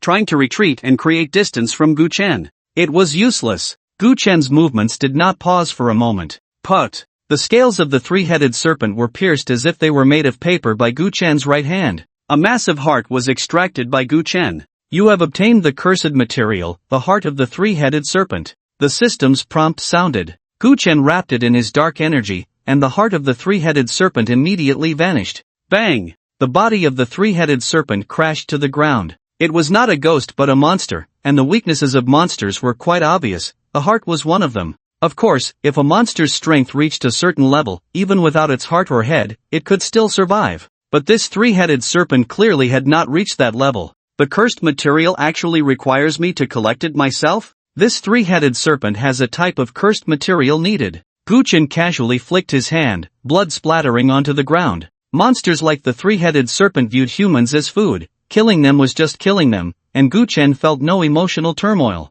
Additionally, I can read its memories. Gu Chen reached out and pulled, extracting a transparent soul directly from the corpse of the three-headed serpent. This soul appeared as a miniature version of the three-headed serpent. The soul struggled desperately in Gu Chen's palm, pleading with tears. My lord, please, spare me. I promise I will never eat humans again. The death of the physical body is just the death of the body. Only the death of the soul is true death for the inhabitants of the nightmare world. Shut up! Gu Chen crushed the three-headed serpent's soul with a squeeze. Memories flooded into Gu Chen's mind. You trash truly deserve to die. Gu Chen quickly sorted through these memories, most of which were useless. The three-headed serpent had a life filled with slaughter, especially enjoying torturing creatures weaker than itself. Whether human, monster, or ghost, as long as they were weaker, they were targets for the three-headed serpent's cruelty. The strength of the ghosts and monsters in this world is divided into 4 realms based on their power. From low to high, they are the frightening level, the terrifying level, the calamity level, and the lord level.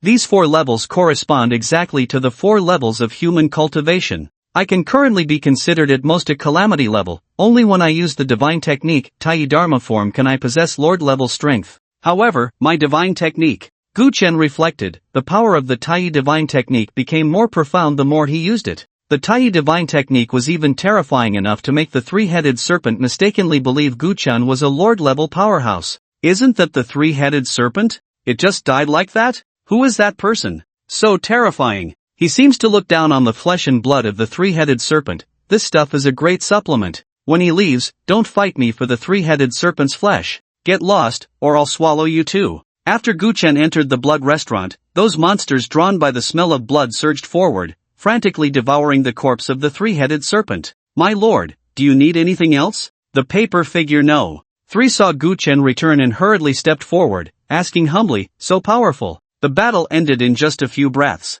This lord's strength is truly unfathomable. The terrifying three-headed snake is like a chick in front of him, easily crushed. Give me more of that drink from before. I'll take it with me. Gu Chen said directly. No problem, my lord. Do you have any other requests? Paper figure no. 3 nodded, feeling overjoyed inside. That dead octopus, usually so stingy, must be heartbroken this time. I really want to see its painful expression. Nothing else. Gu Chen waved his hand. Please wait a moment, my lord. Paper figure no. 3 went straight to the kitchen, where the octopus head chef was waiting with a smug look on his face. So, is that lord satisfied with the dinner I prepared? It's passable. Hurry and prepare more of the soul-screaming drinks. That lord wants to take them away. Paper figure no. 3 said with a hint of schadenfreude, his drawn-on eyes fixed intently on the octopus head chef, eagerly awaiting the other's pained expression. What? The octopus head chef was momentarily stunned. Yes, that's the expression. Paper figure no.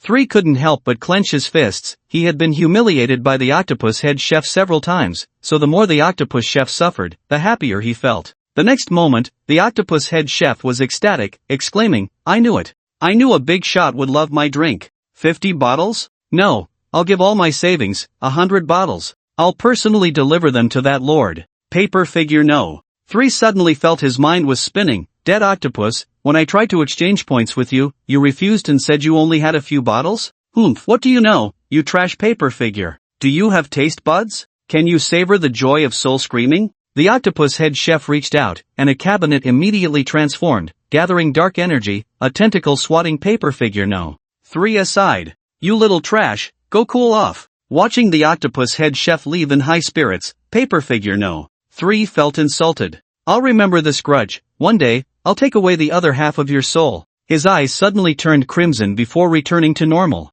As paper figure no. 3 emerged, he saw the octopus head chef, like presenting a treasure, handing a white bottle drink to Guchen. My lord, the soul-screaming drink is my proud creation, with many flavors. I hope you will like it. This was the first time the octopus head chef faced Guchen directly. The star power surrounding Guchen made his features appear blurred and indistinct. Yet that terrifying power pressed down like the ghostly mountains. The octopus head chef felt he was almost suffocating. So strong. This lord is even more terrifying than the store manager. His eyes widened like copper bells, his demeanor increasingly humble. Was that meal before also made by you? Guchen suddenly asked the octopus in front of him. This scene felt familiar. The octopus head chef immediately recalled that day. That guest had also asked this question and then took away half of his soul as punishment. Thud. The octopus head chef knelt down, banging his head on the ground. It was me. My lord, is there anything you were dissatisfied with? Please give me a chance to correct it.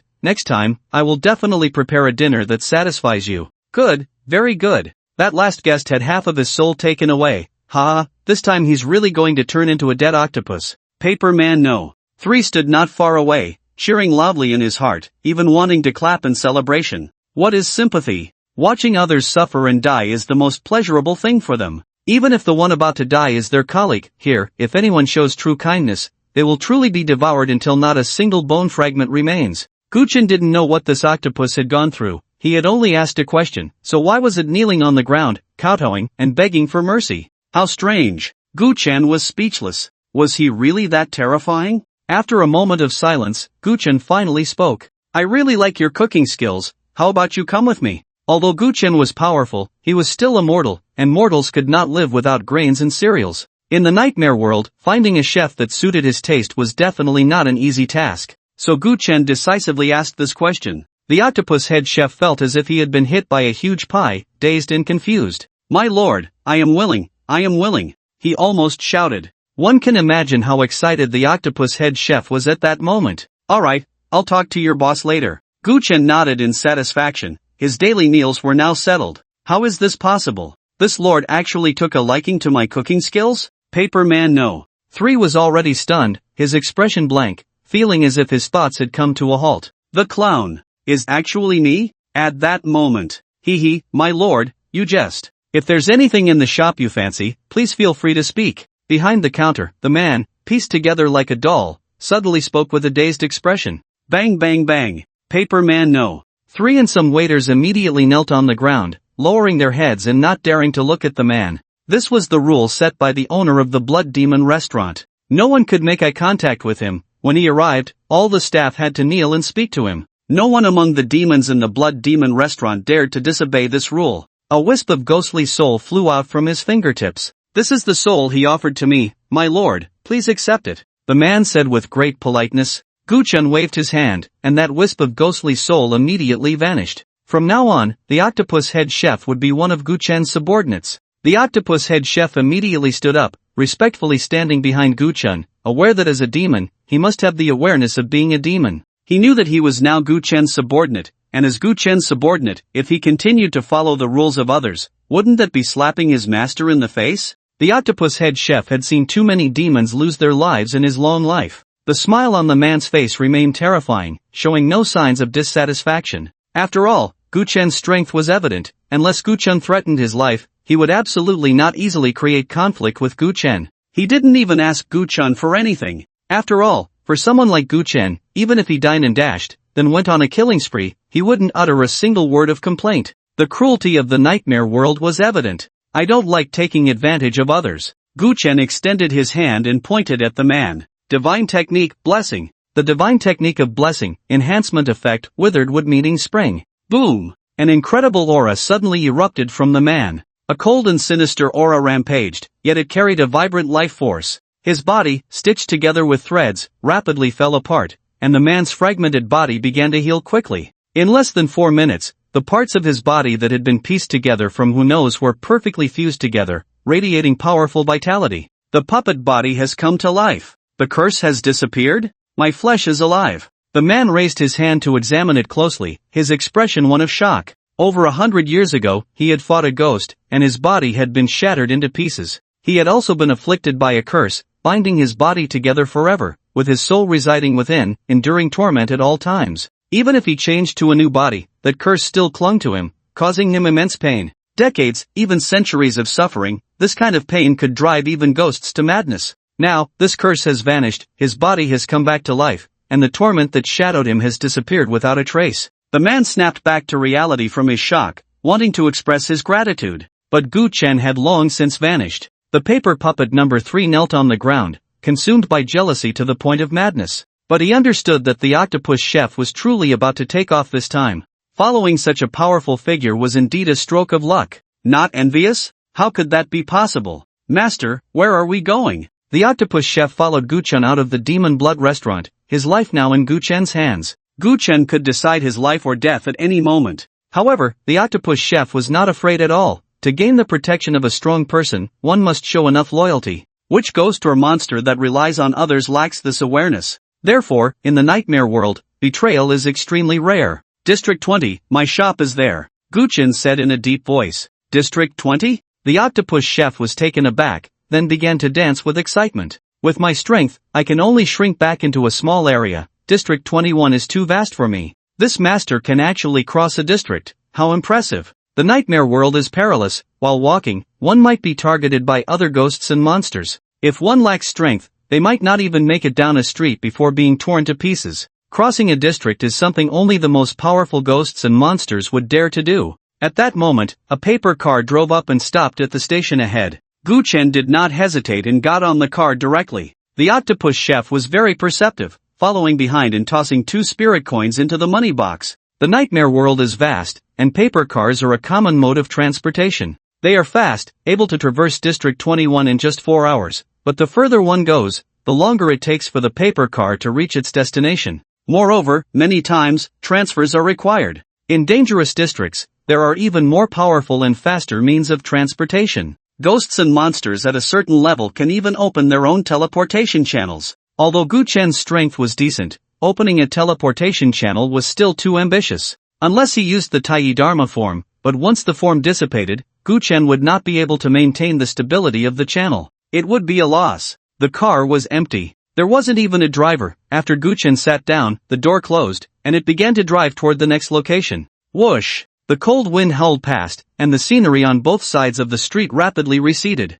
The distance between the stations was not close at all, far from the density of stations in the surface world cities. There are 3 ways to trade in the nightmare world. One is to buy things with money. Spirit coins are the universal currency here. The second is bartering. Divine techniques and blessings also count as a form. Gu Chen did not look out the window. As the paper car drove, the scenery on both sides became very blurry, making it impossible to see clearly. He went over the memories he had obtained from the 3-headed snake once more. The Tai universe map is an invincible path. I cannot fail. So in the nightmare world, I must be even more cautious. If I don't make a move, that's fine, but once I do, I must absolutely crush the opponent. Gu Chen's eyes suddenly revealed a chilling intent. He held no compassion for the ghosts and monsters here. Of course, he wouldn't kill them on sight either. Doing so would only create a pile of enemies for himself without reason. The third method is point trading. The first 2 trading methods are viable in any district, but point trading is different. The rules for point trading in each shop vary.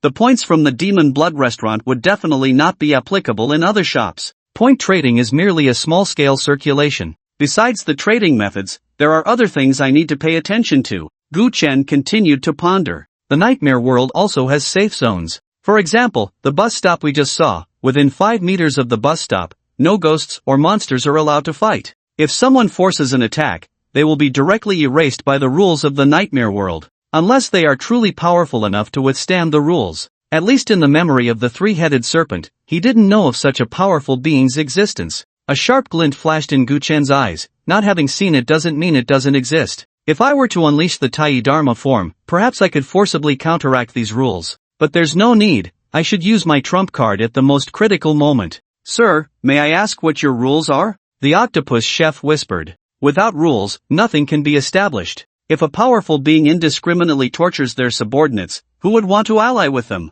Therefore, powerful beings generally establish rules that the ghosts and monsters under their command, as well as those who enter their territory, must follow. And these rules are the lifeline for humans dragged into this world to survive. The lifespans of powerful ghosts are incredibly long. They also need some amusement to pass the time. Establishing rules for those within their territory to follow is one of their forms of entertainment. Of course, these rules can be very cruel for humans. One misstep could cost them their lives. After all, humans are not like ghosts. Take the octopus chef, for instance. Half of his soul has been extracted, yet he fights in the kitchen as if nothing is wrong. If it were a human, they would likely have gone mad and be unable to care for themselves long ago. Gu Chen did not answer the octopus chef, who did not dare to press further. What should my rules be? A shop can also be considered a form of territory. Establishing rules is to protect one's own interests. It's like opening a restaurant. If a customer dies every time they visit, eventually, who would dare to go to your restaurant? In that case, your territory would be abandoned.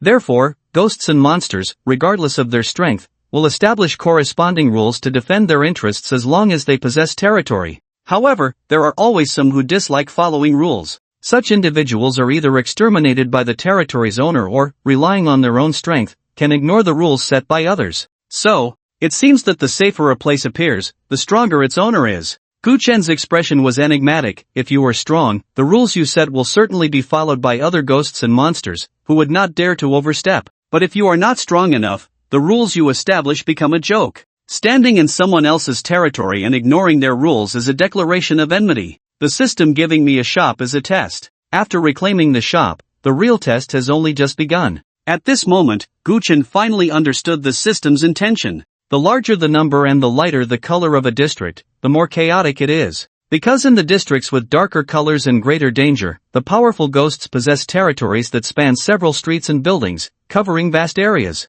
Being able to maintain the integrity of their territory without being eroded by other ghosts, and having stable order under established rules, to a certain extent, indicates the strength of that ghost. The waters of the nightmare world are indeed very deep. This shop, is it the cornerstone for me to establish myself in this world? Gu Chen suddenly smiled, finding it very interesting. The system had somehow managed to get him a shop, truly a labor of love. Now that I have some free time, I might as well set my own rules. Gu Chen immediately began to think about the rules in his territory. The rules of the Demon Blood restaurant are very simple. The strong come first, and the customer is king. As long as the customer is dissatisfied, they can freely kill most of the staff in the restaurant. This would undoubtedly attract a large number of ghosts and monsters. After all, he was the king, and many who were usually bullied would come to the Demon Blood restaurant to show off. After all, the staff in the Demon Blood restaurant were worthless in the eyes of the owner. In fact, some monsters didn't care at all about the lives of their subordinates, because they could capture wandering souls from the streets and give them a body at will.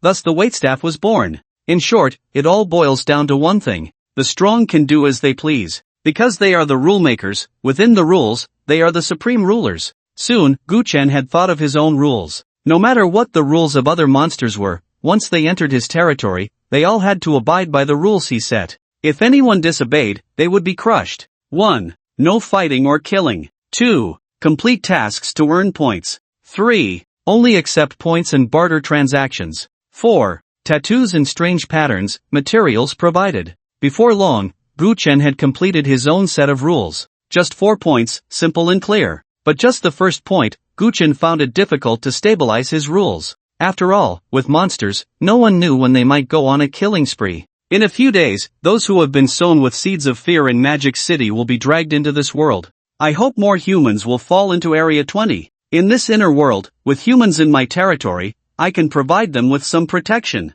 Other monsters regarded him as one of their own, a native of the nightmare world. But Gu Chen knew he did not belong here. He was human, a flesh and blood person. Most of the humans dragged into the nightmare world were innocent. Gu Chen would not stand by coldly, like a passerby, indifferently watching his fellow countrymen die at the hands of those monsters. He could not do that. However, Gu Chen was not a saint and would not save just anyone. Moreover, he would not intervene at all times. Within his capabilities, he would try to provide protection for humans. With the revival of spiritual energy and the great trend of the world opening, if these people from Magic City can survive and return from the nightmare world, they will definitely achieve something in the grand scheme. Even if I provide them protection, I must maintain a balance. Gu Chen murmured to himself. No one can protect you forever, only by becoming strong is the fundamental solution. So, even if those humans come to me, some trials are necessary. Jade must be carved to become a gem. If Gu Chen were to protect them unconditionally, it would instead harm them. If so,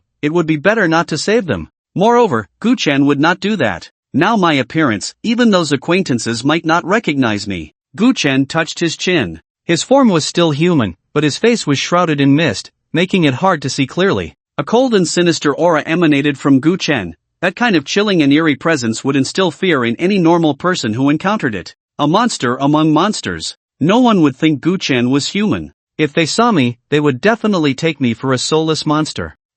It feels like being a villain. Gu Chen didn't care much about this thing. In this world, the fewer people who know their true identity, the better. As for being recognized, Gu Chen was even less worried. The nightmare world is so vast that the chance of encountering someone who can recognize him is even lower than winning the lottery. Rules confirmed. Once the host reclaims the shop, all beings that step into the shop will have the rules set by the host solidify in their minds. The system's voice came through. This can also be seen as a way to showcase strength, subtly intimidating some petty individuals. Gu Chen was quite satisfied with this. When he stepped into the Blood Demon restaurant, he didn't receive any rule prompts. Clearly, the owner's strength was far from this level. Just think about it. As soon as the ghosts and monsters step into the shop, the rules set by Gu Chen immediately solidify in their minds. The prestige is off the charts. Powerful strength inadvertently reveals itself. System, you really are something. So can you tell me who is occupying my shop? Gu Chen praised the system and then asked.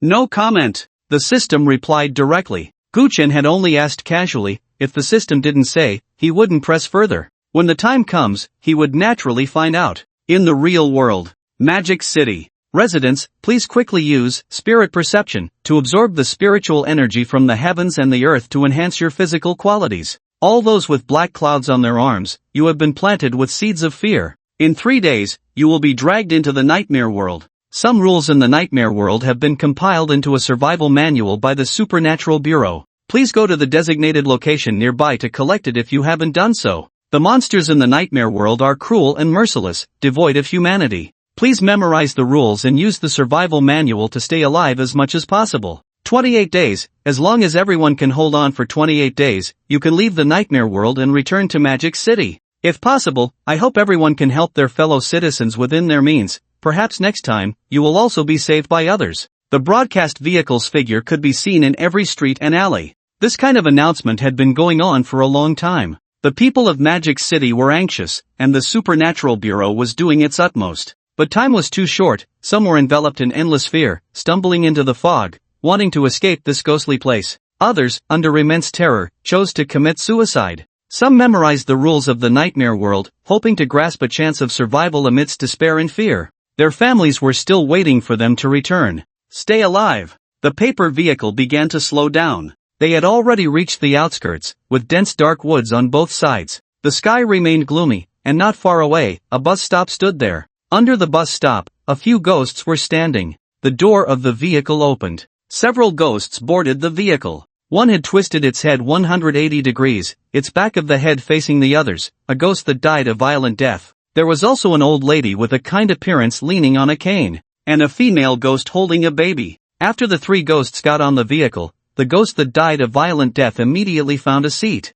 His face was directly facing the octopus head chef, showing a ghastly crying face towards him. Don't cry, I'll help you turn your head around right now. The octopus head chef swung one of his tentacles directly at the ghost's face. Bang! The ghost's head flew off. "Oh, I'm sorry, I didn't expect you to be so fragile." The octopus head chef quickly apologized. The ghost that died a violent death said nothing and hurriedly chased after his head while the door was still open. By the time he picked up his head, the paper vehicle had already left, and he stood frozen in place, but he didn't show any anger. That slap had already made him understand the gap between them. The actions of the octopus chef made the old lady and the woman holding the baby dare not get too close to him. The woman, whether intentionally or not, sat in the second row behind Gu Chen. The baby in her arms crawled around, dragging its umbilical cord, occasionally letting out strange giggles. Gu Chen's expression remained unchanged. He knew he would encounter many such spirits in the near future. Sometimes, the more grotesque the spirit, the weaker it might be.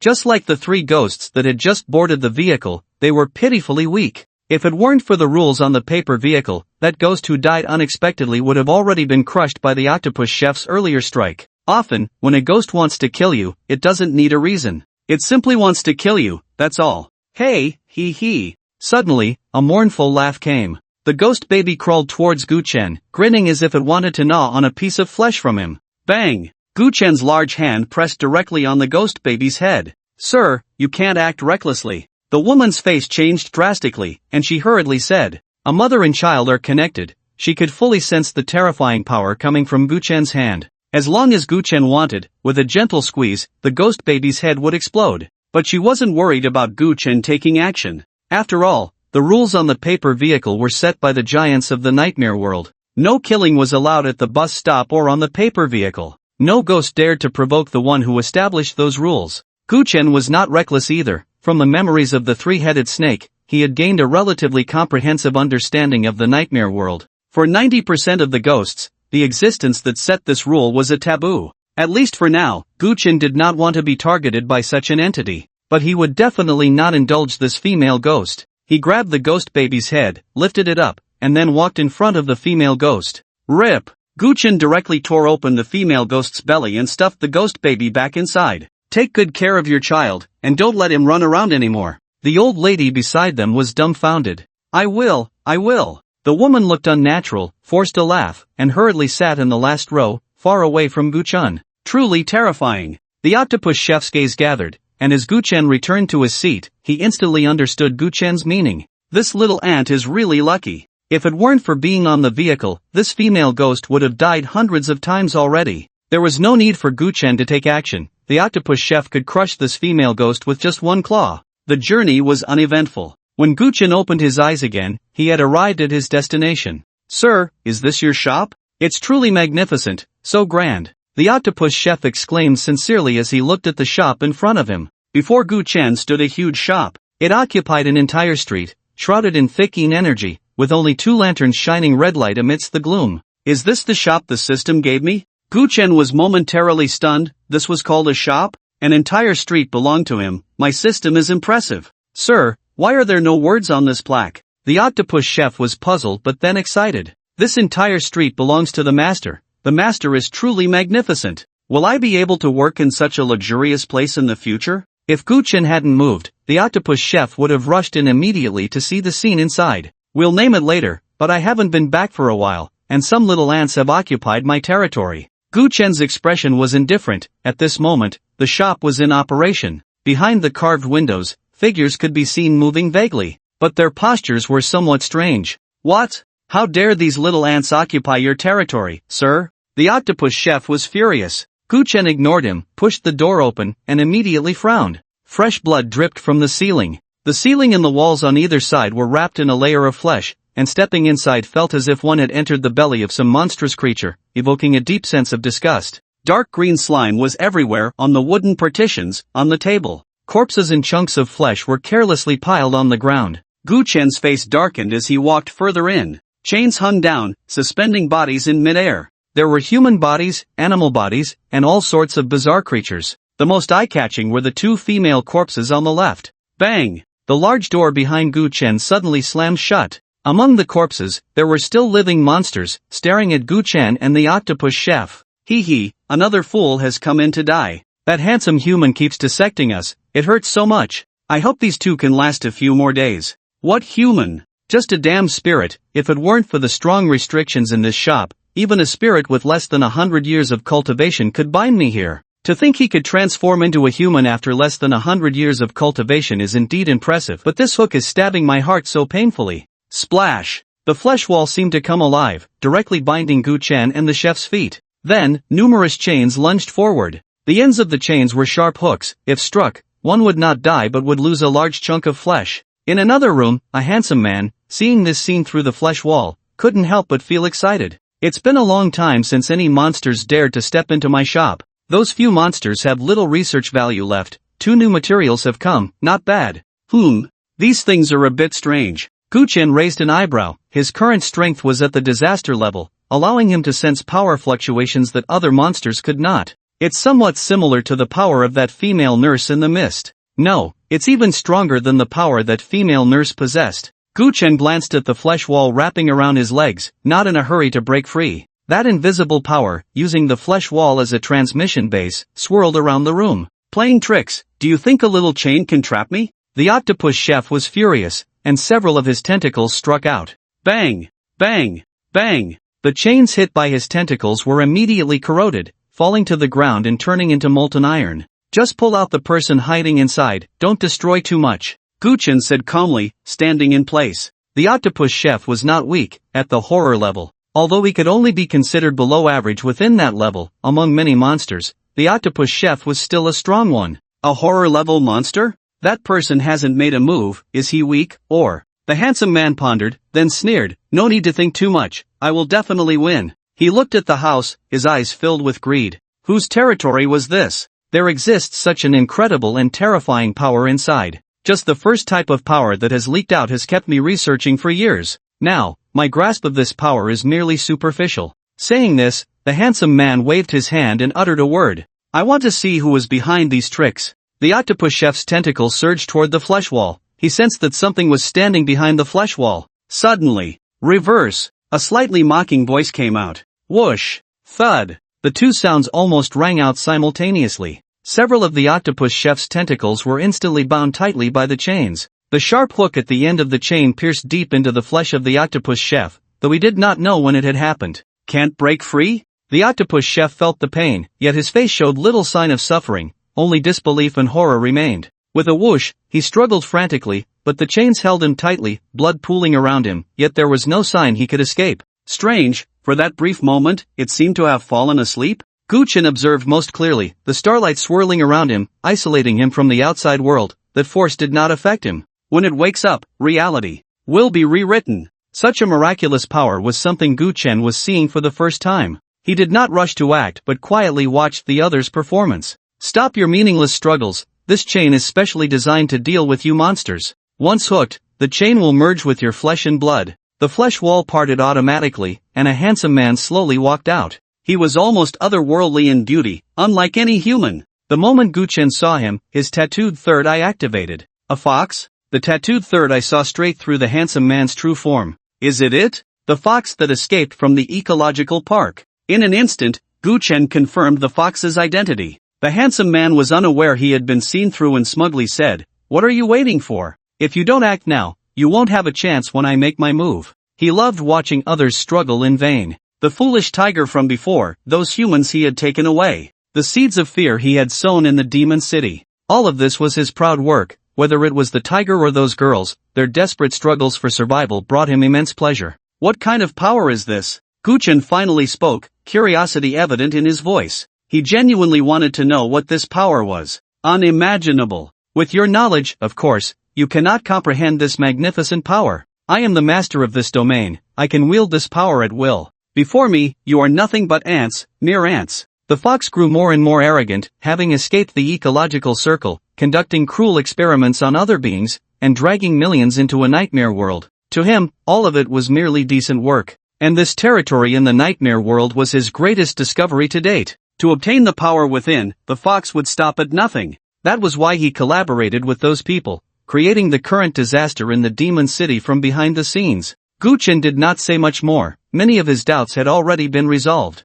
He reached out, gently tapping, his tone icy. Divine technique, descend calamity. Bang! The fox's body suddenly exploded. But the next second, the fox's body returned to its perfect form. Useless, in my territory, I am invincible. Unless the evil god from the original world steps out, none of you ants can kill me. He had transformed into the form of a fox, no longer maintaining his human shape. The fox, full of pride, raised its tail high. This was his true nature. Now, he had absolute confidence, so he was completely unperturbed, boasting and showing off to Gu Chen. Your territory? Gu Chen's eyes turned playful. He finally understood what it meant for the system to reclaim. As long as he spoke, the shop would be taken back. He was the true master here. Your divine technique is impressive, and the power of the curse is formidable, capable of killing my body in an instant. Such power even commands respect from a lord. But you have encountered me, the fox said, forming words with his mouth. Reverse. The octopus chef's struggles ceased, the space solidified, and time came to a halt.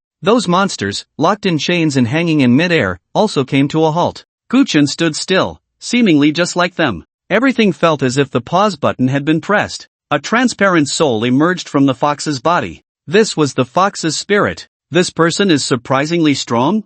I need to enter his dream and alter his memories to rewrite reality? Yes. Reverse dream. This was the power discovered in the fox's territory. Besides this, there were other sealed powers within this land. Reverse dream, forcibly entering the opponent's dream world, guiding them through special means, altering their memories, thus affecting reality. Just like just now, the octopus chef had clearly rendered those chains useless, but he activated the reverse dream technique, directly altering the octopus chef's memories, affecting reality. In the octopus chef's memory, he was pierced by iron chains, unable to escape. This was the memory altered by the fox. You want to alter my memory? Gu Chen's voice was deep and resonant, his entire being surrounded by starlight, as if a deity had descended to the mortal realm. The fox froze in place, its eyes widening in shock. Why you can't possibly ignore the power of reverse dream. If it were outside, with your strength, you might be able to briefly resist the reverse dream, but this is my territory. Entering his territory, no matter what you are, whether a dragon coiling or a tiger lying down.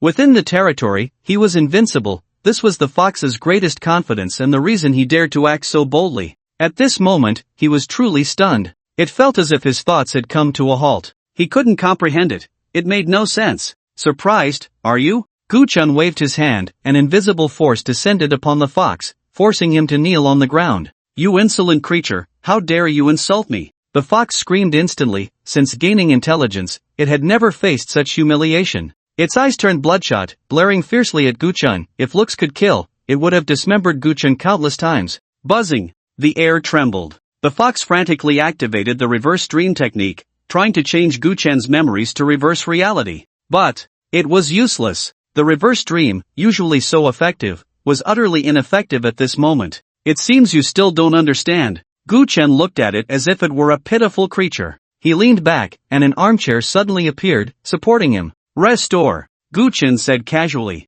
A murmuring voice echoed in the void, and one star after another lit up in the room, enveloping the fleshy walls of the corridor and the walls, rapidly dissipating like snow meeting the blazing sun. Those corpses also vanished without a trace. The ancient and elegant carvings, the windows, and the furniture returned to their original places. The tattoo illustrations flew out and then merged into the shop. Patterns hung on the walls. Compassionate bodhisattvas, wrathful vajras, ghostly witches, the white tiger star lord descending, the 7 stars life extension array, and the boundless void. The tattoo patterns Gu Chen had used appeared on the walls. A vast, terrifying pressure filled the shop. Crack! The fox's kneecap shattered, pressed down by an invisible force, rubbing against the ground, its whole body soaked in blood. The chains on the octopus chef also disappeared. He walked behind Gu Chen, his expression filled with fervor. What a magnificent power! It is such an honor to serve this great man. The octopus chef's body trembled slightly. With such great power, his admiration for Gu Chen flowed like an endless river.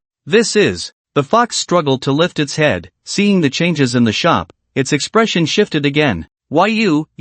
It stammered out 3 US, its throat feeling as if it were choked by a fishbone, incredibly uncomfortable. What? Have you really thought that after occupying the magpie's nest for so long, this is your territory? Gu Chen said with great amusement. Is this your territory? Impossible, this is absolutely impossible. The fox's teeth were ground to dust as it shook its head frantically, blood seeping from its eyes, looking extremely terrifying. So many things are you doing behind the scenes, you deserve to die. As Gu Chen spoke, he reached out and clenched his hand. Boom! An invisible force instantly crushed the fox's physical body. This time, the fox did not restore its form as it had before, because just moments ago, Gu Chen had reclaimed ownership of the shop. This place is Gu Chen's territory. The fox still wanted to draw on the power that existed within Gu Chen's territory, but without Gu Chen's nod of approval, how could it use that power again? A transparent soul flew out, once again grasped by the invisible force. Who are you? Who exactly are you?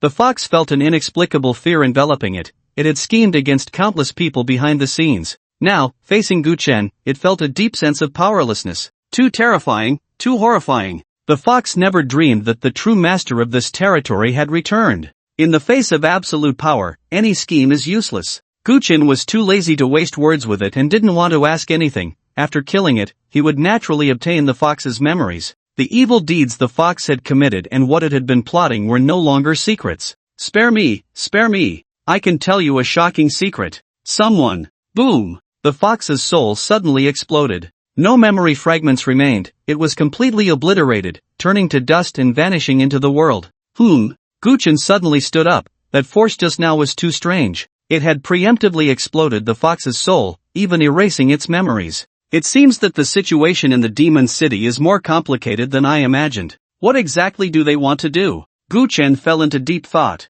He had originally thought the fox was one of the behind-the-scenes manipulators, but now it seemed that this self-satisfied fox was merely a pawn. Congratulations, host, for successfully reclaiming the shop. Please name the shop. Mystic patterns activated. Mystic pattern power, reverse dream divine technique recorded, instance automatically establishing, mountain and sea traveler, instance established. The system's prompt sounded. On one wall, a brand new pattern hung. Surrounded by mountains and seas, small towns nestled within, hazy and illusory, filled with endless possibilities. It was clearly marked beside it. Mystic pattern, mountain and sea traveler, jade plate scatters light, melodic sounds weave through the beams, fleeting life goes through many cycles, with no way to chase the past. Is it a dream? Is it real? Knowing this reason, one can pierce the mystic pattern to obtain the reverse dream divine technique. Points required to enter the instance, 50 points. To pierce the mystic pattern, it actually requires its recognition? Gu Chen was taken aback. This mystic pattern diagram had automatically sketched and established an instance,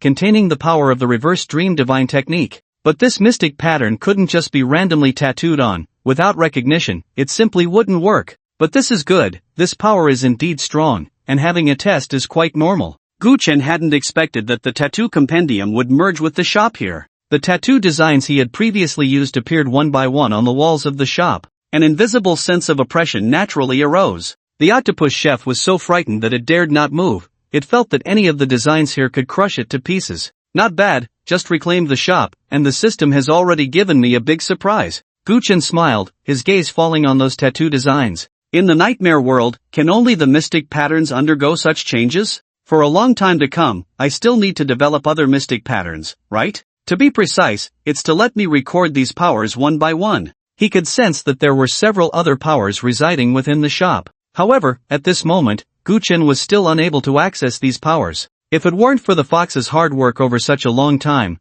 Gu Chen wouldn't have obtained the first strange pattern so quickly. Speaking of which, the fox truly helped a lot. Everyone, in 10 minutes, you will be transported to the nightmare world. Please remember the rules in the survival manual. These were earned with the lives of countless predecessors. This journey is not a dead end. Remember the rules, rely on the rules, survive in desperate situations. We, the people of Xia country, have never feared challenges. Danger represents opportunity. Obtaining unimaginable powers in the nightmare world is not impossible. In the square, countless people gathered, and the person in charge spoke through a loudspeaker. The black cloud on his arm was very conspicuous. Like the people below, he too had been planted with the seed of fear and would soon be dragged into the nightmare world like everyone else. For 28 days, our family, lovers, and friends are still waiting for us to return. His voice was somewhat hoarse, and as he said this, he paused, looking around at the crowd. Those who had not been planted with the seed of fear were accompanied by their family, lovers, and children.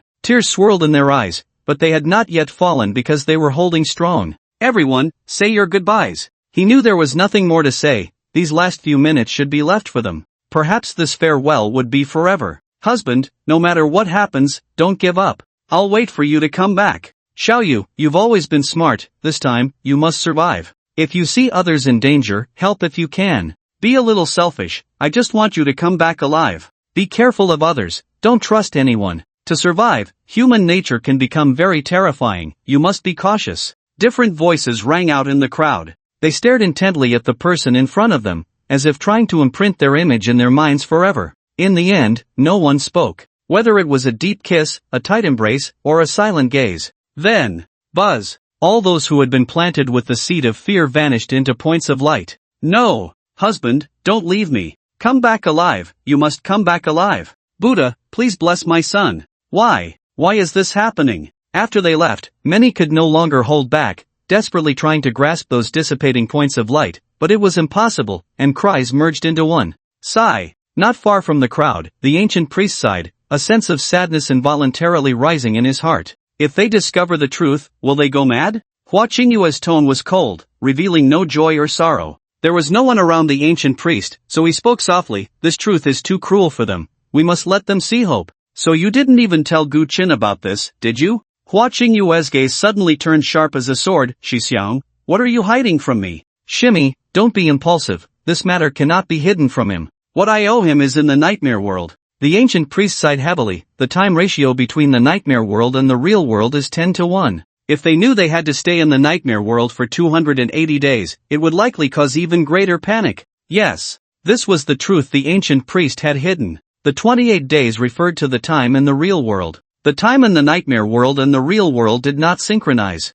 For the people of the surface world, it is indeed 28 days, but for those who enter the nightmare world, it is a full 280 days. 280 days. Faced with countless ghosts and all sorts of bizarre rules. By then, how many of the tens of millions will still be alive to return? Hua Qingyue remained silent, suddenly extending her hand and saying, the key. No, you are the next observer. I absolutely cannot let you fall into danger. Taoist Gu immediately refused, his figure gradually becoming blurry. He was using Taoist techniques to leave. With Hua Qingyue's strength, she could easily stop him, but she just stood there, unmoving. Don't you want me to go to the nightmare world? Senior brother. Actually, everyone has a key in their hands to open that door. Hua Qingyue turned and left. Within 100 days, she would obtain the key in her hand and head to the nightmare world. What? Shaoqing is missing? When Xuezhen was bewildered, she wouldn't have taken it upon herself to go to the nightmare world, would she? Mr. One, please don't worry.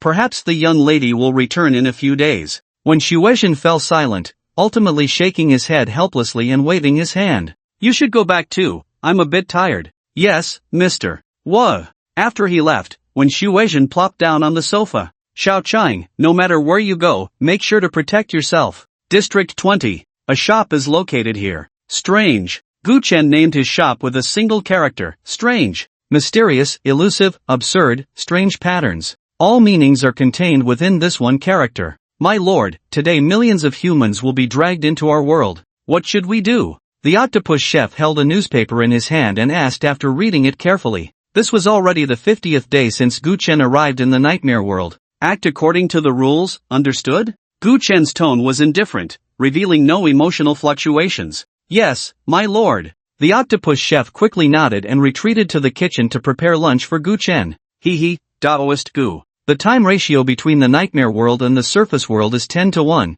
It truly is interesting. Gu Chen, noted this down. However, during these 50 days, Gu Chen had stayed in the shop without causing any trouble. Every day, only the octopus chef went out to buy newspapers. From the newspapers, Gu Chen learned that not only was nothing happening here, but even other districts had also strangely quieted down. Even the battles between wandering souls and ghosts on the streets had decreased significantly. Waiting for those millions of humans to arrive? Gu Chen knew the reason. Those millions of humans were about to be dragged into the nightmare world. Although distributed to each district, it seemed very few in each place. But the ghosts were all looking forward to this day. Buzz! The void suddenly rippled. One by one, humans appeared in various districts, in different places. The numbers varied, ages varied, millions of humans had already arrived in the nightmare world. They're coming, they're coming. Go, catch all the nearby humans. Humans are much more interesting than ghosts. Hurry, hurry, bring me more new toys. Kill. Such delicious meat, such pure souls, truly a delicacy, don't even think about running, not a single one can escape.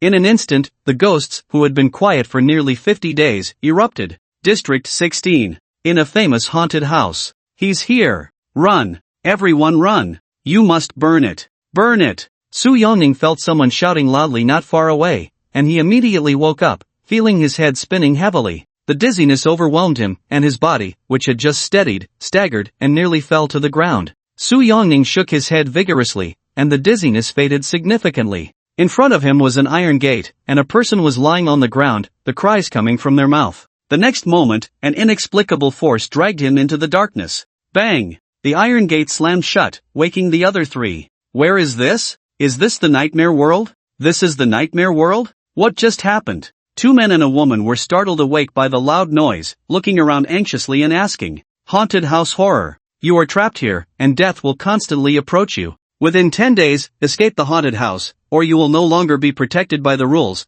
and evil forces can completely kill you." Suddenly, a transparent screen appeared in front of each person. This was the last bit of help the outer world provided them as they entered the nightmare world. If we leave here within 10 days, can we survive? What should we do now? The door is locked, we need a key to open it. Su Yongning listened to the others talking, feeling inexplicably familiar with this place. I feel like I've been here before. Is it an illusion? Su Yongning surveyed his surroundings, feeling an overwhelming sense of familiarity, as if he had indeed been here. But upon closer reflection, it seemed he had not. Many people have experienced this feeling. You walk down the street and suddenly see a scene that feels familiar. The people in that scene, you feel like you've encountered them, and even the events that happen seem strangely familiar. This feeling is very odd. It's as if you experienced it a few days ago and are encountering it again today, as if caught in a cycle, a bit mystical, and somewhat unsettling. For some reason, a chill suddenly rose in Su Yongning's heart. He forcibly suppressed this chill and said, "It seems we are lucky, we didn't end up in a pile of monsters. Otherwise, we would have been torn to pieces by now." Before coming, the Supernatural Bureau had given everyone a survival manual. The manual recorded quite a bit about the nightmare world, so even though it was their first time here, they still knew some things. Is everything in the manual really true? Exactly, maybe it's not as terrifying as it says? Let's go, let's check it out first. The group didn't want to stay here. The darkness beyond the door gave them a very uneasy feeling. Su Yongning followed the others up the stairs. The lights illuminated the corridor, brightening the old house, but many places were covered in dust, indicating it had been a long time since anyone had cleaned. The courtyard was large, with corridors leading in all directions. As they turned a corner, the two people at the front were suddenly so frightened that they collapsed to the ground. Oh my god! A ghost, a ghost! Su Yongning quickly looked over and saw several figures in black robes with long, pointed masks standing in the corridor. A suffocating, cold aura instantly filled everyone's hearts. Run! Su Yongning shouted and turned to flee. He had just seen the warning. If they couldn't escape the haunted house within 10 days, the evil forces would completely take action against them. But, don't forget, being crippled or captured and tortured didn't count as breaking the rules. The moment Su Yongning saw the black-robed figures, he knew he absolutely could not be caught by them. Once in their hands, he could only wait to die. Ah! One person reacted a bit slower and was directly grabbed by the leg by a black-robed figure. With a snap, his leg was broken by the black-robed figure, who then dragged him into the darkness. Help me! Help me! The person screamed in agony, his fingers scratching the ground, leaving bloody trails. But at that moment, no one could help him. The remaining black-robed figures pursued closely from behind. Su Yongning opened the door and ran, not caring whether it was a dead end. He opened the door in front of him casually and was taken aback. Behind it was a brand new corridor. This courtyard is too big. 10 days seems like a long time, but the time we have is definitely very tight. Hurry, run this way. The only girl among them shouted in a panic, rushing to the right. However, a bad feeling surged in Su Yongning's heart, and he instinctively shouted, "Don't go that way." But it was too late. Bang! A lamp flew out from around the corner of the corridor and struck the girl hard on the head. She collapsed, knocked unconscious. A woman, resembling a spider spirit, emerged from the corner, casually picking up 2 pieces of wood and pinning the girl's legs firmly to the ground. Ah! Monster, monster! The girl woke up in pain, seeing the woman looking down at her, and screamed in terror. She picked up everything she could find on the ground and threw it at the monster without hesitation. Bang! But the claws behind the woman waved casually, deflecting the objects, her eyes filled with bloodlust and coldness. She no longer paid attention to the girl, as her legs were already injured and pinned in place with wood. She was already in the palm of her hand, no need to waste more time on her. The next prey was Su Yongning. Su Yongning hurriedly dodged but accidentally fell to the ground. Buzz! The woman with several spider legs suddenly appeared in front of Su Yongning, intending to break his legs. At that moment, Su Yongning noticed a book on the ground. Without hesitation, he picked it up and opened it towards the woman. The woman suddenly let out a piercing scream, as if her whole body was being burned. She quickly retreated and then disappeared into the corridor. Su Yongning was stunned, staring blankly at the book in his hand. I've been here. I must have been here. Su Yongning suddenly felt a severe headache, unable to remember. He hurried to the girl, forcefully pulling out the wood that pinned her legs in place. Blood instantly flowed everywhere, and the girl's face turned pale. Thank you, but I might not have much time left. You should go, don't worry about me, the girl said to him with a sorrowful expression. As for the other person, he had long since disappeared. Don't lose heart, and don't give up easily. We can definitely escape from this haunted place. A scene suddenly appeared in Su Yongning's mind, and he exclaimed with joy, let's go to the next room. There are things to stop the bleeding. With his support, the two made their way to the room, and indeed found some first aid supplies. After bandaging her wounds, the girl looked at Su Yongning with immense gratitude, only to find him clutching his head in pain. He kept repeating one phrase. Who is Gu Chen? Buzz. Suddenly, a green light shone on Su Yongning's back. So hot, so uncomfortable, what's on my back? Su Yongning felt a burning sensation on his back, causing him to scream in agony, rolling on the ground. The girl was terrified, frozen in place, unable to move, as her leg wounds had just been treated. Fortunately, this pain did not last long. A few minutes later, Su Yongning, pale-faced, leaned against the sofa. He struggled to turn around, took off his shirt, and said, Girl, help me see what's on my back. He felt anxious, always thinking something extra was on his back, but he had no idea what it was. This position made Su Yongning's heart race, his heart in his throat. All right, brother, let me take a look. The girl steeled herself and looked at Su Yongning's back. Ah, ghost, ghost. She was so frightened by just one glance that she burst into tears. On Su Yongning's back was a tattoo, depicting a person. With a leopard head and round eyes, an iron face and a twisted beard, the appearance was ugly and looked extremely fierce.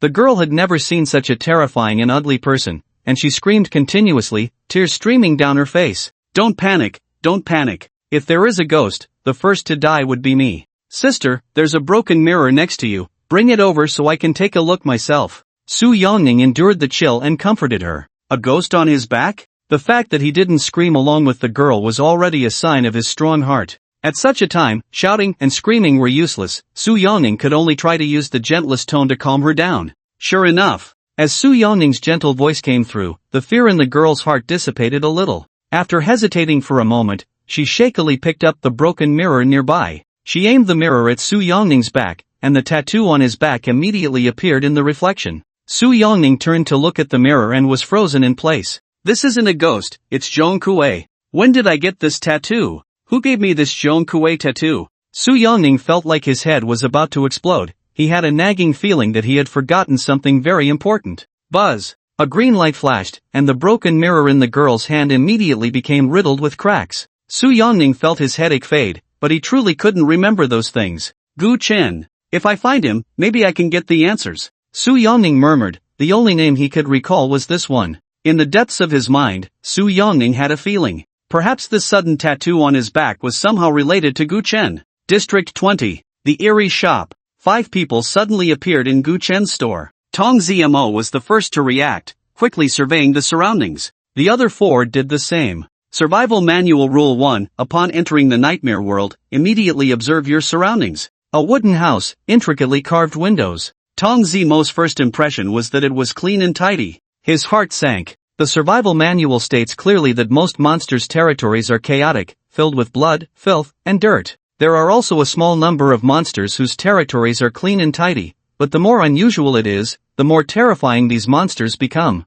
The other 4 also wore serious expressions. Although they didn't know each other, as soon as they appeared here, they were doing the same thing as Tong Zmo, observing their surroundings and each other. They all understood that in such places, to survive, who knows what the others might do. Stabbing someone in the back or using others was not impossible. Therefore, here, in addition to being wary of monsters, they also had to be cautious of each other. This eerie shop has existed for a long time. Remember the rules here, perhaps you can gain the right to survive. Go meet the shop owner. A transparent panel appeared in front of each person. The real world provided equal assistance to everyone dragged into the nightmare world. After the transparent panel disappeared, a cold voice echoed in their minds. Welcome to the Eerie Shop. Your current identity is a shop assistant. Please remember the rules set by the shop owner. 1. Fighting and killing are prohibited in the shop. 2. Complete daily tasks or take on external tasks to earn points. 3. The shop only accepts transactions in points or bartering.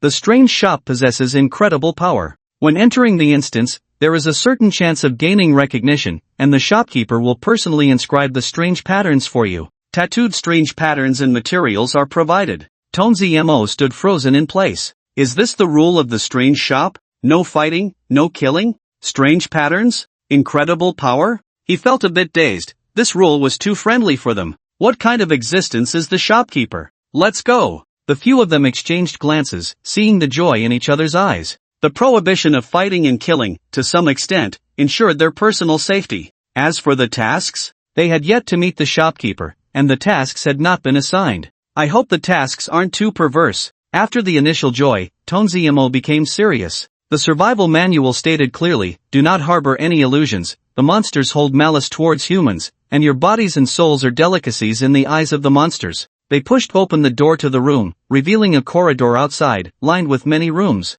However, the left side of the corridor was dark, while the right side was brightly lit. The 5 did not run around but walked towards the light. 5 people, huh? They seemed to have decent temperaments. Gu Chen lay in a rocking chair, swaying back and forth, enjoying the relaxed and pleasant feeling. As for those 5, Gu Chen sensed their arrival immediately. The strange shop is not small, with a total of 3 floors, but for now, I can only access the first floor. The other 2 floors are in a closed state. Is the first floor mostly employee rooms, specially reserved for humans by the system? Gu Chen had no idea what the system was up to, but this way, it saved him from making arrangements. The light seemed to guide Tonzi Mo and the others forward. Finally, they arrived in the main hall. Pushing open the door, they stepped out, and a cold, oppressive, terrifying aura enveloped them. On the walls hung numerous patterns. These patterns radiated an incredibly terrifying power, as if they wanted to suck their souls into them. Just a few pictures, and they're this terrifying? Tonzi Mo quickly averted his gaze, not daring to look closely at the patterns.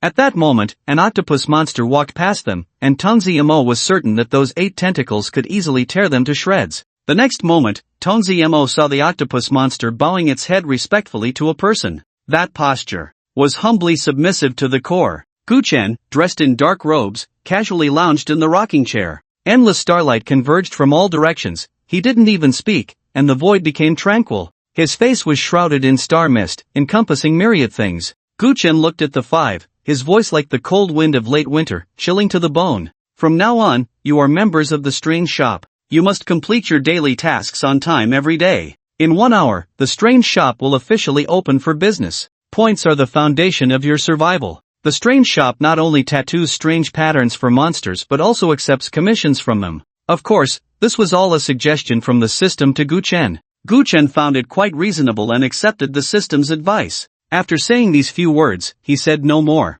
Today's task, please ensure the cleanliness of the shop. Completing the task will earn you 10 points. Reminder, within the rules, staff and customers are equal. The daily task was announced in Tonzi Mo's mind. The other 4 also learned their tasks for the day, just like him. Only one man wearing glasses showed a slight change in expression. But the others dared not speak, looking again at the spot where Gu Chen had just been. On the rocking chair, Gu Chen's figure had already vanished. I am the head chef here, and I am also your supervisor. You all listen carefully, the storage room is in room 105, and it is the place you need to focus on cleaning and organizing. The food you want can be purchased from me with points, provided you complete your tasks on time. If you fail to complete your daily tasks, you will have to go out to forage for food, or starve. If anyone dares to steal food, I will not hesitate to twist your heads off. In addition, in a few days, one of you will be chosen to go out for supplies. Most importantly, as employees of the strange shop, you must not bring shame to the adults, understand?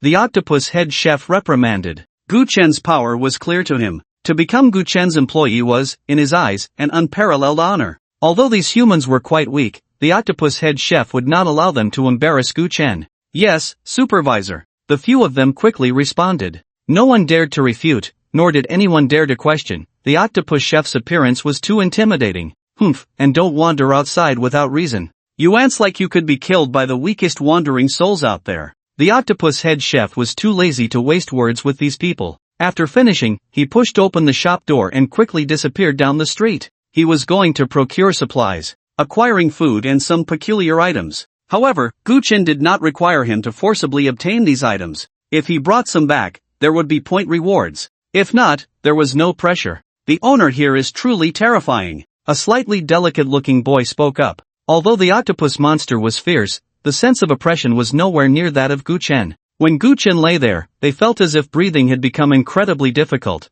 and their hearts seemed like they could stop beating at any moment. That sense of oppression was on an entirely different level. Although Gu Chen did not go on a killing spree against them, fear still lingered deep in their eyes. Being with such a terrifying monster, their lives could be taken at any moment. Ha! Let's get to work. We must not violate the rules here. As for other things, we can learn about them slowly, Tongzi suggested. There was one thing he did not mention, which was the matter of procuring supplies that the octopus head chef had just mentioned. The others nodded silently and went about their tasks. Each person's duties were different. For example, Huazhe and Tang He were tasked with receiving the guests who came to the shop today. You should remember the supervisor's last words, right? Huazhe suddenly said. The casually dressed girl Tang He nodded. But we are weak. Will those guests show us any respect? Worry was evident on her brow. Our attitude must be firm. We absolutely cannot be timid. I think it's a hidden test. Huazhe said solemnly. The hint also mentioned that within the rules, we employees and guests are equal. Moreover, fighting and killing are not allowed in the shop. As long as we do not violate the rules, our safety is guaranteed. You're right, but what if those monsters attack us and the owner remains indifferent? Tang He hesitated for a moment before speaking softly. That shouldn't happen. Monsters take the rules they set very seriously. If other monsters attack us, it would be a disregard for the rules set by the owner, a slap in his face. Huazhe said with great certainty, if such a situation arises, we can only bet that the owner is stronger than those monsters. By the way, you must be very interested in the initial hint, right? Tang He was momentarily taken aback, then replied, the matters of the Magic City are definitely not just the beginning. Even if we manage to leave here alive, we will encounter even greater dangers in the future. This time entering the nightmare world, although fraught with peril, also presents countless opportunities. The incredible power within the strange shop, I must obtain it. Tang He's eyes were filled with desire. She longed to grow stronger. In the days before being drawn into the nightmare world, she lived in constant fear and had even contemplated suicide.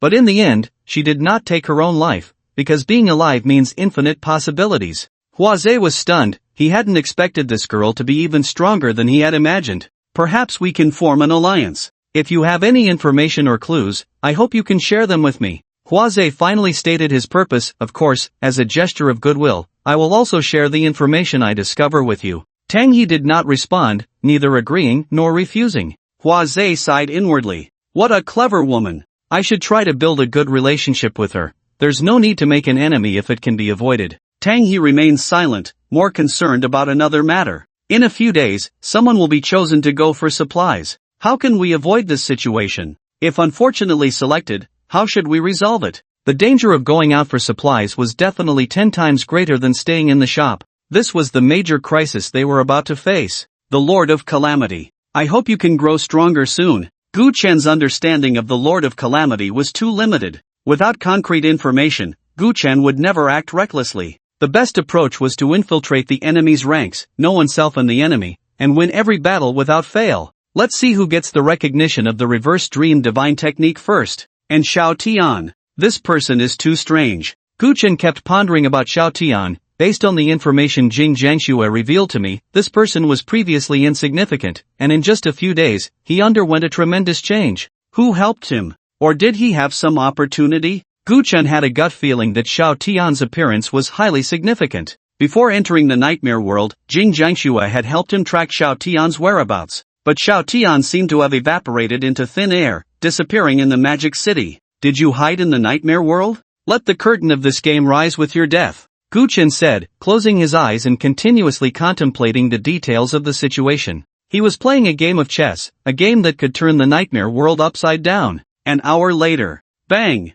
The door of the strange shop opened, and the 2 red lanterns at the entrance lit up. The strange shop, closed for many days, was officially open for business at this moment. Huazhe and Tang He stood on either side of the door, wearing professional fake smiles. Whoosh! On the street, a chilling wind howled, bringing a wave of cold. So cold! Huazhe couldn't help but shiver, feeling a foul stench approaching. In the cold wind, a grotesque head, filled with insatiable greed and excitement, opened its mouth wide at him. Not good, it wants to swallow me. Huazei's heart sank as he looked at that gaping maw, fear gripping him, his legs trembling. Although he had been mentally prepared, encountering it for real was a different matter. In the next moment, the red lantern above his head shone brightly, dispelling the chill. A flicker of candlelight fell into the cold wind. Ah! Accompanied by a scream. In the cold wind, a ghost missing an arm and a leg fell to the ground, its body engulfed in flames, looking utterly tragic. Spare me, I won't dare again next time. He knelt on the ground, repeatedly bowing towards the eerie shop.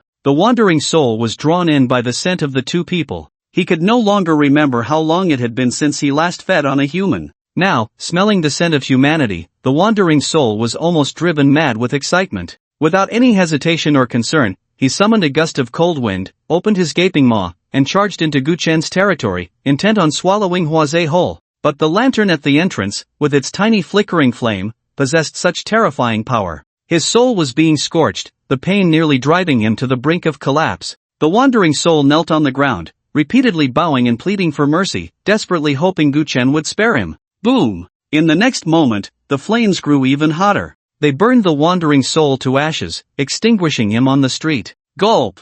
Huazei's brow twitched violently, his throat involuntarily rolling, his heart filled with shock. Is this the gap between humans and ghosts? If it weren't for this lantern, I would have died just now. Do I now have a chance to gain such power? After the shock came excitement. Huazei's legs trembled. Who wouldn't want such power? In life, if one had the opportunity to wield great strength, who would willingly remain an ordinary person? Ants, easily crushed. Inside the shop, Guchen sensed everything happening outside, shaking his head in disdain. This wandering soul was merely the lowest level of cannon fodder in the world of ghosts. Even the candle flame and the lantern at the door could burn him to death. This scene instilled fear in many lurking ghosts. Yet their eyes were fixed on Huazei and Tanghe at the entrance, none of the ghosts willing to leave. Humans! 2 humans! I've heard that human flesh is the most delicious. If we could devour them, our cultivation would soar. The ghosts in the shadows had a desire in their eyes that was almost palpable. They are watching us, Tanghe suddenly spoke, her woman's intuition sharp. She sensed the gazes peering from the darkness. The business hours are 4 hours a day. During working hours, aside from attending to customers, we cannot leave our posts for more than 5 minutes. Huazei observed his surroundings, and in the darkness, pairs of crimson eyes emerged, fixated on them. Even the glass of the shop across the street was plastered with swollen, bruised faces. The desire and murderous intent in their eyes were like knives, constantly pricking at the nerves of the two. We cannot panic, they won't dare to come. Before Huazei could finish his sentence, his mouth seemed to have been opened by a spell. Kill, kill, kill, kill. Divide and feast, divide and feast. What trash of a ghost shop, I've never even heard of it. Everyone, let's go. That woman's thigh is mine to gnaw on. Some ghosts hadn't seen a human in decades, while others had it worse, not encountering one for hundreds of years. At this moment, 2 living people stood right there. The allure was lethally irresistible. The desire to kill and feast completely consumed their minds. All they wanted was to tear Huazei and Tanghe apart and devour them.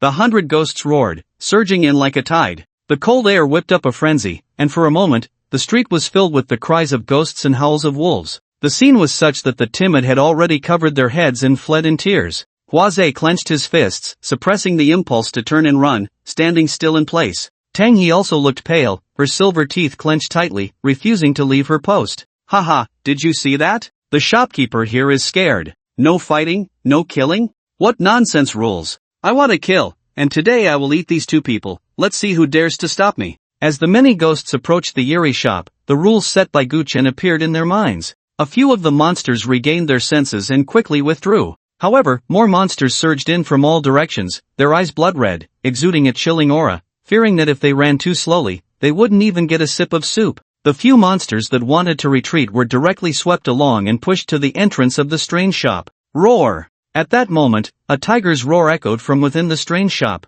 Nearby streets all heard this roar. Many monsters that were farther away had their chilling aura shattered by this roar. Some of the weaker ones even exploded on the spot. If those at a distance were affected so, one could only imagine the fate of those closer. Boom! Boom! Boom! With a thunderous tiger's roar, the monsters in the front exploded one after another. The monsters that had regained their senses tried to retreat but were shoved back by the monsters rushing from behind, their eyes bulging with rage as they cursed. Beasts! If you want to die, don't drag me down with you. After the tiger's roar, everything at the entrance of the strange shop fell silent. What was that just now? Huazhe felt his throat dry and couldn't help but ask. The mere roar had shattered countless monsters. Tang He didn't answer him, her heart finally settling down. It seems the shopkeeper is extraordinarily powerful, fully capable of suppressing these monsters. As long as the rules are not violated, I can survive. I will definitely make it. Seeing that Tang He didn't respond, Huazhe wasn't angry.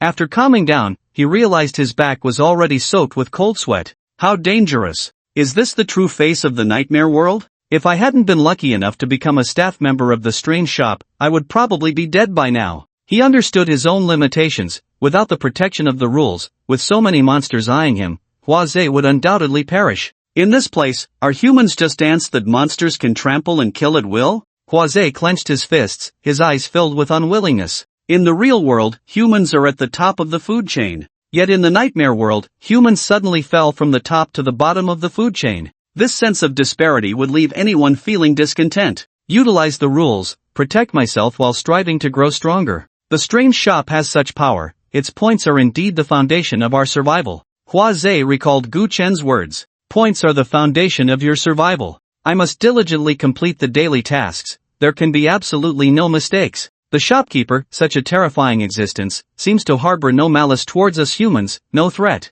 But as long as he wishes, he can easily crush us. After all, we only have the right to survive under his rules. Huazhe knew that being protected by the rules was a double-edged sword. But they had no room to complain. Because they were too weak. So weak that they didn't even have a voice. Huazhe and Tang He exchanged glances, both seeing the spark of desire for power in each other's eyes. If they had enough strength, how could these monsters dare to treat them like ants?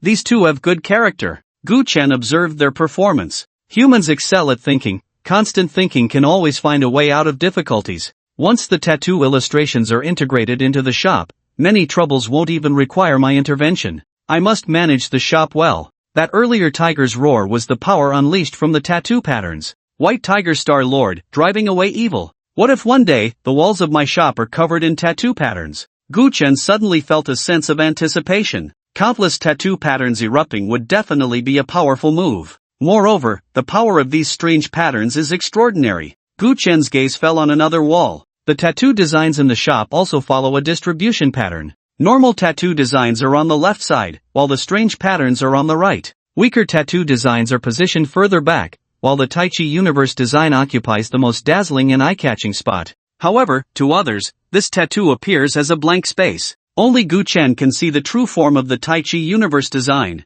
In the darkness, whispers arise. The owner of this strange shop is at least a disaster-level being. A deity has actually come to Zone 20? It seems that for the time being, those two humans can't be dealt with. You, go find out what the rules of this strange shop are. By the way, see what kind of business this strange shop is doing. In an instant, several ghostly figures darted out. They stirred up a gust of cold wind and appeared at the entrance of the strange shop. This smell. Huazhe frowned. The stench from the several ghosts was overwhelming and nauseating. Normally, he would have already vomited, but at this moment, he can only suppress the urge to retch and stand quietly in place. Fortunately, these ghosts did not linger for long and soon swept away with the wind. The shop owner can perform tattoos with strange patterns, but materials need to be provided by the customer. Also, transactions in the shop can only be done with points or bartering. Moreover, the rules of this strange shop are indeed bizarre. The ghosts quickly relayed the information. The ghosts in the darkness fell into silence, and after a long time, one spoke up. No fighting, no killing? How ridiculous, just a few crawlers. Killing them is no big deal. Can you stop bragging here? If you're so powerful, go take down those two humans right now. Damn, can't I just talk a bit? Don't you know I'm a long-tongued ghost? But this strange shop actually takes commissions. That's a bit too inflated, isn't it? Indeed, some commissions can even lead to disaster-level ghosts meeting a tragic end. Why worry about so much? Hurry up and report this information back to the master. Whoosh, whoosh, whoosh. Countless gusts of wind blew in different directions. Many ghosts chose to align themselves with a certain power. Within Zone 20, the power dynamics were intricate. However, a few factions were very strong, and ordinary ghosts did not dare to provoke the ghosts from these factions. At this moment, many ghosts who had gathered information about the strange shop hurriedly brought the news back. The information has finally spread. Next, we just wait for customers to come to the shop. Gu Chen stood by the window, watching the cold winds depart. He did not intervene, nor did he need to. The strange shop's current notoriety was too low. Building a reputation was certainly necessary. Just now, so many wandering souls and ghosts flocked to his shop, wanting to share the two humans. In reality, it was also a test from other factions in Zone 20 regarding the strange shop. If the strange shop did not display enough strength, other ghosts would come to encroach on Guchen's territory. After all, no ghost would complain about having too large a territory. Expansion often leads to conflicts over territory, which is a very common occurrence in the nightmare world. Without strength, yet wanting territory, isn't that a joke? It seems there won't be any real customers today, Guchen said with a hint of regret. However, there was no need to rush, the prestige of the strange shop had to be raised. It was impossible to go out and attract ghosts. The strange shop was right here. If one wanted to get a strange tattoo or commission something, they had to come to the shop in person. For a moment, Guchen felt a bit dazed. It feels like I've suddenly returned to the time when I just took over the tattoo shop. Only back then, I was tattooing living people, but now, I'm tattooing ghosts. One could only say that the world is unpredictable. Zone 20. 4 main streets divide the east, west, south, and north. The 4 main streets intersect in a perfect cross, giving rise to countless streets and alleys that connect the 20th district. The 20th district can be further divided into 4 regions: northeast, northwest, southeast, and southwest. The Erie shop is located in the southeast region. The southeast region of the 20th district is chaotic, with numerous spirits and monsters who do not submit to one another. To this day, no spirit has emerged as the leading boss of the southeast district. Unlike the other 3 regions, where powerful spirits have established their dominance over the years, the southeast region remains without a strong figure to take the lead. The northeast has its slaughterhouse, the northwest has its cursed town, and the southwest has its school of vengeful spirits. Only in the southeast, where Guchen's Erie shop is located, has no powerful spirit stepped forward to take charge. In the eyes of these 3 powers, the southeast region is like a piece of juicy meat. The spirits greedily covet this area, yet they maintain a strange balance. No one wishes for a single entity to dominate. The powerful spirits are not only strong but also wise, their ambitions are vast, and they are indifferent to life. They can think and ponder, lying in wait for decades or even centuries to achieve their goals. When they finally act, it is a massacre. Now, with the emergence of Guchen and the Erie shop, this balance has been shattered. The slaughterhouse. The streets and alleys are stained with blood, the walls are drenched in crimson, and all that meets the eye is a sea of red. The air is thick with the stench of blood, severed limbs, shattered bones, and rotting entrails are carelessly discarded. If a spirit or person with an unstable mind were to arrive here, they would likely be influenced by the surroundings, becoming a butcher driven by the desire to kill. Slap. A young man, looking panicked, stepped through a puddle of blood. They're all dead, all dead. I'm the only one left. His eyes had turned a shade of crimson due to the environment around him.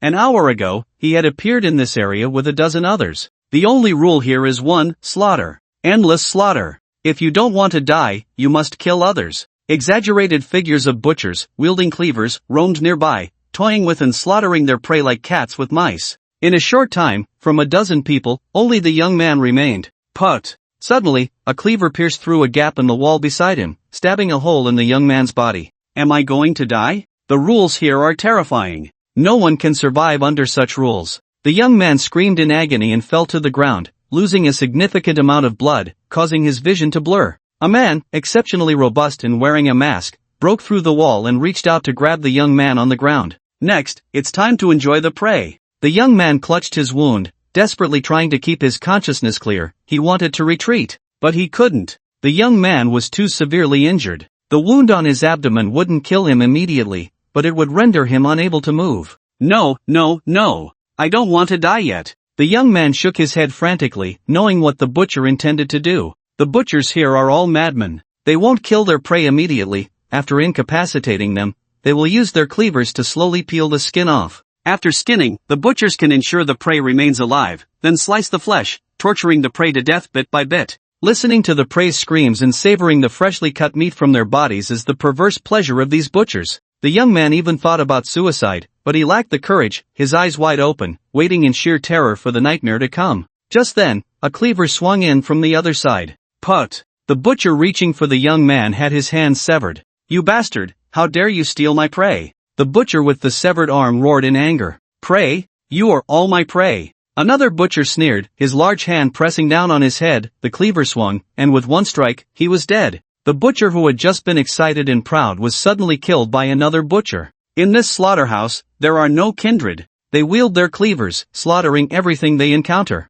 Ha! The one who saves me is actually a monster? Ha! In their eyes, humans are merely prey, livestock to be slaughtered at will. The young man smiled bitterly, a sense of desolation filling his heart. But he knew very well that his fate would not change. It was just a matter of who would come to torment him, nothing more. School. It was incredibly empty here. The security room still had its lights on, casting a glow on a distorted figure. Outside the school, a person stood at the gate, her gaze fixed on the school, an ordinary school that, in her eyes, was filled with endless resentment. The terrifying resentment even stained the school black. At that moment, a cold wind swept through, and a wandering soul appeared behind her. Whispers began to sound. Strange shop? Strange patterns? She murmured softly, but she was more concerned about another piece of news, accepting commissions from ghosts. How interesting. But there must be someone more anxious than me. She turned her head in another direction, towards the cursed town. Valentine's Day is coming soon. She lowered her head, looking at her smooth little feet, her eyes flashing with an inexplicable color.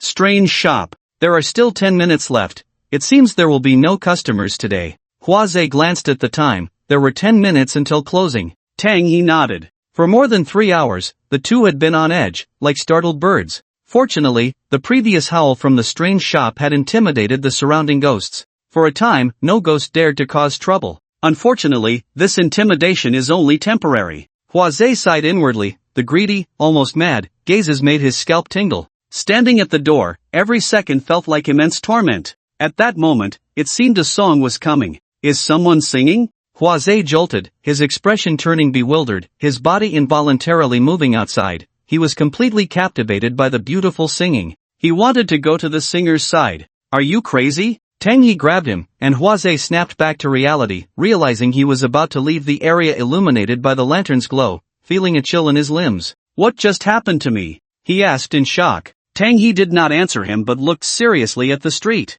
On the empty street, a woman in red was slowly approaching. The song was coming from her mouth. The song was ethereal. Huazhe found he could not understand it at all, yet he felt the song was incredibly beautiful. The strange melody seemed to be filled with endless temptation. In the darkness, wandering souls drifted closer. Just within 5 meters of the woman in red, they were torn to shreds by a terrifying force. Bang, bang. The dull footsteps attracted not only wandering souls but all kinds of monsters as well. Their eyes were hollow, lost in the song, like puppets on strings, stepping closer to the woman in red. Boom, boom, boom. Whether ghosts or monsters, anyone drawn by the song who came within 5 meters of the woman in red exploded. Energy and blood scattered everywhere. The woman in red bathed in it, her clothes becoming even redder. This woman's power is terrifying. If she were to attack us, would the strange shop still be able to protect us? Huazhe and Tang He watched the scene, feeling the warmth within them being drawn away along with the song. An endless chill and fear enveloped them.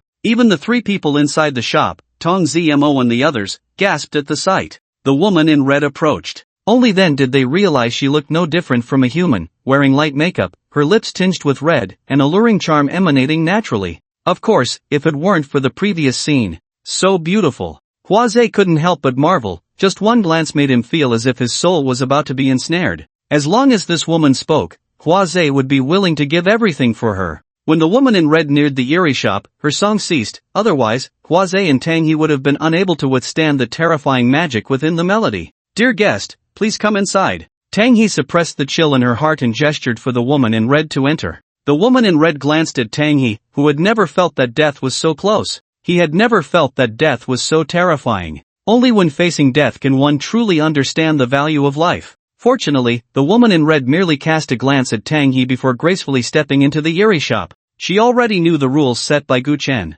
A strange smile even appeared on her face. Tong Zmo and the other 2 stood frozen in place, some even drooling. So pathetic. Tang He followed them inside, frowning at their behavior. However, she also realized that the allure of the woman in red was irresistible to the opposite sex. At least, without a certain level of strength, no man could resist the charm exuded by the woman in red. Dear guest, may I ask what you need? Gu Chen stepped forward, and Tang He felt a sense of relief, bowing to Gu Chen and quickly returning to her post. The moment Gu Chen appeared, the allure of the woman in red was instantly suppressed. Huazhe, Tong Zmo, and the other 2 finally snapped out of their dazed state. Just now, it felt like I had a wonderful dream. Goddess, where is my goddess? What did she do to us? The men exchanged glances, instinctively taking a few steps back, not wanting to be too close to the woman in red. This woman was too terrifying. Their souls had been unwittingly ensnared. If it weren't for being in Gu Chen's territory, they would have already burst like those monsters drawn in by the song, splattering blood everywhere,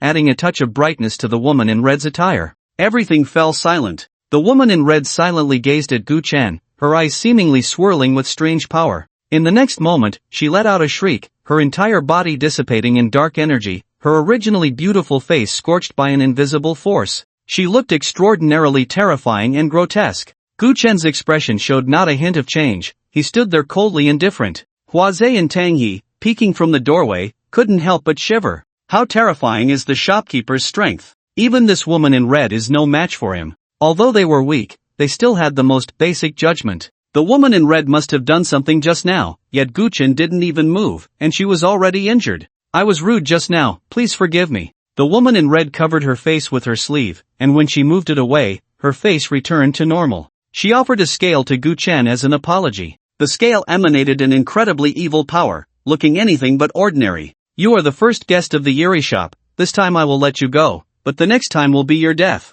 Gu Chen accepted the scale, his tone icy and devoid of warmth. Swish, swish, swish. The tattoo patterns on the wall revealed a breath of energy. In just a moment, calmness returned. The woman in red trembled slightly, nodding repeatedly with a smile. What you say is true, I was reckless just now, I hope you won't take it to heart. As she spoke, a mirror appeared in her hand, which she handed to Gu Chen. Gu Chen naturally accepted it without hesitation. The others in the shop were dumbfounded. Can it be played like this? That's amazing. The shopkeeper is incredible. Although Gu Chen was a monster just like the woman in red, Huazhe still wanted to shout out loud. The shopkeeper is incredible. So, tell me, do you want me to take action to tattoo the strange patterns for you, or? After receiving the two items, Gu Chen's tone was no longer as cold as before. Although it had softened somewhat, to the woman in red, it still sounded indifferent and devoid of any emotion. When did such a terrifying figure emerge in District 20? Fortunately, there was no recklessness or arrogance. The woman in red was not angry about handing over the two items. Instead, she felt quite relieved and directly stated her intention.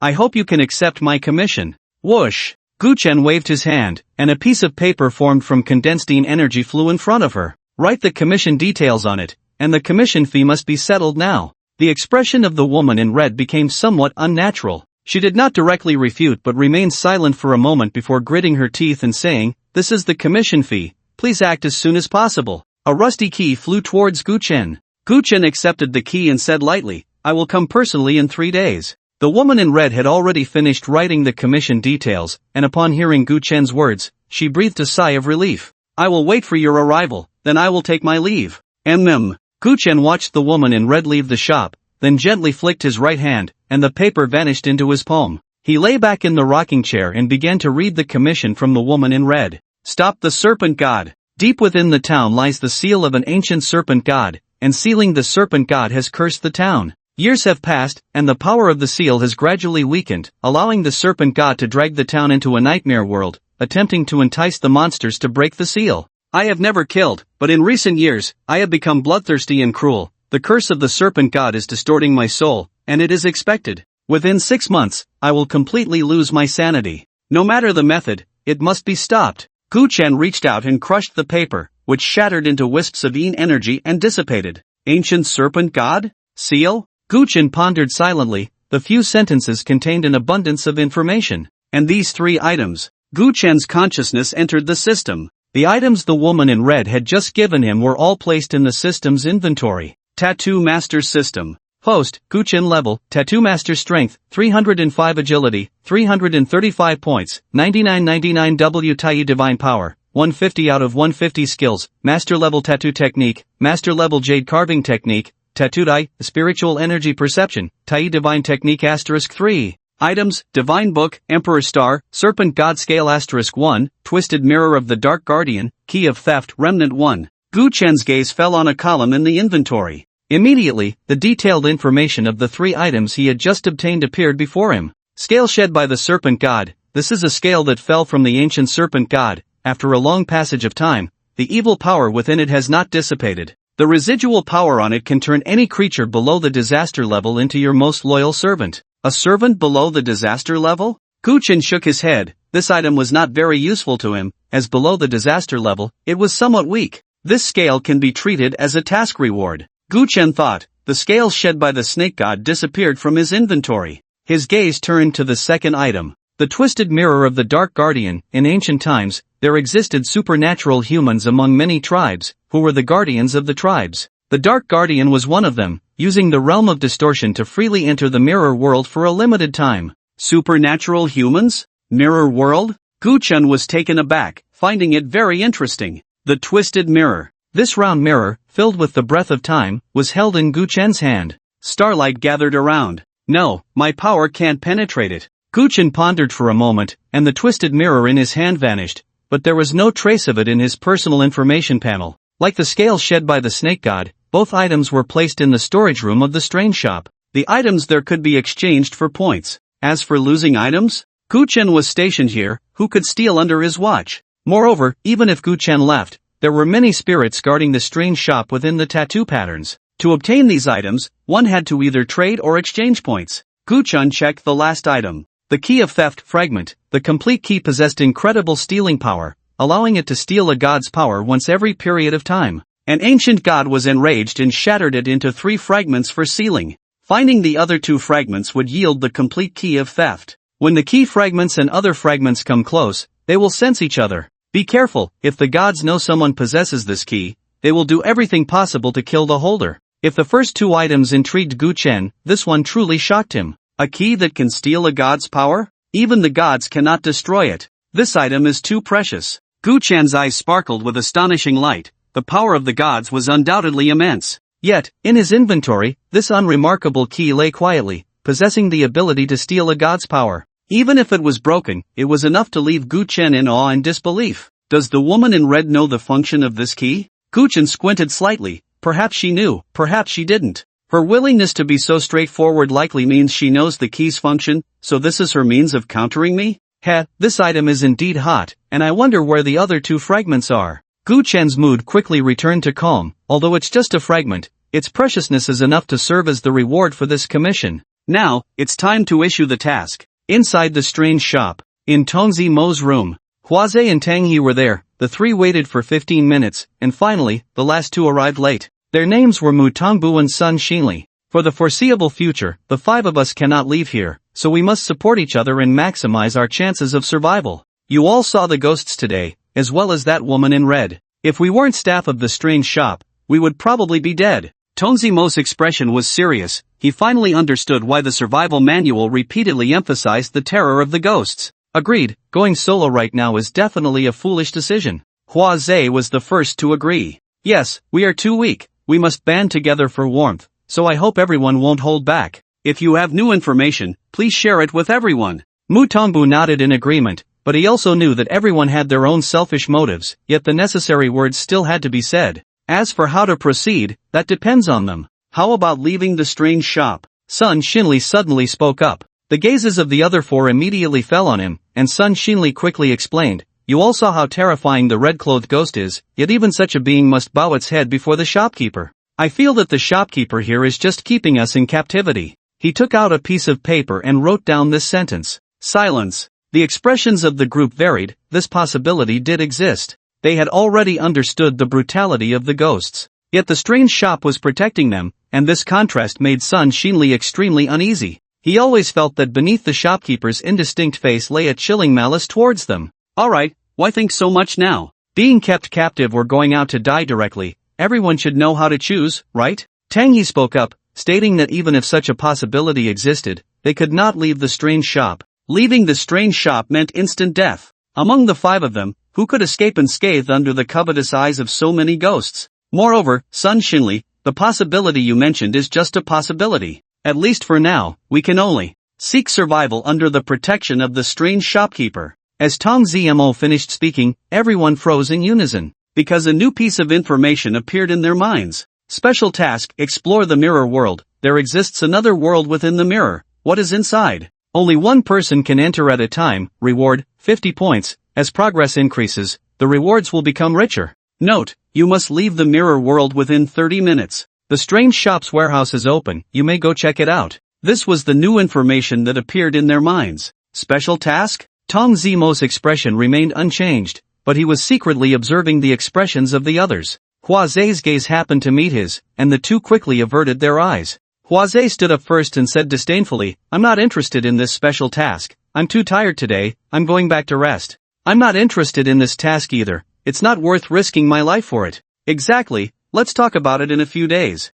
Let's disperse." The others agreed, their words filled with disdain for this special task. After they all left, Tong Zimo's expression changed, and he chuckled, "Not accepting a special task is foolish." He immersed himself in thought, ready to take on the task, only to find that it had already been claimed by someone. Damn it, who acted so quickly? What the hell, didn't they all say they weren't interested? I knew this group was just playing tricks on me. Whoever it is, that's too much. Cries of despair came from Hua Zhe, Mu Tongbu, and Sun Xinli in succession. Fortunately, the soundproofing in the strange shop was excellent. Otherwise, if they heard each other's cries, who knows how awkward it would be. In Tang He's room, she looked overjoyed. I got it. I got this special task. But no rush, let's check the warehouse first. I completed the daily task today and earned 30 points. I hope I can exchange for some useful items in the strange shop's warehouse. Suddenly, a panel appeared before Tang He. Tang He identity, strange shop employee points, 30 items, twisted mirror of the Dark Guardian, task item. The panel was very simple, with a daily task and a special task beside it, followed by the strange shop's warehouse. Just like the game interface, the surface world hasn't given up on us. I must live to return to the surface world. Tang He reached out to open the strange shop's warehouse. Instantly, more than a dozen items appeared before her. Biscuits, ham, instant noodles. Food occupies a significant portion. A boxed meal requires 5 points? Instant noodles require 3 points? If the points are low, can I even eat? Tang He felt a bit confused. She didn't know whether to say the points required were too much or too little. After all, she only had 30 points in her pocket. In terms of food, if the points are not abundant, you must control it within 5 to 10, absolutely cannot exceed the limit. The minimum cannot be lower than 5 points. Otherwise, what if she goes hungry and it affects her work performance? If that were the case, it would definitely be a loss.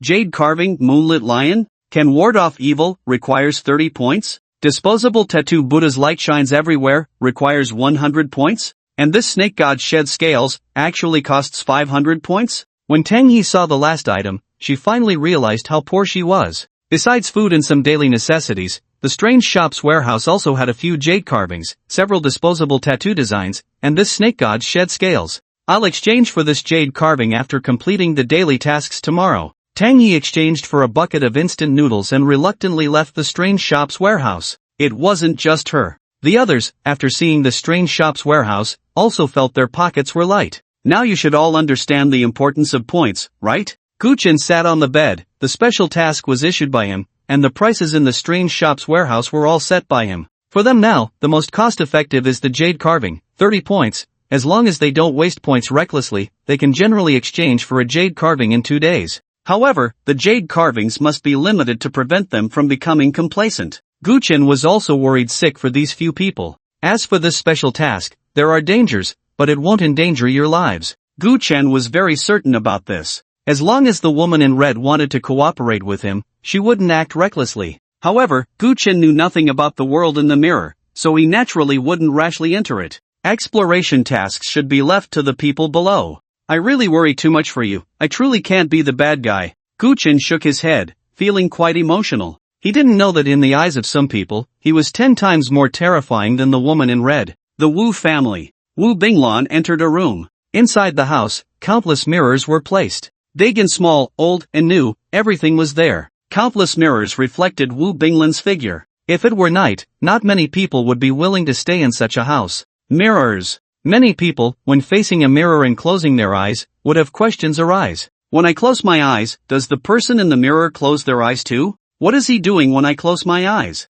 Wu Binglan stood in this room, her heart trembling, and asked the old woman beside her, "Grandma, why did you bring me here?" The old woman had a kind face, giving a sense of peace and reassurance. "I want you to find someone," the old woman said with a smile. "Next, you will enter the world in the mirror. If she recognizes you, she will guide you." "Grandma, there's another world in the mirror?" Wu Binglan was startled and a bit anxious. The world in the mirror was completely a strange new world to her. Fear comes from the unknown. Don't be afraid, she won't harm us. Our Wu family has been kind to her, but recently, I haven't been able to contact her. The old woman's eyes were filled with worry as she took out a box and opened it. Inside the box was a round mirror. It was exactly the same as the mirror the woman in red had given to Guchen. "It will protect you. Grandma will wait for you to come back outside." The old woman had a kind expression and a calm tone, but there was an undeniable meaning hidden in her words. "Yes, Grandma." All of Wu Binglan's questions were suppressed. She knew that the answer needed to be sought by herself.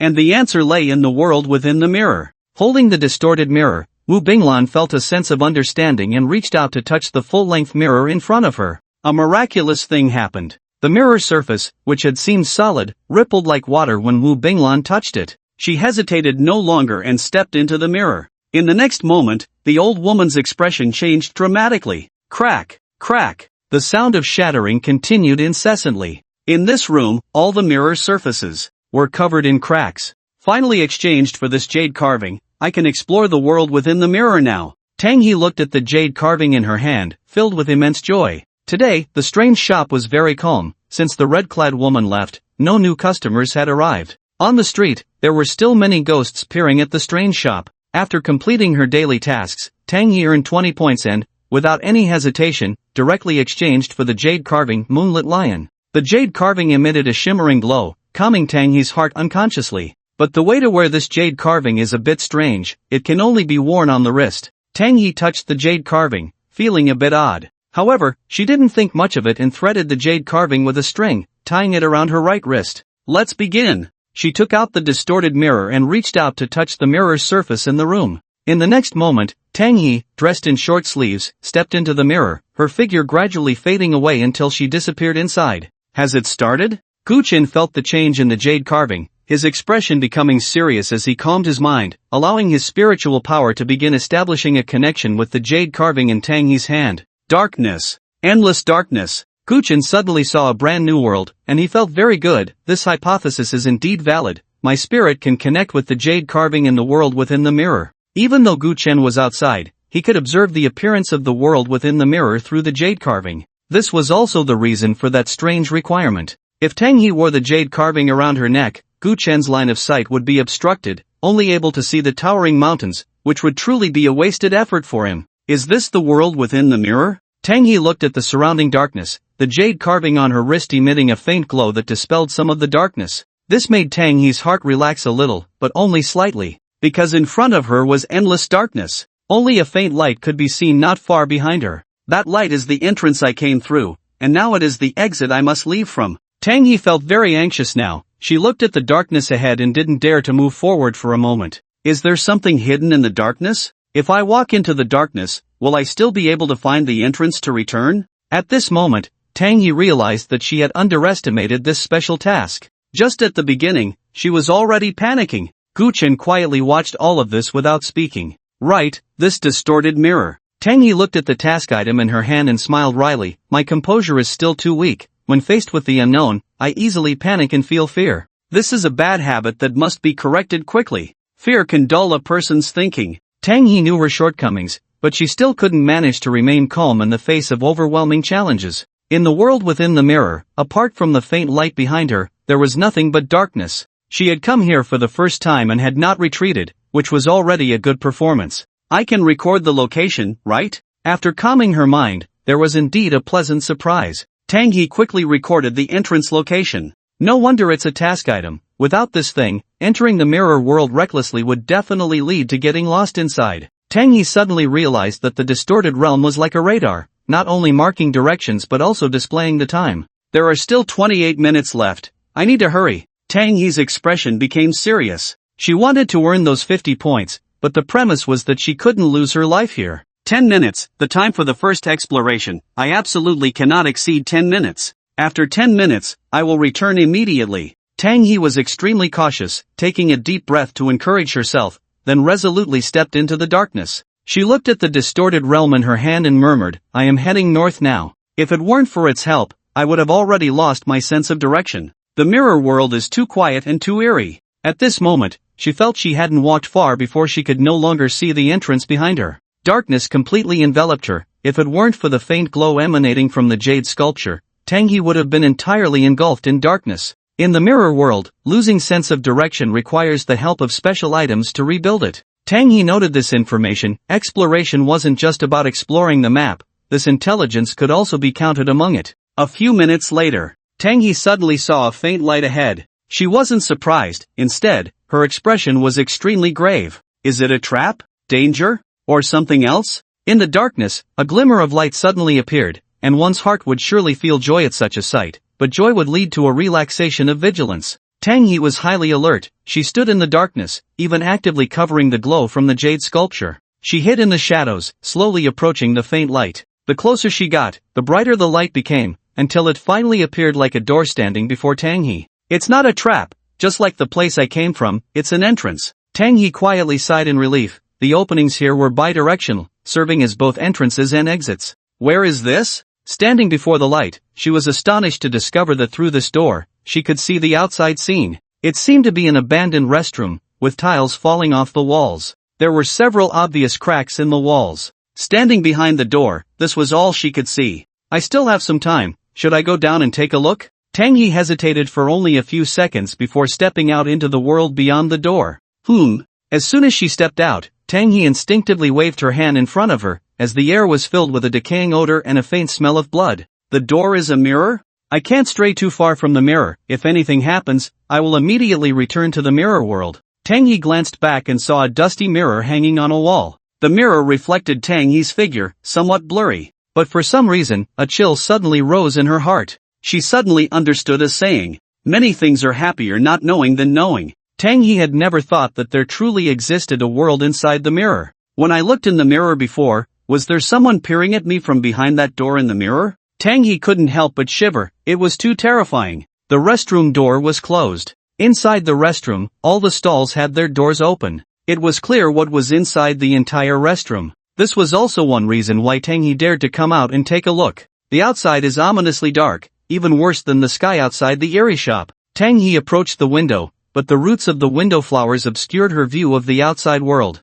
She could only observe the scene through the gaps between the windows or the cracks in the glass. The sky was overcast, dark and gloomy, giving the impression that darkness was about to swallow this place forever. Heavens, what is that? Tang He looked outside, where a massive figure was walking down the street. The silhouette was so enormous that it resembled a monster from a movie, making the tall buildings around it seem small in comparison. Thud, thud, thud. It stomped on the ground, causing the vehicles on the street to immediately emit piercing alarm sounds. But no one cared. This city seemed to have no living souls left. Countless unknown monsters roamed the streets. Their brains were exposed to the air, and the muscles and organs on their bodies writhed like tentacles, searching everywhere. Monsters were everywhere. This was a city overrun by monsters. They were evil spirits. Suddenly, footsteps echoed from the hallway outside the restroom. Something is coming. Tang He withdrew her gaze, without any hesitation, using the distorted mirror to return directly to the mirrored world. After she left, the restroom became empty again. Were those footsteps from a person or a ghost? Tang He hid behind the door, looking outside, but the footsteps merely passed by the restroom door and faded away. Time is running out. I need to head back now. Tang He pulled her gaze away. There wasn't much she had discovered during this exploration. Half an hour was simply too short. The mirrored world has other exits that connect to the outside world. Tang He recorded this information as well. Her figure quickly vanished into the darkness, and a few minutes after she left, click, the restroom door was suddenly twisted open. A man carrying a crossbow and holding a kerosene lamp walked in. He went straight to the mirror, where information suddenly appeared. The man studied the information seriously. It was help provided by his friend using special abilities. Then, the information changed again. The man's expression turned extremely grave. Someone just came by? Came out of the mirror? Has the enemy's strength evolved? Damn it! The man glanced at the crossbow and gritted his teeth, saying, I need to enhance my abilities and quickly uncover the truth.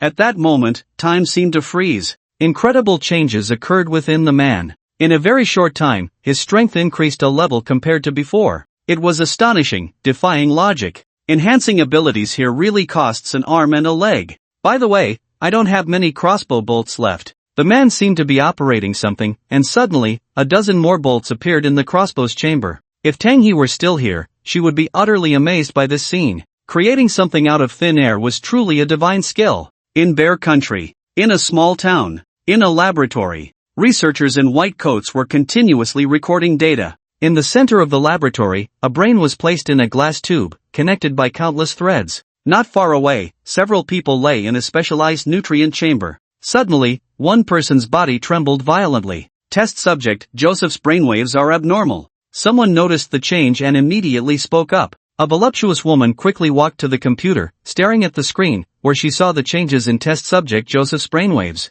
Immediately connect, we must find out the reason for the changes in the test subject's brainwaves. Yes. The researchers immediately began to operate. A woman stood behind her and added, now the experiment has reached the most critical moment, any changes must be thoroughly investigated, and absolutely no mistakes can occur. Don't worry, everything is under control, and soon you will get what you desire. Another person walked over, a faint smile on his face. The woman ignored him and walked to the experimental chamber, intently staring at the subject, Joseph, inside. This subject, Joseph, looked exactly like that uncle. Then her gaze fell on the brain in the glass tube in the center. Hidden within his brain is such an incredible power. I must obtain this power. As long as I acquire this power, I can also stand firm in this grand scheme of things. Her eyes were filled with ambition. In the strange shop, Tang He left the mirror world. The lights in the room were very soft, and Tang He suddenly threw herself onto the bed. Indeed, people yearned for the light even more. She greedily enjoyed this moment of tranquility. In the mirror world, Tang He had to keep her spirit tense at all times. She couldn't afford to be careless, nor could she relax. Fortunately, this half hour had been uneventful. After resting for a few minutes, Tang He hurriedly checked her tasks. Special task, explore the mirror world, currently unavailable. There exists another world within the mirror. What is inside? Only one person can enter at a time. You have collected 2 pieces of information. Current progress 10%, reward 50 points, additional reward 50 points. Besides the 50 points from the task reward, I also received an extra 50 points? Tang He exclaimed excitedly. Indeed, completing tasks is the fastest way to earn points. But now the task cannot be accepted temporarily. I wonder if I can grab it next time. Tang He felt very regretful about this. But it's fine, I don't want to enter the mirror world again in the next few days, and there's this mirror in the room. Looking at the mirror hanging on the wall, Tang He felt an inexplicable chill in her heart. She picked up a cloth and covered the mirror. It seems that for a long time to come, I will have to sleep uneasily.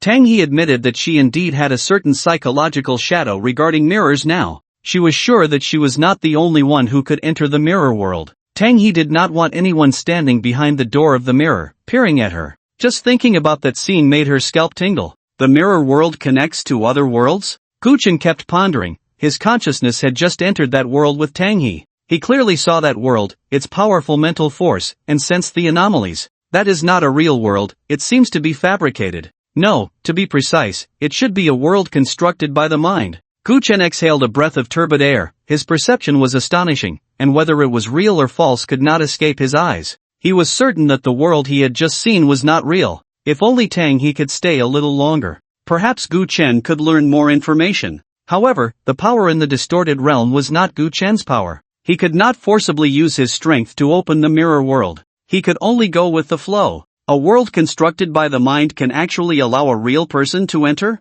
Who built this world? What is the purpose? Gu Chen frowned. This power was truly unfathomable. But behind it lay an unspeakable secret. No, Tang He must have stumbled into it. She successfully entered this virtual world constructed by the mind by using the mirror world. Is this the correct way to open the world in the mirror? Gu Chen kept speculating, feeling that this guess was closer to the truth. Red-clothed woman, what exactly do you want to do? Gu Chen's gaze involuntarily turned to the streets outside the window. The red-clothed woman seemed to be apologizing to herself, but this discovery made Gu Chen's heart grow wary. Ancient snake god, mirror world, key to theft, virtual world constructed by the mind. These pieces of information appeared one by one in Gu Chen's mind. His expression gradually became serious. Just as the ancient Taoist had said, there was a great secret in this world. If they could uncover this secret, perhaps all the truths would be laid out before them. Still no clues, I need more information. Gu Chen finally shook his head. He wouldn't get stuck in a rut.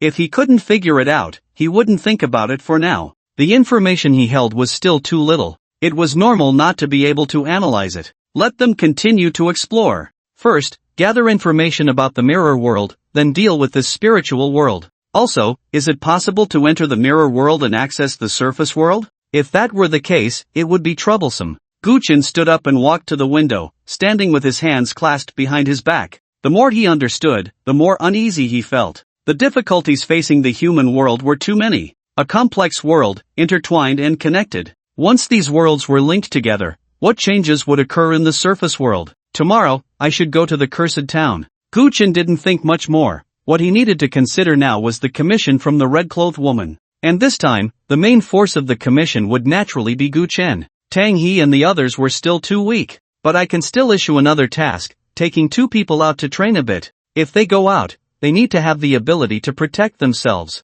Choose 2 tattoo designs as rewards for the task. Gu Chen was not a stingy person. Wanting the horse to run fast without feeding it grass was impossible, right? System, help me filter out 2 suitable tattoo designs for them. Such tedious matters should naturally be handled by the system. Cursed town. In the ancient house. In an empty seat, the red-clothed woman sat there, her figure not revealing itself. Only by looking at the mirror opposite could one see the red-clothed woman. The mirror world has undergone a positional change, with many worlds connecting to the mirror world. As long as the corresponding entrance is found, one can travel to other worlds. She sat elegantly, exuding charm. Unfortunately, she had died a long time ago. What remained now was just her soul. However, unlike other ghosts, she was not evil. The curse power of the snake god is increasingly affecting me. Its power has already begun to seep into the mirror world, and now even I dare not easily step into unfamiliar areas of the mirror world. I hope the owner of the strange shop can stop the snake god. Otherwise, I too will become a servant of the snake god, and at that time, all the ghosts in District 20 will not escape. As the red-clothed woman thought of this, her expression suddenly became fierce. Crawlers, submit to me. The bloodline of your last dark guardian has already been exterminated by my followers. Do not resist any longer. The murmurs echoed in the room. The red-clothed woman's expression quickly returned to calm as she sat there in silence. Bitch.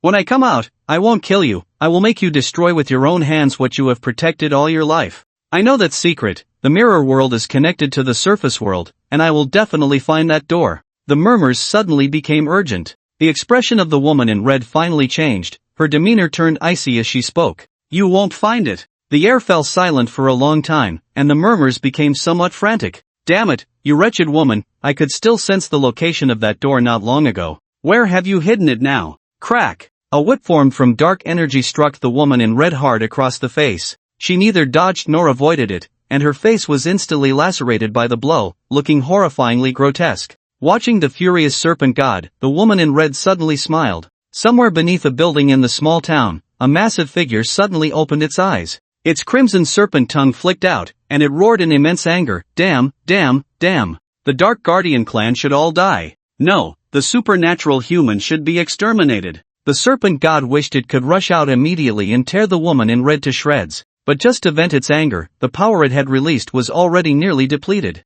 Countless chains bound its body here, and the serpent god's cold gaze fixated on these chains. Soon, in a little while, I will be able to completely break free from this seal. The serpent god's eyes were filled with brutal killing intent. The first thing it would do upon escaping was to unleash a massacre. Only the sight of fresh blood could bring it pleasure. It slowly closed its eyes, continuing to use its power to corrode the chains. In the darkness, a whisper echoed. I will definitely find that door. I will. The strange shop. In the evening, the 5 gathered again in his room. The world in the mirror is truly amazing? Tonzi exclaimed after hearing Tang He's words. There really is another world in the mirror, and through the door behind the mirror, one can directly enter other worlds? Huazhe looked shocked, feeling as if a new world was opening up before him. Mu Tongbu was a tall man, the tallest among them, speaking with a distinctive accent from the eastern province. People from the eastern province are very straightforward, saying whatever comes to mind. He glanced at Tang He and said solemnly, according to what Tang He said, the world in the mirror is indeed a very magical and terrifying place.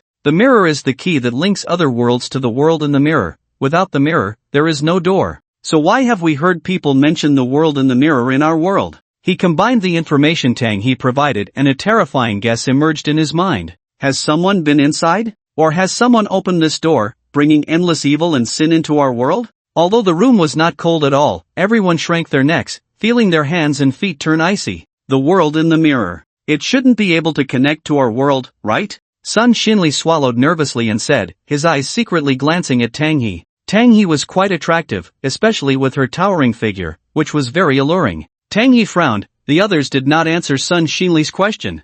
They all seemed reluctant to discuss the matter. I'm sharing this information with you all because I want to collaborate and explore this world in the mirror together. After calming down, Tang He said softly. She felt no embarrassment. Special tasks were meant to be seized by whoever could grab them. However, this was not a one-time task. After completing it, there would be a period during which the task could not be accepted again. What kind of collaboration? Tong Zmo became interested. The world in the mirror is too terrifying. I do not recommend entering it alone repeatedly in a short time. Tang He deeply understood the terror of the world within the mirror. The boundless darkness made a person feel as insignificant as a grain of sand. The 5 of us will take turns with this task. I've already asked, and the shopkeeper gave me a clear answer. The information about this task can be shared, and the progress can also be shared. This is the key to our cooperation. This was something Tang He had spent 1 point of credit to find out. The 4 others exchanged glances and nodded. We have no objections to this. Let's establish a sequence and complete this task as soon as possible.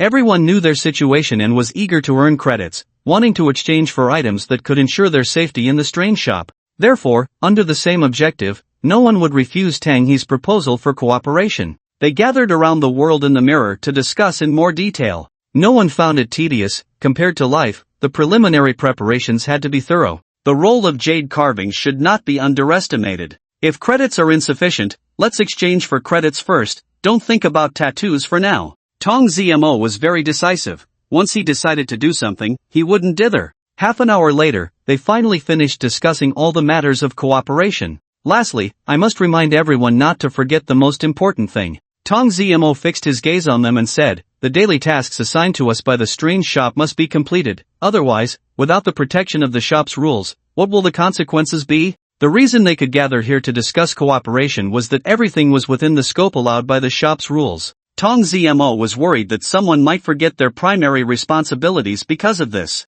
They were shop employees, that was their current identity. Rest assured, we all understand. The others did not refute Tong Zmo, they understood this principle as well. Suddenly, their expressions changed in unison. Special task, the commission of the woman in red. A snake god is sealed in the cursed town. After a long time, the snake god's power has eroded the seal, and it won't be long before the snake god escapes. Task start time, tomorrow. Task requirement, assist the shopkeeper in preventing the snake god from escaping. Task participants, 2 people, self-assigned. Task completion reward, 300 credits, and you can receive a tattoo reward in advance. After accepting the task, check the tattoo pattern and its effects. Note, after entering the cursed town, you must act separately. Please decide on the candidates within an hour. Another special task. Tong Zmo's expression became very serious. The other 4 felt the same. No one was happy because this task was related to the previous woman in red. Is the commission from the woman in red reliable? Sun Xinli said anxiously, recalling the scene when he saw the woman in red,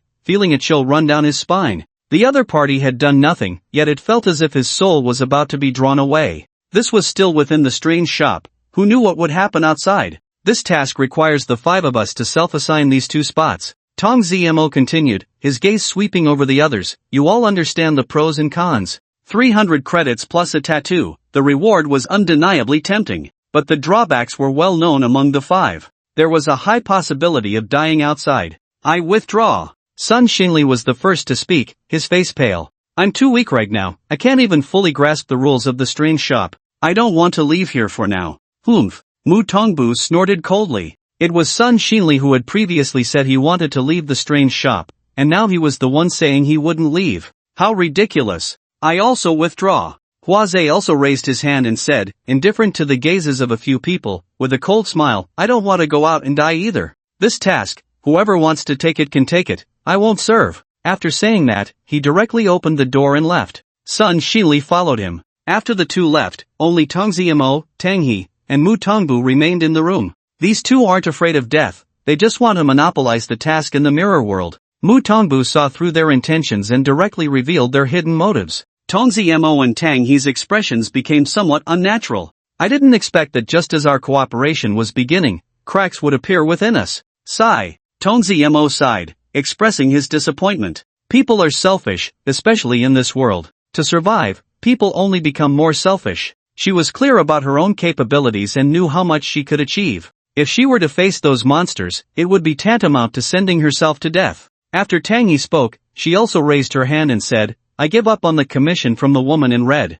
Commission tasks are not mandatory, you can also choose to give up. Sorry. Tang He stood up and said apologetically, then opened the door and walked out of the room. In the corridor, Sun Xinli and Hua Zhe were discussing something. Upon seeing Tang He come out, both of them scoffed. What's wrong? Weren't you quick to take the task in the mirror?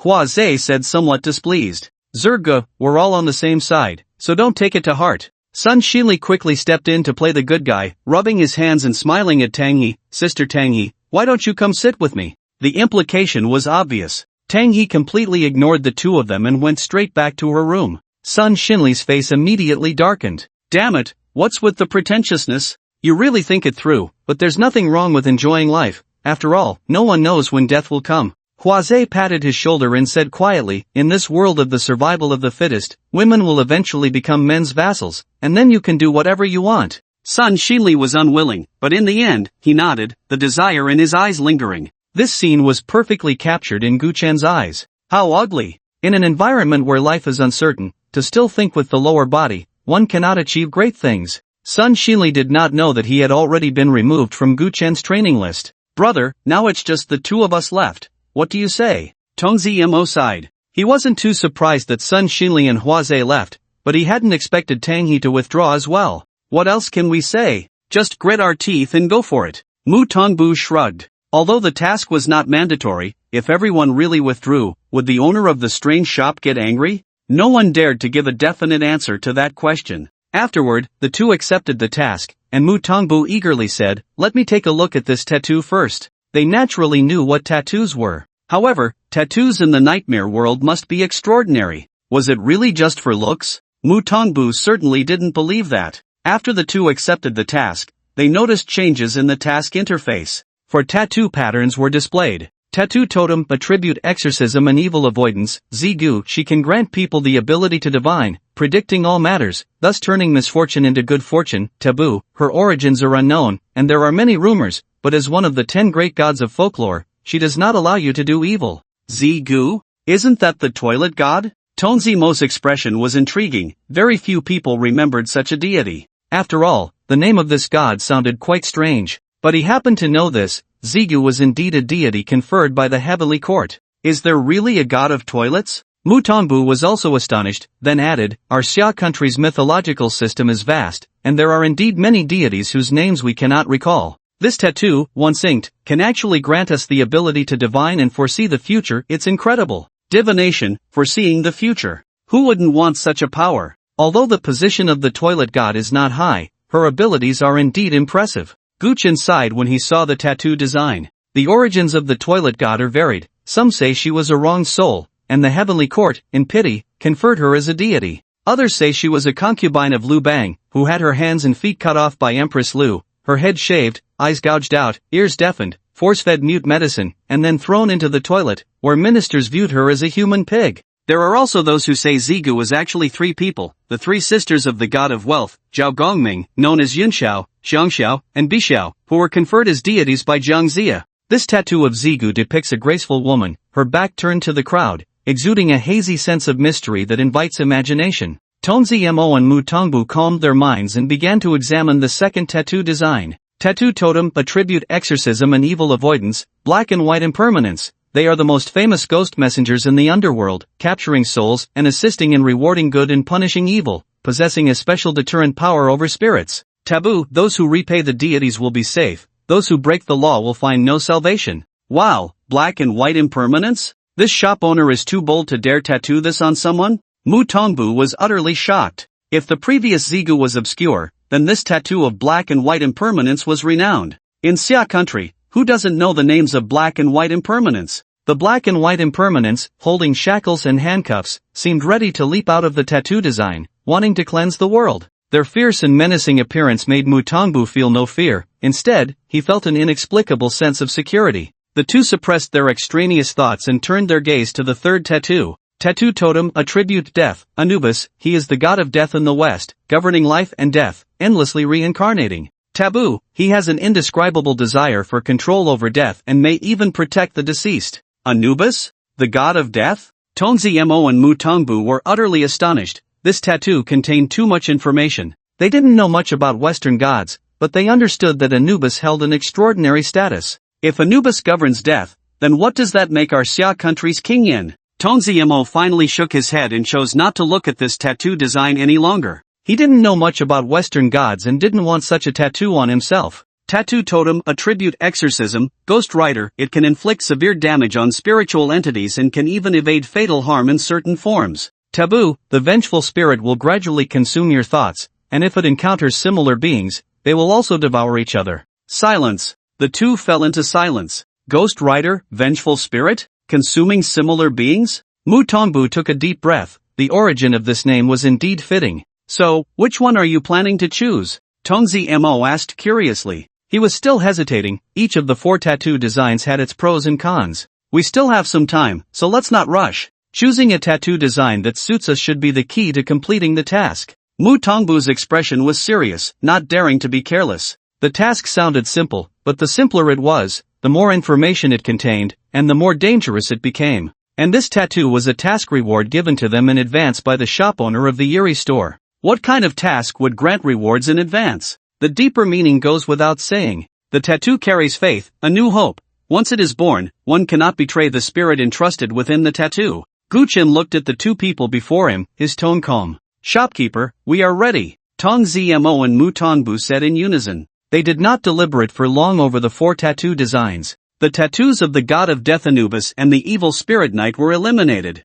If the tattoo represents a new beginning, bearing my new faith, I will certainly choose the gods of the Xia kingdom as my target of devotion. Tong Zimo's expression was resolute. The culture of the Xia kingdom was profound and vast, far beyond what those small nations of a few hundred years could compare to. Even ancient civilizations like Egypt have faded into the long river of history. Only the Xia kingdom stands tall and unyielding. Tong Zmo and Mu Tongbu possessed a pride deep within, a pride inherent to being from the Xia kingdom. Then let's begin. Guchen said no more, extending his hand to grasp the dragon bone needle. But to Tong Zmo and Mu Tongbu, it was not merely a needle, it was a roaring giant dragon. In Guchen's hand, it seemed as if he held the universe itself, the giant dragon appearing so small and obedient. The 2 quickly lowered their heads, their eyes filled with even greater fear. Then you go first. Guchen looked at Tong Zmo, who chose the tattoo design of the purple lady. Mu Tongbu chose the design of the black and white impermanence. The materials were naturally paid for by Guchen himself, but now he was wealthy and did not care about this little bit of points. As the dragon bone needle pierced the purple lady, purple chi flowed in from the east, merging into the strange shop. Of course, it could not compare to the commotion when Guchen previously tattooed the Tai E universe. The amount of purple chi was not large, but it could change Tong Zimo's physical quality and grant him the ability to divine. Divination. Foreseeing the future? I'm quite curious about how far you can go. A hint of a smile appeared on Guchen's otherwise inscrutable face. The ability of divination, if used well, could be extremely sharp. If used poorly, it would be useless. Ultimately, it depended on Tong Zimo's own performance. Half an hour later, Tong Zmo stood at the entrance of the strange shop, looking up at the sky. The purple lady behind him actually stepped out from the tattoo design, spreading her jade lotus face towards the sky. I see it. I see the future. A scene suddenly emerged in Tong Zmo's mind. It was a gigantic figure, wielding a butcher's knife, charging out from the darkness. The image abruptly stopped there. Ah! Tong Zmo was startled. The purple lady beside him vanished, and he fell to the ground. What was that just now? Was it a danger warning, or something else? Tong Zmo murmured to himself. He was certain it was something that would happen in the future, but whether it was good or bad, and how to resolve it, he had no clue. Because he could only see. It was too one-sided, even unable to allow Tong Zmo to ascertain the nature of the event. Is it because my compatibility with the purple lady is not high? The shopkeeper's tattoo is unfathomable. Tong Zmo stood up, dusting off his pants, his expression somewhat excited. Bearing the tattoo felt like being reborn. This feeling was wonderful. Brother, how do you feel? At that moment, Tong Zmo saw Mu Tongbu walking over, a curious look on his face. I feel incredibly unbelievable. As Mu Tongbu spoke, his eyes, one black and one white, were surrounded by a swirling aura, making him look quite frightening. I still need to go back and adapt to the power within the tattoo design, so I won't chat with you for now. Make sure to rest. We set off early tomorrow. He patted Tong Zmo on the shoulder and walked back to his room. Tong Zmo remained silent, his expression gradually becoming serious. The next day, Guchen stood at the entrance of the strange shop, silently standing there. The surrounding streets instantly cleared. The ghosts and monsters that usually peered at the strange shop all kept their distance. Not to mention continuing to spy from the shadows, they didn't even have the courage to approach. One day, can I become as strong as the shopkeeper? Tonzi couldn't help but clench his fists, asking himself in his heart. Although the shopkeeper was also a ghost, the power that made so many ghosts fearful made him yearn for it. So terrifying, the spirit in my tattoo is trembling. How terrifying is the shopkeeper's strength. In contrast to Tonzi Mu Tongbu was horrified. After getting the tattoo of the black and white impermanence, his perception of ghosts had become several times sharper than usual. Even relying on the power of the tattoo, he could sense the opponent's strength, roughly estimating their level. But when he tried to sense Gu Chen, the spirit in the tattoo trembled in fear. That feeling of fear clearly entered Mu Tongbu's mind. Let's go. Gu Chen coldly uttered 2 words and turned to walk towards the direction of the cursed town. Tonzi and Mu Tongbu hurriedly followed. The 3 of them quickly disappeared from the streets. Is that the owner of the strange shop? He actually accepted that woman's commission. Does he know what he's doing? Blocking the emergence of a great being, he really deserves to die. In the distance, some ghosts saw Gu Chen and the others leave and began to discuss. What great being? It's just a sealed little snake. Compared to my master, it's nothing but meat. Shut your mouth, don't bite my arm. Quick, go back and inform the master about this. These ghosts scattered away. Slaughterhouse. In a room piled high with bones, a remarkably large and robust butcher lay among countless blood and flesh. He was the true master of the slaughterhouse, the Blood Vengeance Butcher. At this moment, the Blood Vengeance Butcher was sound asleep, spending most of his time in slumber.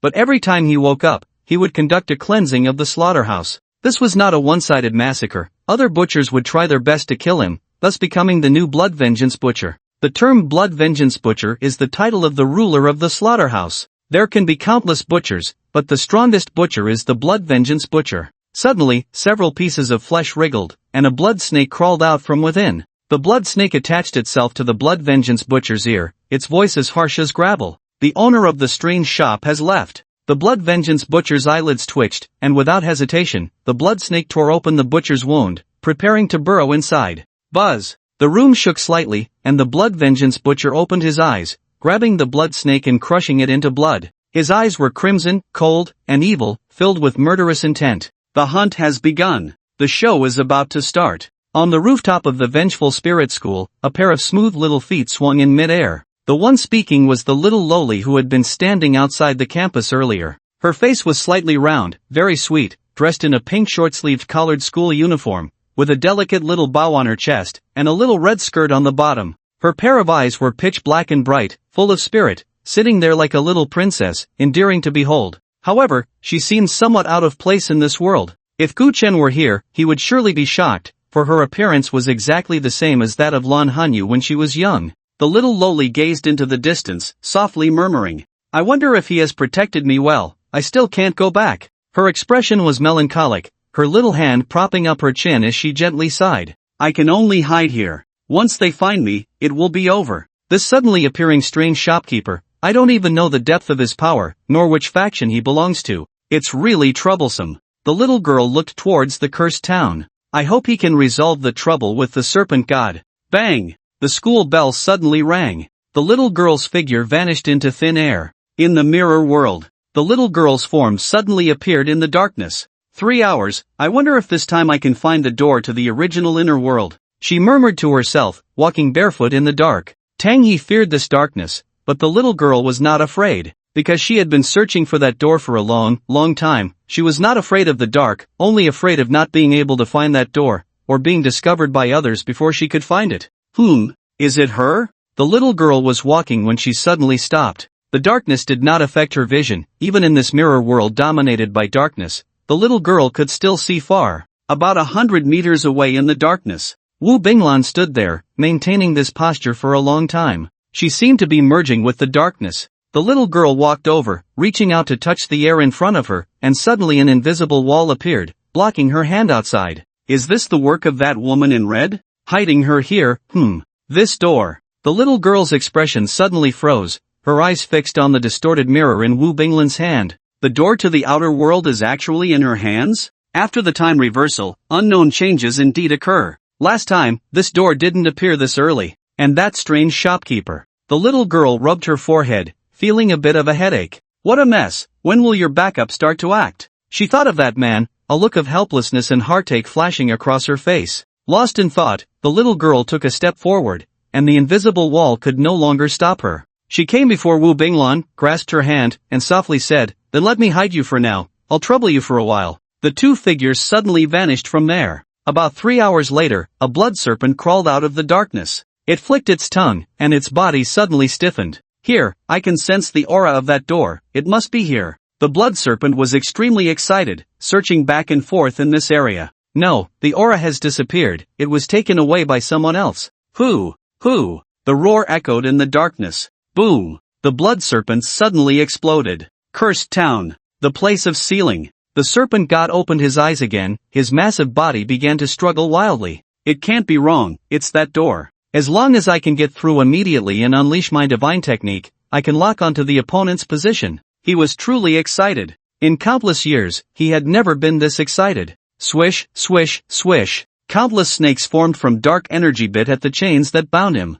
Pitch black blood flowed from the points of the chains. The blood and iron chains touched, making a hissing sound. The serpent god's blood had a strong corrosive power. Ordinary iron chains would dissolve immediately upon contact with his blood. But these chains were different. Even under the corrosion of the serpent god's blood and the biting of countless snakes formed from dark energy, they remained intact. Ah, damn ants! The serpent god was furious, opening his mouth to spit out a pitch-black pearl. An eerie power instantly enveloped the area. Hundreds of millions of vengeful spirits roared inside the pearl, all souls he had seized. They were imprisoned inside, endlessly repeating that nightmare, which was the source of the serpent god's power. This bead is also the life-bound item of the snake god. Right now, he has directly spat out the bead, completely in a panic. Boom, boom, boom, boom, boom. The entire town began to shake violently. The ground cracked open, buildings collapsed, and rocks and vegetation tumbled down. But within the town, there were no ghosts or monsters residing.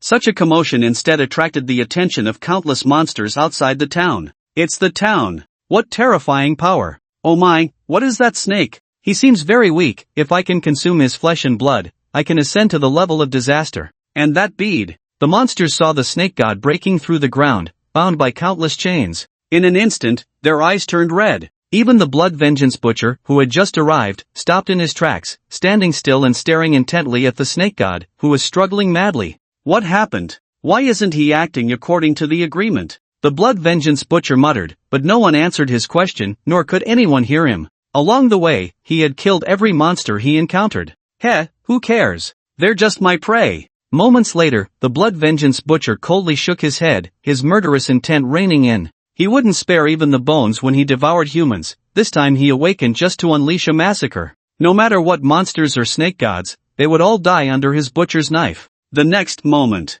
countless monsters surged from all directions toward the town. Kill him, feast on his flesh and blood. An ancient god who was sealed and severely injured. Ha, this is a rare opportunity in 1,000 years. Today is the best time for me to ascend to the level of disaster. The monsters went mad. The snake god's blood is indeed highly corrosive, but in their eyes, it is a great tonic. The dark mass of monsters whipped up a fierce wind, howling as they charged toward the snake god. Just as they were about to rush into the town, a red figure quietly appeared before them. Cold words spilled from her lips. Cursed town, outsiders, kill without mercy. The woman in red floated in midair, her posture dignified and elegant, yet her words carried a chilling murderous intent. She knew the reason for the snake god's rampage. No matter what, the snake god must not escape now, otherwise, there would be endless troubles. These rushing monsters are pitiful creatures, daring to think they can bite off a piece of flesh from the snake god? The woman's eyes were filled only with coldness. She did not want to unleash a massacre, but could this group of fools understand the situation? Even if the snake god was severely injured and weak, he was still an ancient god. How could these monsters dare to touch him? Not to mention, the snake god's current weak appearance was just a performance for these monsters. Don't waste words with her. She's just one person, charge in. Anyone who stands in my way dies. If it were any other day, these monsters would still fear the woman in red to some extent. But now, whoosh, swish, swish, the sky around the cursed town was dyed black. Withered trees and weeds were swept up, and in an instant, outside the cursed town, sand and stones flew, and demons danced wildly. The drowned ghost with a swollen, iron-blue face, the pale paper effigy, and the hellhound with sharp fangs all red. There was also an elderly wizard, raising his staff and chanting, as green meteors fell from the sky. Boom! Before the meteor could land in the town, a giant eye appeared behind the woman in red. Chains. Countless chains shot out from that eye. That was the sealing power controlled by the woman in red, as the Dark Guardian. The meteor was actually pulled aside by the chains, and that area was instantly engulfed in ghostly flames, the ground cracked, and everything withered and decayed. Hellfire, is this wizard from the disaster camp? The ghosts and monsters were utterly shocked as the meteorite fell not far from him. The tremendous impact dispersed much of the dark energy surrounding him, revealing his hidden appearance. Clad in armor, his face was pale, and the fire of his soul burned in his eyes. He was a death soldier. Not good. The fire of the soul in the death soldier's eyes flickered violently as he attempted to dodge to the side. In the next moment, from the crater created by the meteorite, a massive hand engulfed in green flames came crashing down upon him. Bang! The death soldier exploded on the spot, transforming into pure dark energy that flowed entirely into the body of the wizard. The taste of souls is truly wonderful, the wizard said, somewhat intoxicated, as his gaze fell upon the crater, where a 10-meter-tall giant, engulfed in flames, stood. This was the hellfire spell he had obtained in the disaster lineup, summoning meteorites to fall, then birthing such monsters from them for him to command. Countless ghosts and monsters rushed toward the woman in red. Is the disaster going to intervene? Die, all of you. The woman in red moved like a wraith, and wherever the enormous eyes behind her swept, chains pierced through those ghosts and monsters. Chunks of corpses fell from the air, with bones, blood, severed arms, and limbs scattered everywhere. For ordinary ghosts, a single chain could pierce through them, leaving them half dead, while those weaker were killed on the spot by the chains. The woman in red slaughtered the horror-level ghosts with ease. The terror-level ones were slightly more troublesome, but even they could be dealt with in no more than 5 seconds. However, the number of ghosts charging toward the cursed town was simply overwhelming. Thick and dense, they blotted out the sun. Even a towering creature like the Hellfire Giant seemed somewhat insignificant amidst this tide of ghosts. Clang, clang. The chains continuously cleared away these ghosts, but the power of the woman in red was far less than before. In less than 10 minutes, blood began to seep from the enormous eyes behind her. Dark Guardian, I haven't killed you yet. Boom! The nearest group of ghosts charging at the woman in red all split apart from the middle of their bodies. A blood-stained butcher's knife swept through, and the Blood Vengeance Butcher had made his move. As the butcher of the slaughterhouse, he had swung his knife countless times, taking the lives of innumerable ghostly beings. The weaknesses of the ghosts, how to wield the knife for a one-hit kill, all of this had long become second nature to the butcher. Damn it, the butcher from the slaughterhouse is here. It's the Blood Vengeance Butcher. Shouldn't he be sleeping at a time like this? Why is he here? He's a madman, keep your distance from him. As soon as the Blood Vengeance Butcher appeared, he took the lives of dozens of ghosts, and those around him were horrified, retreating in fear. He actually came? Serpent God, is this the helper you summoned? The woman in red's expression darkened. Now, she not only had to suppress the serpent god but also fend off the invasion of these ghosts, which was already a struggle. At this moment, the strongest butcher from the slaughterhouse had also arrived. For the woman in red, this was akin to a bolt from the blue. In the distance, in a relatively hidden grove, 3 people concealed themselves. They wore clothes marked with a triangle, and one of them suddenly spoke up. When do we make our move? This reincarnation task is an A-level 1. We have faced numerous difficulties and finally reached this point. The leader, a young man, stared intently at the cursed town. His gaze fell upon the serpent god, who was struggling desperately within the town. As long as we conceal the serpent god and bring him back to the reincarnation world, we will gain our freedom and escape that damned place. Hatred filled the young man's eyes. In the reincarnation world, the endless cycle of reincarnation, their task was to continuously capture beings from other worlds. The woman in red is definitely a lord-level monster. Although her strength is diminished now, this kind of power is terrifying. A woman behind said with a pale face. She had been to many worlds and experienced numerous quests, but she had only seen a scene like this during the transition of a mission storyline. They should fight to the death, that way, we might have a glimmer of hope, another man said in a deep voice, a vicious scar on his face making him look exceptionally fierce. This mission only has 3 hours, in 10 minutes, we infiltrate the town. The leading young man glanced at his watch and arranged. He had a piece of information in his mind. It was the message issued to them by the reincarnation world. A-level mission, in the cursed town of Nightmare World Zone 20, an ancient snake god is sealed. Use special methods to seal it and bring it back to the reincarnation world. Mission difficulty, nightmare level. Note, the nightmare world is extremely special and often has unpredictable events. In this mission, resurrection items are useless, and forced exit items are ineffective. Please evacuate within the specified time. Resurrection items are useless. Forced exit items are ineffective. The nightmare world is filled with great terror. The cursed town. The battle is becoming increasingly intense. The flames on the hellfire are extinguishing, and his massive body is being torn apart by chains. The wizard lies on the ground, blood continuously coughing from his mouth. Two monsters are on him, gnawing at his flesh until it is unrecognizable.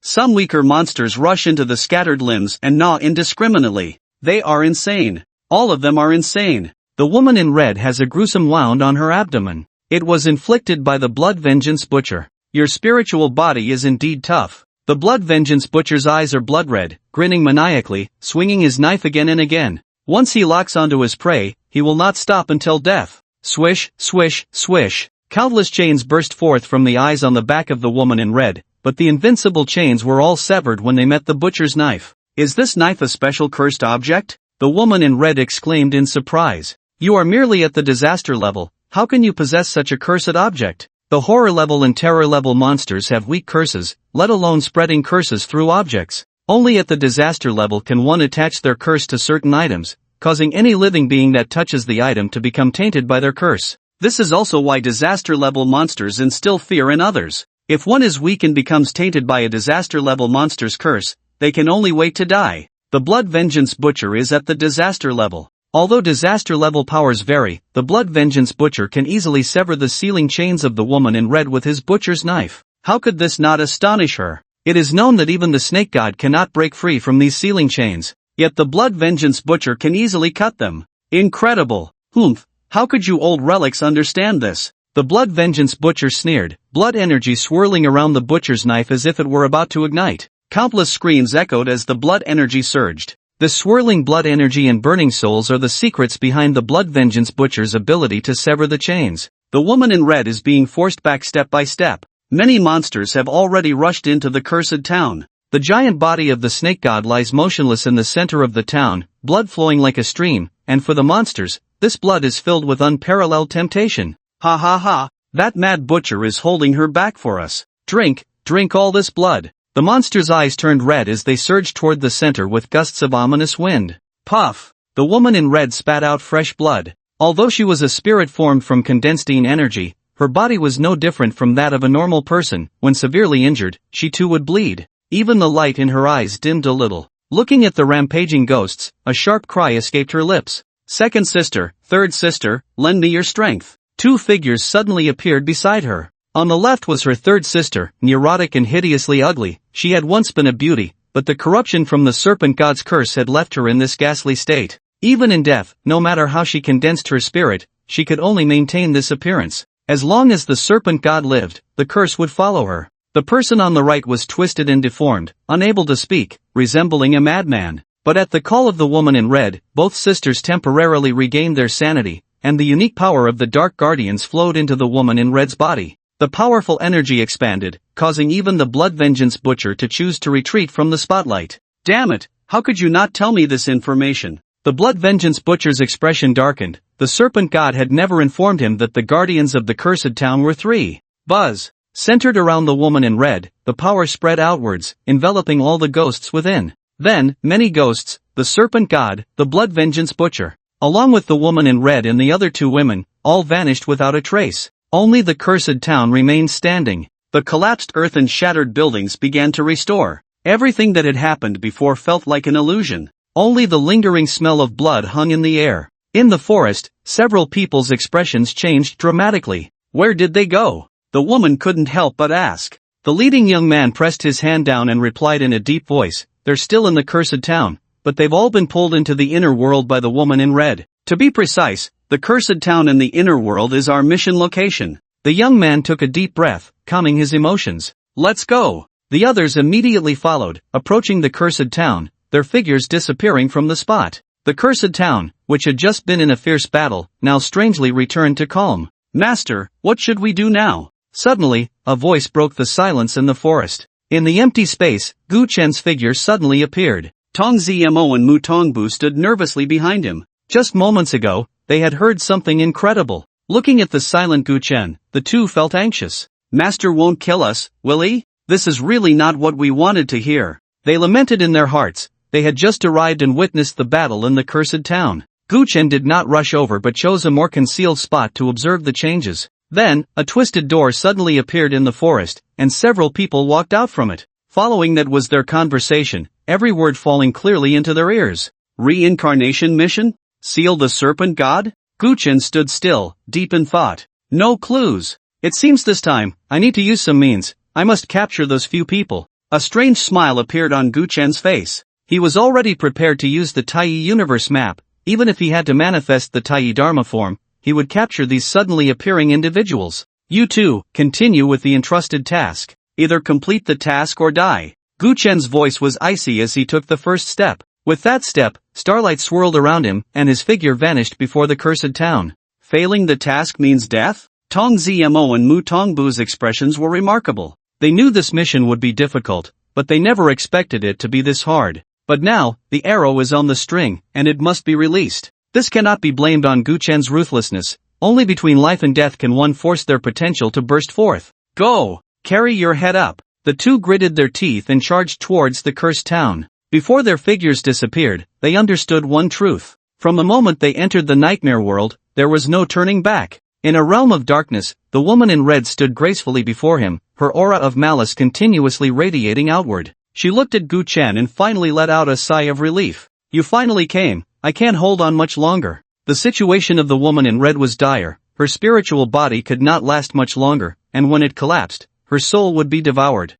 A spiritual body is not something you can use or discard at will. Every time the spiritual body suffers a severe blow, the soul residing within also gets harmed. However, powerful ghosts would create their own spiritual bodies. Many things in the nightmare world cannot be accessed in a singular soul state. What's the situation now? Gu Chen asked her. The woman in red was not only injured in her spiritual body, but the dark curse power was also eroding her soul. In such circumstances, it was truly remarkable that she could still maintain her sanity. The serpent god wants to forcibly break free from the seal, but the reason is still unclear. I didn't expect the leader of the slaughterhouse to come here. I can only drag them into the inner world. The woman in red said half-truthfully. She knew the reason for the serpent god's rampage. It concerned that door, and she would not easily reveal it to others. My inner world has long been shattered, lacking the initial stability. Even with the combined efforts of my three sisters, we can only prevent the inner world from collapsing for 3 hours. Seeing Gu Chen remain silent, the woman in red continued to explain.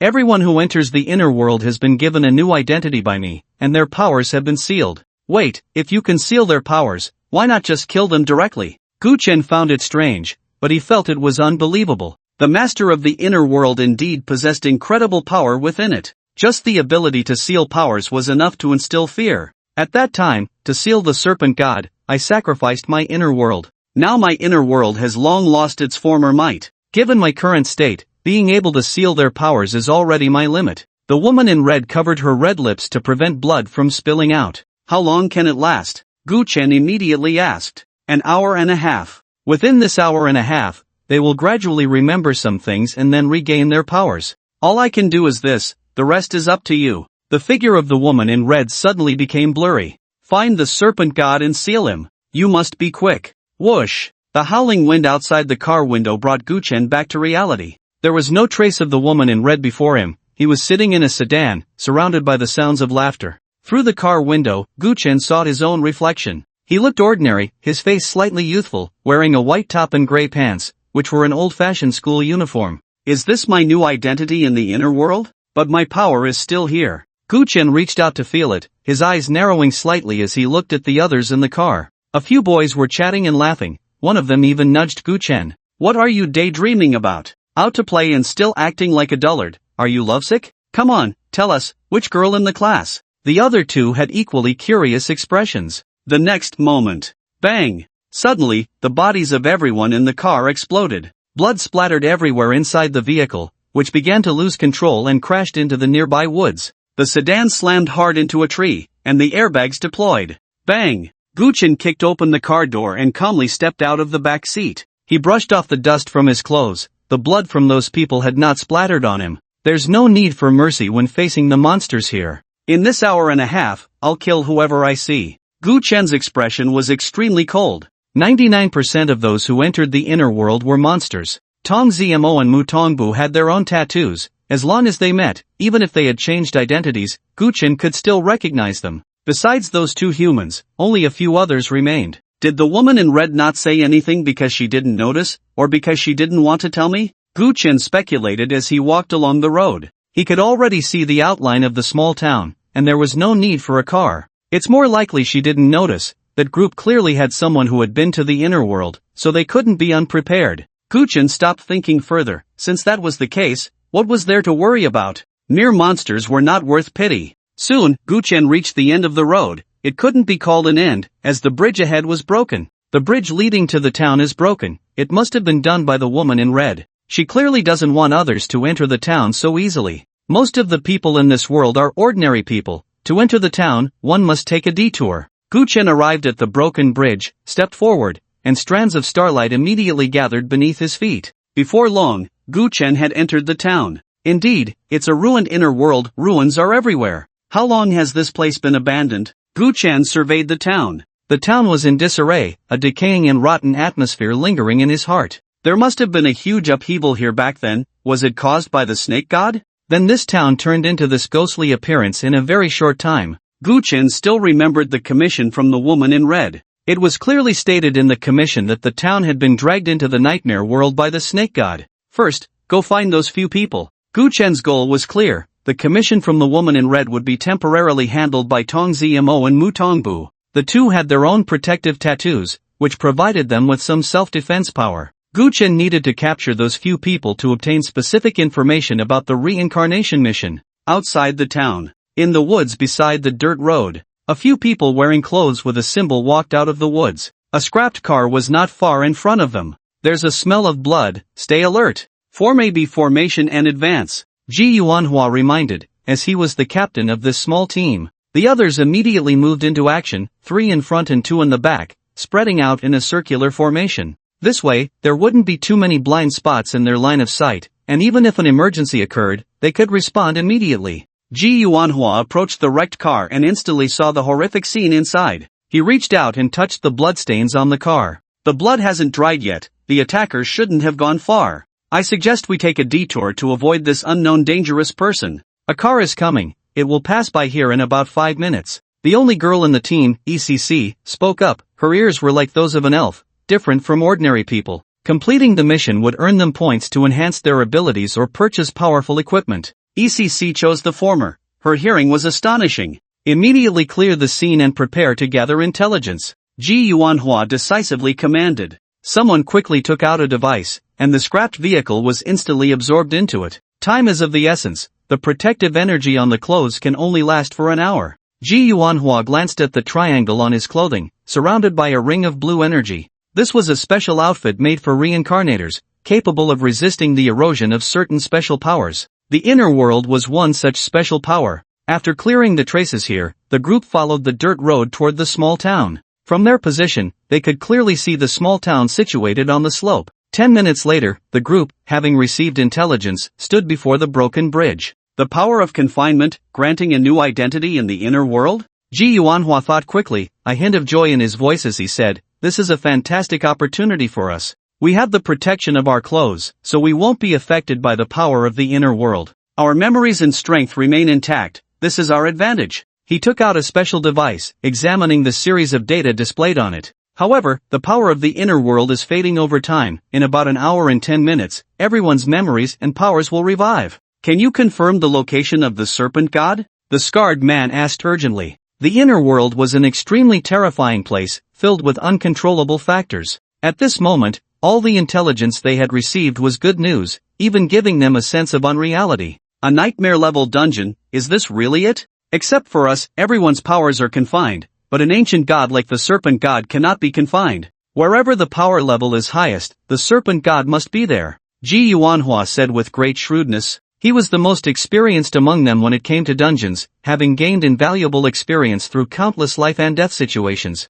Could there be any surprises? AC suddenly asked in a low voice. The others immediately turned their gazes toward her. There won't be any surprises. This device cost me 6,000 points. If a lord with power exceeding the limit appears, it will sound an alarm. As long as no lord-level beings show up, we can definitely complete this mission within an hour. Ji Yuanhua raised the device in his hand, which exuded a sci-fi aura. He had fought hard to bring it back from a mechanical life dungeon. However, to turn the items from the dungeon into his own, he still needed to pay a certain amount of points to the main god. Lord level? That's good. Tasks involving Lord level beings are at least SS level missions. With our current strength, we can't even touch that level of tasks. The group breathed a sigh of relief. The gap between A-level and S-level tasks was like a chasm. Countless reincarnators had been stuck here, and many chose freedom, returning to their original worlds. I've pinpointed the location. It's to the west of the town, about 6,432 meters away,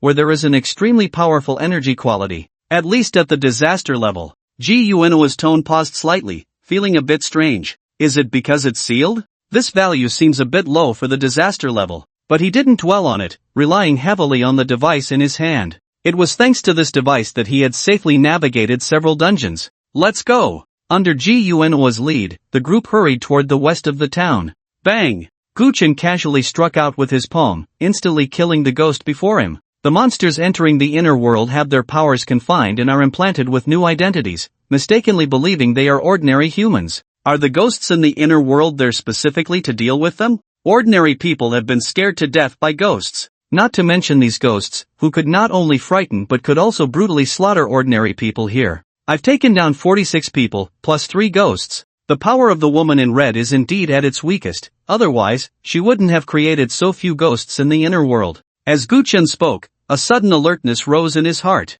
I have a feeling of being watched. Who is it? The stronger a person is, the stronger their perception ability becomes. At a certain level, just mentioning their name can trigger a response from them. Therefore, many people avoid directly calling out the names of powerful individuals to prevent drawing their attention. The sensation is getting stronger. Someone is coming for me? Guchen stopped in his tracks, standing in the empty square, his gaze directed toward a certain direction. That feeling of covetousness was emanating from that way. Is it that group of people? Good, saves me the trouble of searching for you. Guchen smiled faintly. It had only been half an hour, and others had been entering the town one after another. Those who encountered Guchen were easily dealt with by him. No matter who came, Guchen didn't mind clearing them out. 2,000 meters, 1,700 meters, 840 meters. Juanhua looked at the instrument in his hand, leading his teammates as they navigated through the ruined streets. As the distance closed, their expressions grew more excited. At that moment, they suddenly spotted a person.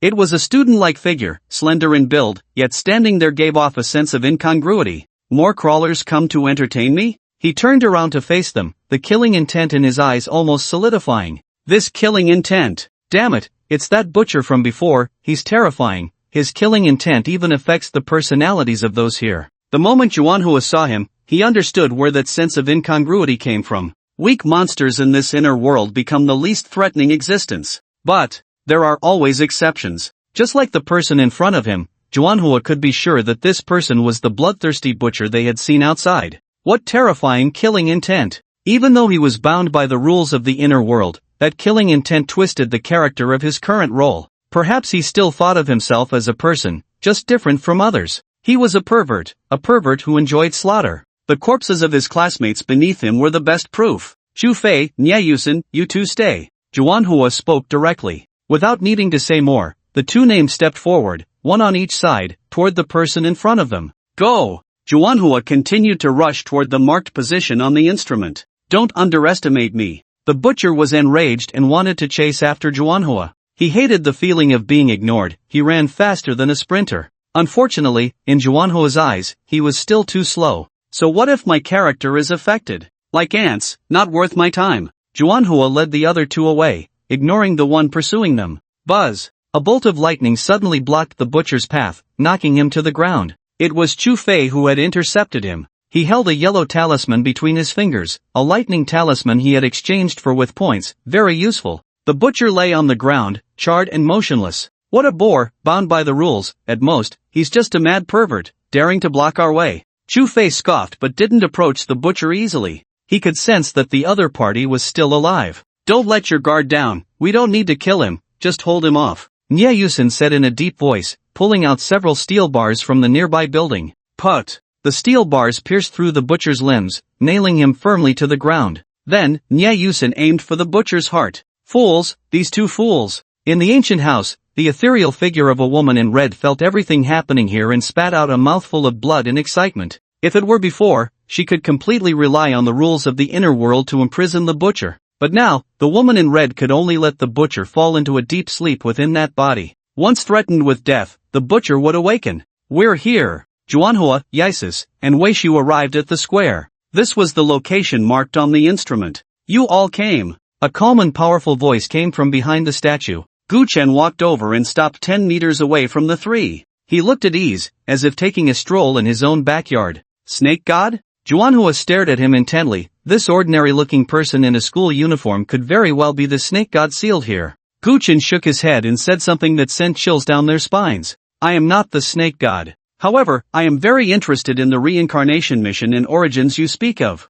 Unknown change. Eliminate this person or immediately abandon the mission and retreat. The prompt suddenly appeared in the minds of Juanhua and the others. Unknown change? Choose one. Juanhua remained calm, quickly processing the information in his mind. Yisus and Weishu stared at Gu Chen. Since Juanhua hadn't spoken, they wouldn't act rashly. Gu Chen wouldn't hesitate. He had already made up his mind before stepping into the cursed town. No matter what, he had to keep these few people. Divine technique, descend calamity. Gu Chen extended his hand and pointed at Weishu from a distance. The Tai divine technique was suddenly activated. The curse descended, and negative effects instantly fell upon Weishu. Buzz. Ah, fire, save me. The change came too suddenly. By the time Weishu reacted, Gu Chen's Tai divine technique had already taken effect. Flames enveloped him, burning fiercely. Is this negative effect burning? Gu Chen observed the scene without standing still due to the others' screams. Boom! He crushed the stone slab beneath his feet and charged towards Yisus. Before the other two could react to Weishu's plight, he was already reduced to ashes. In the next moment, Gu Chen was charging at Yisus. Get lost! Juanhua's right fist came crashing towards Gu Chen, flames erupting from his elbow. His arm was a mechanical one. Juanhua's punch was incredibly fast and powerful, even steel plates would be punctured by it. Buzz! A tattoo pattern suddenly appeared on Gu Chen's arm. Surrounded by mountains and seas, small towns nestled within, hazy and ethereal, filled with endless possibilities. It was the strange pattern Mountain and Sea Traveler. Reverse Dream Divine Technique. Gu Chen coldly uttered 4 words. Bang! Juanhua's attack was directly neutralized, and he knelt on the ground, no longer resisting. Information flooded his mind. Unknown change. Retreat! Retreat! But Juanhua did not move, only kneeling on the ground. In that brief moment, Gu Chen's reverse dream divine technique had successfully taken effect on him. The power levels of the two were simply not on the same scale. To deal with Juanhua, Gu Chen directly used the power of the strange pattern Mountain and Sea Traveler.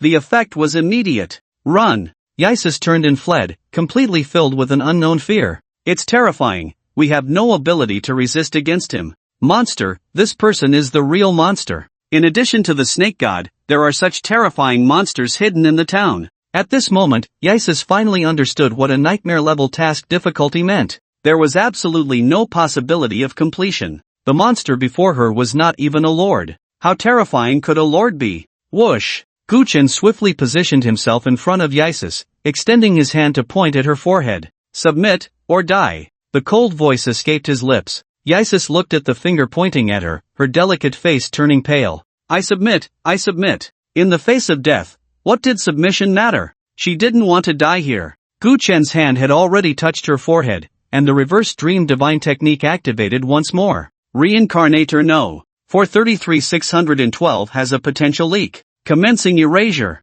The prompt appeared in Yisus's mind, but Gu Chen was faster. Daring to play tricks in front of me, I want to see what you really are. Gu Chen's left hand directly covered Yisus's crown. With a single grasp, Yisus's soul was pulled out. Inside her soul, a red sphere resided. The reverse dream divine technique in Gu Chen's hands was not merely about reversing dreams. The scene before them was also the result of the reverse dream divine technique. A few people who happened to be there looked at the square, momentarily stunned. In the square, an ordinary young man stood still, his gaze sharp and piercing. A man and a woman were present. The man knelt on the ground, while the woman had her eyes tightly closed, as if asleep. The few of them were at a loss, when suddenly, the ordinary young man's gaze swept over them. Crack, crack. Anyone who was swept by that gaze felt their bones creak ominously. The terrifying pressure gradually crushed them into meat paste. Those uninvolved were all eliminated. Boom! A violent explosion erupted, and the red sphere exploded within Yisus's soul.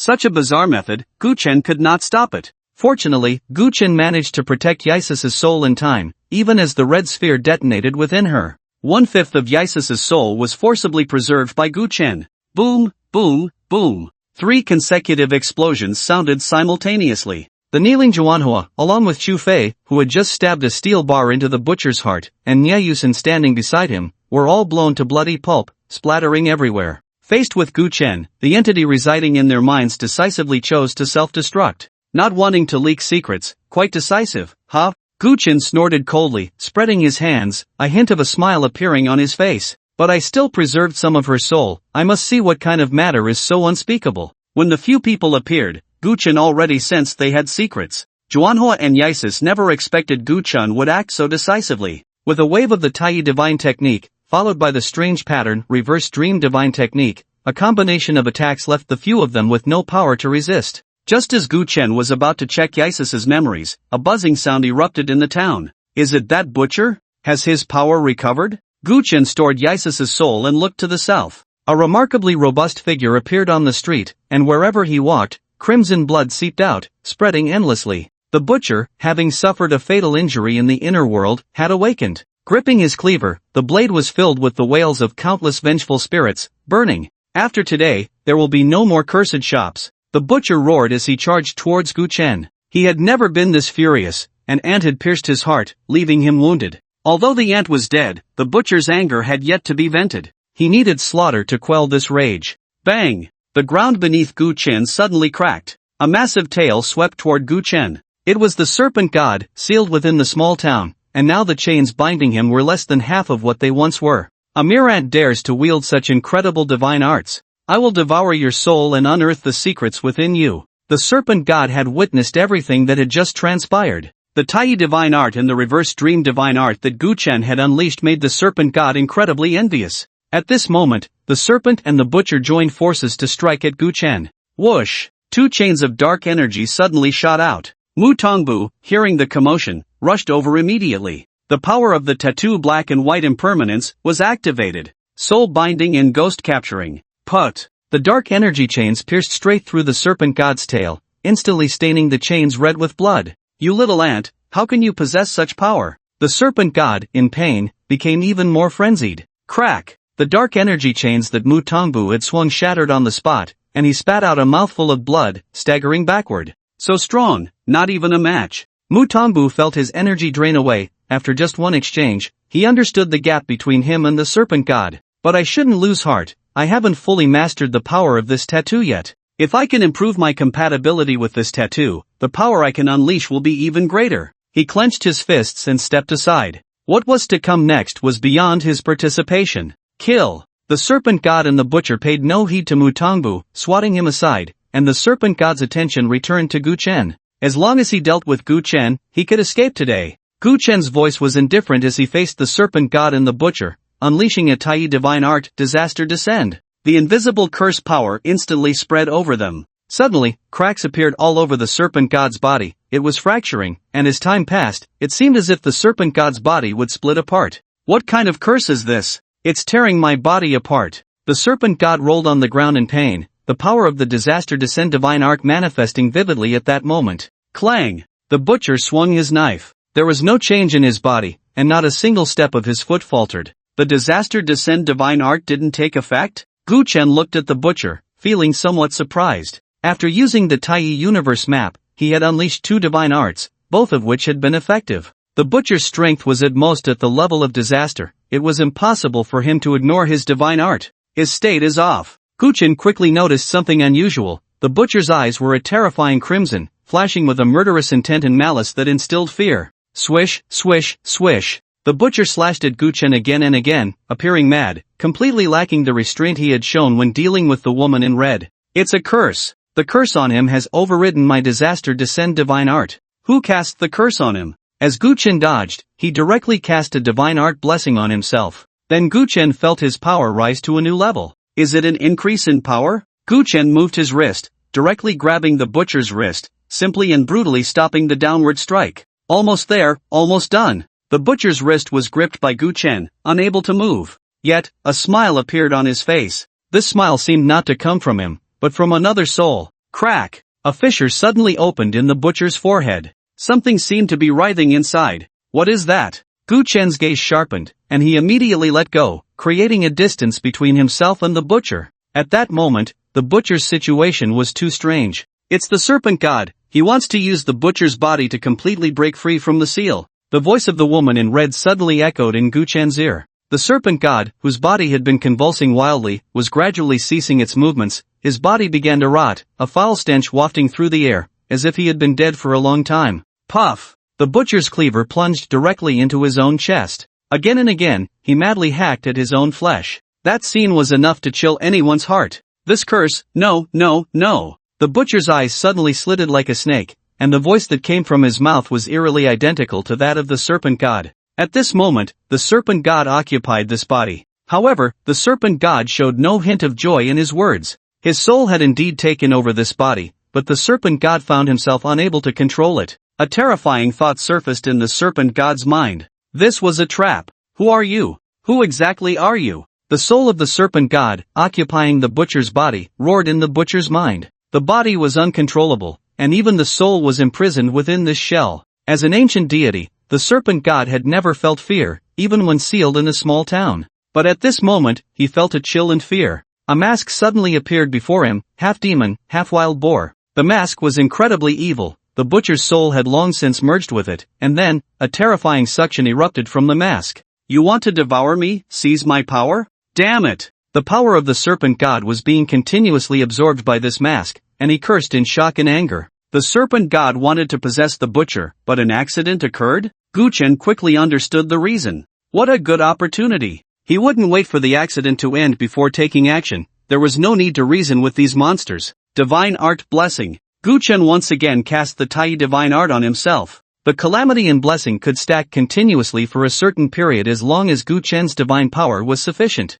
Boom! Gu Chen struck at the butcher's head, which suddenly split open in the middle, dodging Gu Chen's punch. But before the butcher could react, Gu Chen's other fist heavily struck his chest. Bang! A blood hole immediately appeared on the butcher's body. This time, the enhancement is penetration. Gu Chen's current power increase came with a penetrating effect. Each punch landed would create a gash on the butcher's body. Unfortunately, the calamity had no effect on the butcher. To be precise, the curse on the other party was too strong, forcibly suppressing the calamity. Curses were like labels. If the owner of the label was strong enough, all who came after had to stand back. The penetrating enhancement was terrifying. Even though the butcher's recovery was astonishing, under Gu Chen's relentless assault, his body was already covered in wounds, making the butcher appear even more ferocious. Quick! Let's kill him together. The woman in red appeared, her expression anxious, her spirit was on the verge of collapse. And I appeared behind the woman in red, and chains shot out, but their power was far less than what had been seen before.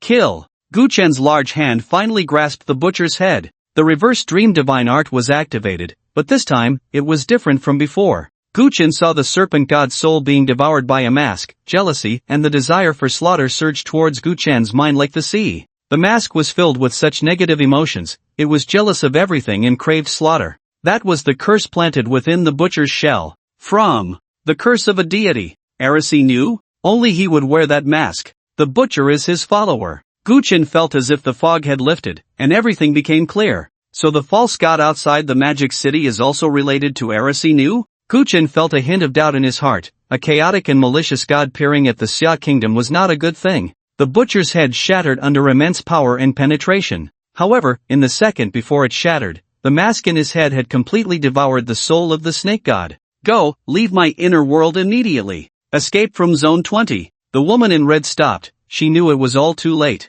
That fool, the snake god, had invited the wolf into the house. After today, there would only be one force left in Zone 20. That was the slaughterhouse. The remaining ghosts in Zone 20 had only one way out. To worship Heresy knew, the evil god who presided over slaughter. Thud. Thud thud. Thud thud thud. The butcher's heartbeat suddenly became fierce, the spilled blood and shattered flesh flying towards him, reshaping his body. That heartbeat was like a great drum, and Gu Chen felt as if his blood would burst forth with the other's heartbeat. But he was powerful enough to suppress this discomfort. Ah, so uncomfortable, I want to die. Mu Tongbu and the boy, who had been observing from the shadows, rolled on the ground in pain. They did not possess Gu Chen's strength and were completely overwhelmed by agony. If it weren't for the tattoos on their bodies protecting them, they would have been torn apart just now. Send them away, Guchen said directly to the woman in red. What lay ahead was something that Tongzi Mo and Mu Tongbu would only wait to die for if they stayed here. The woman in red looked deeply at Guchen and nodded. Her two sisters immediately took the two of them away.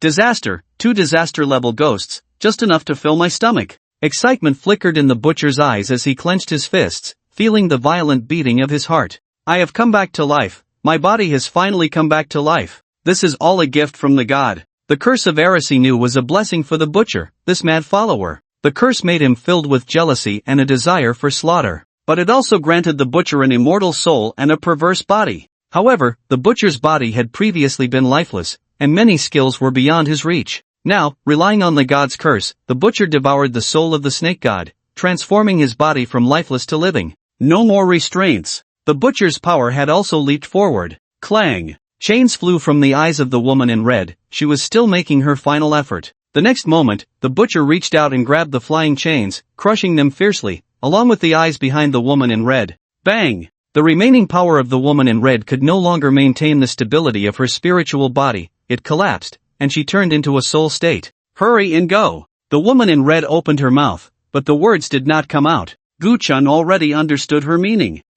None of you are getting away. If I let you two disaster-level trash escape, I would truly tarnish the name of the great god. Come on, ants, start the revelry. The butcher sneered, his eyes flashing with an eerie red light. Gurgle, gurgle. It was the sound of flowing blood. In the small town, all the ghosts that had entered here, bound by the rules of the inner world, were now freed from their restraints, returning to their ghostly forms. They had no time to feel joy before realizing that their blood and souls trembled with fear. Yet, a strange smile appeared on their faces. The monsters used their sharp claws to tear open their own chests, kneeling on the ground and holding their hearts high, as if offering treasures to the butcher. The ghosts twisted off their own heads, like devout worshippers. Large groups of ghosts knelt on the ground, their hearts and heads serving as sacrifices. The butcher looked at all this with satisfaction, his gaze falling on Guchen and the woman in red, speaking arrogantly. What are you two ants waiting for? What do you want to do? The woman in red questioned sharply. The power she could wield had reached its limit. She was at the end of her strength. To seal the serpent god, maintaining the seal consumed the woman's power every moment. Even though she had once been strong enough, after such a long time, the woman in red could no longer endure. Guchen simply stood there quietly, his expression neither sad nor happy, making it impossible to discern his thoughts. In reality, Guchen was not anxious. The outcome could be decided in an instant. However, he did not act. He wanted to know the butcher's purpose. The butcher grinned maliciously and waved his hand. Bang! Bang! Bang! The hearts and heads of those ghosts exploded one after another. Blood burst forth, and a chilling aura spread. How pleasant is the sound of hearts bursting and heads shattering. And the blood and the eerie ghostly energy can bring joy to my master. The butcher closed his eyes, inhaling deeply the scent of blood in the air, listening to the faint cries of despair. He appeared somewhat excited, his body trembling. The woman in red looked grim. She knew the situation was already decided today. Why aren't you leaving yet? My condition is too dire. I will undoubtedly die, but you are uninjured. If you escape with all your strength, there should still be a glimmer of hope. The woman in red said in a voice only the two of them could hear. Our contract ended the moment the serpent god was devoured. I will self-destruct my soul shortly. Take the opportunity to escape. The woman in red did not want to be devoured by the butcher like the serpent god. I understand. Guchen's response was ambiguous, but he felt a sense of emotion in his heart. In this nightmarish world, such a filthy and dirty place,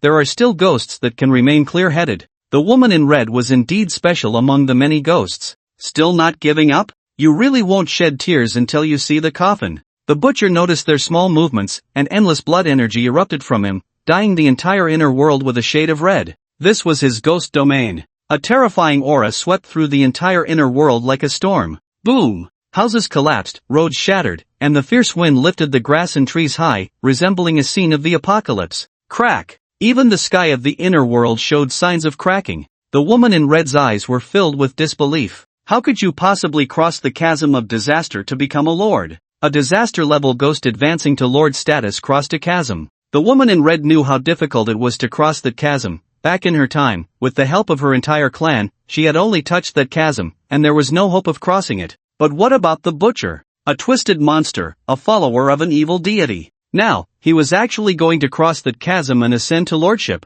If this had happened in the era of the woman in red, it would have undoubtedly caused a stir among all races. Ha ha ha, offering souls to my master, how could the great power of my master be understood by old relics like you? Today is the day I, Shi Hong, lay the foundation. 1,000 years from now, I will surely become a lord. The butcher proclaimed his name, overjoyed, unaware of how much blood he had stained himself with to reach this point. All the opportunities had been on the serpent god. From beginning to end, Shi Hong never intended to help the serpent god escape. The serpent god was his greatest prey. The long years of sealing have made the serpent god's mind rather dull. I, Shi Hong, possess the demeanor of a god. Becoming a lord is equivalent to having the qualification to become a god. If one does not become a lord, they can forget about ever touching that supreme realm. Shi Hong never imagined that he would actually reach this day. I still need to spare your life, I will devour your inner world as well. Shi Hong pressed his hand down, and the blood energy immediately transformed into a prison, confining the woman in red.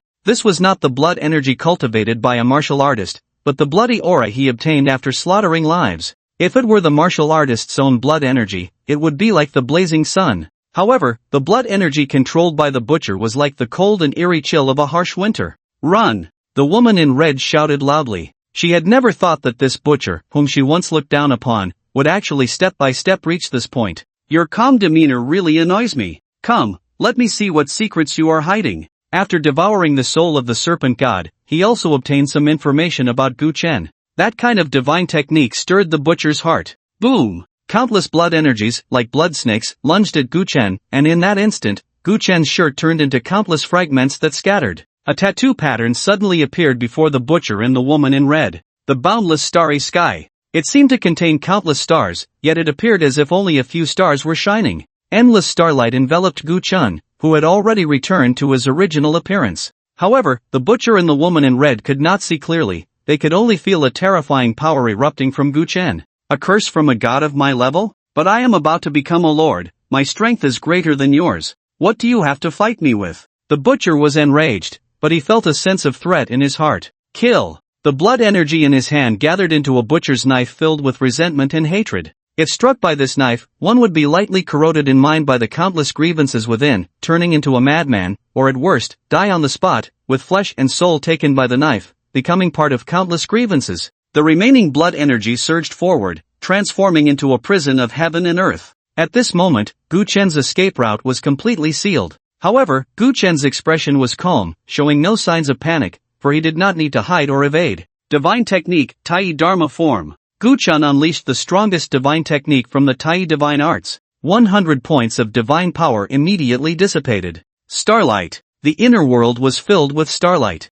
Under the endless starlight, the blood energy ghost domain brought by the butcher appeared dim and lifeless. The starlight intertwined and illuminated one star after another, with countless celestial phenomena flashing by. An incredibly tall figure suddenly appeared between heaven and earth. After a long time, Gu Chen actively unleashed the Tai Dharma form for the first time, entering that mysterious state once again. The butcher appeared small as dust before Gu Chen. Lord, Lord! A hymn echoed in the void. It was the recognition and praise of this towering power by heaven and earth. The butcher's movement stiffened, his head, like a rusty machine, struggled to lift as he looked at Gu Chen. An unbelievable voice emerged from his throat. You are actually a lord? Not only him, but even the woman in red, who was imprisoned by the blood energy nearby, found her thoughts blank. She stared blankly at Gu Chen, with only one thought left in her mind. The owner of the strange shop is actually a lord. Crack! The inner world of the woman in red had already reached a breaking point. Now, with Gu Chen unleashing the Tai Dharma form, this inner world shattered with a loud bang.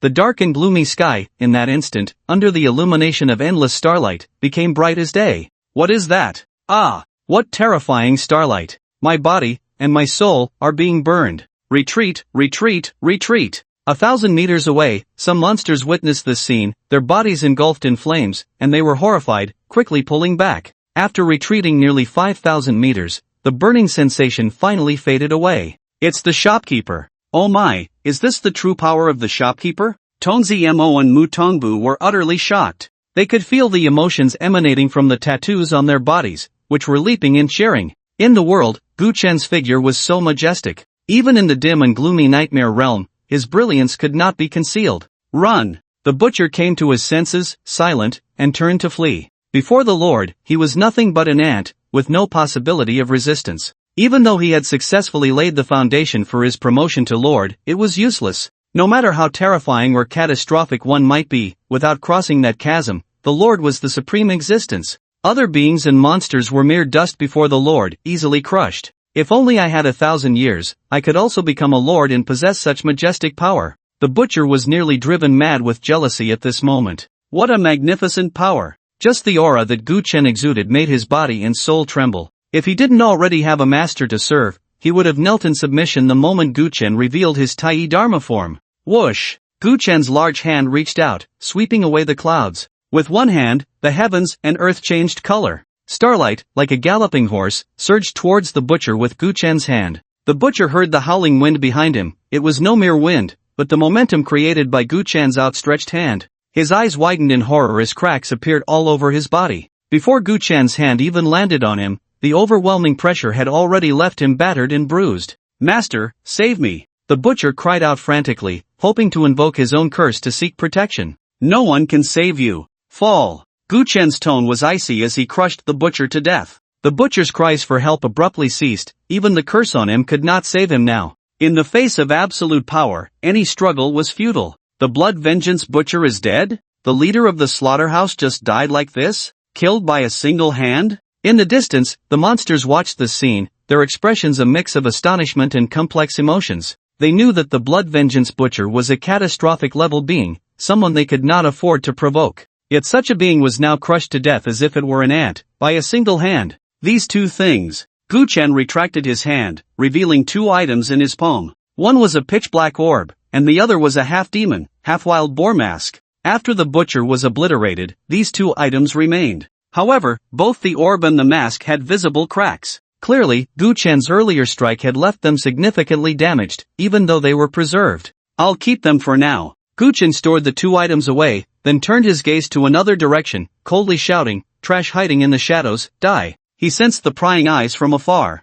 While the Tai Dharma form's duration had not yet faded, Gu Chen struck fiercely. This punch gathered endless starlight, condensing into a fist imprint that surged towards the west. In the west, District 16. In a notorious haunted house, a massive shadow loomed over the area. The one spying on Gu Chen was none other than him. Watching Gu Chen prepare to strike from such a distance, he was enraged. Although the distance was great, Gu Chen's power at this moment was terrifying. The fist imprint formed by the starlight left a trail of destruction, with all the ghosts and monsters it touched perishing. In just a breath, the killing moves unleashed by Gu Chen had already reached District 16, descending upon the haunted house. Presumptuous! A massive skeleton gathered in its hand, accompanied by a mournful cry, to meet Gu Chen's attack. Bang! A faint cracking sound was heard as the skeleton, under the starlight fist imprint, crumbled like tofu, shattering at the slightest touch.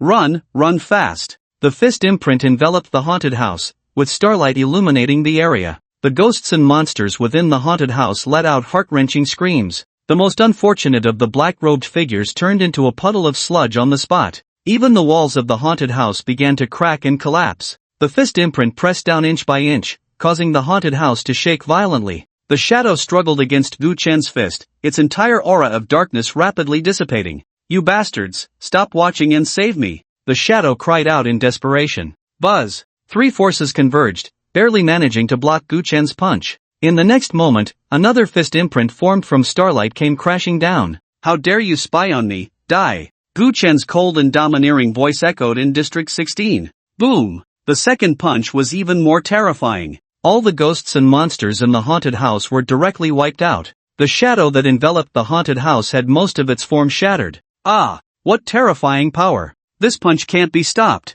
In other parts of District 16, three cries of despair rang out in succession. "Your Excellency, the Lord's battle has not yet begun, please hold back." A ghostly voice came from an unknown source. A blood-red handprint surged out from the darkness, violently colliding with Gu Chen's fist imprint. Boom boom boom! The deafening roar and the terrifying shockwave swept through the buildings near the haunted house like an unstoppable force, akin to a landslide or tsunami. It spread nearly 2,000 meters before finally stopping. In the cursed town, Gu Chen stood still, his consciousness spanning a long distance, sweeping across District 16. There are actually tens of thousands of humans in District 16? There are quite a few humans in the other districts as well. Guchen did not find the last person who intervened to stop him. But he seems to be wary of me and doesn't want to confront me directly for now. The time for the Tai Dharma form is almost up, I can only hold back for now. Guchen sighed and actively manifested the Tai Dharma form, feeling completely different from the last time. This was the true power belonging to a lord.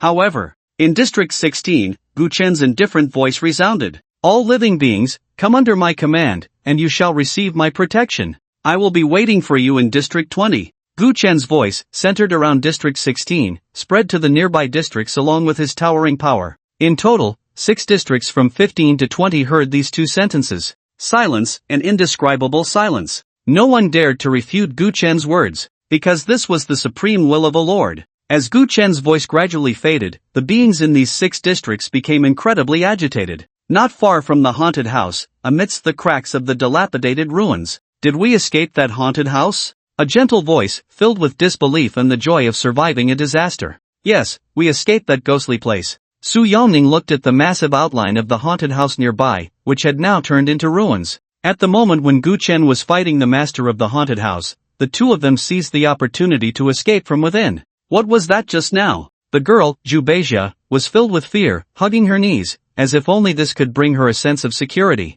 That kind of power is too terrifying. In the face of such power, we humans are too small and fragile, Zhu Beijia said, tears streaming down her cheeks uncontrollably. It was too terrifying. The experiences in the haunted house had already brought her to the brink of collapse. If it weren't for Su Yongning's help over the past few days, Zhu Beijia would have long since perished at the hands of the ghosts in that haunted house. 5 people. Only the 2 of them had escaped alive. I don't know. Su Yongning shook his head, unconsciously touching the tattoo on his back. If it weren't for this tattoo, he wouldn't have been able to hold on until now. Brother Su, where do we go next? Zhu Beijia wiped away her tears. She knew that crying was a sign of weakness, but she really couldn't hold it in any longer. Fortunately, Su Yongning didn't seem to mind her tears. Zhu Beijia looked at the silent Su Yongning and thought to herself, from now on, I can't be so weak anymore. I must survive and return with Brother Su. Let's go to District 20. There's no better place to go than District 20 right now, Su Yongning said after a long contemplation.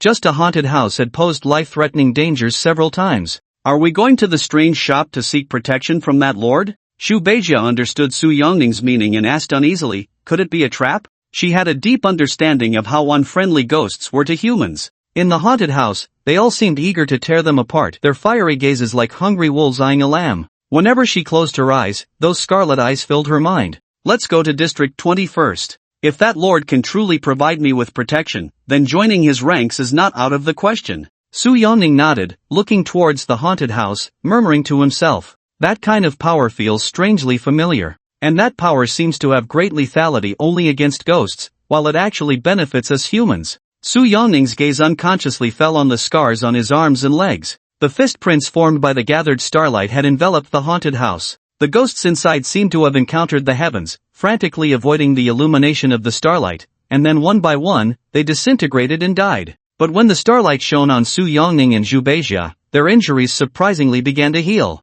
This was also an important reason why Su Yongning planned to go to District 20. District 17. In the dark forest, hundreds of humans were fleeing. Night is approaching, and the strange things are about to descend. We are close to the edge of the forest. Everyone, don't give up. We can definitely walk out of here alive. Let's go to District 20 and seek refuge. Men and women dared not get too close to the trees, as if something terrifying was lurking within them. Some had lost arms, while others were covered in scars. But they did not give up, fighting with all their might for survival. On the other side, Ghost City Port. In the community, a few people were desperately holding the door. Bang! Bang bang! Outside the door, a deformed monster was banging against it. Quick, move all the heavy things over. When that starlight passed by just now, I saw a glimmer of hope. We can survive. The few of them looked invigorated, no longer in despair. Here, they had experienced nightmare after nightmare. This ghostly place seemed devoid of any escape.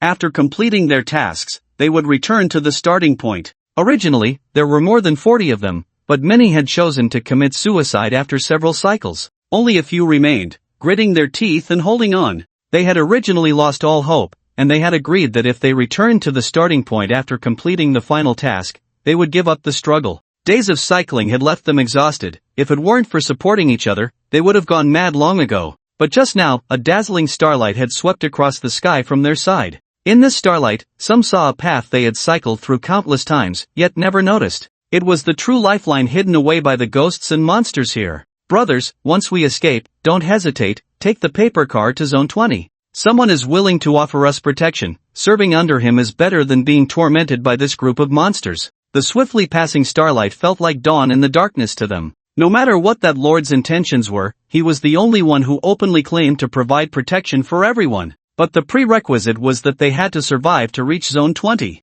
Many places in Zone 6 had similar scenes. Among the millions of people scattered across these zones, many were invigorated. Of course, some questioned Guchan's motives, but more seemed to see a lifeline. On this day, countless humans in Zone 6 set out on their journey to Zone 20. A new lord has appeared. Zone 20 has actually given birth to a lord. Incredible, truly incredible. Yes, the newly born lord needs subordinates to handle some tedious matters for him. Let's go, let's head to Zone 20 and serve under that lord. With the lord's backing, our survival as monsters is somewhat guaranteed. Not only were the humans excited, but the monsters were equally thrilled. Monsters not only slaughter humans, their battles among themselves were even more brutal. A great lord spoke personally. The lord's protection was a rare opportunity in the entire nightmare world. There were too few lords, and each one was undoubtedly a king in the nightmare world. For the monsters, being able to join a king's ranks was an unparalleled honor. What schemes or motives were there?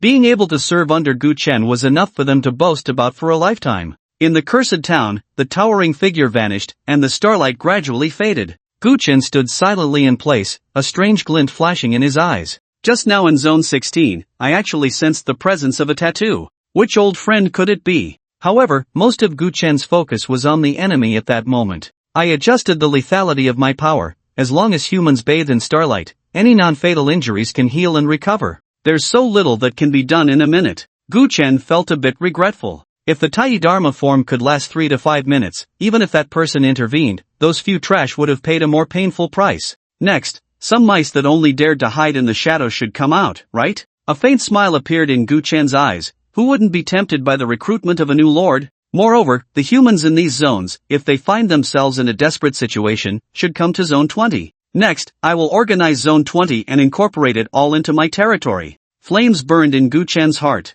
When he unleashed the Tai Dharma form, he had intentions, which is why he said those 2 sentences at the end. Your reckless slaughter of humans is because there are no strong individuals among them who can contend with you. At the Lord level in the nightmare world, there is absolute authority. The nightmare world is indeed special. Those above the Lord level cannot enter here. In this place, the Lord level is king. Now, no one knows my Lord level strength. It can only exist for a minute. What's wrong with being a bit arrogant? The Tai universe map walks the path of invincibility. If you're timid, how can you claim invincibility? Be a little bolder, be arrogant. I, Guchen, am truly a Lord level. As Guchen thought of this, he chuckled silently. In a few days, I will be able to light up a star. By then, my mastery over my life tattoo will advance further. This is the true confidence behind Guchen's assertive words. Am master. At this moment, the woman in red trembled as she spoke. Her demeanor was somewhat restrained. After all, standing before her was a lord who could freely traverse the nightmare world.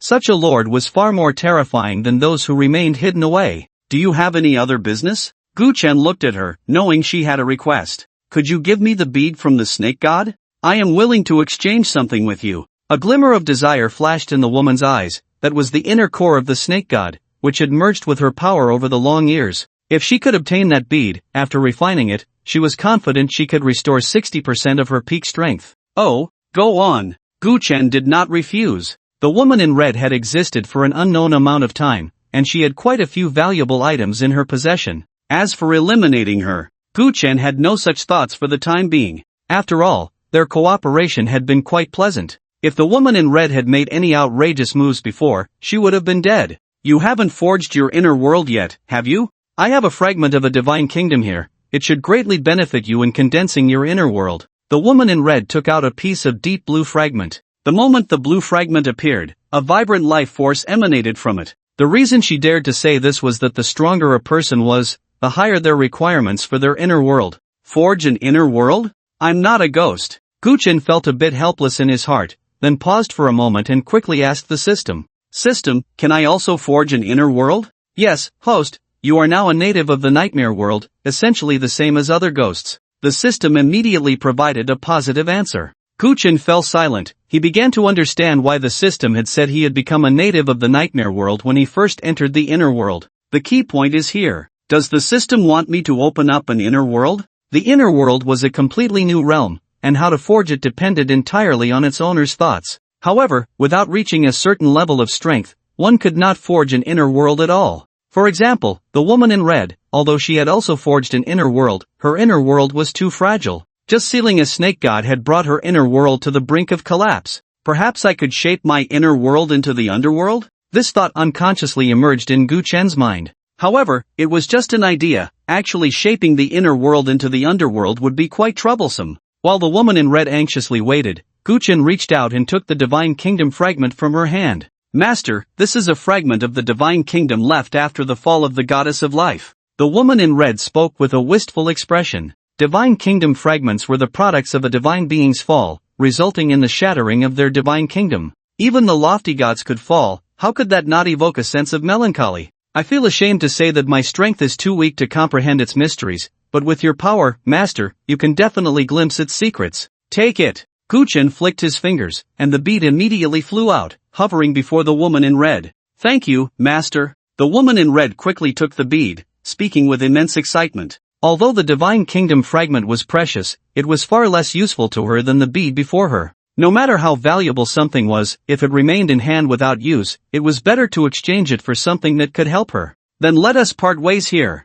Guchen did not intend to linger. Making such a commotion here would soon attract countless ghosts. At that time, it would be unnecessary trouble. Master, please wait. The woman in red saw Guchen about to leave and quickly called out, Guchen's gaze instantly fell on her. The woman in red suddenly felt as if a mountain was pressing down on her, and in the next moment, she would be crushed.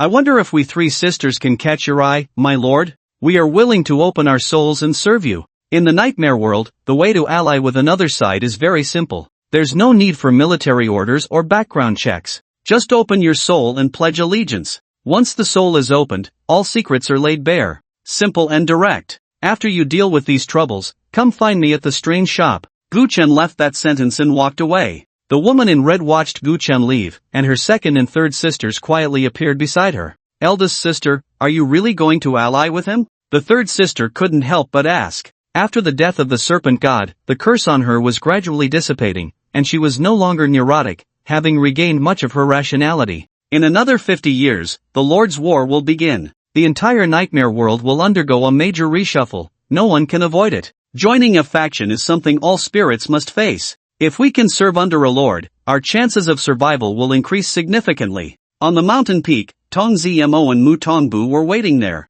At this moment, Mu Tongbu's face was flushed, gesturing excitedly to Tong Zmo. I can't believe it. Zmo, did you see that just now? The shopkeeper was so fierce. That butcher was so arrogant 1 second, and the next, he was crushed to death by the shopkeeper with one hand. Mu Tongbu was exhilarated, even though he was in a different camp from Guchen. Witnessing that scene still gave him goosebumps. Guchen crushed the butcher, and with 2 furious punches, he struck enemies far away, so powerful, so cool, so handsome. Are you done yet? I know the shopkeeper is handsome, but how many times have you said that? Please, spare me. Tong Zmo looked helpless, his mood was still unsettled. However, unlike Mu Tongbu, he wasn't overly emotional. He was almost getting calluses in his ears from hearing about it. One day, I will also become an existence like the shopkeeper. Mu Tongbu, this guy from the East Province, was still immersed in Guchen's invincible demeanor. He suddenly cleared his throat, clasped his hands behind his back, and spoke in what he thought was the most pretentious manner. All beings, come under my command, and you shall receive my protection.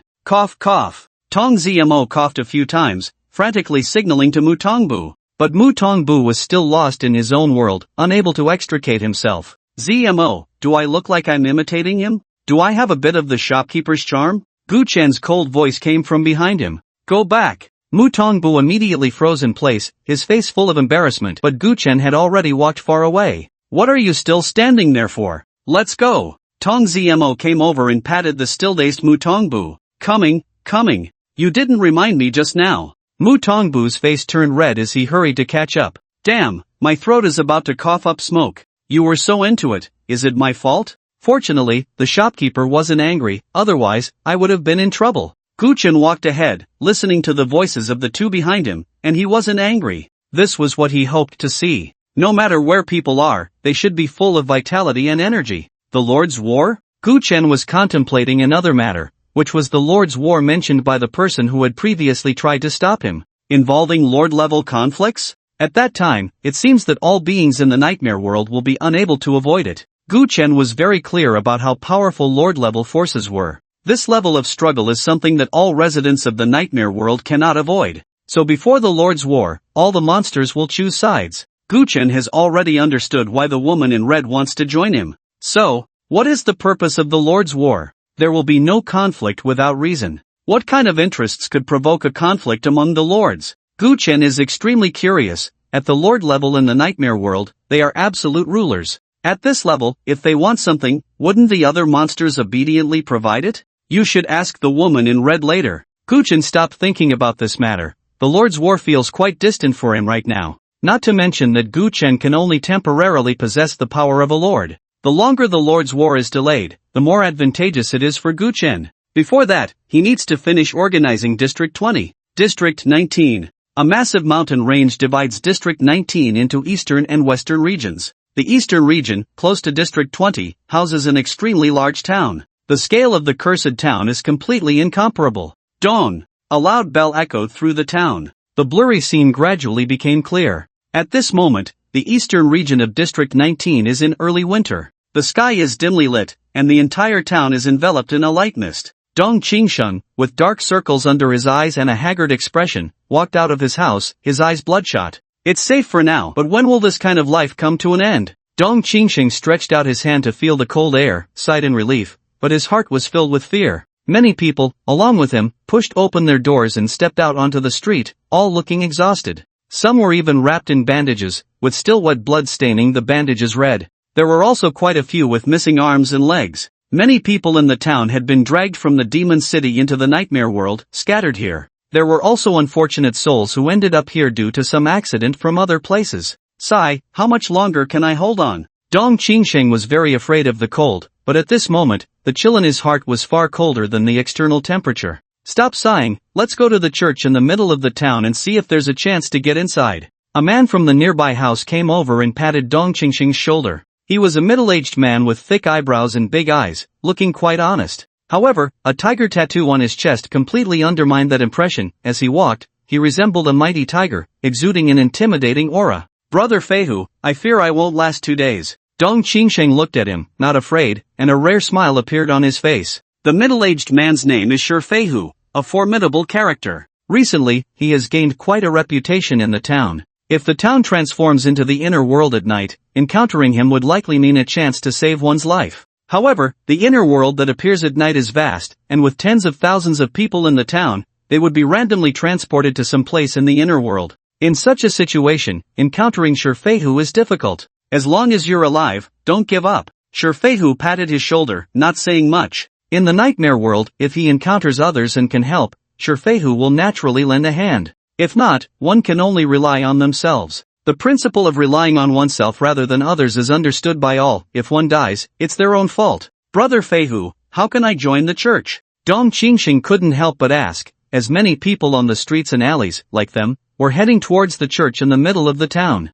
This town is terrifying. During the day, it appears peaceful, with hardly any threat from monsters. But when night falls, the master of this inner world will engulf the small town, releasing many terrifying ghosts and monsters. The sound of the bell marks the transition between day and night. The church in the middle of the town is the most special place in the town. Whether it is day or night, the church remains unchanged, its sacred power protecting it, and the monsters of the inner world do not dare to approach. As long as one can enter the church, they can escape the gates of hell and gain protection. At this moment, everyone heading to the church has only one purpose, to gain the recognition of the Purple Robe Master, so that when the bell tolls, they qualify to enter the church and take refuge. I don't know either. Sure Feihu shook his head. He did not enter this nightmare world out of fear, but came here in a very special way. These days, while others were being chased by ghosts at night, it was the opposite for him. He went to the church not to seek refuge, but to find a way to leave this place. Everyone in the town was trapped here. At the end of the town, a huge chasm isolated the town from the outside world.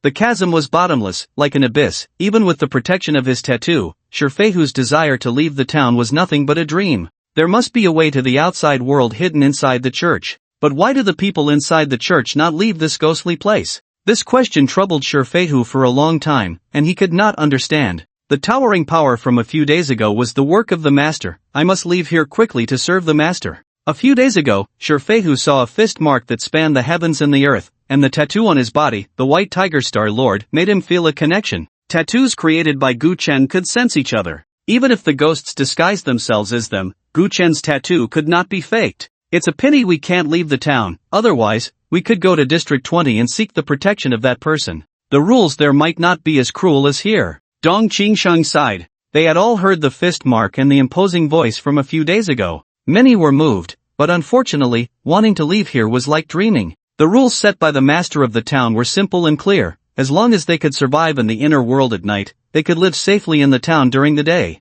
During the day, they had no worries about food and clothing, with no threat from any ghosts. But when the bell rang and night fell, the peaceful town during the day would turn into a hell on earth. Every night, hundreds to nearly 1,000 people died. The population in the town was rapidly decreasing, and everyone sensed this change. The shadow of death loomed over everyone, their spirits constantly tense, not knowing when that taut string would snap. Let's go see what the purple robe master wants today. Shifeihu's gaze turned to the towering church not far away. Dong Qingsheng fell silent, his face growing more troubled, his heart filled with bitterness. It's too difficult to gain the recognition of the purple robe master. The dead woman has no good intentions. He thought of the purple robe master and felt a surge of hatred. Damn it, if it weren't for so many followers speaking for her, that old hag would have been beaten to death long ago. In the town, most residents headed to the church, trying every means to enter. But a portion did not go. 4 people gathered in a house. These guys still think they can enter the church? The woman among the 4, Kai Shuxian, couldn't help but say, her gaze peering through the window towards the church. In this situation, the church is indeed the best place for refuge. Wanting to squeeze in is a normal thing. Chang Ruifeng, with a resolute expression, sighed. It's a pity these people don't understand that from the very beginning, that old woman in the church never intended to let outsiders in. He paused slightly, as if uncertain. She seems to be very wary of us outsiders. Since arriving in the town, Chang Ruifeng had specifically gathered information about it during the day. Some of the residents in the small town were actually natives of the nightmare world. It's incredible that there are humans as natives in the nightmare world. Xiener, what do you think? Kai Shuxian looked at the woman sitting quietly on the sofa, dressed in a cross-collared top and a blue-pleated skirt, adorned with silver jewelry. It was Long Xiener. She was one of the 5 who had entered the nightmare world using the key. The gazes of the others all fell on Long Xiener. Here, Long Xiener was undoubtedly the backbone. We must uncover the secret of the church, otherwise, we will be trapped here forever. Long Xiener said solemnly, aware of the inside story. 280 days, how many people could endure such a long time? Since they entered the nightmare world, it had been less than a week, and already nearly 10,000 had died in this town alone. The cold numbers spoke volumes about how terrifying and cruel the nightmare world truly was. In less than a week, we've lost so many compatriots. This is just the beginning. As time goes on, the living conditions for us humans will only worsen. Kai Shuxian thought of those who had died, her expression turning pale. She looked unwell and uttered a chilling statement. As time passes, some among us will turn to the monsters, becoming their accomplices. There are traitors everywhere. To survive, some people would stop at nothing. Such people would have no bottom line as long as there were benefits. Yes, many people still think they can leave after 28 days, but the truth is 280 days. Chang Ruifeng interjected at the right moment, his tone heavy. He was from the military and knew some insider information. The few people gathered here were all capable, able to maintain calm thinking in such circumstances.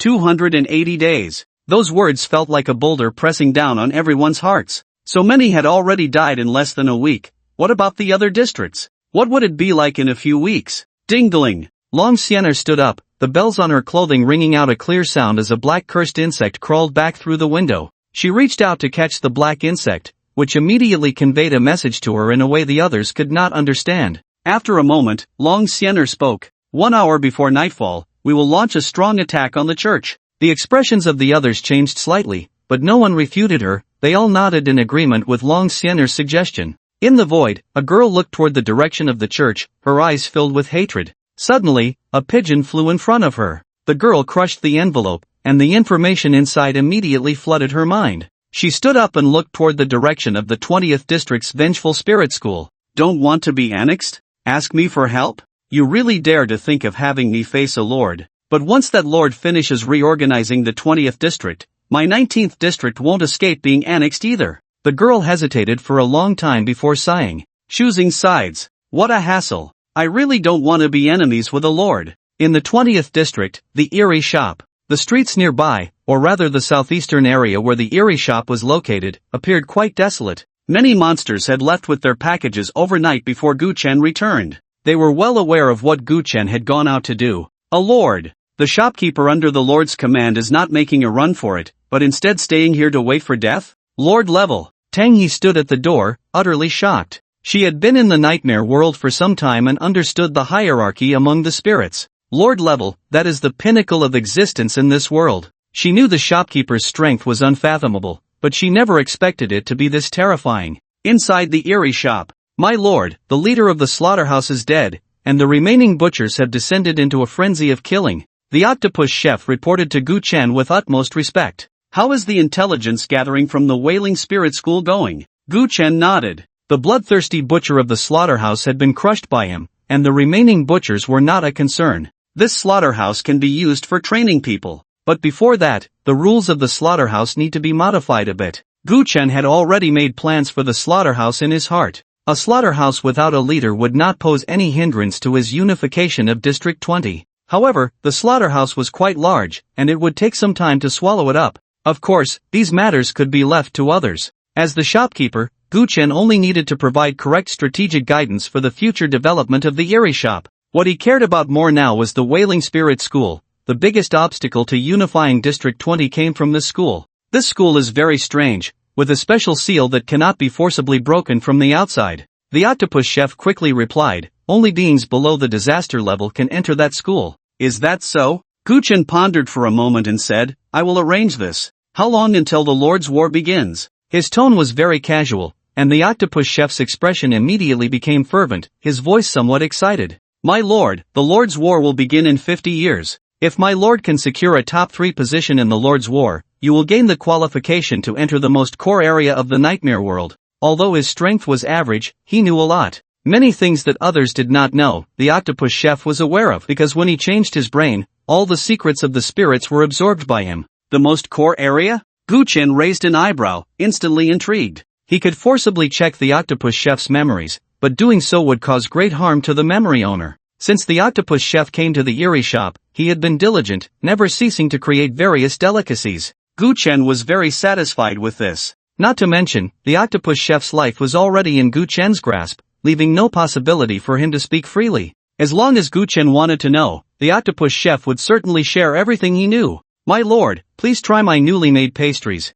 The octopus chef said flatteringly, respectfully presenting a plate of exquisite pastries with one of his tentacles. Life in the nightmare world has just begun, the pace of life cannot be too fast. Slow it down a bit, no matter what, one must not be eager for success. The core area of the nightmare world, where it is and how to get there, is extremely mysterious. Gu Chen thought to himself, eating the pastries while listening to the octopus chef slowly speak. The octopus chef immediately shared all the information he knew. The Lord's War is a passage forcibly opened to that place with the blood of countless spirits. My lord, it is said that the ultimate secret of the nightmare world is hidden inside. Whoever can uncover that secret might be able to control the entire nightmare world. It seems I must participate in this Lord's War. A glint of sharpness flashed in Gu Chen's eyes. The existence of the nightmare world posed too great a threat to the human world. The reasons behind it must be made clear. Gu Chen did not pursue the matter of the Lord's War. Even though the octopus chef knew about it, the information he could understand was merely superficial. The true core content was something he could not access with his level of strength. My lord, the master of the Wailing Spirit School has been seeking help from ghosts in other districts these days. Should we warn them? The octopus chef asked, mustering his courage. No need. These troubles will come knocking sooner or later. It's better to take this opportunity to resolve everything at once. Gu Chen's words were filled with a chilling intent. Anyone who obstructed his steps to unify District 20, regardless of who they were, must be killed. Your will, my lord, will surely be carried out in District 20. The octopus chef was extremely excited, kneeling on the ground to declare to Gu Chen. When he left the Demon Blood restaurant, he never imagined that the master he sought was actually a lord-level existence. Gu Chen's current will was to unify District 20. the octopus chef would carry out Gu Chen's will to the end, even if it meant sacrificing everything for this cause. Your strength is too weak. Get those 3 materials and come find me afterward. Gu Chen pointed at the octopus chef. The information immediately appeared in the octopus chef's mind. Yes, my lord. I will not disappoint you. The octopus chef knelt on the ground, repeatedly bowing to Gu Chen. He understood what Gu Chen wanted him to prepare these materials for mysterious patterns. Gu Chen was going to cultivate him, and for the octopus chef, this was the highest grace and glory. Some matters can be handled by others. I don't need a bunch of useless people. Gu Chen's tone was indifferent as he waved his hand. You may leave. Yes, my lord. The octopus chef straightened his expression and quickly got up to retreat. The slaughterhouse can issue tasks. It needs to be properly organized these days. The management system within the store also needs to be arranged. The future scale of the mysterious store would only grow larger. These matters needed Gu Chen's consideration. He couldn't handle every trivial task himself. Cultivating his trusted subordinates was also something Gu Chen needed to do now. The Wailing Spirit School can do the same. Let's use 2 places to assess them. Gu Chen's gaze turned to the window. At this moment, countless ghosts and a significant number of humans were rushing toward District 20. Gu Chen picked up a pen and began writing on paper, listing the tasks he intended to undertake. This would improve his efficiency. For a time, the only sound in the room was the rustling of the pen against the paper. Soon, Gu Chen had listed all the positions and assessment content needed for the mysterious store. For example, the position. Once the mysterious store was organized, it should be called the mysterious domain, continuing to expand its territory into the surrounding districts. 50 years is neither long nor short. After some time, other lords in the nightmare world will also have their subordinates crazily devour other forces. Gu Chen was very clear about this. He would not sit idly by. Sooner or later, he would have to confront them, so it was better to strengthen himself in advance. My position is the highest level of the mysterious domain lord. Under the domain lord, there will be 4 major legions, each requiring a legion commander, 2 deputy commanders, and several corps members. Gu Chen looked at the information on the paper, occasionally modifying some content. After 3 hours, Gu Chen finally put down his pen, nodding in satisfaction. Finally, the framework for my mysterious domain is complete. The corps members must at least be at the calamity level, and the strength of the deputy legion commanders must reach at least the level of the red-clothed woman to manage the legions for me. Gu Chen already had a measure in his heart. The red-clothed woman was equivalent to the leader of a considerable force and could barely become a high-ranking member of the legion here. As for the name of the legion, it will be decided by the high-ranking officials of the legion themselves. Gu Chen felt powerless to name it. The name of the legion would be left to the higher-ups within the legion, and he would just give the final approval. However, the strength of the woman in red can only be considered barely adequate.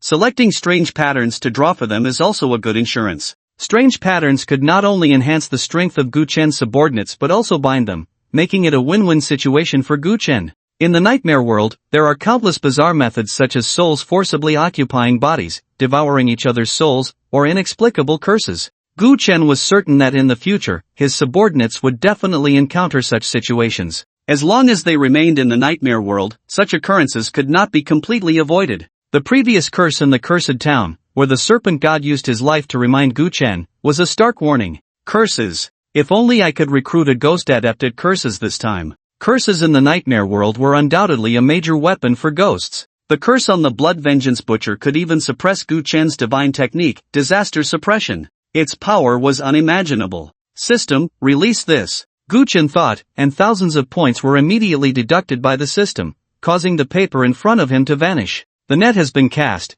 Now we just wait for the fish to bite. Having ghosts join his ranks and open their souls could greatly indicate their loyalty. But there are no absolutes in the world. Gu Chen would use the method of strange patterns to add another layer of assurance, thus ensuring everything would be foolproof. By the way, system, also help me create a new strange pattern guide. You should know how to select the patterns. Gu Chen instructed the system. 100,000 points. The system replied coldly. Sure. Gu Chen said generously. He didn't mind spending points at all. It's a pity that there are some matters the system is unwilling to intervene in. Otherwise, problems that could be solved with a bit of points wouldn't be problems at all. Gu Chen sighed, feeling a bit regretful. He had long figured out the system's temperament. It would never refuse him regarding tattoos. But for matters beyond tattoos, the system was unlikely to get involved. In the strange shop, Tang He, Hua Zhe, Mu Tongbu, Sun Xinli, and Tongzi Mo were each in their own rooms. Suddenly, new information appeared in Tang He's mind.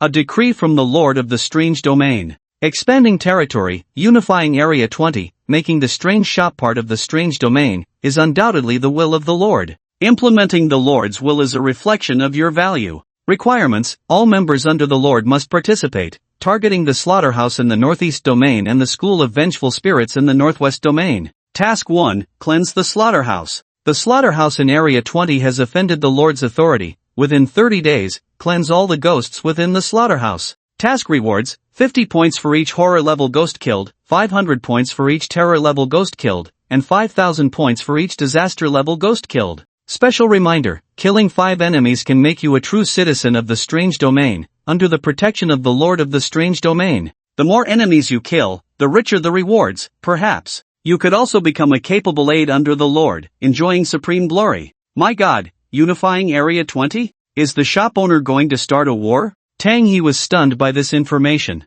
She had thought the shop owner would take action next, but she never expected it to be such a significant move. Starting from the strange shop, swallowing an entire area. How many ghosts would be caught up in this? Besides the few major forces visible in Area 20, there were also some low-key forces that would be drawn in. They would either submit or die. This is Gu Chen's undeniable will. Tang He steadied her mind and quickly checked the second task. Task 2, capture the Grievance Spirit School. The will of the Domain Lord will not waver for anyone. Unification of Area 20 is imperative. The Grievance Spirit School is obstinate, and this is a very good sharpening stone for you. Task reward: 50 points for each layer of seal broken, cumulative. Killing the monsters of the Grievance Spirit School will also earn points. Special reminder: breaking 5 layers of seals or slaying 5 people will allow you to become a true citizen of the Eerie Domain, under the protection of the Domain Lord. Reminder: at the disaster level, entry into the Grievance Spirit School is prohibited. Tang He fell silent,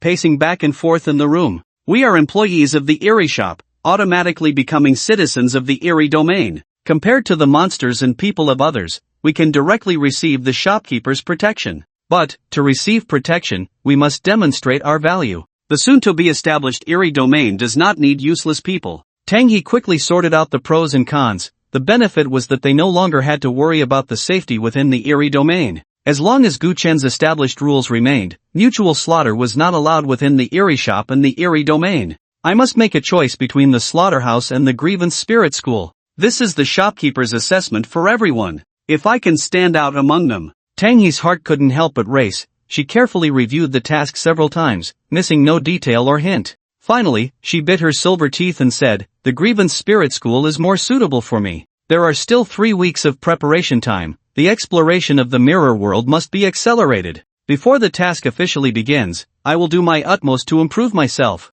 Gu Chen stood by the window, his gaze incredibly calm. In the nightmare world, the main force is the monsters. How many of the people from the magic city scattered throughout the nightmare world can survive to reach Area 20? This task is an assessment and selection. I cannot be too merciful, nor can I let the other lords of the nightmare world discover my true identity. Gu Chen murmured to himself, the 5-person slate passing line is already the minimum standard. If not for considering those scattered people in the nightmare world, Gu Chen would have raised this passing line by 4 to 5 times. After all, slaying 5 horror-level monsters counts as a 5-person slay. To survive in this world, to endure for 280 days, no one can do it alone. Come on. Next, let the name of the Eerie Domain appear before all the monsters in the nightmare world. Gu Chen must make the Eerie Domain known in the nightmare world. Only then can he attract more humans and monsters to come. As long as I am here, whether the soon-to-be-established Eerie Domain is chaotic or not, Gu Chen, will have the final say. Gu Chen had this confidence and strength.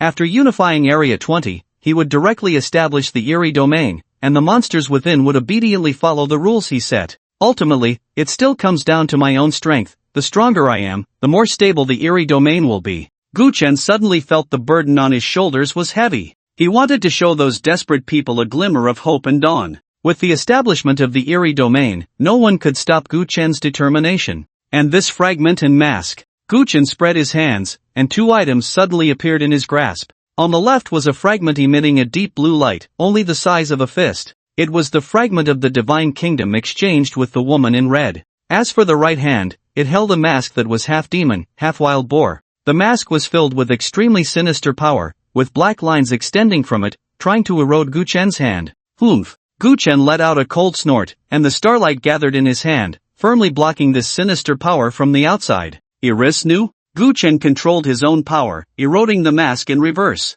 Now that the mask had no host, the power on it was ultimately limited. After a few minutes, the mask was completely suppressed by Gu Chen's power. A line of information appeared before Gu Chen. Irisnu's follower mask. Wearing this mask grants you immense power, and death will be powerless against you. Warning, the mask is filled with the sinister powers of hatred, jealousy, resentment, panic, ugliness, and slaughter. If you cannot resist these negative emotions, the mask will curse you, gradually devouring your soul, and you will become a servant of Irisnu. Follower mask? Wearing the mask will bring a curse from the deity? Gu Chen understood why the blood vengeance butcher had become that way. Neither human nor ghost, not even owning his own soul, he was cursed by the mask, constantly generating hatred, panic, and slaughter. These negative emotions became the source of the butcher's power. These negative emotions are the source of the butcher's power, and also the source of the deity's power. Gu Chen fell silent, his thoughts racing. Deities are truly terrifying. These emotions were born at every moment.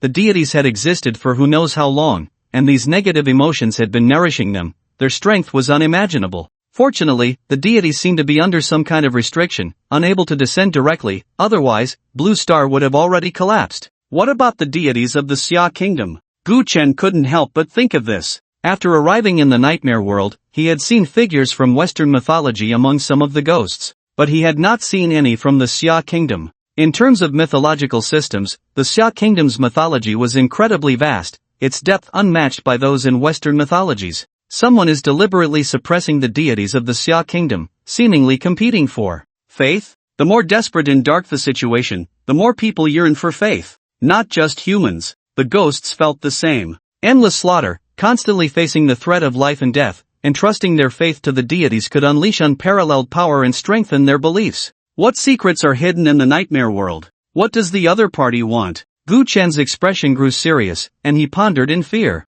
He asked, System, can I assume that the other party pulling the humans of Blue Star into the nightmare world is a struggle for faith? The system remained silent, not answering Gu Chen. Gu Chen continued, this struggle for faith began a long time ago, right? Yes. The system finally responded, its cold voice seeming to waver for the first time. Gu Chen took a deep breath, closed his eyes, and after a long while, spoke. Taoism is the original religion of the Xia kingdom, but since Buddhism was introduced to the Xia kingdom, the faith has been divided in two. When I got tattoos before, I would learn about the cultural origins of the tattoo designs. To this day, the Xia kingdom has over 30,000 Buddhist temples, with hundreds of thousands of monks, not including other language-based Buddhisms. As Gu Chen spoke, his tone suddenly became somber. In contrast, there are less than 3,000 registered Taoist temples, with only about 30,000 Taoists. Especially in recent years, it seems Taoism is on the verge of disappearing from modernity. Taoism, tracing back to its origins, is the immortal path pursued by the 3 sovereigns and 5 emperors.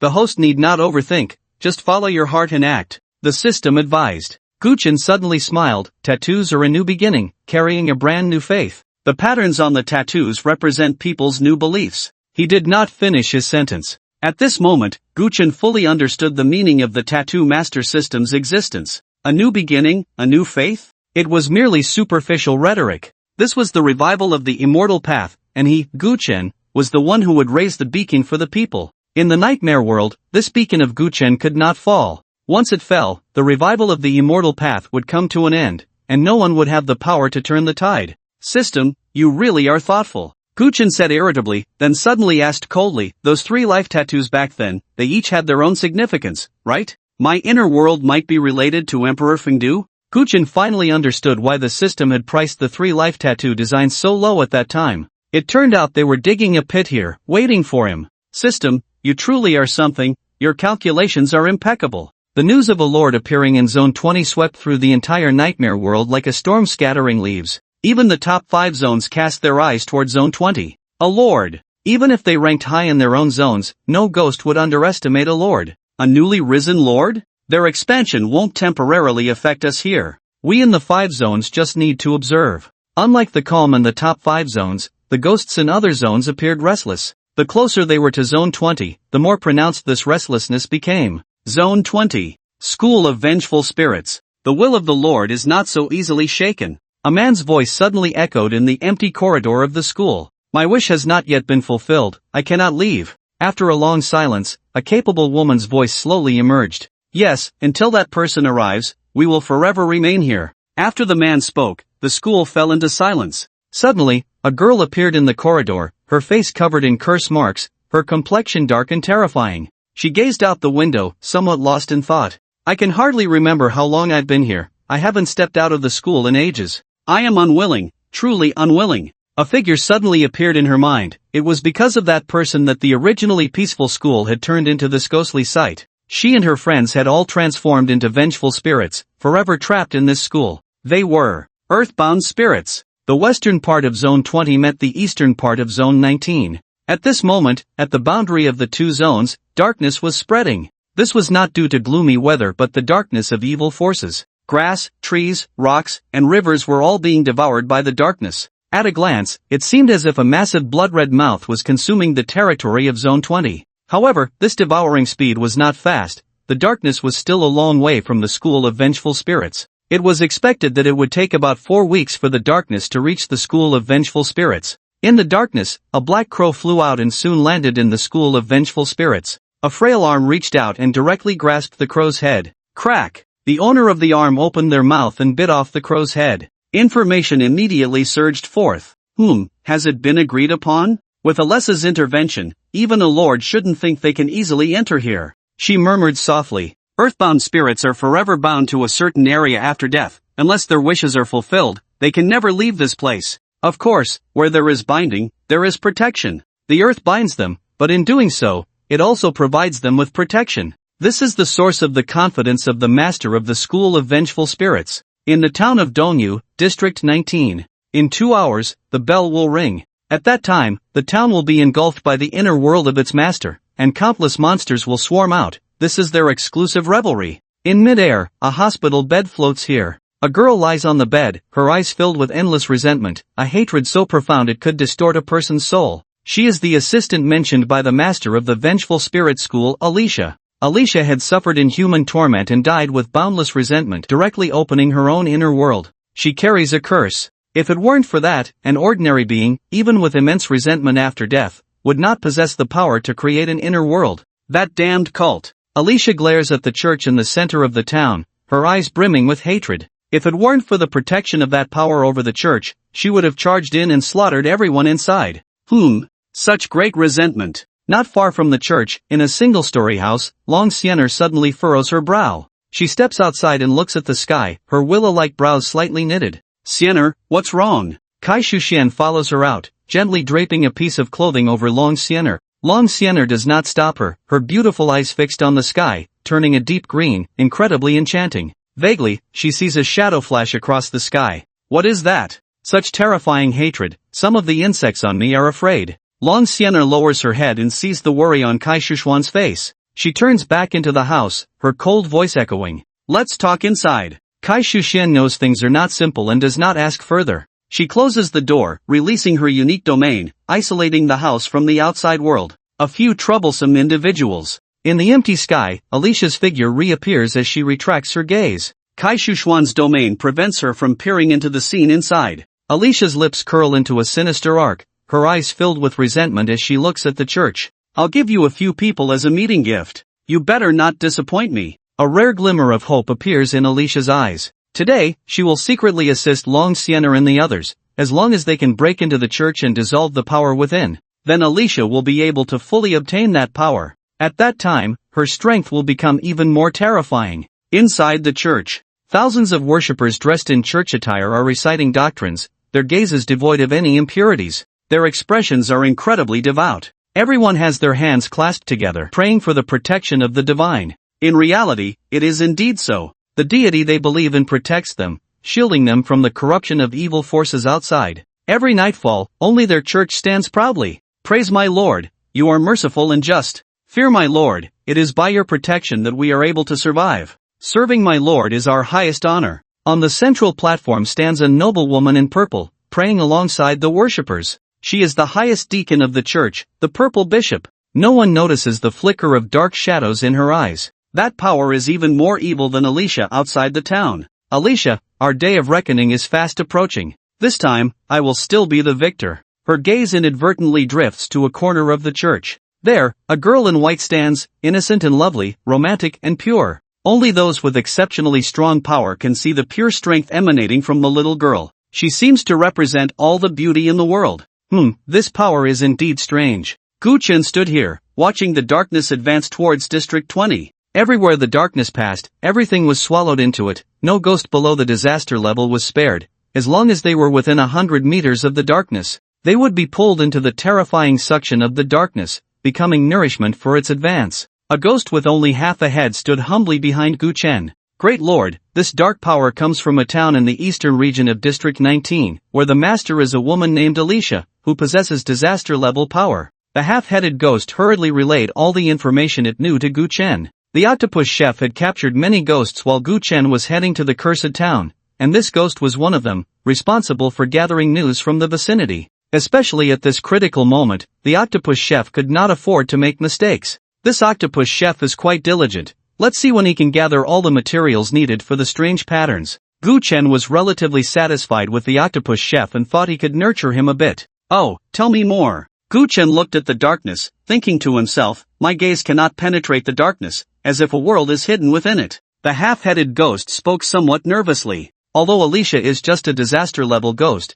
she is a well-known presence in several nearby districts. It is said that she wields the true power of the evil god. Gu Chen remains silent, signaling him to continue. Alicia is one of the few who has opened up a complete inner world with disaster-level strength. A few? Who are the others? Gu Chen's heart stirred, and he immediately asked. I don't know their names. I lost my head because of this. The half-headed ghost chuckled awkwardly. Its current memory was only half intact. The other half had been taken away by other ghosts in the simplest way. If it weren't for its quick escape, it would have died decades ago. You can go now. Gu Chen did not ask further and directly dismissed it. The half-headed ghost would not hesitate at Gu Chen's command. It turned and vanished in a swirl of dark wind. A complete inner world? Then I should take a trip to District 19. It might help me in opening my own inner world. So far, Gu Chen had not seen a true inner world. The inner world of the woman in red was broken and could not be considered a true inner world at all. First, I need to prepare some things. Gu Chen's figure moved away into the distance. In the forest ahead, a wandering soul was aimlessly drifting when suddenly, a large hand grabbed it. The next moment, Gu Chen struck, directly extinguishing the soul's essence. Swish! The dragon bone needle was held in Gu Chen's hand, and the materials needed for the tattoo were placed aside. Starlight supported these materials, making it more convenient for Gu Chen to tattoo. The dragon bone needle quickly descended upon the wandering soul. Gu Chen was tattooing a lotus flower, a special lotus flower tattoo. Strands of starlight flowed into the wandering soul through the dragon bone needle. The originally ethereal body of the wandering soul rapidly solidified under Gu Chen's tattooing. Even the hollow gaze gradually regained new brilliance. Before long, Gu Chen put away the dragon bone needle, satisfied with his work. Tattooed double lotus, completed. Behind the wandering soul, a lotus flower quietly bloomed, but this lotus had one stem with two flowers, each with its own stalk. Leave the matter of Alicia in District 19 to me. The wandering soul suddenly spoke, its voice identical to Gu Chen's. This is precisely the special aspect of this tattoo design. It allows a person to possess two bodies at once, with Gu Chen as the main and the wandering soul before him as the secondary. The death of the secondary body will not bring any loss to Gu Chen. It is perfect for undertaking some dangerous tasks. The only flaw is that the two cannot share vision and consciousness. Although they originate from the same source, they each possess their own awareness. However, betrayal is impossible within the tattoo of the intertwined lotus. Once the wandering soul Gu Chen harbors any treachery, the tattoo on his body will disappear instantly, and the wandering soul Gu Chen will die in an instant. Primarily for gathering intelligence. If we can avoid taking action, we should do our best not to. Gu Chen nodded and left, stepping on starlight. I know what to do. I will bring back information about Alicia and the inner world as soon as possible. The wandering soul Gu Chen said in a deep voice, and after finishing, he walked in the opposite direction of Gu Chen. Darkness quickly swallowed the wandering soul Gu Chen. Gu Chen, walking towards the Yuri shop, slightly slowed his pace. I can no longer sense his presence, but our connection remains. I hope he can successfully bring back the information. Alicia possesses a complete inner world, which is well known among many spirits and monsters. She must have hidden trump cards. What they are remains unknown. Therefore, in this situation, Gu Chen chose a more cautious approach, leading to the earlier scene. The intertwined lotus is most suitable for such matters, but unfortunately, I can't find stronger monsters in a short time. If a disaster-level monster were to tattoo another twin tattoo, the effect would be even stronger. Guchen felt a bit regretful. The wandering soul Guchun he created only has horror-level strength. Moreover, among horror-level beings, he is at the bottom. However, the wandering soul Guchen carries some of the Tai divine power that Guchen left for him. Ordinary horror-level monsters cannot threaten the wandering soul Guchun. What happens next depends on the performance of the wandering soul Guchen. Additionally, there are other disaster-level monsters capable of creating a complete inner world, not just Alicia. I need to pay attention to the others as well. When we return, I'll have Chef Octopus send his subordinates to gather more information on this matter. Guchen's expression was calm. The nightmare world is vast, and besides the Lord, some special monsters also have their strengths. Their power may not reach the level of the Lord, but they are still quite tricky and not easily eliminated. The power of the evil god? Perhaps this is a breakthrough. Guchen's eyes brightened slightly. The mask he obtained from the Blood Vengeance Butcher last time was of no real use. Guchen simply discarded it in the Eerie Shop's warehouse, priced at 2,000 points. Whoever wants to trade can take it. In any case, the effects and drawbacks are clearly marked by Guchen. In this situation, if someone is still willing to trade, Guchen will definitely not stop them. After all, this thing won't stir up any waves. In the town. In a room 500 meters from the church. The master of the town has already set his sights on us, Long Siener said in a low voice. Although she couldn't see the other party clearly, she was certain that only the master of this place could emit such terrifying resentment. Do we need to postpone today's plan? Chang Ruifeng quickly asked. Kai Shuxian and another person looked at Long Siener in unison, waiting for her to make the final decision. Among the four of them, Long Siener was undoubtedly the strongest. The title of Miaozheng Saintess already represented everything. Long Siener looked at the person who had been silent and asked, Chang Hong, have you contacted Taoist Gu and the others? The last member, named Chang Hong, was a disciple from one of the four major sects in the eastern province. He was a spirit medium. I can't establish contact with them, Sister Siener. Should we use divination to predict this matter? Chang Hong shook his head. His eyes were different from those of normal people, with vertical pupils like a snake's. As a disciple of the Chang family from one of the four great clans, he had been blessed by the snake spirit since childhood, and ordinary people dared not meet his gaze. The snake spirit that protected Chang Hong was also his trump card in the nightmare world. However, in front of Long Siener, he did not dare to be arrogant. He was just an ordinary disciple of the four great clans, while Long Siener was the newly appointed saintess of the Miao region, and the gap between them was evident. Yes, this matter is crucial for us, we cannot be careless. Long Siener nodded and looked at Chang Hong, saying, later, Xu Xian will assist you to make your divination more accurate. Divination, or fortune-telling, was a skill that the people of the four great clans were relatively good at, but compared to true practitioners of the Tao, the accuracy of their divination was still somewhat lacking. Among the four of them, only Chang Hong had the ability to perform divination at that moment. Seeing Long Siener nod, Chang Hong did not hesitate and immediately began to cast his spell. Chang Hong, disciple of the Chang family, I summon the spirit of Lu. Chang Hong formed a strange hand seal with both hands and murmured incantations. In the next moment, a massive shadow suddenly emerged from Chang Hong's shadow. It was a snake shadow. After it appeared, it did not pause and completely merged into Chang Hong's body. Suddenly, an aura of the free realm erupted from Chang Hong. The free realm was equivalent to a terrifying level of ghostly power. Summoning a spirit was a signature skill of the four great clans, and Chang Hong could maintain this state for about 15 minutes. I will now divine your path. Chang Hong spoke, his voice sounding like that of another person, with strange power surrounding him, and his eyes saw the events of the future. Wow! A second later, Chang Hong spat out blood, and the spirit summoning state ended on the spot. Are you okay, brother? Chang Ruifeng quickly supported Chang Hong, asking with concern. It was terrifying. I saw the near future and the master of this place.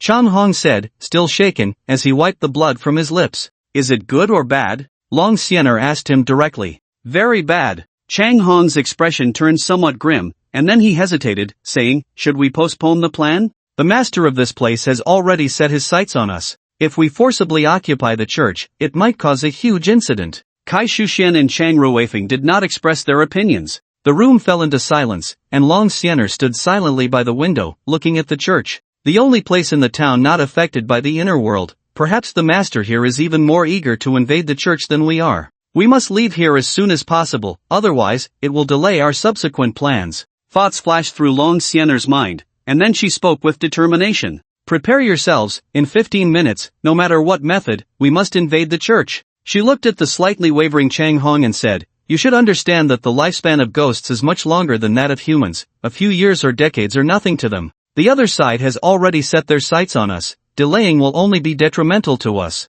We cannot afford to wait. If they wait for the other side to lower their guard, would they seek another opportunity? That would only make them increasingly passive. On the other side, Guchen stood outside the town, looking at the abyssal chasm that separated the town. This chasm, unless there are special means, cannot be crossed from the town. With this thought, Guchen took a step forward. Before him was a bottomless abyss. Falling down would surely result in a shattering end. But Guchen did not hesitate at all and resolutely took that step. Then, Guchen's figure surprisingly stood firmly on the air. Yes, without any external force, Guchen's figure remained suspended in mid-air. Indeed, it's easy to get in. The surrounding darkness even helps me enter the town. Guchen smiled and stepped forward into the town. This town was quite special. It was easy to enter but difficult to leave. But Guchen was not afraid at all. His mission was to gather information here. If something unexpected happens and I die, everything I see will be transmitted to the main body's mind, thus, it can be considered completing the task. As Guchen's thoughts turned, he had already walked into the town. He headed towards a nearby house where there was still a living person inside, but they were not far from death.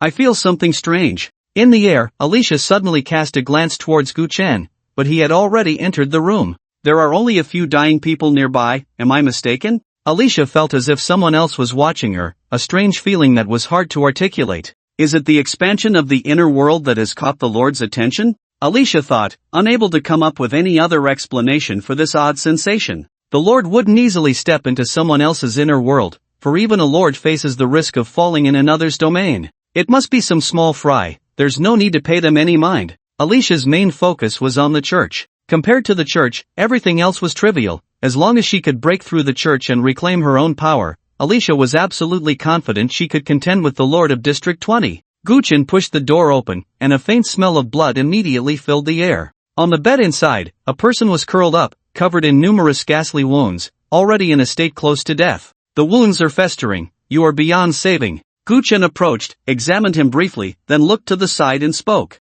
Let's make a deal. Tell me everything you know about this place. In return, I will help you remove the curse on your soul. Why, you can see me? Hong Licheng exclaimed excitedly. He was the man on the brink of death, but now his soul and body had already separated. Many had come to his room before, but no one had noticed his condition or cared about his life or death. Hong Licheng thought he would die like this. He never expected that in his final moments, a man would walk in. Upon hearing Guchen's proposal, Hong Licheng quickly nodded, speaking incoherently. Of course, I'm willing. As long as you can take me out of this hellhole, I'll tell you anything. At that moment, a faint starlight surrounded Guchen's hand, which he placed directly on Hong Licheng's crown. Don't kill me, please don't kill me. Hong Licheng was startled by Guchen's action and quickly begged for mercy. His body was about to die, and even his soul was cursed. When the bell tolled tonight and the inner world swallowed this place, that monster would descend and take his soul. That would be the true beginning of Hong Licheng's nightmare. Sizzle!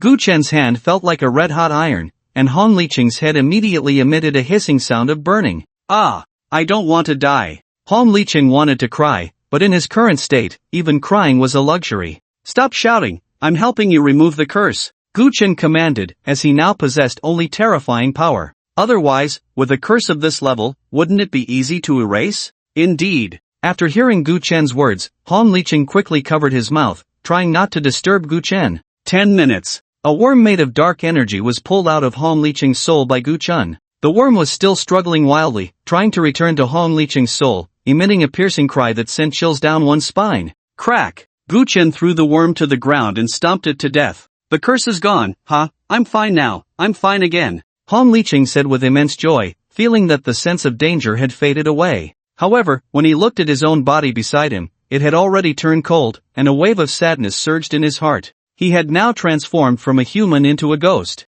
Where would he go from here? Speak up. Guchen ignored Hong Licheng's sorrow. He was relatively lucky among the many humans caught in the nightmare world. If Guchen hadn't appeared, Hong Licheng, whose soul was cursed, would have faced even more terrifying things after death. Everyone is trapped in this town. During the day, the people in the town are not threatened by ghosts, but when the church bell rings, nightmares will come. Hong Liqing said, his eyes filled with deep fear, his body trembling uncontrollably. At night, the town will twist, monsters will be everywhere. Gu Chen listened quietly. You must take me away from here. I don't want to stay in this ghostly place any longer. Hong Liqing said, trembling, his eyes filled with pleading as he looked at Gu Chen. However, in his current state, as a ghost, his facial expressions were not very vivid. I promise I will do what I said. Gu Chen extended his hand, wrapping Hong Liqing in a strand of Tai divine power. His body continued to shrink until it was only the size of a thumb. Hong Liqing looked at his own body, and through the window, he began to fly out, his expression suddenly becoming excited. Once you get out, you can go to District 20 and join the eerie realm. Gu Chen said calmly, and at that moment, only a cold corpse remained in the room. He showed no hesitation in sitting directly on the bed, silently contemplating. When the church bell rings, night will fall, and the inner world will swallow this town. Is this the rule here? There isn't much time left until the darkness they know arrives. Let's go to the church and take a look. Gu Chen immediately made a decision. To the church. There must be secrets hidden inside. He had just stepped out of the room. Boom! A violent explosion sounded from the center of the town. It's from the direction of the church. What happened? Gu Chen's gaze sharpened, and he quickly headed toward the church. At that moment, in the center of the town, the church. Sizzle, sizzle. The pulse of electricity made people's hearts race. What is that? What a terrifying power. With one strike, the ground and walls were destroyed. The huge commotion attracted many onlookers. Outside the church, there was a 10-centimeter wide chasm. This chasm had no trace of debris, as if the gap had always been there, perfectly natural. All eyes were on Chang Ruifeng. Chang Ruifeng held a cool-looking firearm in his hand, and with his tough guy appearance, he looked like a Terminator straight out of a sci-fi movie. The magnetic pulse gun is truly impressive. Chang Hong watched from the side, his eyes filled with fear. Just moments ago, an energy beam shot out from the firearm in Chang Ruifeng's hand. Everything the energy beam passed over was evaporated, and the chasm on the ground was caused by the energy beam. Do you really want to provoke the majesty of the Lord? The purple-robed bishop stood at the church entrance, staring at Chang Ruifeng and the others, his expression relatively calm. The followers stood behind him, their faces filled with anger, glaring fiercely at Chang Ruifeng. Humph, if your deity is truly merciful, how can they turn a blind eye to the lives and deaths of everyone? Chang Ruifeng sneered, charging his magnetic energy pulse gun. He said in a deep voice, put away your hypocritical facade, you are more selfish than anyone else. It seems you have also been corrupted by the evil forces in this town. Now, put down your weapon, and I will ask the deity to forgive your transgressions. The purple-robed bishop's eyes flashed with a terrifying killing intent, yet she still tried to persuade him, presenting a facade of compassion and peace. Kill him! Kill him! This group of people, corrupted by evil forces and willingly falling into depravity, deserves to die. My lord will not protect these people. The devout will naturally receive my lord's protection. The followers behind her shouted angrily. His gaze was filled with disgust, and their emotions were running high. If the purple-robed bishop had not yet spoken, they would have rushed forward without hesitation to bring Chang Ruifeng and his group to the ground. This group of people is beyond saving. Long Xianer's cold voice reached Chang Ruifeng's ears. Chang Ruifeng understood immediately, an energy beam shot out from his weapon. ZZ. The sound was piercing, and the azure energy beam struck towards the purple-robed bishop. The bishop's expression suddenly darkened. Facing this energy beam filled with death and destruction, she did not dodge or evade, but simply clasped her hands in front of her chest and said with a look of pity, God, cleanse the body and mind of this foolish person before us. Buzz! A white halo spread out from the purple-robed bishop, like a protective shield. The blue energy beam, in an instant, was contained within the barrier formed by the white halo. It was powerful enough to pierce steel plates and dissolve any obstacles it encountered, yet it came to a complete halt. The barrier formed by the white halo looked fragile but easily blocked this terrifying energy beam. How could it be stopped? Chang Ruifeng was taken aback, finding it hard to believe. The monsters he had encountered before had turned to ash at the mere sight of the energy beam. The weapon in his hand was a product of secret research from the Summer Kingdom. However, bringing such a weapon into the nightmare world required considerable manpower and resources. The great power of the deity is beyond your understanding, you mere ants. The purple-robed bishop sneered, raising her right hand, her expression turning solemn. Lord, descend your divine punishment and chastise this ignorant person before us. White light gathered in the purple-robed bishop's hand, forming a white spear. The moment the white spear appeared, a breathtaking power suddenly radiated from it. What deity? Just a charlatan playing tricks. Chang Ruifeng continued to fire energy beams, the sharp sound of electricity causing many to cover their ears. Even Chang Ruifeng felt a slight ringing in his ears. The flaws of this gun are too obvious. If only I could give the Research Institute another 10 years, it would surely become even more perfect and powerful. But plans cannot keep up with changes. In a rush, Chang Ruifeng could only bring a semi-finished product into the nightmare world. Watching the energy beam fire, Chang Ruifeng's heart was filled with desire. This special core device was brought back from the nightmare world by my predecessor. I will definitely find the place my predecessor spoke of and bring back more advanced technology to the Summer Kingdom. This was the mission Chang Ruifeng aimed to accomplish in the nightmare world. No matter how many monsters there were, no matter how difficult it became, his faith had never wavered. Bang! Just like last time, when the energy beam touched the white barrier, it merely created ripples on the surface before dissipating. Those who willingly fall into depravity, ignorant and foolish, must bear the wrath of the deity. Divine punishment, divine punishment.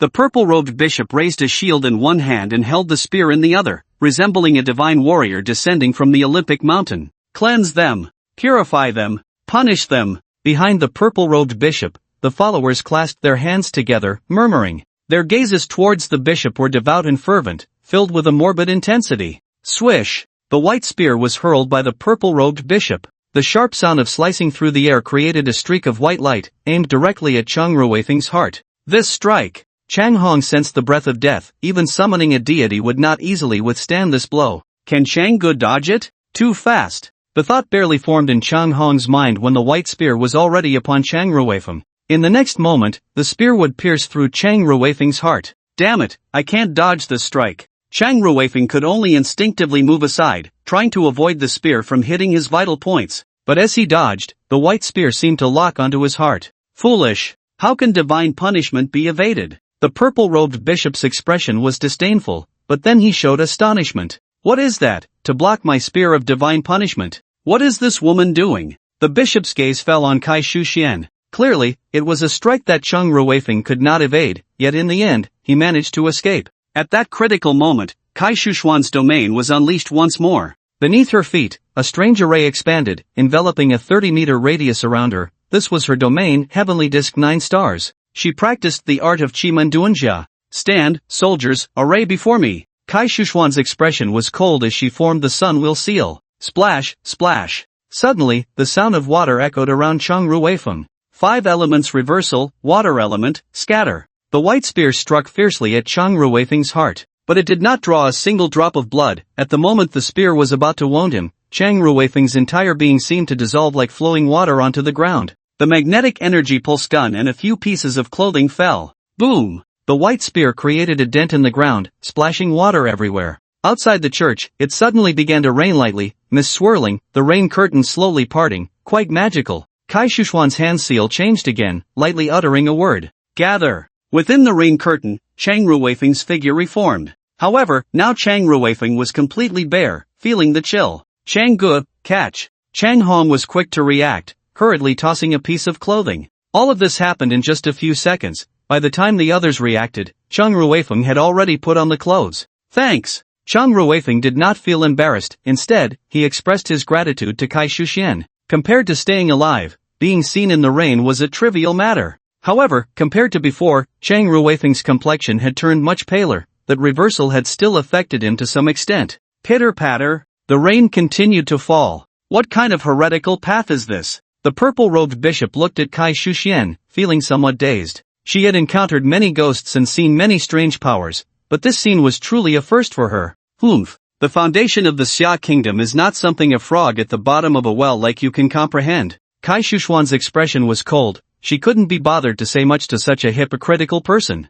Among the four, Long Xiener was the strongest, followed by Kai Shuxian. Her Chiman Duanjia was incredibly powerful. I heard her say she has a senior brother whose Chiman Duanjia skills are far superior to hers. Chang Ruifeng retreated to a relatively safe position, looking at Kai Shuxian, unable to suppress his thoughts. Arrogant! The purple-robed bishop's expression changed slightly, and the spear in her hand gathered once more, but this time, the spear was not white, but red. Crimson as blood, extraordinarily eerie. Tremble, fear. With the blood of you foolish people, I forge my divine punishment spear. The crimson spear in the hands of the purple-robed bishop was aimed at Kai Shuxian enthroned. Whoosh! The crimson spear was released, suddenly bursting forth with an astonishing red light. The curtain of rain was torn apart. Countless flames surged from the spear, raining down around, burning and melting the stone slabs, and igniting the grass and trees. Fire, wherever the crimson spear passed, was everywhere. Even the rain falling within Kai Shuxuan's domain could not extinguish these flames. That was the wrath of the gods. Fire, everywhere was fire. The raging flames seemed to want to burn everything in their path to ashes. No, no, no, we are innocent. Run, get away from the church. We meant no offense, why punish us too? Those caught in the crossfire screamed in agony, the flames clinging to them like maggots, utterly impossible to extinguish. Before long, they turned to ashes amidst their cries. The most furious flames were where Kai Shuxian and Long Xianer stood. The stone slabs were melting, revealing the soil beneath, and the moisture in the ground was also evaporating. A massive rock suddenly appeared before Kai Shuxian, intercepting the crimson spear. But the stones continued to crumble, and it was only a matter of time before the crimson spear broke through. What should we do now? Chang Hong said uneasily. Here, he was the weakest, and under the intense heat of the flames, he felt parched and his skin prickled painfully. If it weren't for the protection of the snake fairy, he would have been engulfed in flames by now. In the distance, Guchen silently watched everything happening here. Is that the power of faith? The purple-robed bishop's power does not come from any deity, but from the group of believers behind her. Every time she uses the power of faith, she extracts the essence and spirit of these people. Their lives are being stripped away. Such a vicious tactic. Guchen sighed. Those fervent believers, unaware that their vitality was being drained, were still cheering and clapping for her. Truly pitiful. But this person's techniques are indeed impressive. Guchen looked at the domain surrounding Kai Shuxian, his eyes slightly brightening, as there were patterns in the tattoos that were proficient in this technique. If Kai Shuxian could have the assistance of the tattoo patterns, this raging fire would be nothing but a trivial problem for her. Guchen did not dwell on it further. His gaze passed over the purple-robed bishop and looked inside the church. What seems to be a place of light is actually filled with evil power. And over there, is she the true master of the town? Guchen raised his head, looking towards a certain empty space in the sky. Although his strength was only at the horror level, his perception was quite remarkable. Even though the other party was trying their best to hide the evil power emanating from them, Guchen still felt it distinctly. Such intense resentment, those with unstable minds, if they sensed this resentment, would likely turn into monsters in an instant. Guchen shook his head, and at this moment, the battle in front of the church grew increasingly fierce. In Kai Shuxuan's heavenly disk 9 stars domain, dozens of starlights suddenly lit up. Whoosh! The entire domain was suddenly filled with the chilling atmosphere of autumn slaughter. Heavenly pillar star, kill! Clang! Amidst the raging flames, the sounds of metal clashing echoed. The murderous aura even suppressed the flames. The heavenly pillar star has another name. The breaking army star. Joyful in killing and war, terrifying and strange, destruction and loss were all related to it. Dozens of starlights transformed into various weapons, charging towards the purple-robed bishop. The crimson spear was struck by a starlight greatsword, shattering on the spot. Even the raging flames seemed dim at this moment, beginning to extinguish under Kai Shuxuan's strike. Kill, kill, kill. Kai Shuxian charged forward with the starlight, and in that moment, everyone forgot she was a woman. Her fierce demeanor commanded respect. Mobilizing the power of the stars is Shuxuan's strongest killing move. After this, she will lose her combat ability for a while, Long Xianer said, her expression slightly moved, as this was something she and Kai Shuxian had discussed long ago. Today, no matter what, they had to break into the church. Mobilizing the power of the stars, her grasp of this strange technique is quite good. Guchen nodded slightly from a distance. Kai Shuxuan's strength was enough for him to acknowledge. Impossible, this can't be. How can a mere ant wield such power? The usually calm purple-robed bishop could no longer maintain her composure as she watched Kai Shuxian charge at her. She instinctively took 2 steps back upon seeing the weapons formed from starlight. Just a short while ago, the Lord of District 20 had unleashed the same offensive technique as Kai Shuxian. What is your relationship with that lord? The purple-robed bishop couldn't help but ask, her spear no longer condensing but instead channeling all her faith power to maintain the white barrier. As long as the opponent couldn't break through this protective shield, she would remain invincible. Enough with the nonsense, kill. Kai Shuxian shook her head, the murderous intent in her domain undiminished, and with her charging steps, that intent grew even stronger. A fierce atmosphere enveloped everyone's hearts. No breaking, no standing, carve a bloody path. Boom, boom, boom. The starlight weapons struck the white barrier, instantly producing deafening explosions. The church shook violently. Clearly, this white lightning rod could not fully withstand such power. Damn it! The purple-robed bishop glared at Kai Shuxian, realizing they were now competing over whose power was more profound. Kai Shuxian was the sharp spear, while she was the hard shield. Spear and shield. Countless gazes converged on the two. Who would be the final victor? Dawn! Dawn! Dawn! Suddenly, the bell at the top of the church rang. The resounding chime quickly spread to every corner of the town. Everyone heard the bell ringing from the church. Kai Shuxian, Long Xiener, and even the purple-robed bishop all changed their expressions simultaneously, gasping in shock. The time for the night to arrive has been moved up. The ringing of the bell signified that the inner world was about to descend. That was the purple-robed bishop's special ability, which would never be wrong. Originally, there should have been some time left before the night arrived. But at this critical moment, the bell rang. Within 5 minutes, the night would envelop this place, and the inner world would swallow the town. Buzzing. The entire town shook violently. The once intact walls visibly crumbled, revealing another scene. Stop, quickly stop. If you don't stop, we won't survive tonight. The purple-robed bishop looked towards a certain point in the sky, where she saw that girl, her expression turning extremely ugly. Can we enter this church or not? Kai Shuxian showed no intention of stopping, instead asking in a deep voice. The white barrier before her had already developed fine cracks. Some of the followers behind the purple-robed bishop had blood oozing from their mouths and noses. This made Kai Shuxian vaguely understand something. Those followers are her source of power? Excessive mobilization of power will backfire on these people. But the group of followers remained unfazed, still with their hands clasped together, fervently and devoutly praying. I agree, you can enter the church. The purple-robed bishop hesitated for a moment before agreeing. Suddenly, Long Xiener's voice rang in Kai Shuxian's ear. You did well, that's enough. Humph. Kai Shuxian finally stopped, the star weapons attacking the white barrier scattered, and her domain began to dissipate. Her face turned pale at a visible speed. There was a sense of exhaustion from overexertion. Long Xiener hurried over to support her, and no one noticed a worm quietly slipped into Kai Shuxian's palm, while Long Xiener whispered a few words in her ear. Kai Shuxian remained silent, exchanging a knowing glance with Long Xiener, a natural understanding blossoming between them. The white barrier did not disappear. Instead, an opening appeared that allowed entry. Go! Long Xiener and Kai Shuxian led the way inside. Chang Ruifeng and Chang Hong followed closely behind. Hurry, we need to catch up. Is the inner world coming again? Into the church. Wait for us, damn it, you can't just watch us die.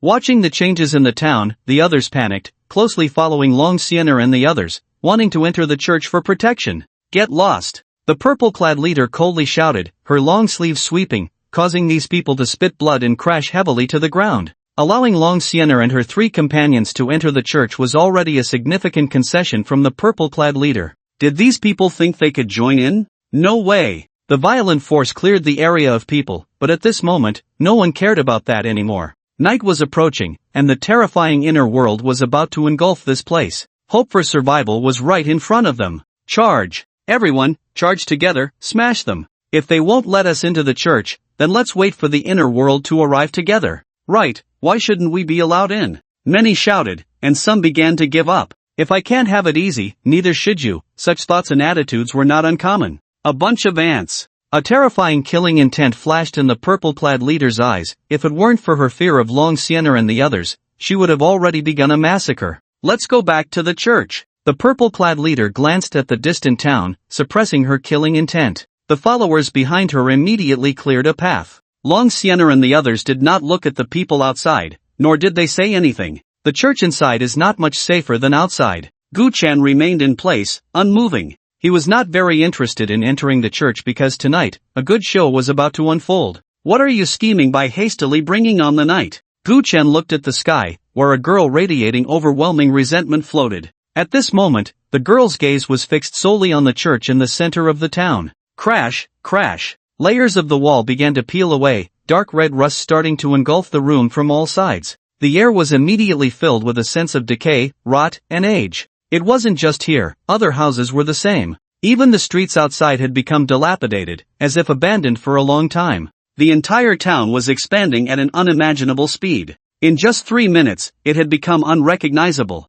Creak, creak, creak. Metal dragged across the ground, producing a piercing friction sound. Dozens of people heard this sound, their eyes filled only with fear. It's the triangle head. Not good, we encountered this monster right from the start? They panicked and fled in all directions. On the street, a tall figure approached, dragging a heavy blade. Its head was an inverted triangle, looking very strange, with red mist spreading out from behind it in all directions. Against the backdrop of the red mist, it seemed like a demon crawling out of hell. It wasn't just the triangle head that was a monster. In some empty rooms, grotesque figures appeared suddenly, their faces twisted, dressed in nurse uniforms. They stood like sculptures, quietly in place, their clawed postures seemingly waiting for prey to approach. Whoosh! A massive figure flashed across the ground. A faint echo of a spider's sound could be heard, but the creature was covered in heads. It was a puppet spider, a terrifying monster from the underworld. Anyone targeted by it would become a puppet. Your head would be ripped off and become part of its body.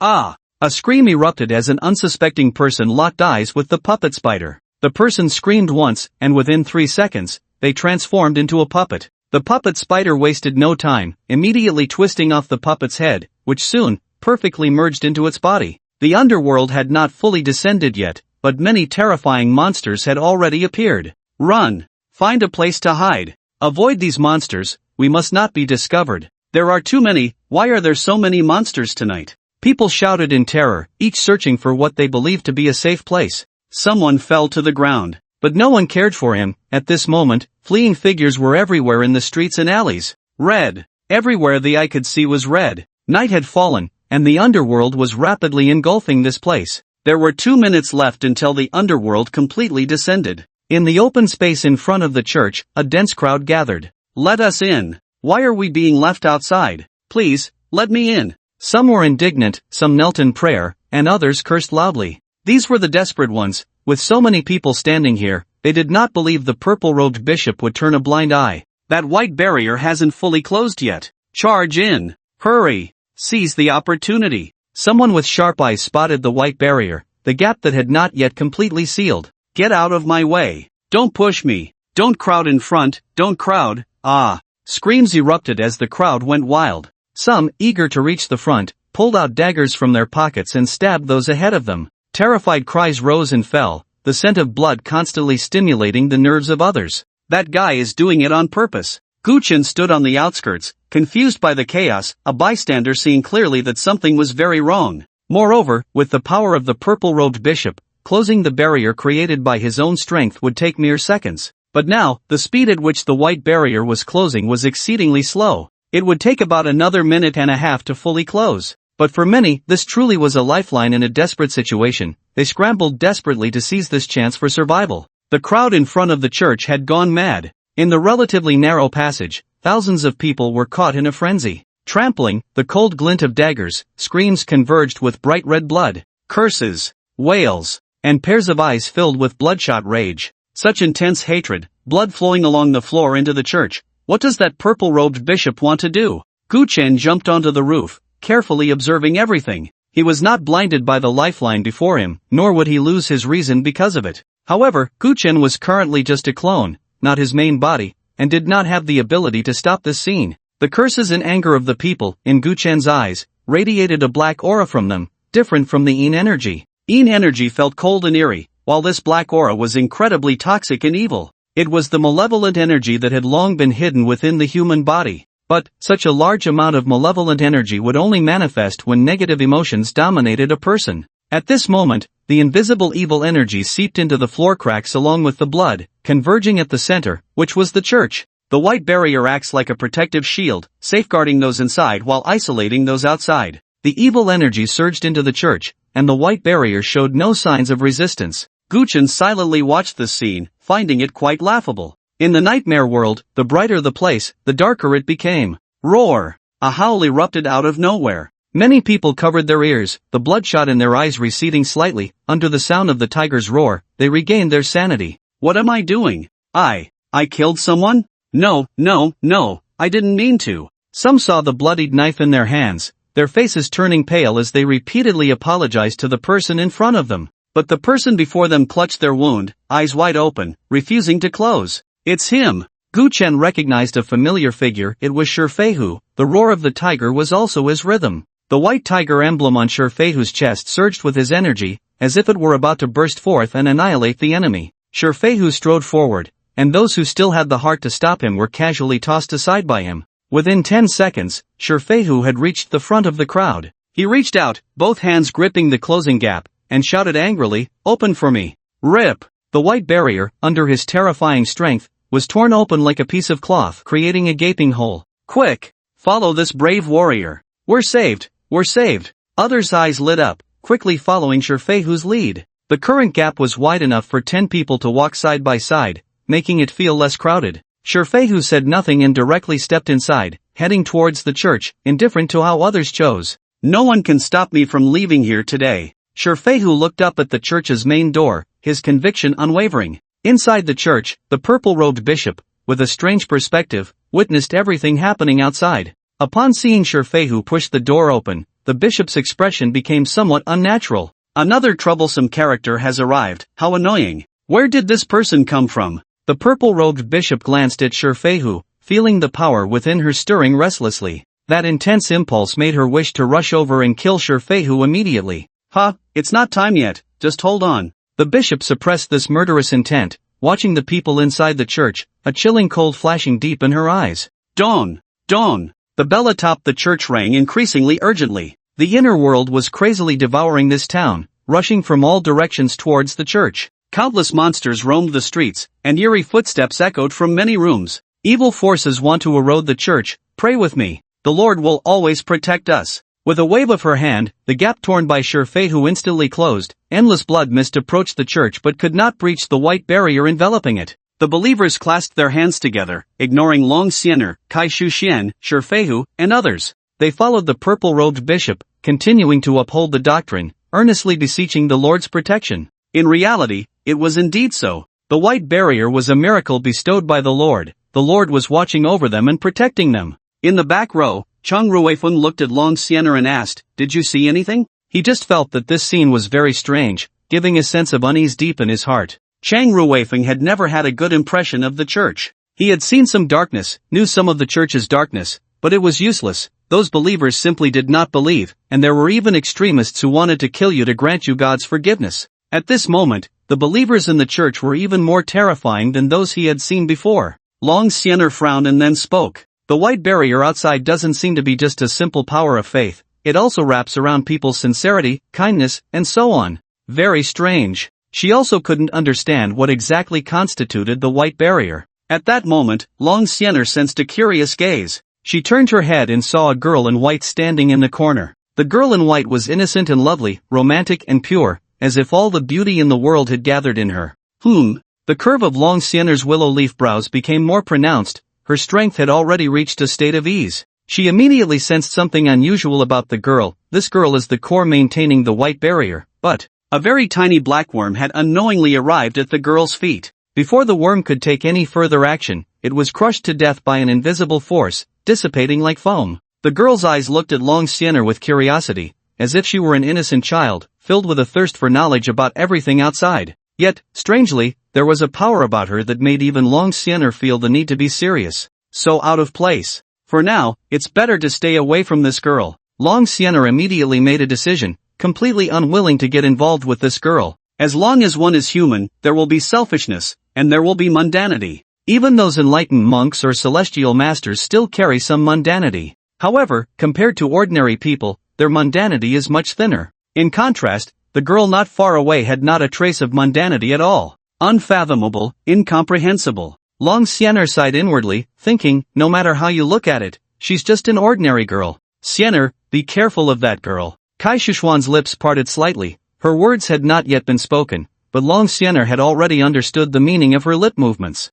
At this moment, Kai Shuxuan's complexion had improved a lot. She could feel that in her heart, a worm was quietly staying there. This worm was completely different from the worms people recognized. It had no toxins, only a rich vitality and vigor. From it, a vibrant power flowed through Kai Shuxuan's blood, spreading to her limbs and bones. In a short time, her earlier exhaustion had already recovered by 70%. The life worm is truly amazing. Kai Shuxian couldn't help but marvel inwardly. She and Long Xiener were old acquaintances, trusted partners with whom she could entrust her life. That was why Kai Shuxian could safely let the worm stay in her heart. Otherwise, if the worm entered her heart, her life would be completely in the other's hands. Long Xiener gently hooked her pinky finger, and the life worm that had been in Kai Shuxuan's body immediately left through her blood vessels. When the worm moved, Kai Shuxian felt no discomfort at all. Only when the worm left her body did she see a tiny trace of blood on her thumb, as if she had been bitten by a mosquito. Your worm technique is really impressive, but outside, there are so many misconceptions. Many people think that worm techniques are harmful sorcery. TSK. Kai Shuxian couldn't help but whisper in Long Xiener's ear, isn't there still some people with ulterior motives? Long Xiener shot her a glance, completely indifferent to such empty reputations. In fact, others feared the Gu technique, and they feared her, the newly appointed saintess of Miaojiang, even more. Long Xiener, on the other hand, was quite pleased with herself. As for explanations, that was out of the question. They thought the Gu technique was bad, feared it, and always regarded it as evil. Let them say what they wanted. You are so open-minded. If I had your state of mind, I'd probably be at ease too. Kai Shuxian envied her greatly. It was her lack of mental state that hindered her progress and strength, and she was still stuck at the manifestation realm. Just go with the flow, no need to force it. Long Xiener glanced at her and advised. Kai Shuxian nodded, sighing inwardly, going with the flow. How many can truly achieve that? If it weren't for her insufficient strength, previously, with the power of the celestial pillar star, she could have easily shattered this white barrier. Found it. Her gaze turned to the circular platform at the very center of the church.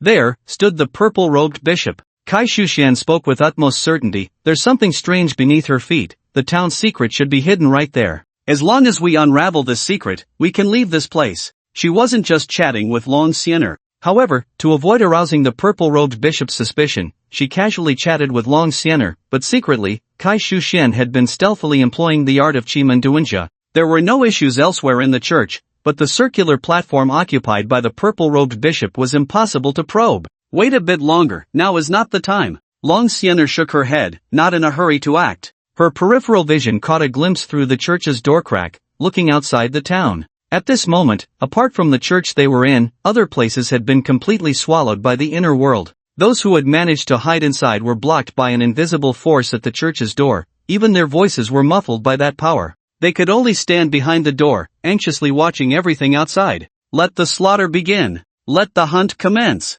Revel in the chaos. In the air, Alicia no longer concealed her form. Apart from the central church, the rest of the town had been entirely engulfed by her inner world. The monsters created by Alicia, under her command, became even more terrifying and bloodthirsty than usual. Finally willing to show yourself? Gu Chen's gaze fell unreservedly on Alicia. Alicia sensed something and glanced at Gu Chen, but just a fleeting look before turning her gaze elsewhere. Because at that moment, there were simply too many people looking up at Alicia. In the town, tens of thousands of people raised their heads to the sky. That figure standing in the air, radiating overwhelming resentment, distorted the surrounding sky upon her appearance. Is she the creator of this inner world, the source of all terror? Insane, truly insane. Tonight's inner world is tenfold, 100-fold more terrifying than before. Can we survive until tomorrow? Fear and unease filled everyone's faces. Too many. There were simply too many monsters. In the past, one might encounter a few in several rooms or streets. Now, in every alley and on every rooftop, those grotesque and terrifying figures were everywhere.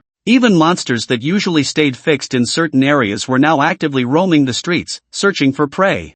Am I being targeted too? Gu Chen felt a chill behind him. He turned around and saw a figure standing on the street behind him. Its arms were retracted into its body, its posture extremely twisted. It had set its sights on Gu Chen. However, it was still about 100 meters away from him. This twisted monster lay flat on the ground. Boom! It lay on the ground, unleashing a terrifying speed, even without hands. Being on the ground posed no hindrance to it. Its speed was so fast, like a cheetah locking onto its prey, transforming into a flash of lightning charging towards Gu Chen. In just a few seconds, the monster was less than 5 meters away from Gu Chen. Then it stood up, and from its chest, large jets of sulfuric acid sprayed out. Hiss! The thick acid splashed onto the pillars and walls, corroding them. Gu Chen's figure swayed as he quickly dodged the acid monster's attack. But just as he found a foothold, the sulfuric acid from the monster's chest sprayed out as if it were free. It was as if this monster had grown up drinking sulfuric acid. The reserves were astonishing.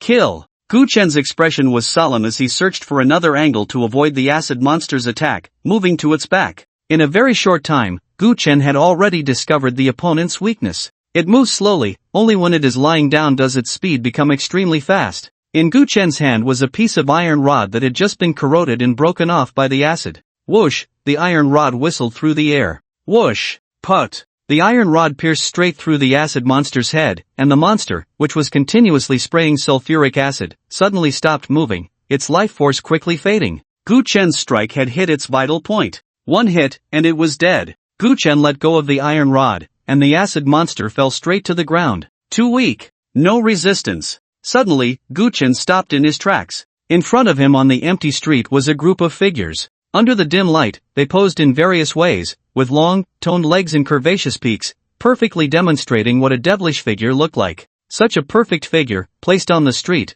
was enough to attract the attention of every man. Even women, upon seeing their figures, would feel jealousy. Not to mention, these women with enviable figures were all dressed in neat nurse uniforms. The devilish figures combined with nurse outfits created a living embodiment of uniform temptation. Unfortunately, their faces are unbearable to look at. Gu Chen's gaze shifted to their faces. Men usually look at women's figures first, then their faces. The faces of these women in nurse uniforms seemed grotesque, clashing violently with their devilish figures. Perhaps before seeing their faces, one might feel compelled to reward oneself and rush forward. But when you clearly see their faces, it feels like a bucket of cold water has been poured over you, instantly extinguishing the flames of desire within. Then comes a deep chill. This was a group of monsters, a horde of nurse monsters. They stood under the light like sculptures, completely motionless. Take a detour? Gu Chen looked at them. The nurse monsters held various items in their hands. Some held tweezers, others held syringes, and some wielded scalpels.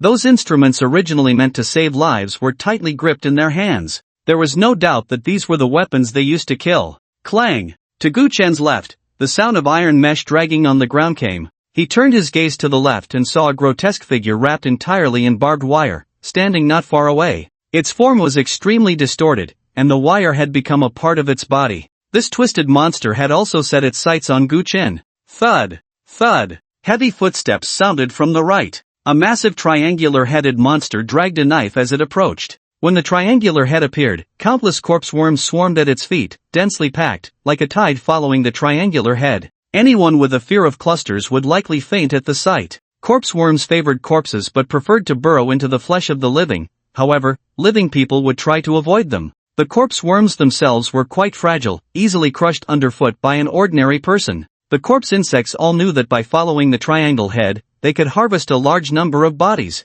In Alicia's inner world, Triangle Head was undoubtedly one of the most powerful among the many monsters. Groups of corpse insects could be crushed under Triangle Head's foot, with dozens dying in an instant. But the other corpse insects were even more excited, immediately surrounding the bodies and emitting chilling sounds of gnawing. They wouldn't spare even the bodies of their companions. The appearance of Triangle Head was truly shocking. Those who had lived in the town for a while were unwilling to encounter this monster, because for 99% of them, meeting Triangle Head meant only one path, death. The immobile nurse monster, the twisted creature pierced all over by iron nets, and Triangle Head wielding a large knife, all of them had locked onto Gu Chen, wanting to hunt him down. Oomph, do they really think I'm a soft persimmon? Gu Chen snorted lightly. Although his strength was less than 1/10 of his original self, he still possessed terrifying power. Did these minions created by the master of the inner world think they could hunt him? Dream on. Whoosh! The iron net spread out like tentacles from the twisted monster. The iron net was rusty and covered with countless sharp hooks and barbs. If ensnared, one wouldn't die but would certainly be skinned alive.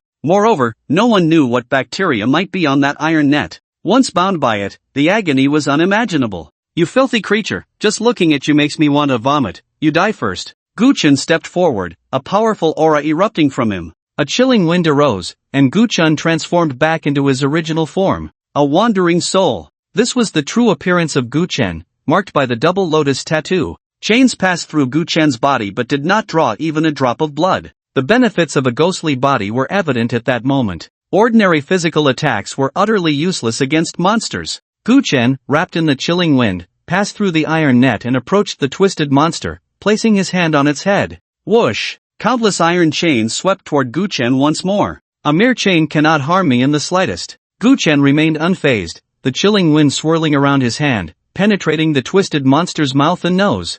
Bang! Then, the twisted monster's head exploded like fireworks, shattering into pieces. Boom, boom, boom, boom, boom. Triangle Head's footsteps did not pause at all due to the death of the twisted monster. These monsters created by Alicia did not fear death. As long as Alicia was alive, they could infinitely resurrect in this inner world. Whoosh! The large knife in Triangle Head's hand carried a chilling aura as it swung fiercely toward Gu Chen's head. His attack was simple and brutal, just swinging the knife to cleave his opponent. Foolish! Gu Chen sneered, allowing Triangle Head's large knife to fall. He was now in ghost form, and such physical attacks from Triangle Head could not harm him in the slightest. Just then, a sense of crisis arose in Gu Chen's heart. Not good. In his peripheral vision, a girl suddenly appeared. The girl clenched her hand, and flames suddenly surged on the large knife in Triangle Head's grasp. Hiss, hiss, hiss. The Yin energy on Gu Chen's body immediately emitted a sizzling sound of burning. The large knife struck fiercely against Gu Chen, flames soaring as if it would cleave him in two along with the knife.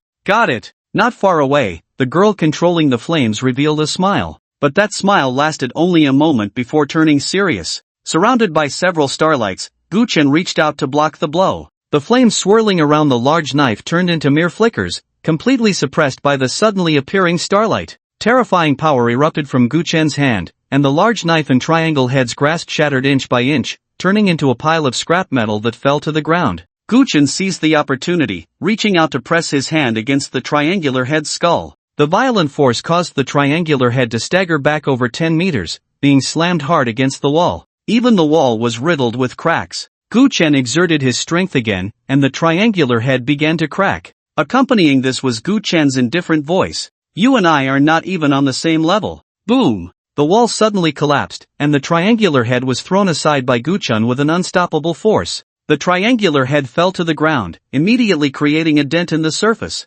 Severely injured, on the brink of death, Gu Chen approached the struggling Triangular Head, who had yet to rise, and stomped down on him. Bang! Even with the Triangular Head's tough skull, blood oozed from his head under Gu Chen's foot. Dead! Clap! Clap! A girl not far away clapped her hands, seemingly in admiration of Gu Chen's strength. Your power is quite impressive. I allow you to serve me, the girl said, waving her hand. The Triangular Head beneath Gu Chen's foot vanished. Then, amidst the red mist, the already dead Triangular Head and the twisted monster came back to life. However, this time, they did not charge at Gu Chen. They stood behind the girl, clearly showing great respect for her. In the nightmare world, only a master-servant relationship could be like this. The girl wore a purple outfit, her hair disheveled, and her pale face revealed an evil, crazed expression. Alicia? Gu Chen looked at the girl before him and spoke a name. It seems you know a bit about me. The girl smiled, then shook her head, but I am not the real Alicia. I am merely a persona of Alicia.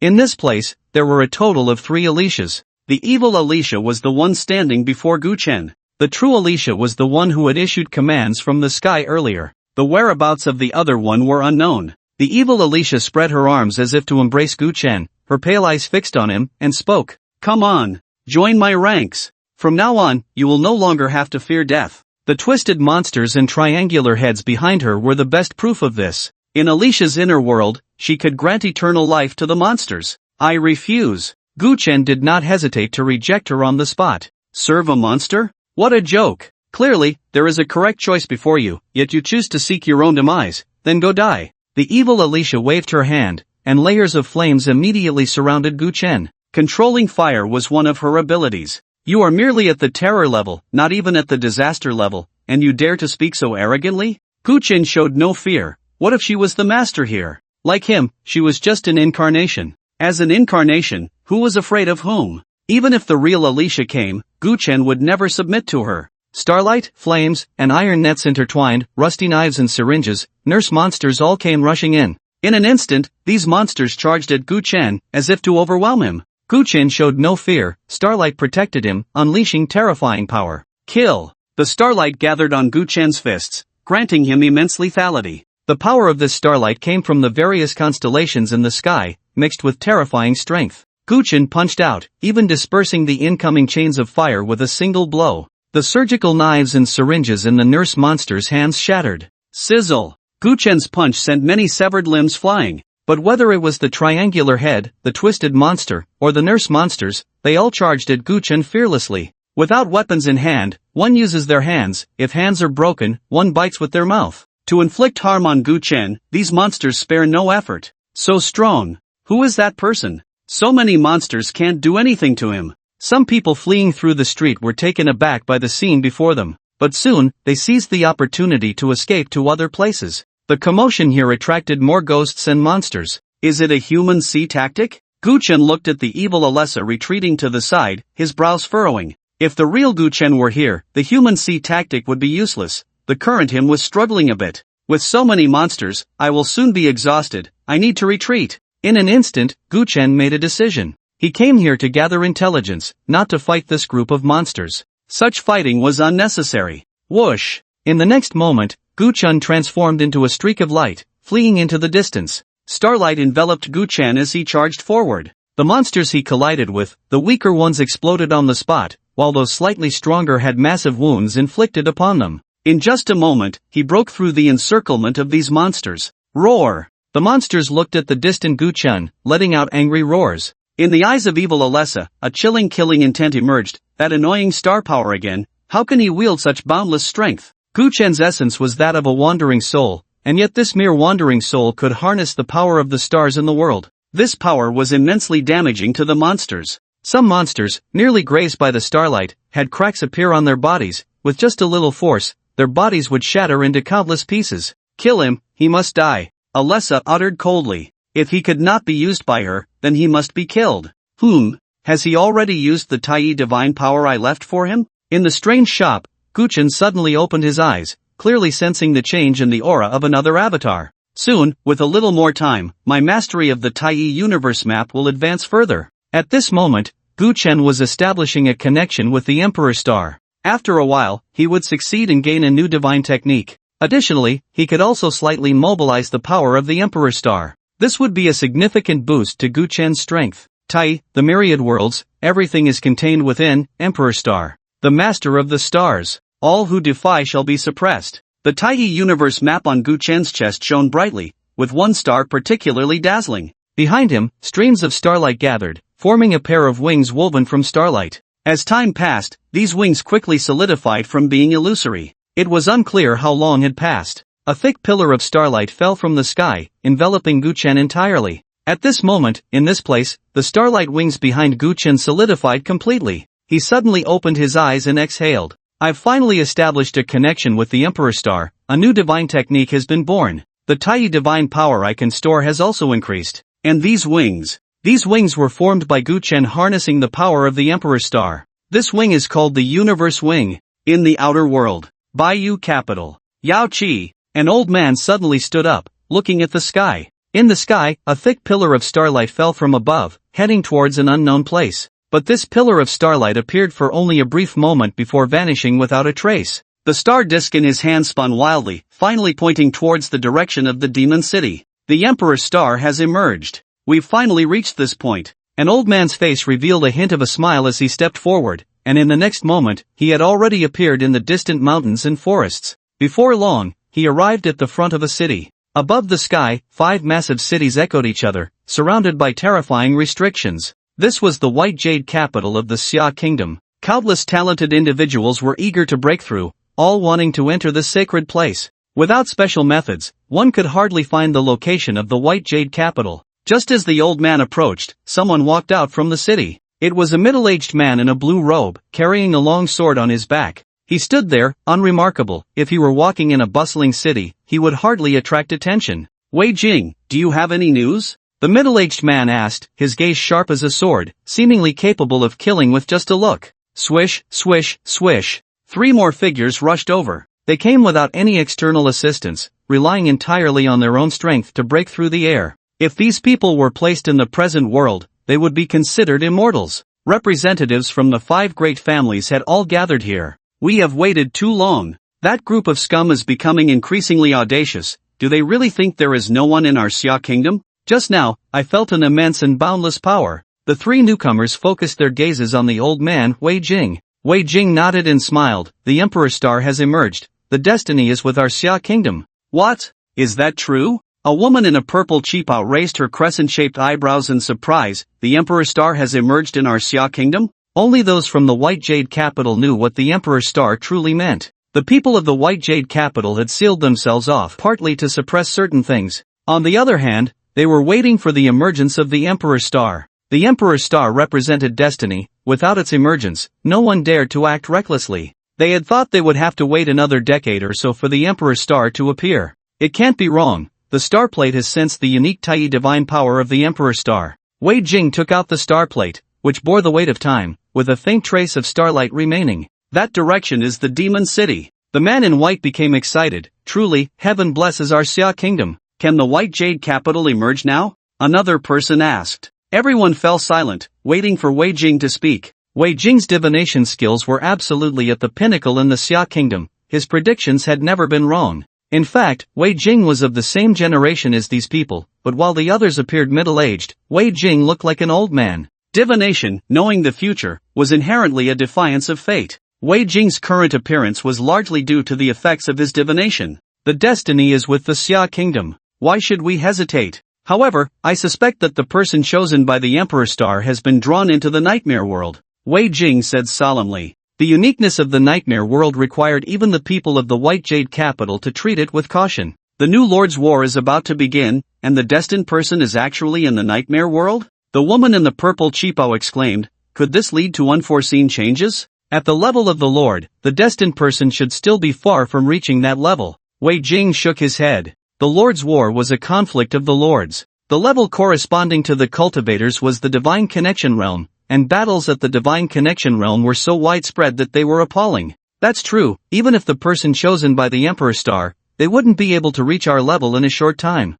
The Lord's War will take some time to start, and they should not be affected. The man in white nodded. Although the nightmare world is dangerous, it is definitely a good place for tempering. Those who can survive will mostly become the backbone. This statement was strongly agreed upon by the others. They had all been to the nightmare world. The nightmare world does not require our interference. Otherwise, it would not be a good thing to trigger the Lord's War prematurely, the last person spoke. They understood more about the Lord's War. The Lord's War is not just a conflict among the lords in the nightmare world. The transcendent cultivators among humans will also be drawn into it. In that place, whether it is ghosts or humans, there are immense benefits. No need to worry, with the favor of the Emperor Star, if that person cannot leave the nightmare world alive, what talk of destiny is there? The middle-aged man in a blue robe, carrying a sword, spoke with joy in his eyes, devoid of any concern. Calculating the time, the Spirit Ruins Cave Heaven will soon appear. The upcoming battles will become increasingly intense, and we just need to wait patiently.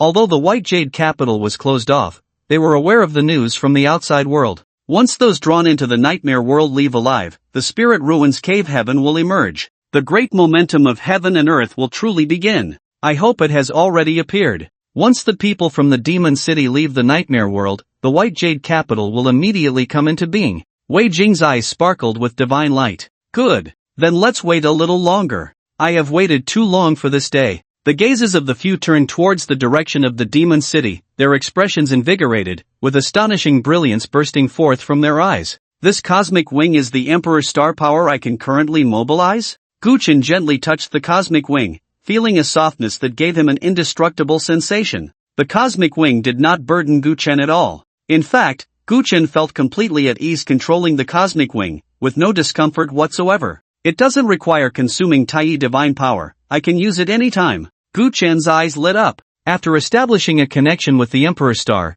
the appearance of the Cosmic Wing provided Guchen with another trump card. The Cosmic Wing can automatically protect its master, enhance my speed and strength, and even grant immunity to curses. Guchen was astonished by the effects of the Cosmic Wing. Not only did it enhance speed and strength, but its ability to automatically protect its master and grant immunity to curses was truly impressive. From now on, I no longer need to worry about curses harming me. The Cosmic Wing is truly incredible. With a thought, the Cosmic Wing immediately vanished from sight. Whenever Guchen encountered danger, the Cosmic Wing would automatically appear to protect him. At the very least, ghosts below the Lord level could not breach the protection of the Cosmic Wing. Not to mention, with the Cosmic Wing, Guchen could also be immune to curses, which was the true power of the Cosmic Wing. After putting away the Cosmic Wing, Guchen directly opened his personal information panel. Additionally, there is this new divine technique. Tattooed Celestial Master System Host, Guchen Level, Tattooed Celestial Master Strength, 330 Agility, 370 points, 9999 W Tai Divine Power, 500/500 Skills, Celestial Master Level Tattoo Technique, Master Level Jade Carving Technique, Tattooed Celestial Eye, Spiritual Energy Perception, Tai Divine Technique *4. Items, Divine Book, Emperor Star, Cosmic Wing, Sleeping Remnant Soul. Guchen looked at his skills. The Tai Divine Technique had increased from 3 to 4. The Cosmic Wing is actually an item? Guchen was taken aback when he saw the item list. The power of the Emperor Star had actually condensed into an item, but this item directly recognized Gu Chen as its master. Even if others obtained it, they would not be able to use it. Gu Chen's gaze quickly moved to the newly added Tai Divine Technique. 3 Treasures Seal. First seal, Innate Seal, consumes 20 points of divine power, extracts the truing of a specified being, and explodes from within to execute a kill. Second seal, Flowing Chi Seal, consumes 30 points of divine power, uses Chi to confront enemies. The stronger one's own Chi, the stronger the seal's power. Third seal, True God Seal, consumes 50 points of divine power, uses I techniques to attack. Those who gain the divine will prosper, while those who lose the divine will perish.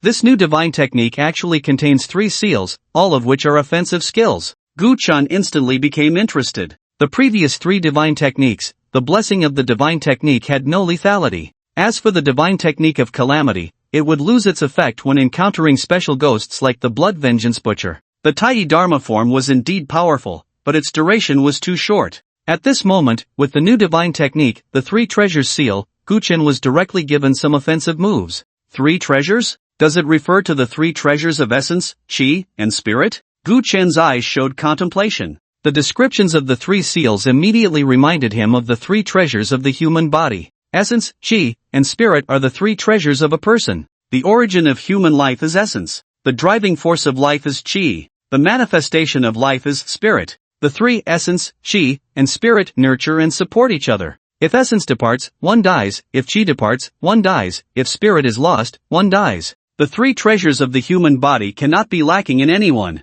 Is the 3 Treasures Seal a divine technique born from the 3 treasures of the human body? Gu Chen pondered silently. The first seal, the Innate Seal, can extract the truing of living beings and kill from within. This seal is hard to guard against. However, ghosts do not possess essence within them. From the moment they become ghosts, they have already departed from the realm of life. But beasts, spirits, and so on still have truing within them. Gu Chen let out a long breath. As for the second seal, the Flowing Chi Seal, it uses Chi to confront enemies. The stronger one's Chi, the greater the power of this seal. Gu Chen's eyes sparkled with intensity. One can tell if a person's Qi is sufficient by their appearance and walking posture. Some walk with a commanding presence, like a dragon or tiger, exuding vigor. Others walk hunched over, appearing weak. My own Qi is already strong enough. The power of this seal is far greater than the first seal. Gu Chen, in his youth, had a physique that far exceeded that of ordinary people, and his Qi was abundant. If one's Qi is insufficient, the power of the second seal would be less than that of the first. There must be a trade-off. The first seal is not very useful in the nightmare world. Gu Chen smiled faintly. As for the third seal, the True Spirit Seal, it uses the eyes to condense the seal and perform attacks. Powerful. This seal does not kill the body, only the spirit. Gu Chen's eyes burst with astonishing brilliance. The spirit is the consciousness and thoughts of a person. If the spirit is extinguished, even if the body is still alive, it is merely a shell. For ghosts, shells are abundant, only the spirit is their foundation for existence. Even for spirits, it is the same. Once their cultivation reaches a certain level, they can abandon their physical bodies without dying. As long as the spirit remains, even if the physical body dies, they can continue to live. The third seal in the 3 Treasures Seal, the True Spirit Seal, when unleashed, would shock all ghosts and deities. However, this seal requires quite a bit of Tai Divine Power. To use it once requires 50 points of Tai Divine Power, which made Gu Chen feel a bit regretful. Fortunately, my current reserve of Tai Divine Power has reached 500 points, otherwise, I would truly hesitate to use this Divine Technique seal. The reserve of 500 points of Tai Divine Power was what pleased Gu Chen the most. It was more than 3 times what he had before. Moreover, not only has there been an addition of a new Divine Technique, the 3 Treasures Seal, but the 3 Divine Techniques obtained earlier have also changed. Gu Chen looked at the first 3 Divine Techniques. The blessing of the Divine Technique and the calamity of the Divine Technique had unchanged consumption of Tai Divine Power, but their duration and effects had doubled. The blessing could now provide 2 types of enhancement effects at once, and its duration increased from the original 5 minutes to 10 minutes. As for the Tai Dharma form, the consumption of Tai Divine Power required for each use has also doubled, but its duration has increased tenfold. Consuming 200 points of Tai Divine Power allows the Tai Dharma form to last for 10 minutes. Gu Chen watched the transformation of the Tai Dharma avatar with immense joy. The changes in the first 2 divine arts, and even the new divine art, the 3 Treasures Seal, did not bring him as much joy as this transformation. The more he wielded the divine arts, the more he understood one truth. The Tai Dharma avatar is the strongest divine art. Whether it was the blessings of the divine arts or the calamities they brought, or even the three treasures seal, none could provide Gu Chen with a qualitative leap in strength. But the Tai Dharma avatar could. Starlight gathered, forging the true form of the Dharma avatar. In an instant, Gu Chen leaped from the level of calamity to the level of a lord. What if I used the Tai Dharma avatar to cast the other three divine arts? Gu Chen's thoughts became increasingly active. Previously, the duration of the Tai Dharma avatar was too short, and he could only store a limited amount of Tai divine power. This thought was temporarily set aside by Gu Chen. At this moment, the total amount of stored Tai divine power had reached 500 points. For Gu Chen, this was undoubtedly a tremendous enhancement. Casting divine arts at the level of the Dharma avatar, these divine arts can definitely unleash greater power, only then can they be called divine arts. Gu Chen felt an urge to immediately use the Tai Dharma avatar to validate his thoughts.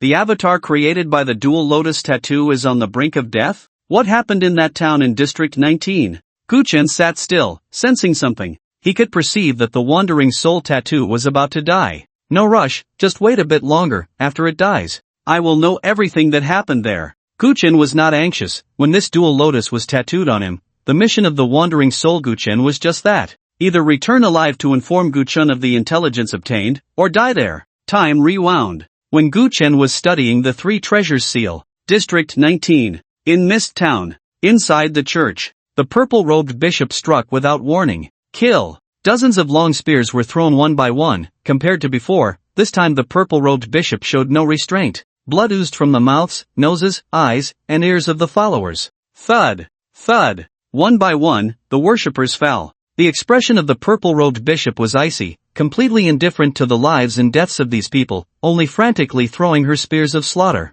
The Lord is watching us, these heretics must die. Faced with the confusion of the many followers, the purple-robed bishop merely said coldly. The doubts and confusion in the eyes of the followers immediately turned into fervor. Kill these heretics. The Lord protects us, now it is time for us to fight for the Lord. Dying in glory, our souls will be taken to heaven by the Lord. Whoosh! Energy beams shattered several long spears as Chang Ruifeng fired his gun. The target of the purple-robed bishop was these people. Outside the door, those within the protective circle had long since fallen silent. When the murderous intent of the purple-robed bishop erupted, they were all wiped out by her power. Calamity level. This bishop definitely has calamity level strength. Kai Shuxuan's expression changed slightly. Previously, when she fought the purple-robed bishop, the bishop had held back. Calamity level was equivalent to the free realm of human cultivators. This level was beyond what they could handle. Kai Shuxian unleashed her domain, and along with the other two, they struggled to resist. Long spears pierced through Kai Shuxuan's heavenly plate 9 stars, and the power of the spears was far more terrifying than before. Without Kai Shuxuan's domain, Chang Ruifeng and Chang Hong would have been turned into pincushions long ago. Their strength was at most at the free realm. Even among the free realm, they belonged to the weaker kind. Calamity level was far too terrifying for them. Who would have thought that the previously evenly matched purple robe leader would suddenly unleash such terrifying power? If she had displayed such strength earlier, the only one who could have entered the church would have been Long Xiener. Ding-a-ling! The sound of bells rang out, and Long Xiener moved. A powerful force radiated from her, causing the spears that shot towards her to fall to the ground. The purple robe leader's gaze sharpened as she saw the spears she had thrown, one by one, sprouting black spots. They were densely packed goo worms. They were devouring the power of the spears, then splitting, annihilating all of them in a short time. Then, large swaths of goo worms died, leaving only one to fly back to Long Xiener's fingertip. What kind of goo worms are these, that can split almost madly? The purple robe leader exclaimed in surprise, then shook her head. What a pity, these split goo worms won't live long. She did not gather more spears but instead watched Long Xiener with a wary expression. Long Xiener scanned the other people in the church, finally landing her gaze on the purple robe leader. Was this all done intentionally, to blood sacrifice the people outside? Her goo worms had informed her of the situation outside. Blood. Blood was everywhere. Those who had managed to escape into the white barrier, apart from the few in their church, were all dead. Blood pooled into streams, their bodies covered in wounds, blood continuously flowing down, following a specific path, converging towards the platform beneath the purple robe leader. Even in death, the purple robe leader would squeeze out their last drop of blood. Ha ha ha, to die for the divine is their supreme honor. Instead, you people are stubborn and unyielding. The purple robe leader had lost her previous serene demeanor. Her disregard for life was more terrifying than the monsters outside. Today, all of you shall die. As soon as she said this, even the praying believers were momentarily stunned, looking at the purple robe leader in disbelief.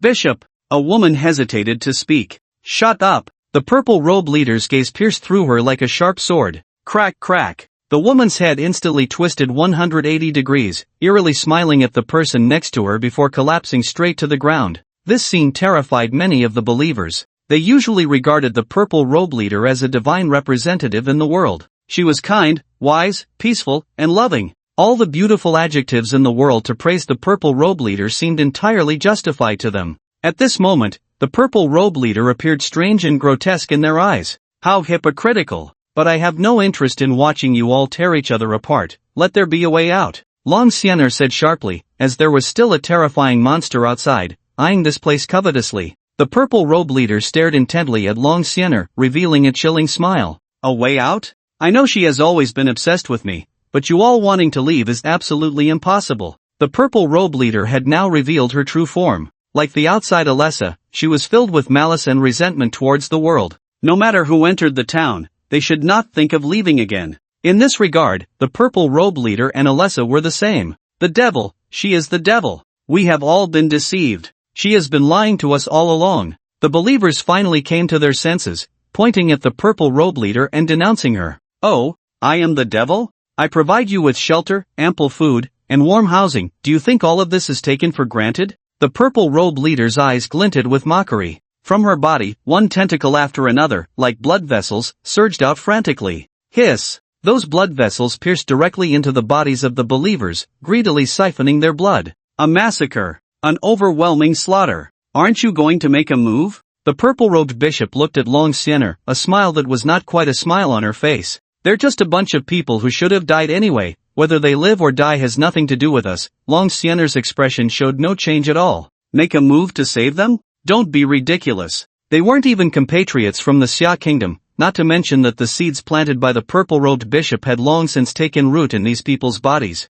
Saving them would only bring trouble upon herself. Save us. Why do you stand by and watch us die? You vile woman, your heart is more venomous than a snake's. So much hatred, so much pain. The believers, drained of blood by the tentacle-like blood vessels spreading from the purple-robed bishop's body, were cursing Long Xianer and her group. Boom! Suddenly, the expression of the purple-robed bishop changed dramatically. The circular platform beneath her feet suddenly cracked. Crack, crack, crack. An ice silkworm lay in place. White ice began to spread. Long Xianer looked at the purple-robed bishop and said, "It seems you couldn't protect the secret you were guarding." The cold frost spread wildly. Centered around the ice silkworm, benches, bricks, stones, believers, and the purple-robed bishop all were frozen. Inside the church, it was as if countless ice sculptures stood, magnificent and beautiful. Only Long Xianer and her group remained standing in place. 5 seconds, that's enough. Long Xianer knew the ice silkworm couldn't freeze the purple-robed bishop for long. Her gaze fell on the cracked circular platform,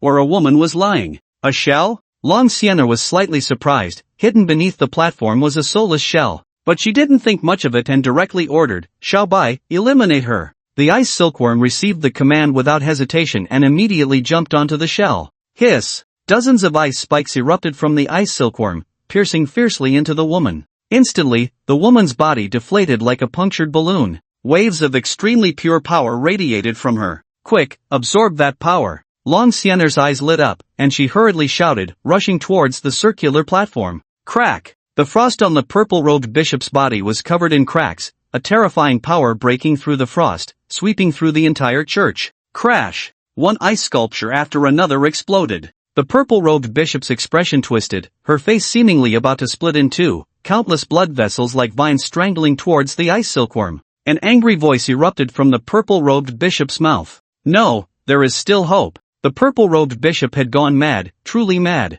She never expected that this ice silkworm could evade her perception and silently approach the circular platform. Kai Shushan secretly made a victory gesture to Long Xianer. Qi Men Dun Jia. What is Qi Men Dun Jia? It is the art that is already in play before you even realize it. By the time you react, the situation is already set. She unleashed the domain Heavenly Plate 9 stars. The true purpose was not to block those killing spears. The ice silkworm sneaking up to the circular platform was the signal for their counterattack. Kill. Long Xianer didn't care about the purple-robed bishop's emotions. As long as they were enemies, any means to kill the opponent would do. the ice silkworm's figure suddenly vanished from its spot. Countless blood vessel vines struck nothing but air. Ha, destruction, I want to destroy everything here. The purple-robed bishop watched as the ice silkworm returned to Long Xiener's hands, knowing she had turned the tide. Your strength is merely at the free realm, yet you have ruined my plans of hundreds of years in an instant. The one who should pay is you. The purple-robed bishop's eyes were bleeding,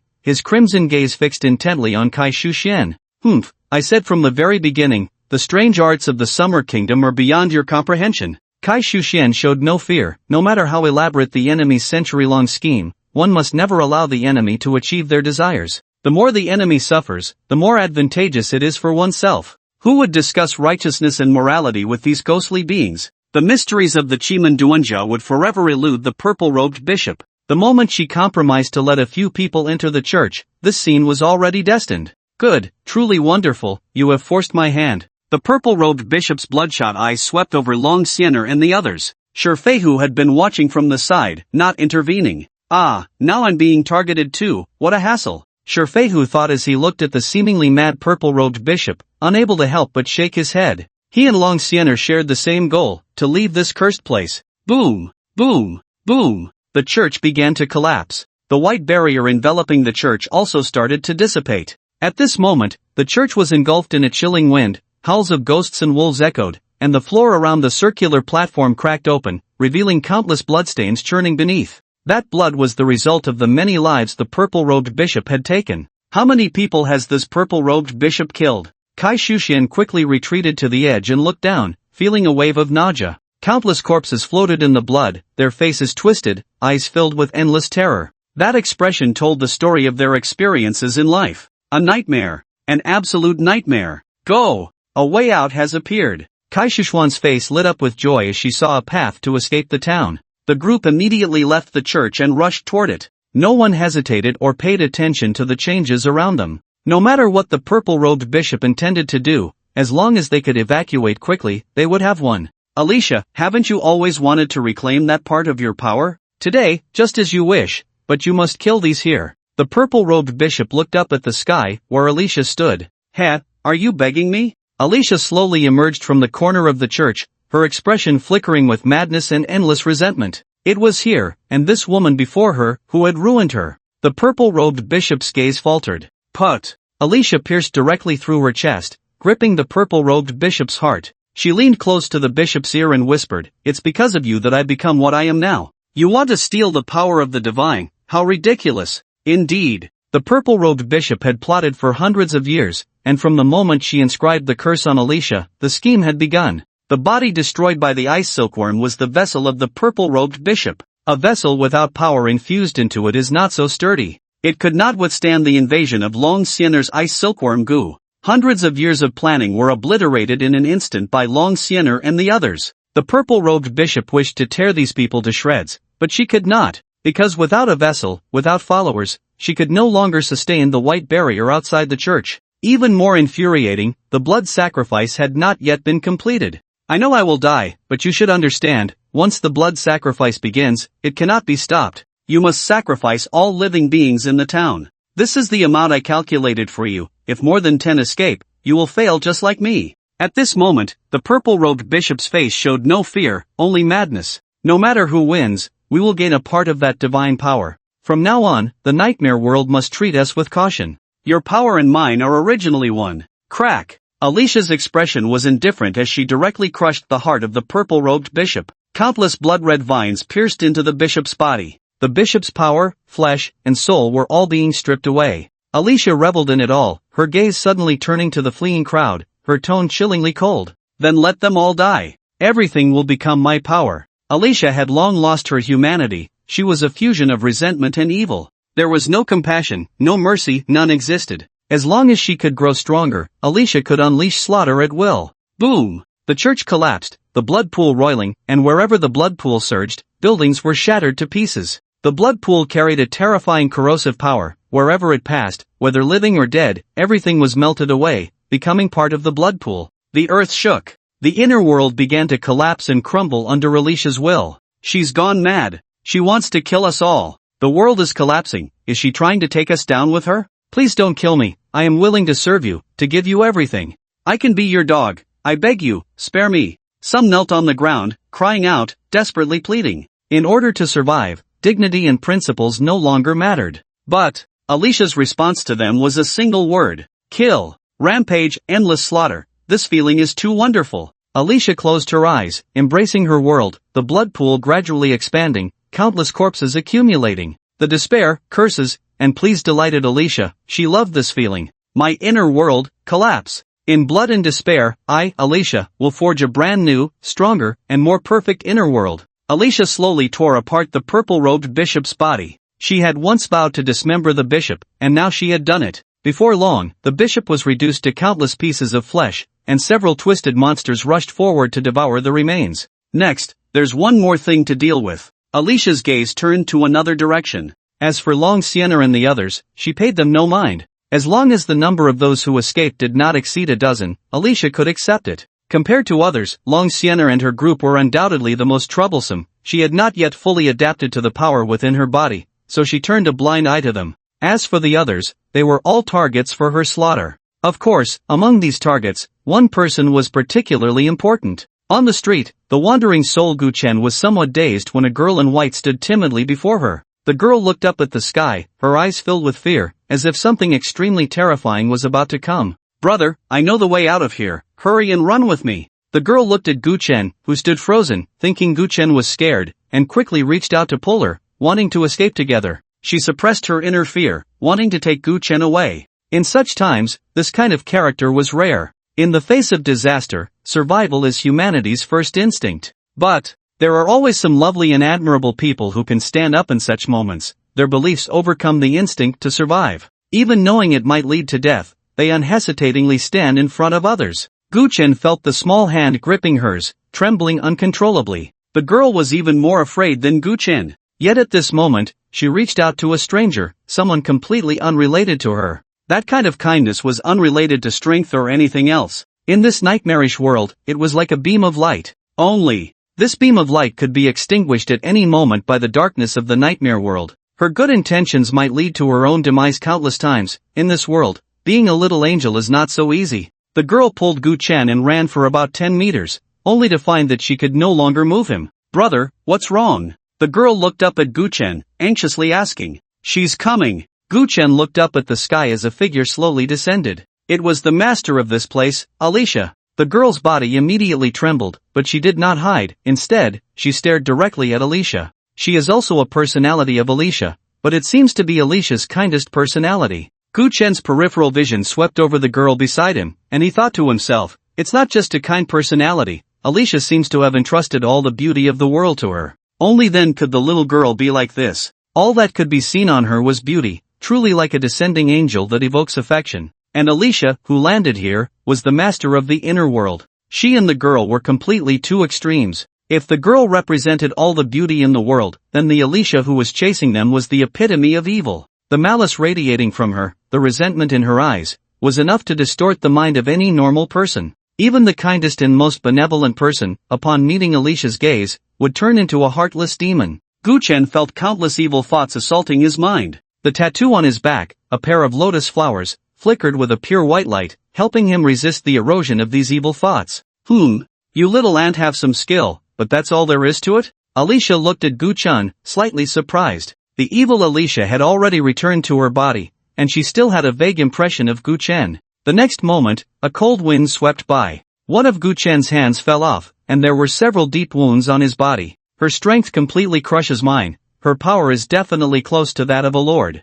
And there exists an extremely evil force within her body, a force that is vast and terrifying. Guchen's expression showed no change at all. He didn't care about his severed arm or the severe injuries that brought him to the brink of death. He stared at Alicia, frantically gathering information about her. You are really special. What is that pattern on your back? Alicia was not in a hurry to deal with the little girl. Her gaze fell on Guchen, finding him very interesting. The pain of losing an arm and the agony of the cold wind tearing through his flesh would make even the strongest-hearted person cry out in pain. But Guchen did not. His calm demeanor made it seem as if it was not he who had lost an arm and was injured. Guchen's body uncontrollably turned towards Alicia. The tattoo on his back, now exposed due to his torn clothes, was presented before Alicia without reservation. This power. I remember now, it seems to be a tattoo? Alicia said, her eyes suddenly filled with a terrifying killing intent as she coldly stared at Gu Chen. Who tattooed you? What an annoying pattern. With a tearing sound, the tattoo on Gu Chen's back was forcibly cut away by the cold wind.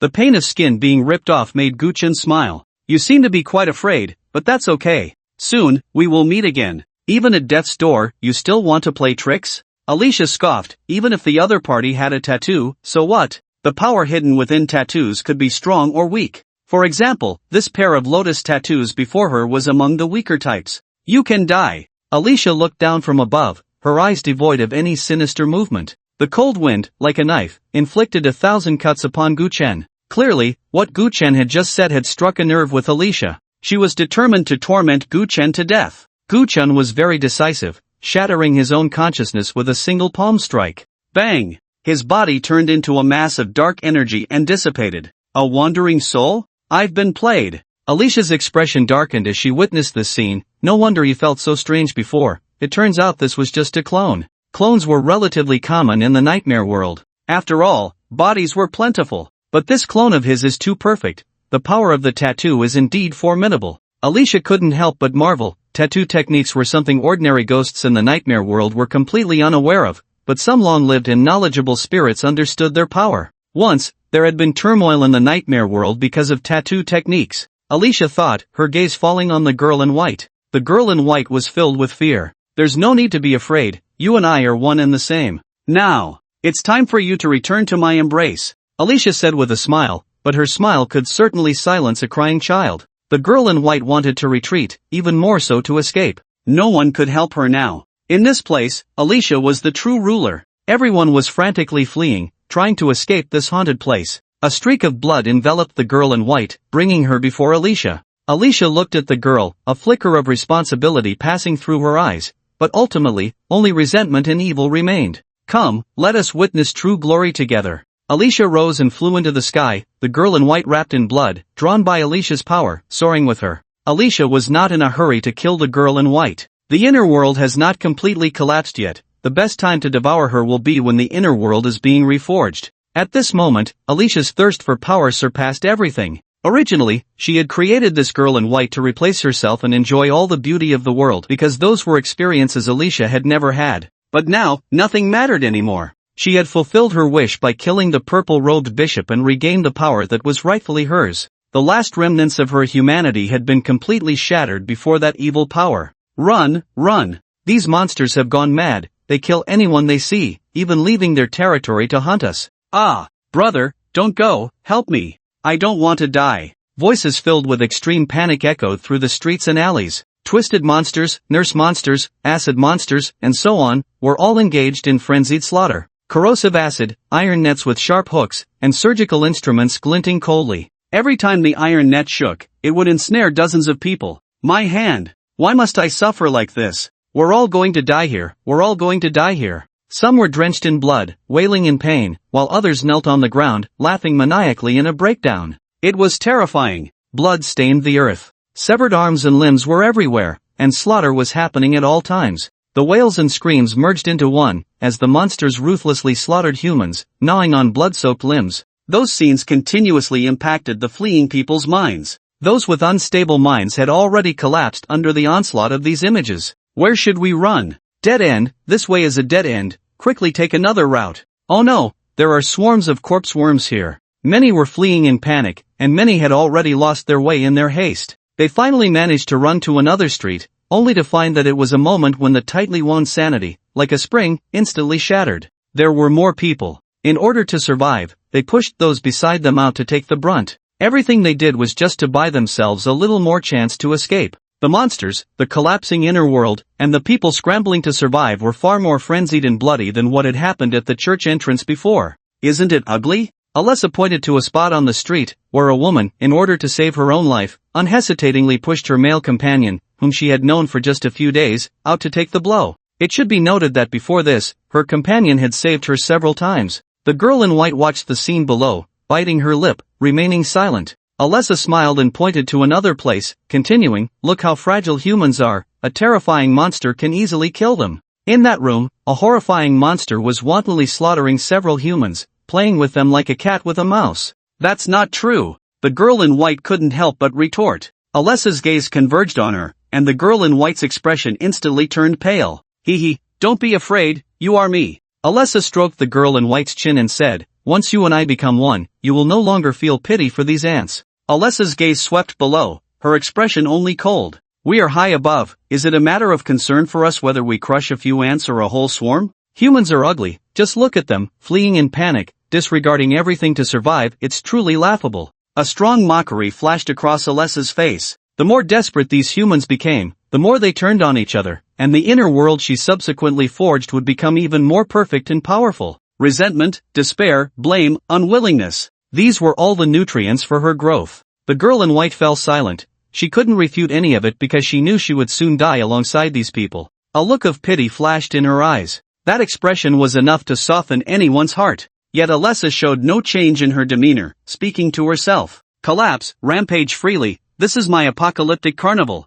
Alessa did not know. District 20. In the Eerie shop, Gu Chen moved. The opponent's inner world has collapsed? Gu Chen's gaze looked towards District 19. Is she trying to forge an even stronger inner world from the ruins? And that power within her. After Gu Chen's death, the information he received flooded into his mind. He quickly organized all this information. Make a move. Gu Chen decided immediately. District 19 was too close to him. For other monsters, the distance between the two districts might seem far. Some monsters spend their entire lives unable to leave District 1. But for an enemy of Gu Chen's caliber, the proximity of the two districts was too close. Not to mention, Alessa had already reached out to the Vengeful Spirit School. The stance was clear. An enemy, not a friend. Letting an enemy grow? Gu Chen had no interest or inclination for that. Kill. Boom. Suddenly, thunder roared in the dark clouds. Then rain fell from the sky. It's raining? The fleeing people paused slightly. A raindrop fell on one person's face, and he suddenly screamed.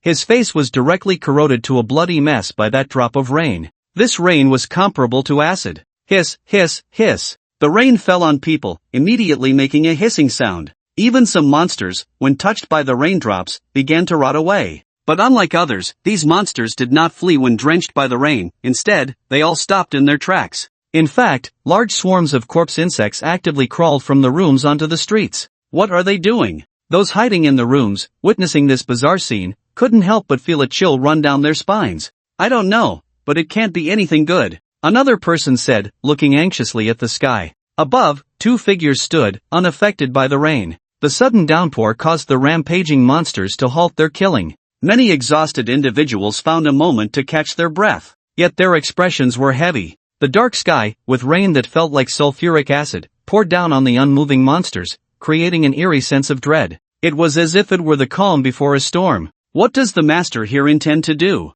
Long Sienna and her companions had already reached the outskirts. With Kai Shishuan's domain in place, as long as Alessa did not intervene personally, those monsters posed no threat to them, especially when Long Sienna's ice silkworm broke through the shell prepared by the purple-robed bishop. After absorbing that pure power, Long Sienna vaguely sensed that the ice silkworm was undergoing an unprecedented transformation. That was her opportunity. She is definitely not a good person, she must have greater schemes. Kai Shishuan's expression was grave. Even though they had reached the outskirts, many people were still trapped inside. At this moment, everyone felt a sense of helplessness. Alessa in the inner world was too terrifying. Although they had not yet engaged in battle, everyone was acutely aware of this fact. Facing a master of the inner world, even Long Sienna's freedom realm might not be enough. A piercing sound echoed, and Long Sienna, who was observing the situation in the town, showed a slight change in expression. What are those monsters doing? Are they committing suicide? Chang Ruifeng and Chang Hong were horrified to see the actions of the monsters in the town.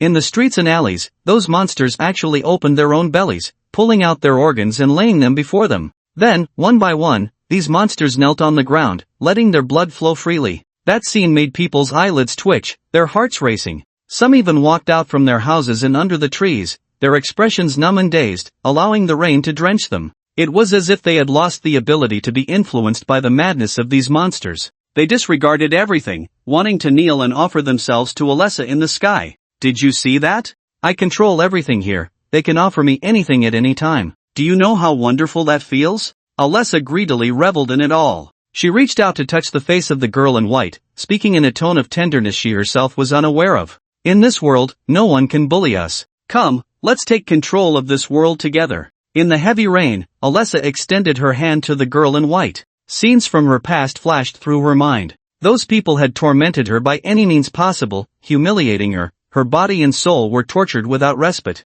That was hell. Even in death, the purple-robed bishop had no intention of letting Alessa go. In life, she had subjected Alessa to inhumane treatment, tormenting her at every moment. Abuse, bullying, humiliation, torture. If it weren't for witnessing it with their own eyes, no one would believe the kind of darkness Alicia faced while she was alive. Without personal experience, one could never understand the hatred Alicia felt. She resented this world, resented everything. No, that's what you truly want. The girl in white suddenly took 2 steps back, avoiding the hand Alicia extended. There was no conflict on her face. What Alicia spoke was too seductive, dominating others. With just a thought, they would offer everything for her. That kind of power to dominate everything could easily lead many astray. I really don't want to kill you with my own hands. Alicia looked at the girl in white and suddenly sighed. She retracted her outstretched hand, the hatred in her eyes almost materializing. Then come witness the destruction of this world with me, and die in this blood sacrifice of ghosts and humans. Alicia waved her hand, and the retreating girl in white was forcibly pulled to her side. What is a river of blood? The blood of ghosts and the blood of humans flowed out from various rooms, streets, and alleys, then converged together. That surging red was so glaring in this dark world. Swish, swish, swish. Waves of blood shot up into the sky. They themselves were on the edge, rising and merging, as if a blood-red cage trapped everyone inside. There is no hope. We can't escape at all. I just want to see my wife and children one more time. Those with strong wills, who were not swayed by the scene before them, knelt in the room, tears streaming down. Despair enveloped everyone, tears uncontrollably falling. They were too desperate. What is that? Look at the sky. The rain has stopped. The rain has stopped. Suddenly, a voice of surprise broke out. The people shrouded in despair quickly looked up at the sky. They saw countless starlights gathering in the sky, not knowing when it had happened. The starlight broke through the dark clouds like a silken thread, falling from all directions. As the starlight shone, countless stars and constellations flickered and vanished. Even the thick dark clouds could not block the dazzling starlight. At the moment the starlight descended, the rain, like sulfuric acid, abruptly halted. The power of the stars. No, it's the power of the many stars. Incredible, incredible. Outside, Kai Shuxuan's eyes widened in disbelief at the scene before her. She instinctively took 2 steps forward, seemingly wanting to see it all more clearly. Kai Shuxian reached out her hand, feeling it carefully, murmuring, "It's the Emperor's star. The Emperor's star has drawn the many stars. Has the Emperor's star finally appeared?" Chang Ruifeng and Chang Hong looked at Kai Shuxian and then realized her eyes were filled with tears. "Are you okay?" Chang Hong couldn't help but ask. Kai Shuxian then realized her loss of composure, quickly wiped her tears, and shook her head. "I'm just so happy. I've never been this happy." Kai Shuxian had waited too long for this moment. Right now, the person chosen by the Emperor's star was about to appear before her. Kai Shuxian stared unblinkingly at the town, afraid of missing everything that was about to happen. "Who are you?" Alicia's expression changed drastically upon seeing the countless starlights in the sky. She waved her hand, and the girl in white was immediately sent far away. The world had not completely collapsed yet, and it was not time to kill the girl in white. Instead, before that, Alicia still had to protect the girl's safety. "The one who will kill you." In the void, Gu Chen's indifferent voice echoed. At this moment, Gu Chen descended here to kill Alicia. "Just you?" Alicia was still not quite sure. After all, it was just the starlight falling, and Gu Chen's figure had not yet landed here. Buzz! Lord! Lord! Suddenly, a hymn echoed in the void. Countless starlights converged, and a towering figure descended. Alicia looked at this imposing figure, her expression turning extremely dark and terrifying. "I wonder if the Lord has descended into my inner world just to kill me." At this moment, the power emanating from Gu Chen was immensely grand. The blood sacrifice technique Alicia had invoked, along with the crumbling of the inner world, came to a halt due to Gu Chen's arrival. The might of his presence was evident. "You still know I am the Lord? The unification of Zone 20 cannot be stopped by anyone. Instead of staying in your own territory in Zone 19, you insist on meddling." By the end of Gu Chen's words, his tone was as imposing as heavenly wrath. "Interfering in my affairs, you shall fall here today." Gu Chen's large hand had already reached down, starlight swirling around it. Wherever this hand passed, all buildings turned to ruins, and all ghosts were reduced to ashes. Whoosh! A terrifying wind roared with this strike. Many were blown far away by this fierce wind. When they finally reacted, they found themselves far from the town, on the outskirts. Not far away stood Long Siener and a few others. Have we left that cursed place? We survived. Hurry, let's get out of here. Is this the Lord of Zone 20? If we join his ranks, will we receive protection? Some were ecstatic, some hurriedly fled into the distance, while others were reluctant to leave. They stared blankly at that towering figure, their expressions filled with excitement. I will no longer participate in the matters of the Wailing Spirit School, please leave immediately. Alicia truly did not want to tear her face with Guchen. It was too insane to confront a lord directly. Although she had made some preparations, when Guchen truly descended here, that overwhelming power made even Alicia tremble with fear. So at the moment Guchen made his move, Alicia shouted out loud, "Kill!" Guchen uttered a cold character, and his large hand fiercely reached for Alicia. There was no need to hold back, nor to hesitate. Today, he manifested the Tai Dharma form and descended here with a clear purpose. Bang! Bang! Bang! Around Alicia, sinister winds rose, firmly protecting her within. But as Guchen's large hand swept in, she was still sent flying thousands of meters by that violent force. House after house shattered into heaps of ruins. Alicia fell heavily into the debris, her body covered in blood. Is this the power of the Lord? So terrifying! Alicia trembled all over, not from fear, but from the exhilaration of experiencing the Lord's overwhelming power. She clenched her fists tightly, staring fiercely at Guchen, her heart shouting, "Soon, I too will possess such grand power, even surpass him." What of the Lord? You cannot kill me. In my inner world, I, Alicia, dominate everything here. Now, let me show you the taste of resentment and despair. Blood tears streamed down Alicia's eyes. Endless hatred surged from her gaze, transforming into two pitch-black arrows that shot out. The sky turned extremely dim, and countless resentful thoughts emanated from these two dark arrows. That kind of resentment and despair made even those standing on the outskirts turn pale, with some collapsing to the ground, their minds going blank. A mere grudge cannot disturb my heart. Guchen swung his fist, starlight swirling, and the terrifying power of destruction erupted suddenly. Crack! The two arrows formed from Alicia's hatred were directly shattered by Guchen's punch. My words are the decree. Those who defy shall be killed. Guchen formed a strange seal with his hand, which was the second seal of the three treasures seal, the flowing chi seal. With 30 points of Tai divine power, it vanished in an instant. Shie! A terrifying aura filled the air. Centered around Guchen, a dreadful energy field rampaged outward. Even when not manifesting the Tai Dharma form, Guchen's own aura was already astonishing. Not to mention his current state. That kind of aura even caused cracks to appear in the sky of the world of Alicia. As the flowing chi seal was unleashed, the terrifying energy surged in the void. The energy transformed into dragon-like forms, and at first glance, it seemed as if Guchen was holding countless dragons in his hand. In the next moment, the seal was released, and those dragon-like energies charged toward Alicia. Bang! Alicia's body exploded in an instant before the energy even got close. Everyone stared in shock at this scene, mouths agape, unable to utter a word. Instantly killed? Is this the power of a lord? So terrifying. Many were filled with horror. Just facing the monsters created by Alicia, they felt as fragile as floating weeds in a storm. If the monsters were so, how much more so their creator, Alicia? There was an absolute gap in strength between them. It was not an exaggeration to say it was the difference between heaven and earth. Yet, even so, Alicia appeared as fragile as paper in front of the Lord of District 20. A single seal caused Alicia to burst open, blood splattering in the air. How terrifying! Useless, even if you are a lord, you cannot kill me in my world. Alicia's cold voice suddenly echoed. The spilled blood reformed, coalescing into Alicia's vengeful visage. She hated and cursed this world. She didn't die? Her vitality is astonishing. Many, even the monsters, watched in fear. To withstand a Lord's seal and not die, the master of this world is no ordinary foe.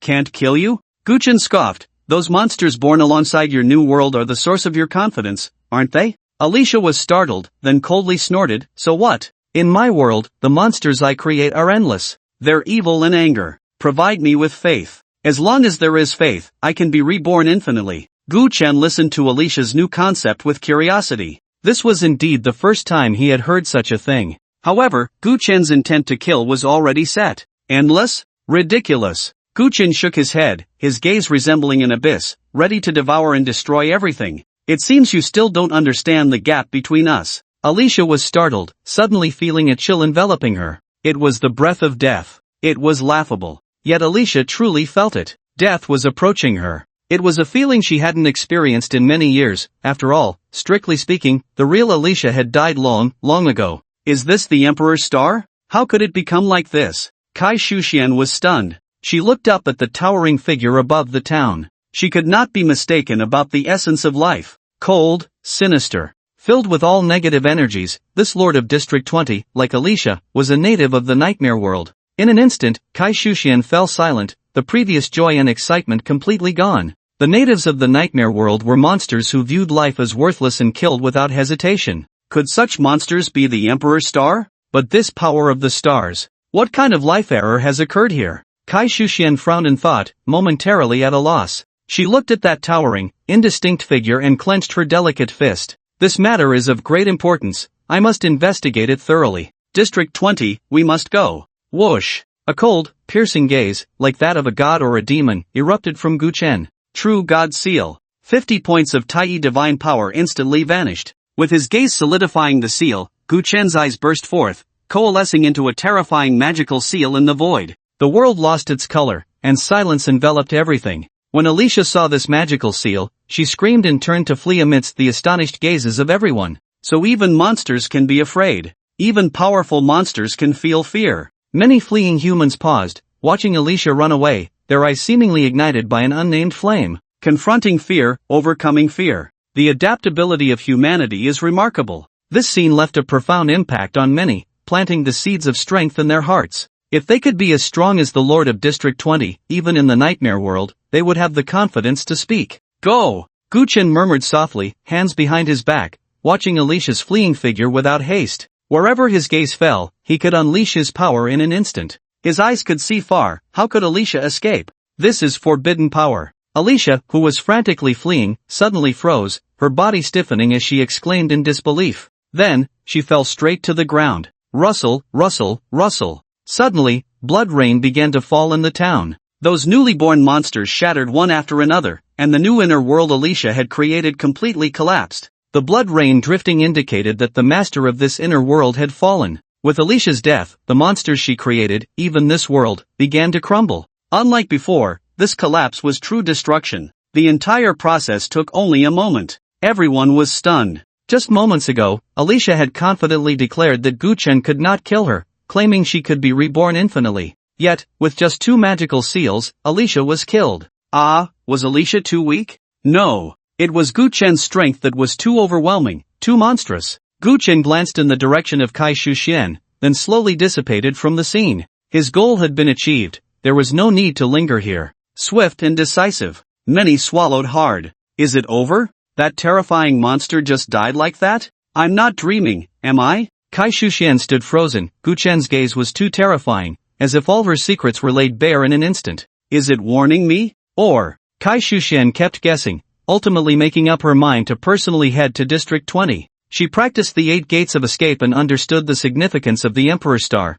so anything related to the Emperor's star, she had to unravel this mystery. The commotion here was not small, nearby districts took notice. After Gu Chen left, those voices began to rise slowly. He has grown stronger again. That second seal is terrifying. Even I would be severely injured. Send someone to make contact. Such a lord will surely shine in the lord competition. If we can reach a mutual benefit with him, it would be a good thing for me. Danger, extremely dangerous, the Lord of District 20 must be avoided. Damn it, how could such a powerful lord suddenly appear, and who stands behind him? Many beings pondered privately, some wanting to contact Gu Chen, while others were wary and wished to distance themselves from him. But it must be said, Gu Chen, the Lord of District 20, had already revealed his brilliance in the nightmare world. Many formidable beings also took note of Gu Chen. I killed your other personality, and you still plan to follow me? In District 20, within the eerie shop, Gu Chen calmly gazed at the girl in white before him. The girl in white was adorable, romantic, and innocent, embodying all the beauty in the world. She was blessed and protected. The Alicia that Gu Chen had slain in the small town was incomplete. When Gu Chen manifested the Tai Dharma form, he could sense that the power of the dark Alicia was flawed. Half of her power resided within this girl in white. If that Alicia was dark, then this girl in white was light. Darkness and light, opposing yet interdependent. Otherwise, how could the dark Alicia possibly condense such pure light from her own power? You killed her. For her, it was a release. The girl in white shook her head. At the moment of the dark Alicia's death, she did not share her memories with her. Yet, she understood that the dark Alicia harbored thoughts of death. Otherwise, she would have long since devoured the girl in white. Wherever I go, I am despised and hated, but you are different from them. Isn't it said that by serving under you, I can receive your protection? The girl in white smiled. The monsters in the nightmare world were synonymous with evil. The girl in white was out of place among them. Wherever she went, she would be scorned, and it was only natural for murderous intent to arise. Beauty? The nightmare world held only cruelty and coldness, forbidding the existence of anything beautiful. Are you sure you want to join me? Gu Chen's expression remained unchanged, his tone devoid of any waves. What he needed to do was to stand against 90% of the monsters in the nightmare world. Of course, please accept my loyalty, my lord, the girl in white said, her hands clutching the hem of her dress as she slightly bowed in greeting. She opened her soul, dedicating her faith for this life to Gu Chen. Gu Chen naturally would not refuse. The girl in white's power was not weak, and there was great potential for growth. If nurtured properly, she would be a valuable asset. Gu Chen reached out and placed his hand on her head, and her past, everything she had experienced, unfolded before his eyes like a slideshow. However, this memory had been sealed away by a force, buried deep within the girl in white's mind. For a moment, Gu Chen was stunned. This memory was too dark, too painful. Those who had gone through such experiences, even the most resolute, could become twisted madmen, let alone Alicia, who was originally an ordinary girl. With a flick of his wrist, Gu Chen directly extinguished this memory, whispering to himself, "It's all in the past.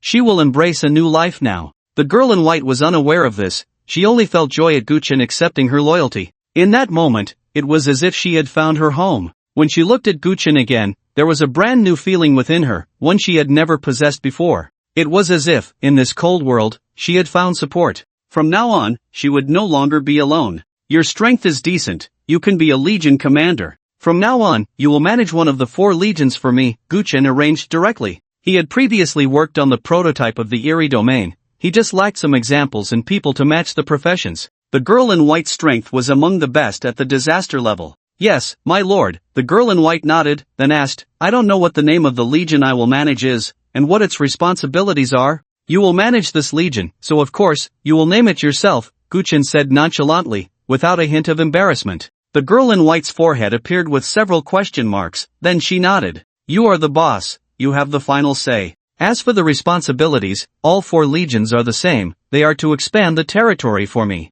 Gu Chen said, adding, of course, there's no rush on this. What you need to do now is to supplement the legion members and wait for the right moment. Do you understand? Yes. The girl in white nodded repeatedly. Then you can go prepare. You can communicate with the octopus chef in the back kitchen and later organize a detailed document to hand over to me. Gu Chen waved his hand. With his subordinates around, these trivial matters were naturally to be entrusted to them. All right, my lord. The girl in white wore a joyful expression. It was her honor to work for Gu Chen. After the girl in white left, Gu Chen sat in the rocking chair, contemplating the upcoming matters. The enhancement of the nightmare world's indigenous people by the inner world is significant. If I can quickly open up an inner world, my strength will also see a tremendous boost. Gu Chen thought of the fragments of the divine kingdom in his backpack. In the inner world, the master of the inner world is equivalent to the creator. Outsiders wanting to compete with the master of the inner world can only do so if there is a vast disparity in strength, otherwise, no lord would rashly enter another lord's inner world. The new inner world of Dark Alessa has yet to take shape.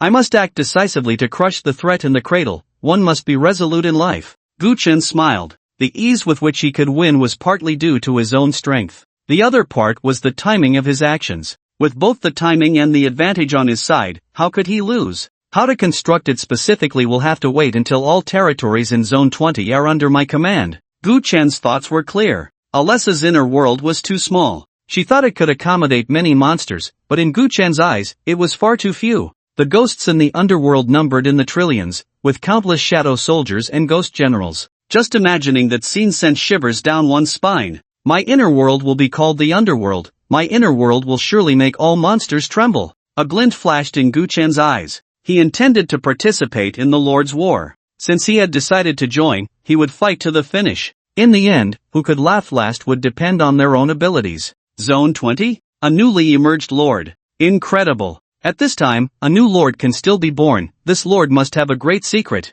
How to handle it? I suggest we first probe the situation. A lord of unknown origin, if mishandled, could affect our plans. In Zone 7. In a magnificent palace, several shadows sat around a large round table. After a long silence, one of the figures spoke. Millions of people, too few. The humans in the outer world number in the billions. Find a way to let more humans leave the sanctuary and enter the nightmare world. Blood is the best feed, let them walk towards destruction in fear. This is a predetermined outcome. As for the Lord of Zone 20, I will arrange for followers to get close to him. The original plan remains unchanged, speed up the progress. They are becoming a bit impatient. In the fictional spiritual world, Joseph was fleeing in a panic. It's terrifying, those evil spirits have gone berserk. Joseph swallowed hard, his clothes stained with blood. Of course, these were the filthy blood of those evil spirits. Ever since being trapped in this world teeming with evil spirits, Joseph's physical abilities, combat skills, and marksmanship had all seen a leap in improvement. A few evil spirits could hardly get close to him. But, for some unknown reason, the evil spirits had gone wild, with dozens or even hundreds of them roaming the streets, in sewers, and in filthy ditches. Every corner of the city was filled with the presence of evil spirits. Even those oversized evil spirits had increased significantly compared to before. Thud, thud, thud. Heavy footsteps echoed from the corridor behind him. Accompanying it was a stench reminiscent of a sewer. It was the foul odor emanating from the evil spirits. Damn it, they've caught up so quickly, they're hunting me. Joseph understood at that moment. He ran straight to the third floor. At the corner of the third floor corridor, there was a special mirror that could randomly teleport him to another place. I can't reach Old Sai, and I don't know what's happening on his side now, Joseph thought of his partner. He wasn't the only one caught up in this world full of evil spirits. They had chosen to act separately to investigate the truth more quickly, exchanging information at intervals. The previous few times, their actions had gone relatively smoothly, and they had made new discoveries.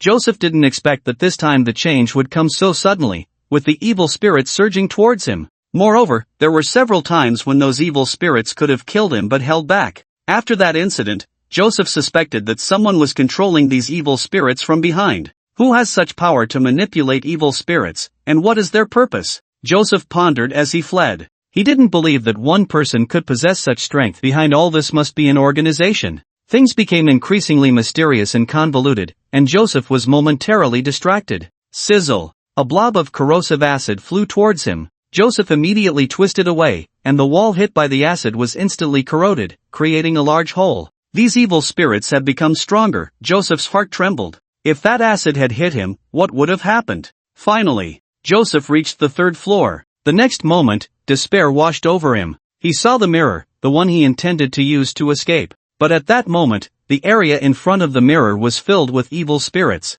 They seemed to have been waiting there for a long time. Damn it! What a bunch of crap! I can't shake them off. Joseph stopped. There was no need to run anymore. The paths in front and behind were blocked, and unless he could explode with power, being caught was just a matter of time. What now? Joseph was never one to sit and wait for death. His brain was racing, and his gaze turned blood red. At that moment, his emotions were in turmoil. Joseph suddenly froze. He saw some strange memories. Beep beep beep. In a small town in Bear Country, in a laboratory, the urgent alarm suddenly rang out. Doctor, the test subject, Joseph's emotional fluctuations are extremely intense, triggering the seal and accessing real memories, someone shouted as they looked at the data changes. What? A stunning woman immediately walked over, pushing the person aside, her emerald green eyes fixed on the massive computer screen. Her fingers flew across the keyboard, data flashing rapidly, and then she connected to the virtual mental world. The images she wanted to see immediately appeared on the screen. The Joseph on the third floor was surrounded by numerous evil spirits. At that moment, he was trapped with no way out. This directive was issued under the woman's instruction, aimed at capturing Joseph and re-inputting new data. Joseph's face twisted in rage, hands clutching his head, he shouted, "Who is Rubik? Who am I?" Upon hearing the name Rubik, the woman's expression changed dramatically, and she immediately shouted, "Implement the emergency plan, retrieve Joseph." She hadn't expected that Joseph, in a desperate situation, would touch upon the core secret.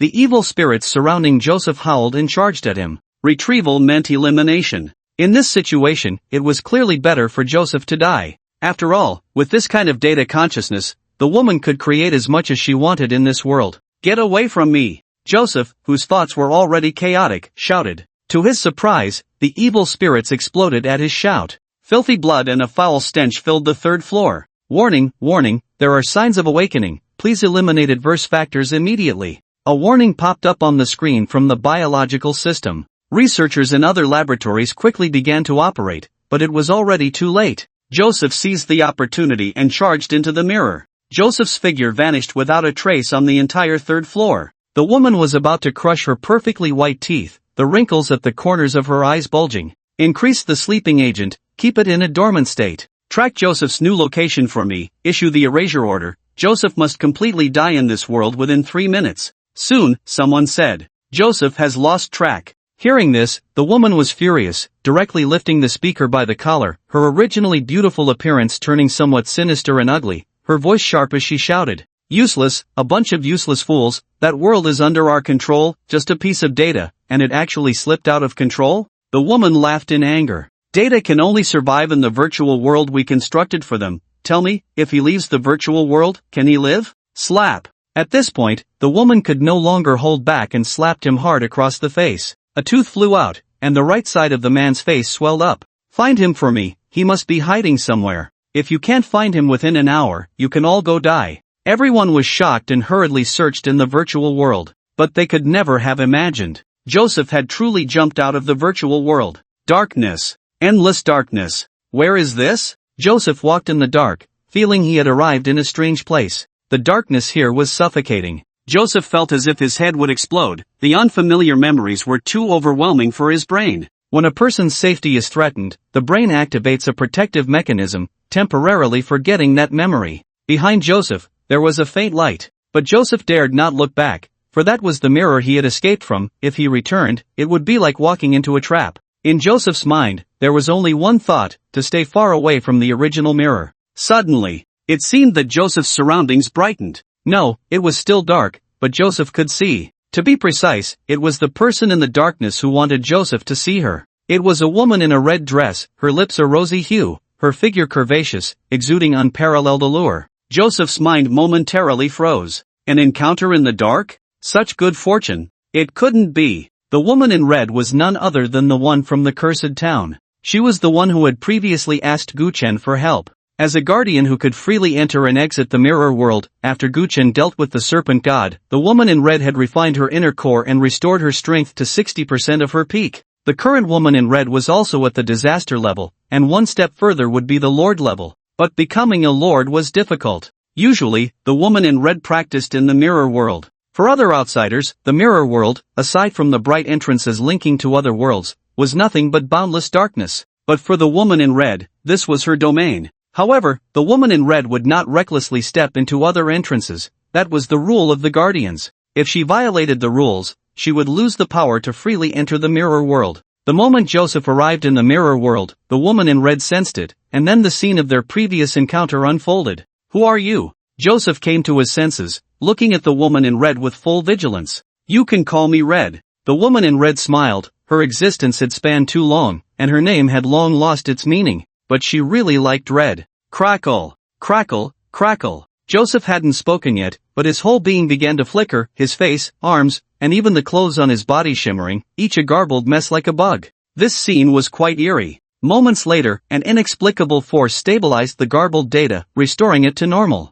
Joseph looked at his hands. He had sensed something was off about himself just now. What's going on? Joseph felt a mix of surprise and suspicion, but this wasn't the time to dwell on it. The woman in red before him was extremely dangerous. This was an instinct Joseph had honed through facing countless evil spirits. The woman in red, who called herself Red, was far more terrifying than any evil spirit he had encountered before. Are you one of them? Joseph asked, extremely vigilant. Who? The woman in red shook her head. Don't be so tense, you're no longer in that world. What do you mean? Joseph was taken aback. Not in that world? Where was this coming from? This is the mirror world. As long as you find another exit, you can go to other worlds. You're quite lucky, though perhaps for you, this is also a kind of misfortune. The woman in red noticed the garbled data on Joseph that was stirring again. With a wave of her long, fair hand, a powerful force enveloped Joseph. He felt himself on the brink of collapse, but he didn't understand why. Yet the next moment, Joseph found himself unable to move. What are you going to do to me?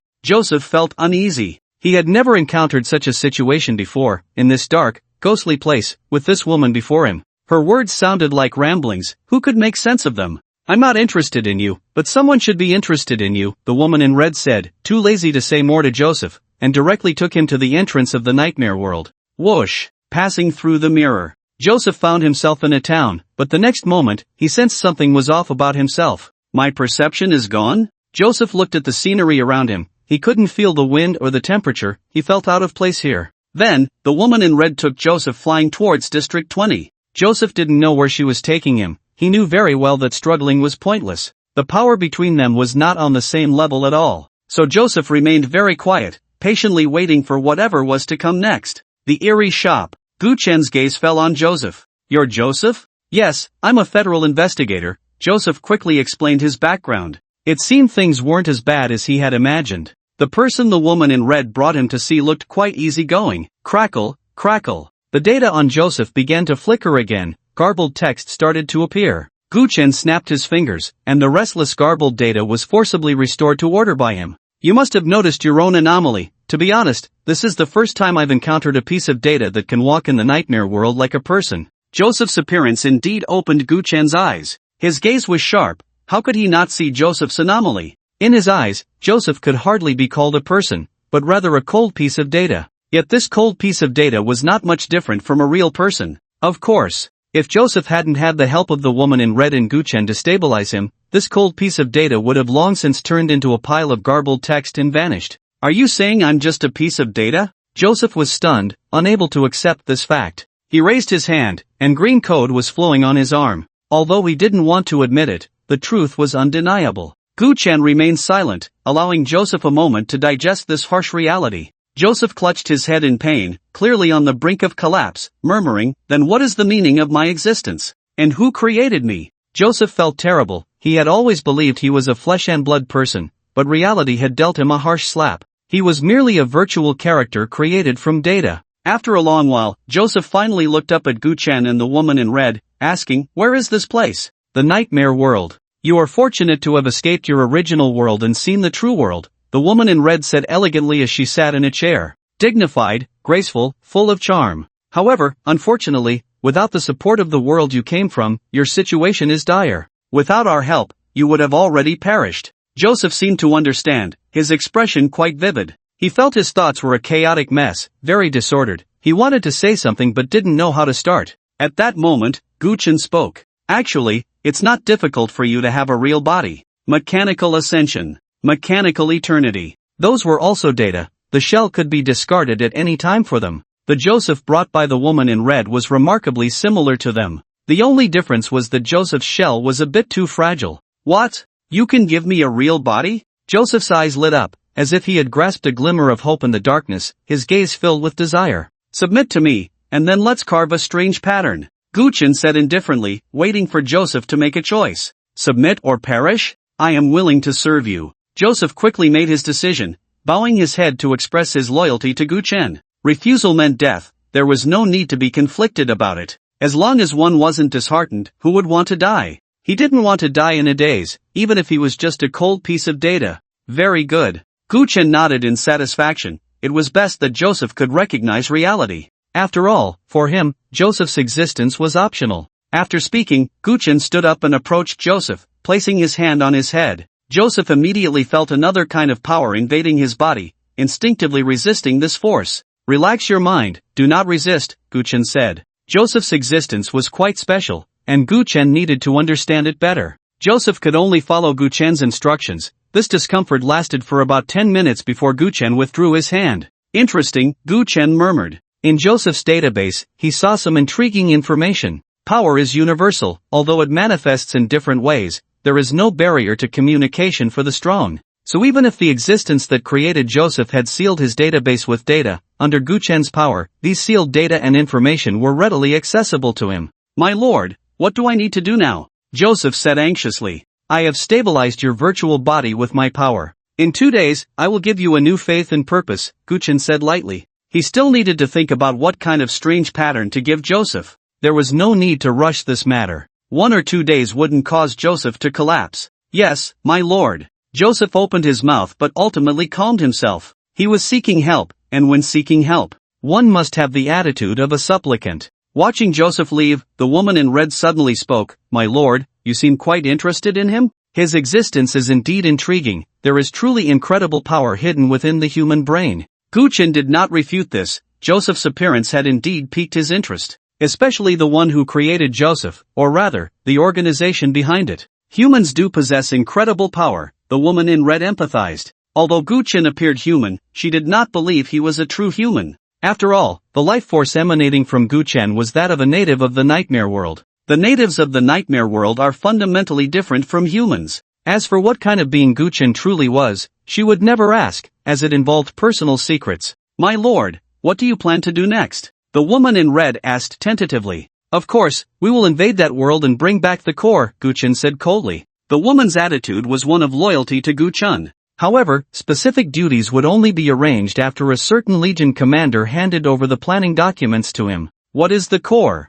the woman in red asked, confused. "What kind of power do you think could support such a virtual world?" Gu-chin suddenly spoke. The woman in red was taken aback, thought for a moment, then shook her head. "I am dull-witted." Although she had not truly pledged allegiance to Gu-chin, the woman in red made her position very clear. The serpent god was dead, and the three sisters had completed their mission. Serving a lord was considered a good thing. However, the other two sisters were severely injured and needed time to recover before returning to normal. Gu-chin was aware of this and was too lazy to inquire further. The virtual world that Joseph inhabits is created by a brain. That brain is the core of everything, Gu-chin explained. This information was something he had just seen in Joseph's database. As for whether it was true or false, sending someone to check would reveal the answer. Additionally, Joseph's database was locked. With his strength, he would never be able to unlock his hidden database without help from others. The truth was right there, but unfortunately, Joseph could not reach it. A brain creating a world? The woman in red was stunned, clearly not expecting the core to be this.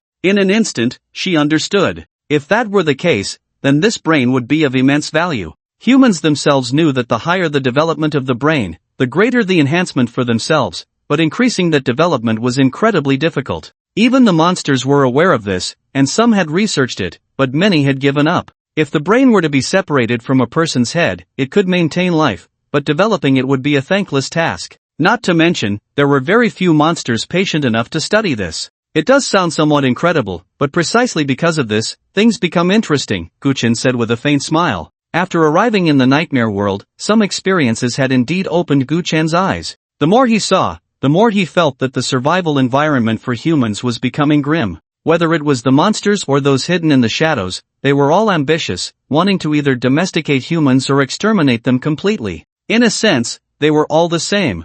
They were all enemies of Gu-chin. Finding that door shouldn't be difficult for you, right? Gu-chin looked at the woman in red. With her help, exploring the mirror world would become somewhat simpler. However, the world within the mirror is too vast, with countless mirrors connecting various worlds. Even with the red-clad woman as the guardian, it is utterly impossible to record every door and where it leads. Of course, the woman in red nodded her smooth chin. When she first noticed Joseph, she had already paid attention and found that door in no time. Then I'll leave this matter to you. Choose some candidates and take them along for this trial, Gu-chin said, pausing slightly in his tone. As for the rewards, I will not be stingy. For his own people, Gu-chin would certainly not hold back. Working for love? That's not a thing. It is an honor to work for you, my lord. I will definitely bring back the core, the woman in red assured. Gu-chin's will is their direction forward. Red? Quite fitting, Gu-chin nodded and then waved his hand. Go prepare. You can choose the candidates yourself. I will publicly announce this task.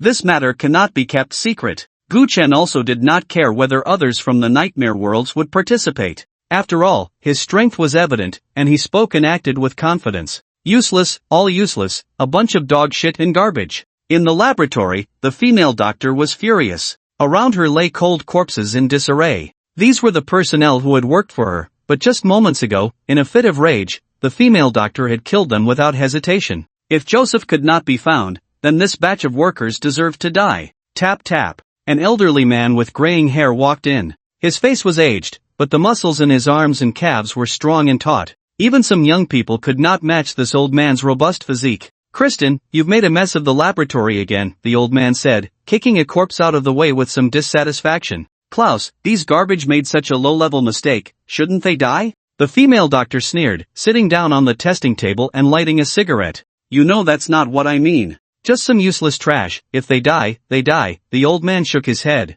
In his eyes, there were only two distinctions among these people, useful and useless. The useless ones naturally had to be disposed of. However, the laboratory was not a place for garbage disposal, and that was what he was dissatisfied with. Joseph is missing. The female doctor exhaled smoke. The old man raised an eyebrow. Still not found? Yes, Joseph has been missing from our surveillance for a full 3 hours. Who knows where he's hiding? The female doctor said irritably. Accidents can happen at any time, but as long as our core is not affected, these accidents are within a controllable range, the old man said dismissively. No one can predict whether an accident or tomorrow will come. It is the same in reality and in the virtual world created by their organization. Accidents are unavoidable. Otherwise, how could they be called accidents? Easier said than done. If accidents are controllable, then I now suspect that Joseph has escaped from the virtual world we created. The female doctor extinguished her cigarette, bloodstains visible on her fiery red lips. Clearly, she was a tough person. In her anxiety, she even bit her own lip.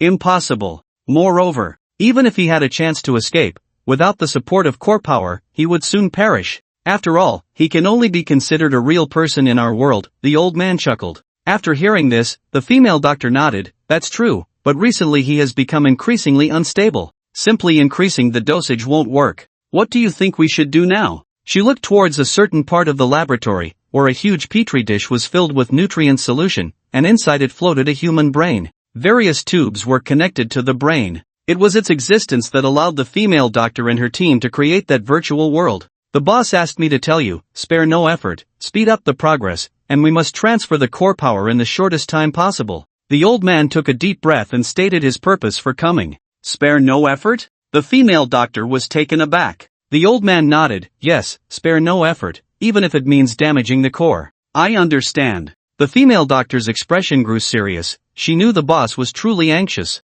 After all, too many strange events had occurred in Bear Country recently. The entire Bear Country was in a state of panic. Not only Bear Country, but also Dragon Country, American Country, and others had seen many similar incidents. Clearly, an unprecedented upheaval was sweeping through the human world with unstoppable momentum. Under this momentum, many hidden forces were stirring, and conflicts and struggles were becoming increasingly frequent. In the past, the boss would never have wanted to harm the core. Now, however, he wanted the female doctor to spare no cost. 15 days, someone will come to destroy the laboratory in 15 days, do you understand? The old man did not leave but continued speaking. The female doctor was stunned, then quickly replied, 15 days? Clays, are you out of your mind? Since we obtained the core until now, it has been calculated in years, and now you tell me it needs to be done in 15 days? This was simply a hellish challenge. Even the female doctor found it hard to manage. This is the longest deadline I can negotiate for you. If the boss doesn't see what he wants within 15 days, you should know the consequences.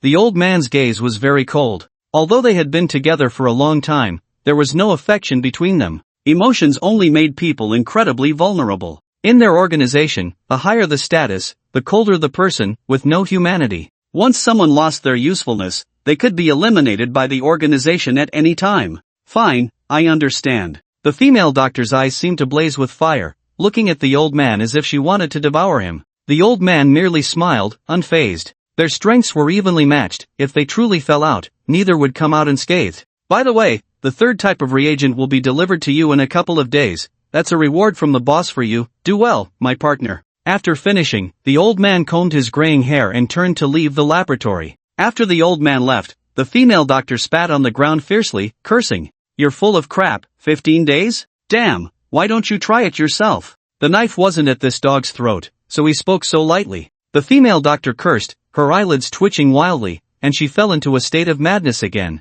Her heart raced, a terrifying aura reviving within her, and a flash of crimson appeared in her eyes. But soon, she suppressed this abnormal state. I can't get angry, Since I don't have to consider the core's safety, some of my previous ideas can also be implemented. The female doctor murmured to herself as she approached the petri dish. Through the glass, she saw the brain, her eyes filled with pathological madness and fervor. What a perfect creation! If only I had another 20 years, perhaps I could make this power even stronger. But next, I will have to strip this power away. A smile appeared on the female doctor's face. This power intoxicated her. Unfortunately, she could not truly possess this power. It was something the boss desired, and she dared not entertain any extraneous thoughts. Thinking of the boss, the female doctor couldn't help but shiver. He was the true embodiment of fear. The entire organization existed solely for him. Everyone had to act according to his will. Those who disobeyed would face death. In the inner world, the sky was blood red, the earth cracked, and the soil turned brown. This was the resting place of the dead.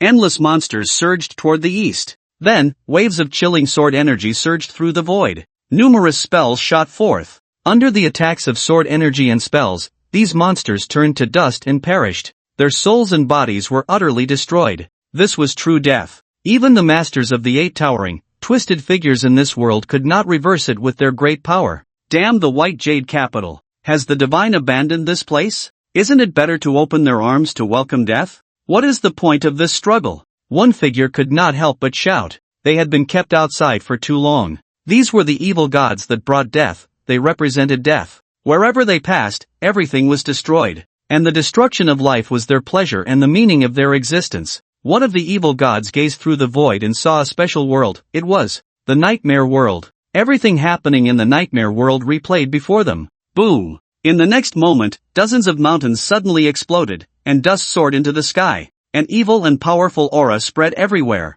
It's him again! Damn it, it's him again! This suddenly enraged evil god gritted his teeth and said. The replayed scene suddenly froze. It was Guchen casting the Tai Dharma form, demonstrating great power across several districts in the nightmare world. How long has it been since we last saw him? He's already a lord? One of the nearby evil gods said in a deep voice. The atmosphere here suddenly became tense. Even the endless attacking monsters seemed to sense the mood of these evil gods, stopping in their tracks, waiting for their creator to issue a new command. He's growing too fast, faster than ever before. Finally, another evil god said gloomily. His voice was as heavy as thunder, and as he spoke, the sky here seemed ready to crack. He is the greatest upheaval in this world and our biggest obstacle to destroying it. The central evil god spoke. Let's start the voting. Should we invade according to the original plan, or spare no effort to kill this person? They had invaded this world before. Unfortunately, they had failed the previous 2 times. The reason for their failure was this very person before them. This time, they could not fail, no matter what. There was only one last chance left. Agreed, I support the vote. Agreed. Agreed. The other several evil gods all agreed to this vote. Gu Chen's growth made the 8 of them feel a strong threat. In the previous 2 instances, these evil gods had witnessed Gu Chen's growth. But those 2 times were nothing compared to the rapid pace of this one. Last time, at this moment, Gu Chen had just begun to show his brilliance in a small corner of a district in the nightmare world. But now, in just a few days, Gu Chen would be able to unify a region. Moreover, Gu Chen now possessed the strength of a lord. A lord. The gap in strength between them was no longer too great. This rate of growth was truly terrifying and frightening. I vote for the original plan. This time our plan is flawless and will definitely destroy this place. I vote for sparing no effort to ensure his downfall. I also vote for him. Plans can't keep up with changes. In the face of different situations, we must make adjustments. This child poses too great a threat. He must be killed. If he doesn't die, my heart will be uneasy. In the end, among the 8 evil gods, 6 voted in favor of the proposal to kill Gu Chen at all costs. One can imagine how great a threat Gu Chen was in their eyes. Very well, since a decision has been made, let us take action. Sever our own origins, forcibly gain recognition from this world, step into this realm, and kill this child. The evil god in the C position spoke, his massive form shifting into that of a young man in black robes. The others also transformed, some male, some female, but all with sinister expressions. Anyone who met their gaze would feel a chill, and those with weaker minds might even collapse on the spot. Among us, some will die completely, but you should understand that we have no way out. Upholding our beliefs is the meaning of our existence. The young man in black sneered, if we stop the march of destruction, we can only self-destruct. Let's kill. Completely annihilate the hope of this world. Suddenly, one of the evil gods asked, what about those guys in the west? The young man in black looked disdainful and replied indifferently, just a bunch of ants.